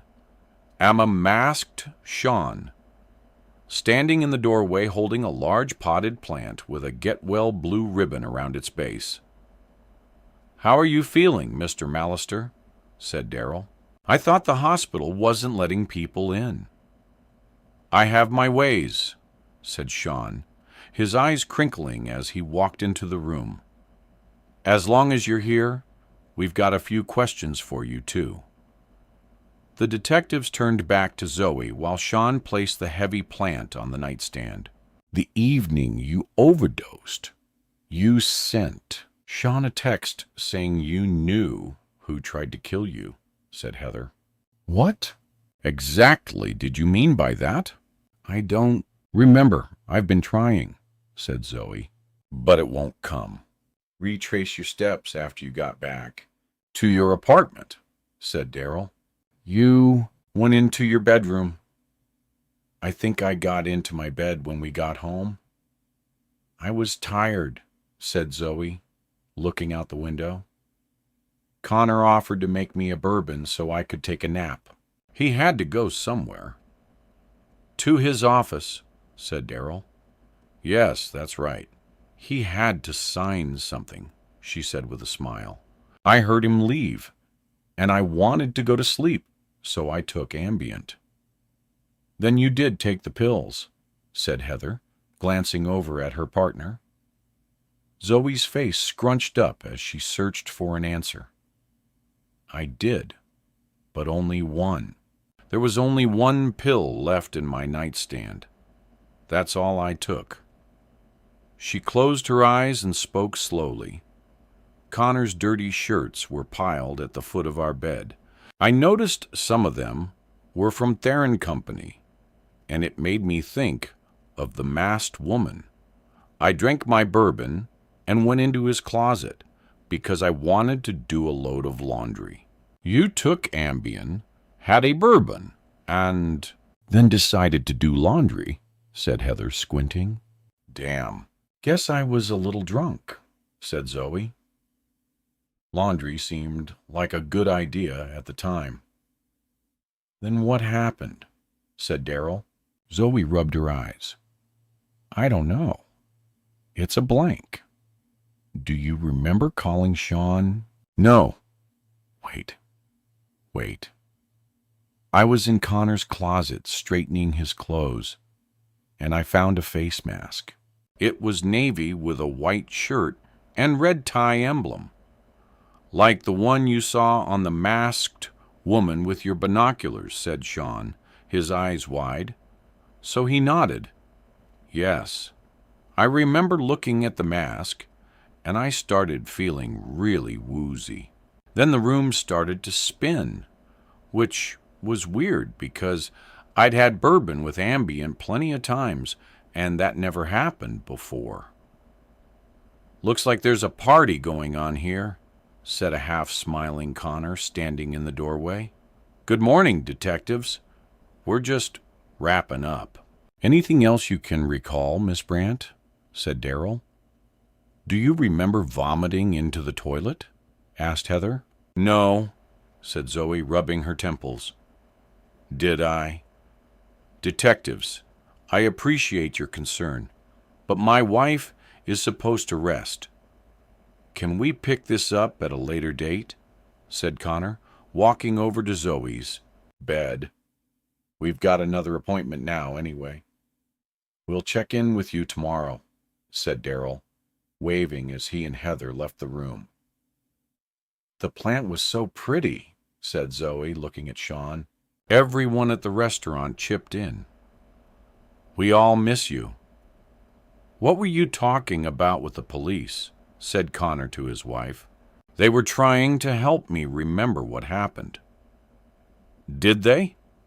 Asked Connor. Only little bits, she replied.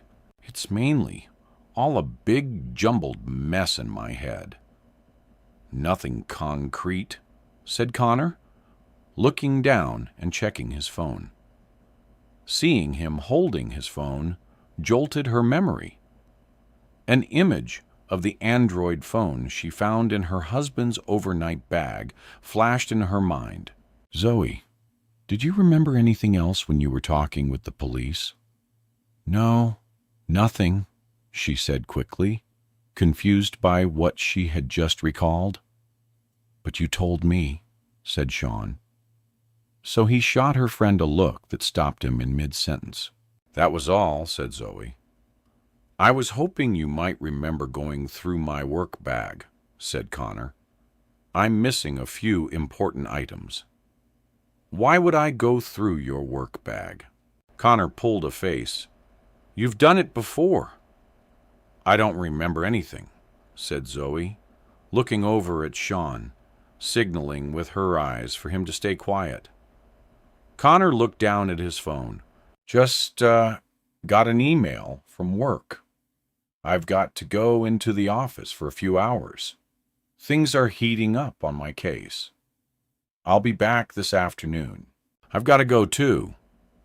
I'm working the lunch shift today, said Sean, adjusting his mask while giving Zoe a worried look as he got up to leave. I'll stop by later. Try to get some rest. Chapter 50. After Connor and Sean left, Zoe closed her eyes, hoping to summon the missing puzzle pieces from her uncooperative brain. After a few minutes of nothingness, she heard the distinct ping sound of a phone alert and opened her eyes. She reached for her phone on the nightstand. There were no new messages. She heard the ping again. Where is that noise coming from? Am I hearing things? Still very weak, she got up slowly, leaning on the walls as she circled the small room, opening drawers and cabinets. She opened the closet door. It was mainly empty with only a few bare hangers. Lower down, a large white plastic bag with a yellow drawstring lay on the middle shelf. She opened it. The bag was full of her clothes. A pink top, gray yoga pants, and gray socks. That's what I was wearing before I passed out in my bedroom. She pulled the drawstring closed, placed the bag back on the shelf, and was about to close the closet door when she heard that ping sound again. The noise is coming from inside the plastic bag.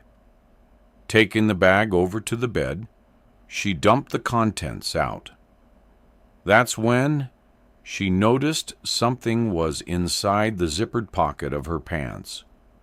Sliding the zipper to the left, she found an Android phone inside. Where did this come from? Staring at it, an image flashed in front of her. I found this phone in Connor's overnight bag. Why did I put it in my pants pocket? She wrinkled her forehead and groaned, trying to remember. It had something to do with text messages. She tried to open the messages, but the phone required a password. What are the passwords Connor uses? She punched in half a dozen combinations and was about to give up when she tried their wedding anniversary and the phone unlocked. She smiled, let out a soft squeal, and clicked on the messages icon. There were only 2 contacts on the phone. The first text exchange was with someone called Pest Control. What kind of problem do you need help with? I've got a rodent infestation in my house. A large rodent like a raccoon or something small like a mouse. Small like a mouse. How soon are you available to take care of my problem? The texts were familiar. Zoe held her breath, puffed up her cheeks, and then blew out. I know I have seen these texts before. Slowly, bits of her memories started to connect in a more linear way. She clicked over to the other contact, wardrobe consultant, and opened the most recent message. It had been sent that morning and hadn't yet been read. That's why it was pinging. It was a new message alert. Senor Bao, what's going on? I've been waiting for a week to hear from you. Is she dead? Zoe grabbed for the bed to steady herself. When she regained her balance, she sat down and read the full chain of text from the beginning. When I got furloughed from TNC, I thought it would only be a few weeks. They announced this week that they're closing some of their stores. Rumor is they're going to file for bankruptcy. What am I supposed to do now? You're too good for that place. Trust me, it will all be over on Thursday. Feeling sick, Zoe scrolled through the chain of texts until she got to the end. I can't wait to feel your body next to mine again. Nauseous, she now knew her husband was behind everything. She didn't know exactly how, but she knew why. She also knew she was the intended victim. The masked woman was talking about that first day in the park, not the woman's husband. She called Sean. I don't have a lot of time, whispered Zoe. This is deadly serious. I need you to come here and then go to the police for me. I'm at the restaurant, said Sean. Wary now of anything, Zoe said. I can't play this game today. In fact, I don't think we should play detective anymore ever. Things got way too real. We don't have to play anymore. But right now, I need your help. I found a burner phone in Connor's bag. So, you did take his phone. Connor is behind everything. The flower delivery man. The ambient overdose. He and the masked woman are in on it together, said Zoe, sounding more frantic and hysterical. Sean Connor is Senor Bao. Stop it, Zoe. I can't do this right now. We got a full restaurant. 2 of the servers came down with a virus, so I'm waiting tables. You got to stop all this conspiracy stuff. You go too far. I don't want to do this. Maybe you should go to a therapist." Stung by his words, Zoe held back her tears. "I know I sound completely nuts, but I have proof, and I need you to trust me this one last time. If I can just read you the texts." There was a long silence on the phone. It's a matter of life and death. "Sean, are you still there?" "I'm still here." "Sean, listen to me. There may have been a few times where I got a little out of control, but this time, it's for real. If you can do this one last thing for me, I promise I'll never mention crime again.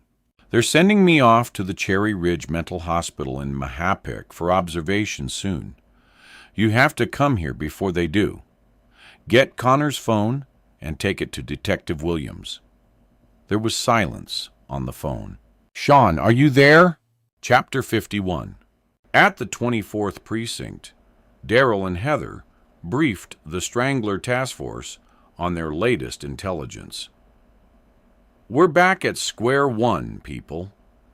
Oscar Dworsky, the man who attacked Zoe Brandt in her apartment, is not our strangler," said Daryl. "Today is June 12th, which means the real strangler is most likely going to strike again in 3 days. Every man and woman on this team needs to live, eat, and breathe this case, or another young woman is going to turn up dead." When the meeting ended, the two detectives went back to their desks in the bullpen. "What's your take on Connor Brandt?" said Daryl. "Arrogant asshole," said Heather, chewing on the end of a pen. "But he's no different from the rest of them. All the feds behave like that when they interact with cops. They think they're so elite. I mean, what do you think of Connor Brandt as a person? Something about him strikes me as off. As a couple, they don't go together. He's Mr. FBI type A. Personality. And she's too, in a way, from being a Unabomber. Come on. Shy Bren isn't dangerous. Maybe not, but she's got a few frayed connections. Maybe he found her eccentricities endearing at first, but over time they grated on his FBI nerves," said Daryl. "Let's swing by Regency Hospital before we head home tonight." At a little after 100 p.m., Connor entered his wife's hospital room. "How are you feeling? You got more color." "In your face, babe," said Connor, smiling as he moved towards her. A faint look of fear flashed in her eyes, but he didn't notice. "I saw your doctor when I signed your release forms," he continued as he moved closer. "They're going to move you tomorrow morning by hospital transport to the Cherry Ridge facility. I'll meet you up there." "Don't come any closer," said Zoe, backing up. "What are you talking about?" "It was you. She had. All this time, it was always you. You tried to have me killed. You were behind the whole thing with that woman. Behind what whole thing? I know everything, Connor. I know about the woman." "What woman?" "That wardrobe consultant person." Connor remained poker-faced. "What are you talking about?" "From the company. You're having an affair with her. You both planned my murder." Here we go with Zoe's crazy conspiracy theories again. Everyone is always out to get Zoe. That's your problem. You make up something from nothing. You invent crazy things in your head. I never tried to kill you. How could you think such terrible thing? "I know what I know," said Zoe emphatically. "Just like you knew the attaché to the Canadian ambassador was running a slave ring and transporting young women to Vancouver," said Connor, shaking his head mockingly. "Maybe I was mistaken about that, but you trying to kill me? That I am sure of. Like you were sure the Korean manicurist in our neighborhood was trying to recruit you to become a drug mule like then?" said Connor with the same tone in his voice. "She threatened to sue you for slander, remember? Another situation that ended badly. She asked me some very peculiar questions when I was getting my nails done," said Zoe. "But this time it's different." "Okay, you got me," said Connor, putting his fists together in front of him, as if to allow her to handcuff him. "I was trying to kill you. You're having an affair, and you wanted to get rid of me," said Zoe as Connor smirked. "I saw that mask in your closet, Connor. It was the same mask I saw on the woman in the park." "What woman in the park?" "The masked woman on the bench in Central Park who was texting about killing someone.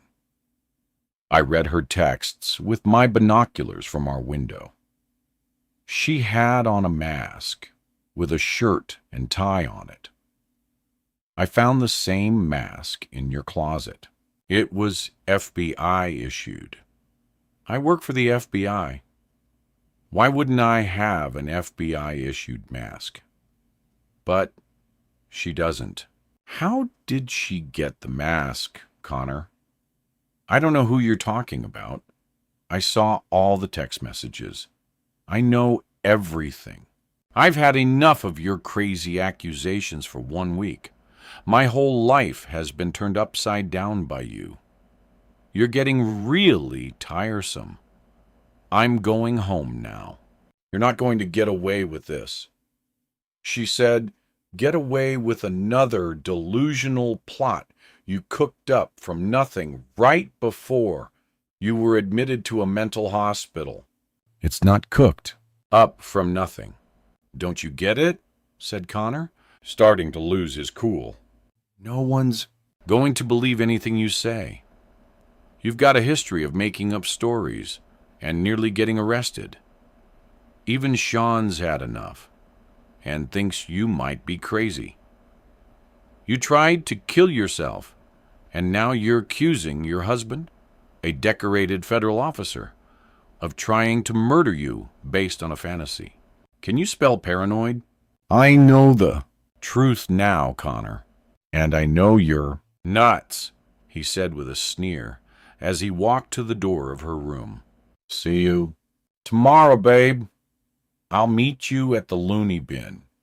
Don't forget your toothbrush. You may be there a long while." Instead of going straight home from the hospital, Connor took a long walk to burn off steam. Everything had gone wrong, and he needed time to figure things out. It was a nice night, and he eventually stopped at a deli and picked up a cold 6-sack of beer and a bag of chips. Walking to a small, empty courtyard park, he sat down. He opened a beer, thinking only about finding his missing burner phone. Where the hell did she put it? It's got to still be in the apartment. Without that phone, he had no way to contact Gabriella without compromising their identities. He didn't remember her number because he had programmed it into the missing phone. He couldn't call her iPhone or go to her home in person. That would be too risky and leave a trail.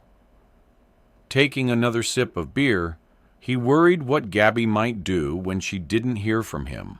Her hot temper was what drew him to her, but it was also something he had to manage to prevent a combustion. By the time he had finished his third beer and had a nice long conversation with a man on a nearby bench who had just had a fight with his wife, nearly 3 hours had passed since he left Zoe in the hospital. He planned to go through his apartment again, until he found that goddamn phone, even if it took all night. As he walked up Central Park West near his building, a masked man and woman got out of a parked car. "Connor Brandt," said the man in a booming voice, holding up a badge. "You're under arrest for the attempted murder of Zoe Brandt. You have the right to remain silent." As Detective Williams read FBI Special Agent Connor Brandt his rights, Detective Kim snapped on a pair of handcuffs and led Connor to the back seat of a waiting car. While Connor was being transported, a police vehicle had been dispatched to pick up and arrest Gabriela Garcia Harmon at her apartment on the Lower East Side, right off 14th Street. Connor was taken into the 24th Precinct and booked. While he waited to be processed, 2 police officers led a stunned Gabriela through a side door into the central booking room. When she and Connor saw each other, they stopped and stared, mouths open under their masks. "What are you doing here?" said Connor to Gabriela. "I hate to spoil the surprise, but given the circumstances, I'm afraid I must," said Darrell. "It seems Miss Garcia Harmon had booked a lovely, cozy getaway for the 2 of you. You were to fly to Key West the last weekend of October. Sounds like it would have been a wonderfully romantic trip.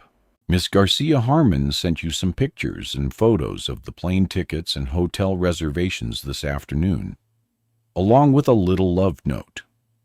Since I had your burner phone, thanks to your wife and Mr. Mallister acting as her courier, we were able to identify Miss Garcia Harmon. And you, Senor Baleo." Connor looked over at Gabriela in disbelief. "You said we'd be together in October," said Gabriela. "I thought it would be nice to get away then and relax." Connor looked away and shook his head. "Gabriela Garcia Harmon, you're under arrest for conspiracy for the attempted murder of Zoe Brandt," said Darrell. "I did nothing," said an indignant Gabriela. "I don't know anything about a murder. If he planned something bad, he never told me. All he said was that his wife would be gone soon and we would be together. How was I to know he meant that?" "Tell that to the district attorney," said Darrell, as another police officer took Gabriela by the arm and walked her out of the room. "Don't say anything else, Gabby." "Do you hear me?" shouted Connor as they led him in the opposite direction. Chapter 52, Saturday, June 13th, 2020. With time ticking towards the 15th of the month, and the city bracing for another murder, Darrell and Heather climbed up the metal fire stairs to their floor, after interviewing another possible witness. In a stairwell, Darrell received a call from the postal inspector and put it on speaker so his partner could hear. "Sorry this took so long, but with CO-19, our whole operation is a mess. That West Side postal route you asked about has had 2 different mail carriers over the past 5 years, said the postal inspector. One is a woman and the other a man. Both are career postal employees who've come up through the ranks. Who has that route now? Asked Darrell. His name is Jonathan Arnold. Been with the USPS for 11 years.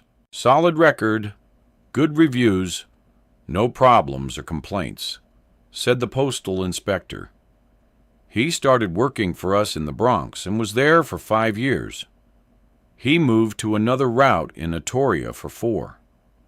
About 2.5 years ago, he picked up his current route in Manhattan. Can I get a copy of Arnold's previous routes? Said Darrell before he ended the call and looked at his partner. We better see if there are any unsolved murders of young women in the Bronx or Atoria.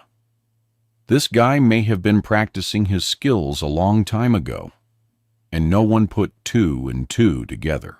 After briefing their captain on their discovery, their superior placed a call to the police commissioner. Darrell and Heather were given the green light to assemble a team and stake out the area surrounding Jonathan Arnold's West 107th Street apartment building and take him down. By 5:30, 19 police officers, including a SWAT team of 8, were hidden at various points around Jonathan Arnold's block between Broadway and Amsterdam.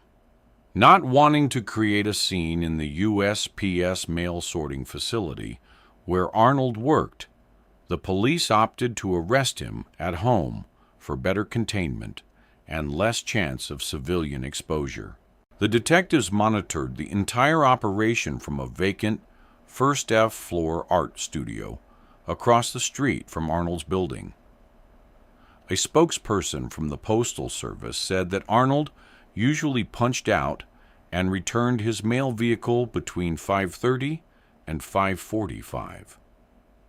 With the police team in place well ahead of that time, everything would look normal when Arnold returned home. They hoped to make an arrest without incident.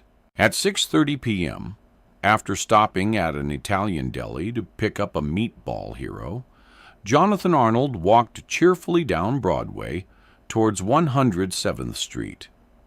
He was looking forward to eating a sandwich and doing what he did every night, a little Jeopardy on TV, and playing Fortnite until 2 or 3 in the morning.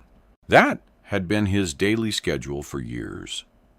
Preferring the virtual world to the real one, the only time he enjoyed reality was when he was on one of his special dates.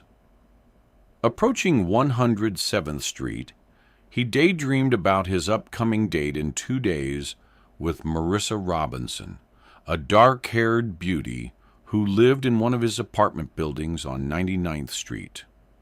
She had recently gotten divorced, and he figured she was no doubt lonely. In 2 days, he would help her get over her divorce. About to cross the street onto his block, he saw something move on the roof of his building a quarter way down. His instincts told him not to turn and to keep going straight. Continuing downtown, he bypassed 107th Street entirely and kept going. 2 blocks further south, he turned left onto 105th, walked half a block east, and pulled out his phone. A total geek and reasonably paranoid, Jonathan Arnold had installed hidden cameras within his apartment building's hallways. You can never have too much security, he had often told himself. With this surveillance equipment in place, he was able to see anything going on in, at, or around his building. Opening the app that activated his home security equipment, images of armed police officers were visible in the hallway on the floor above his apartment. Jonathan sighed. The game was over, and it was time to get out of New York. He had known this day would come, and he was prepared, though he hadn't expected it quite so soon. The New York Echo, Sunday, June 14th, 2020. West Side Strangler. Trapped Like a Rat by Tommy Devlin. Last night on June 13th, a large-scale police operation assembled on West 107th Street to apprehend the man believed to be the West Side Strangler.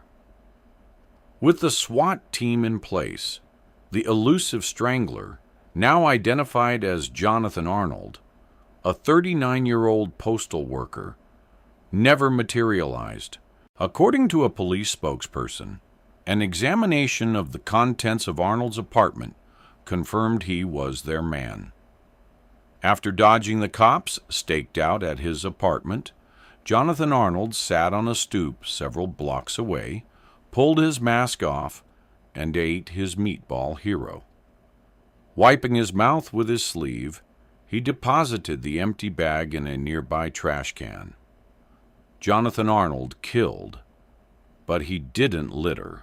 Taking a subway to Midtown, he switched trains and took another to Queens near his old mail route in Atoria. It was nearly 8:30 p.m. and getting dark when he got off the subway. After several blocks, he made a right turn.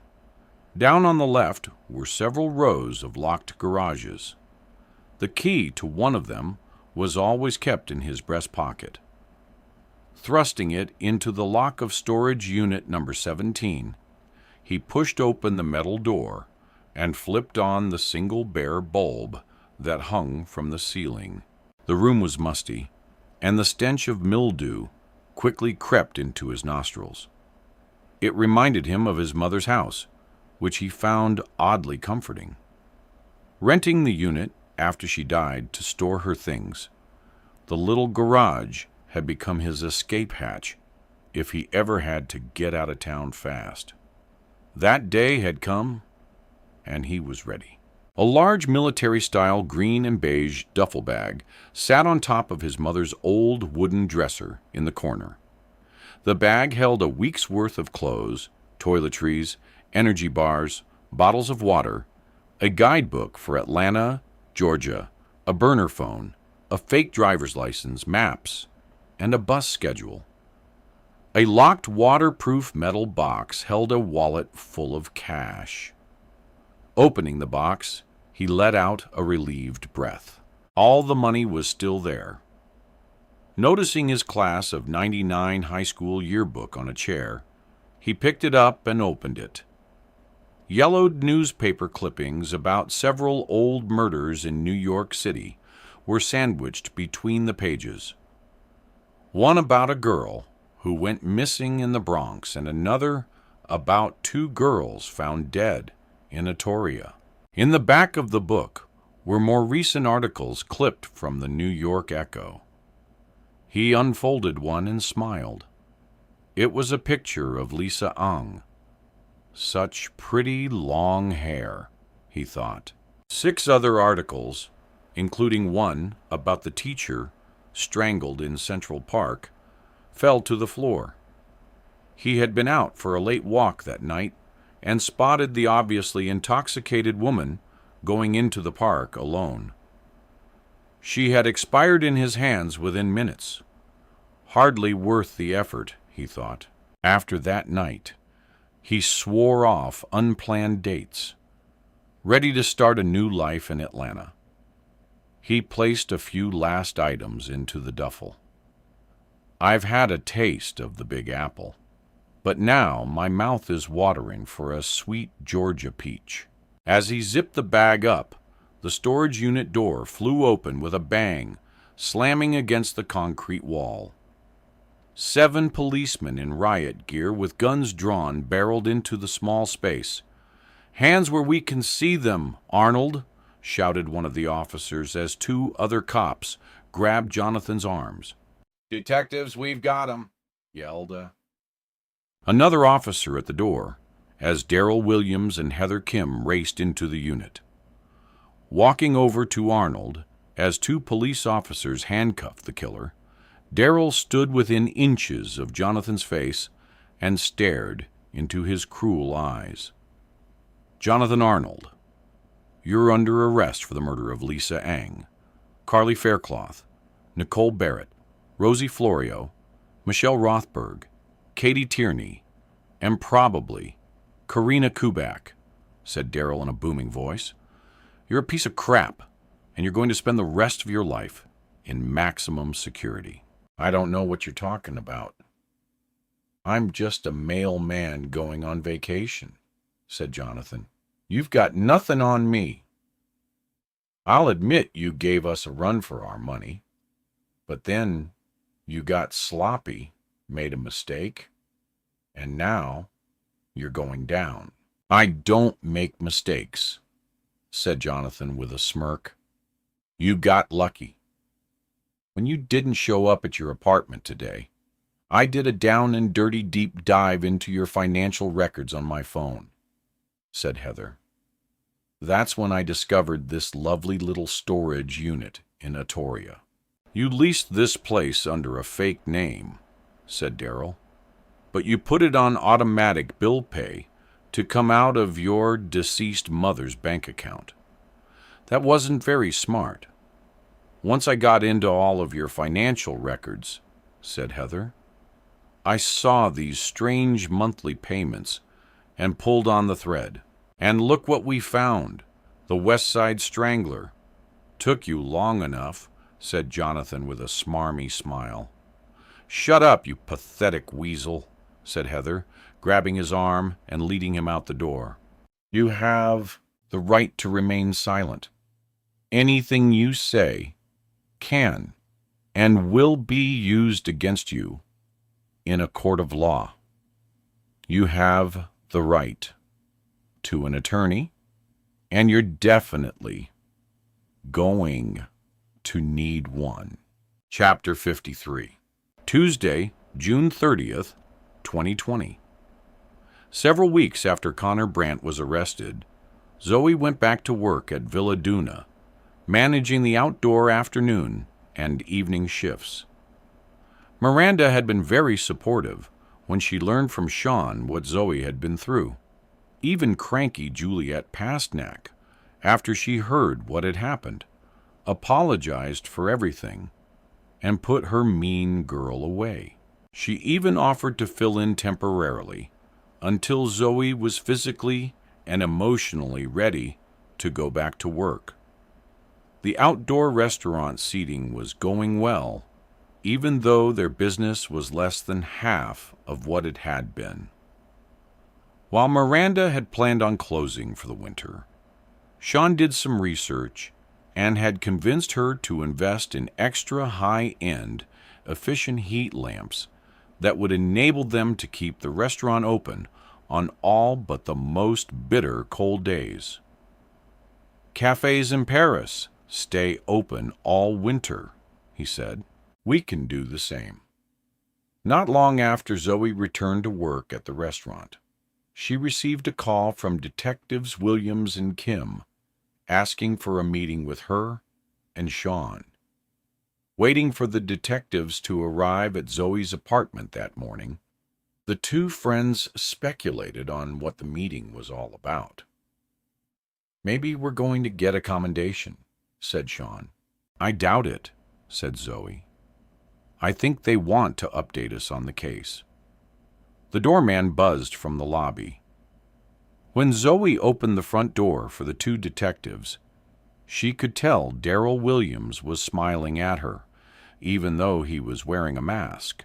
The detective truly admired the young woman's pluckiness and determination, and was sorry he hadn't been able to stop all that had happened to her. Despite her own personal risk, Zoe had worked tirelessly to prevent the murder of a total stranger, never realizing she was the actual target. In her efforts to do the right thing, Zoe Brandt had lost a lot and had almost been killed twice. Come in, detectives, said Zoe as she closed the front door. Waiting in the living room, Sean stood next to the picture window, gazing out at Central Park. The windows had been left wide open, providing ample ventilation, and the warm summer breeze filled the large space. 4 dining room chairs had been set up in front of the window, 6 feet apart. Darrell cleared his throat. We wanted to tie up some loose ends for you, he began, and officially confirm what you may already know. I'm sure you figured out by now that the intended victim of the murder plot you saw in the text was not Miss Garcia Harmon's husband. It was you. The man who attacked you in this apartment had been hired by your husband. From what they tell me, it looks like he'll be a guest of the state of New York for quite a long time, said Darrell. We've kept everything out of the press because the FBI wants to keep Connor's arrest quiet for a while, said Heather. Your husband was the key person on a large FBI undercover operation. If the people he was investigating got wind that the FBI had infiltrated their organization, it would blow the lid off the whole thing. The police commissioner got a call from the head of the Manhattan FBI field office. "We've all agreed to keep Connor's arrest under wraps, at least for the time being. They'd like the same from the two of you as well." Zoe bit her lip and nodded again as she took it all in. "Of course," she said. "Won't say a word," said Sean. "We wanted you to hear it from us," said Darryl. "You're safe now, Zoe. The DA thinks they have enough evidence to seek the maximum. Connor Brandt won't get out for a long time." Zoe's body slumped in her chair. "None of it makes sense," she said, getting tear-airy. "I've gone over it in my head 1,000,000 times. If Connor didn't want to be married to me and wanted to be with her so badly, why didn't he just get a divorce? We've learned a fair amount about Connor and Miss Garcia Harmon." "She's quite an operator," said Heather. "We dug into her past and communicated with the Mexican police. Gabriella was well known to them in Mexico City. She worked the rich old man circuit, trading sexual favors for cash and expensive jewelry. Apparently, she built one wealthy old man out of a great deal of money, and then hit the road for New York. That's who Connor fell for," said Zoe. "A grifter. After she overstayed her visa in the U.S., said Darryl, she seduced the husband of the family who employed her as a nanny. She took him for a fair amount, too. When her employer lost his job at Bluest Financial, that's where she got the white bag with the red letters," said Sean. "I knew there was a connection." "When the man lost his job at Bluest," said Darryl, "he couldn't afford Gabriella and her extravagant tastes. When the family terminated her employment, she married Greg Harmon as a stopgap to get her green card and become legal in the United States." Zoe and Sean turned and looked at each other. "Greg Harmon is also a victim here," said Heather. "He knew nothing about any of this. Seems Gabriella had her sights set on living the high life in New York City ever since she was a kid. After she got her green card and deportation was no longer an issue, she looked around for someone who could provide her with the more luxurious lifestyle she felt she deserved. That's when she met your husband." "But Connor had no money," said Zoe. "On the FBI's dime, he looked like he did. Connor had gone to Theron Company to buy a whole new wardrobe for his undercover assignment," said Darryl. "When she saw him spending thousands on clothes without concern for price, she thought he had real potential. He wined and dined her using his expense account and regularly met her at his FBI-issued cover apartment on Park Avenue. That's when Gabriella started calling him Senor Bao," said Heather. "That was her pet name for him. They agreed never to use their real names when texting. He was always Senor Bao, and she was his wardrobe consultant. But it was all fake. Connor didn't make that kind of money," said Zoe. "He couldn't afford all those expensive clothes. We struggled to pay our bills at the end of every month. Eventually, she would have found that out." "She did find that out," said Heather. "He finally came clean, and Miss Garcia Harmon was all ready to move on." "Why did she stay?" said Zoe. Darryl glanced around the expansive living room and spread his arms. "For this place," said Darryl. Connor brought Gabriella here once when you were away at a high school reunion weekend, and when she saw this apartment, that changed everything. From that day on, she was all in. You may think of this place as home, Zoe, but it's worth a lot of money. Millions and millions. I know, but said Zoe, when you saw the text about the murder, you and we assumed they were talking about killing a man, her husband, but the actual intended victim was always you. All of us got that wrong. Greg Harmon was never the target. She wanted Connor to get rid of you so the two of them could take possession of this apartment.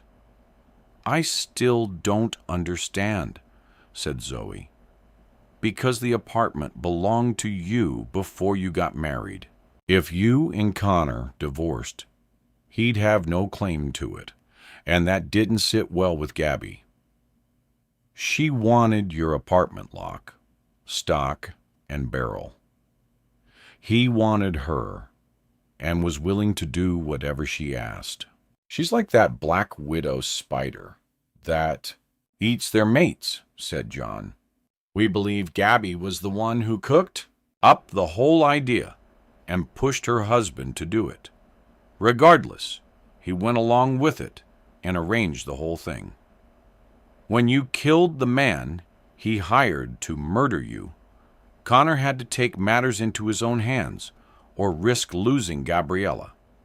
He wasn't willing to give her up, so he spiked your drink and tried to make it look like a suicide.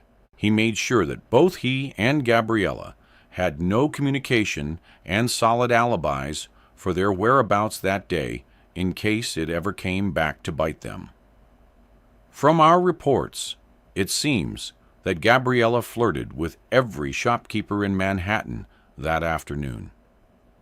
Once you were out of the picture, they planned to marry, and eventually we think she would have gotten rid of Connor for someone with a bigger bank account.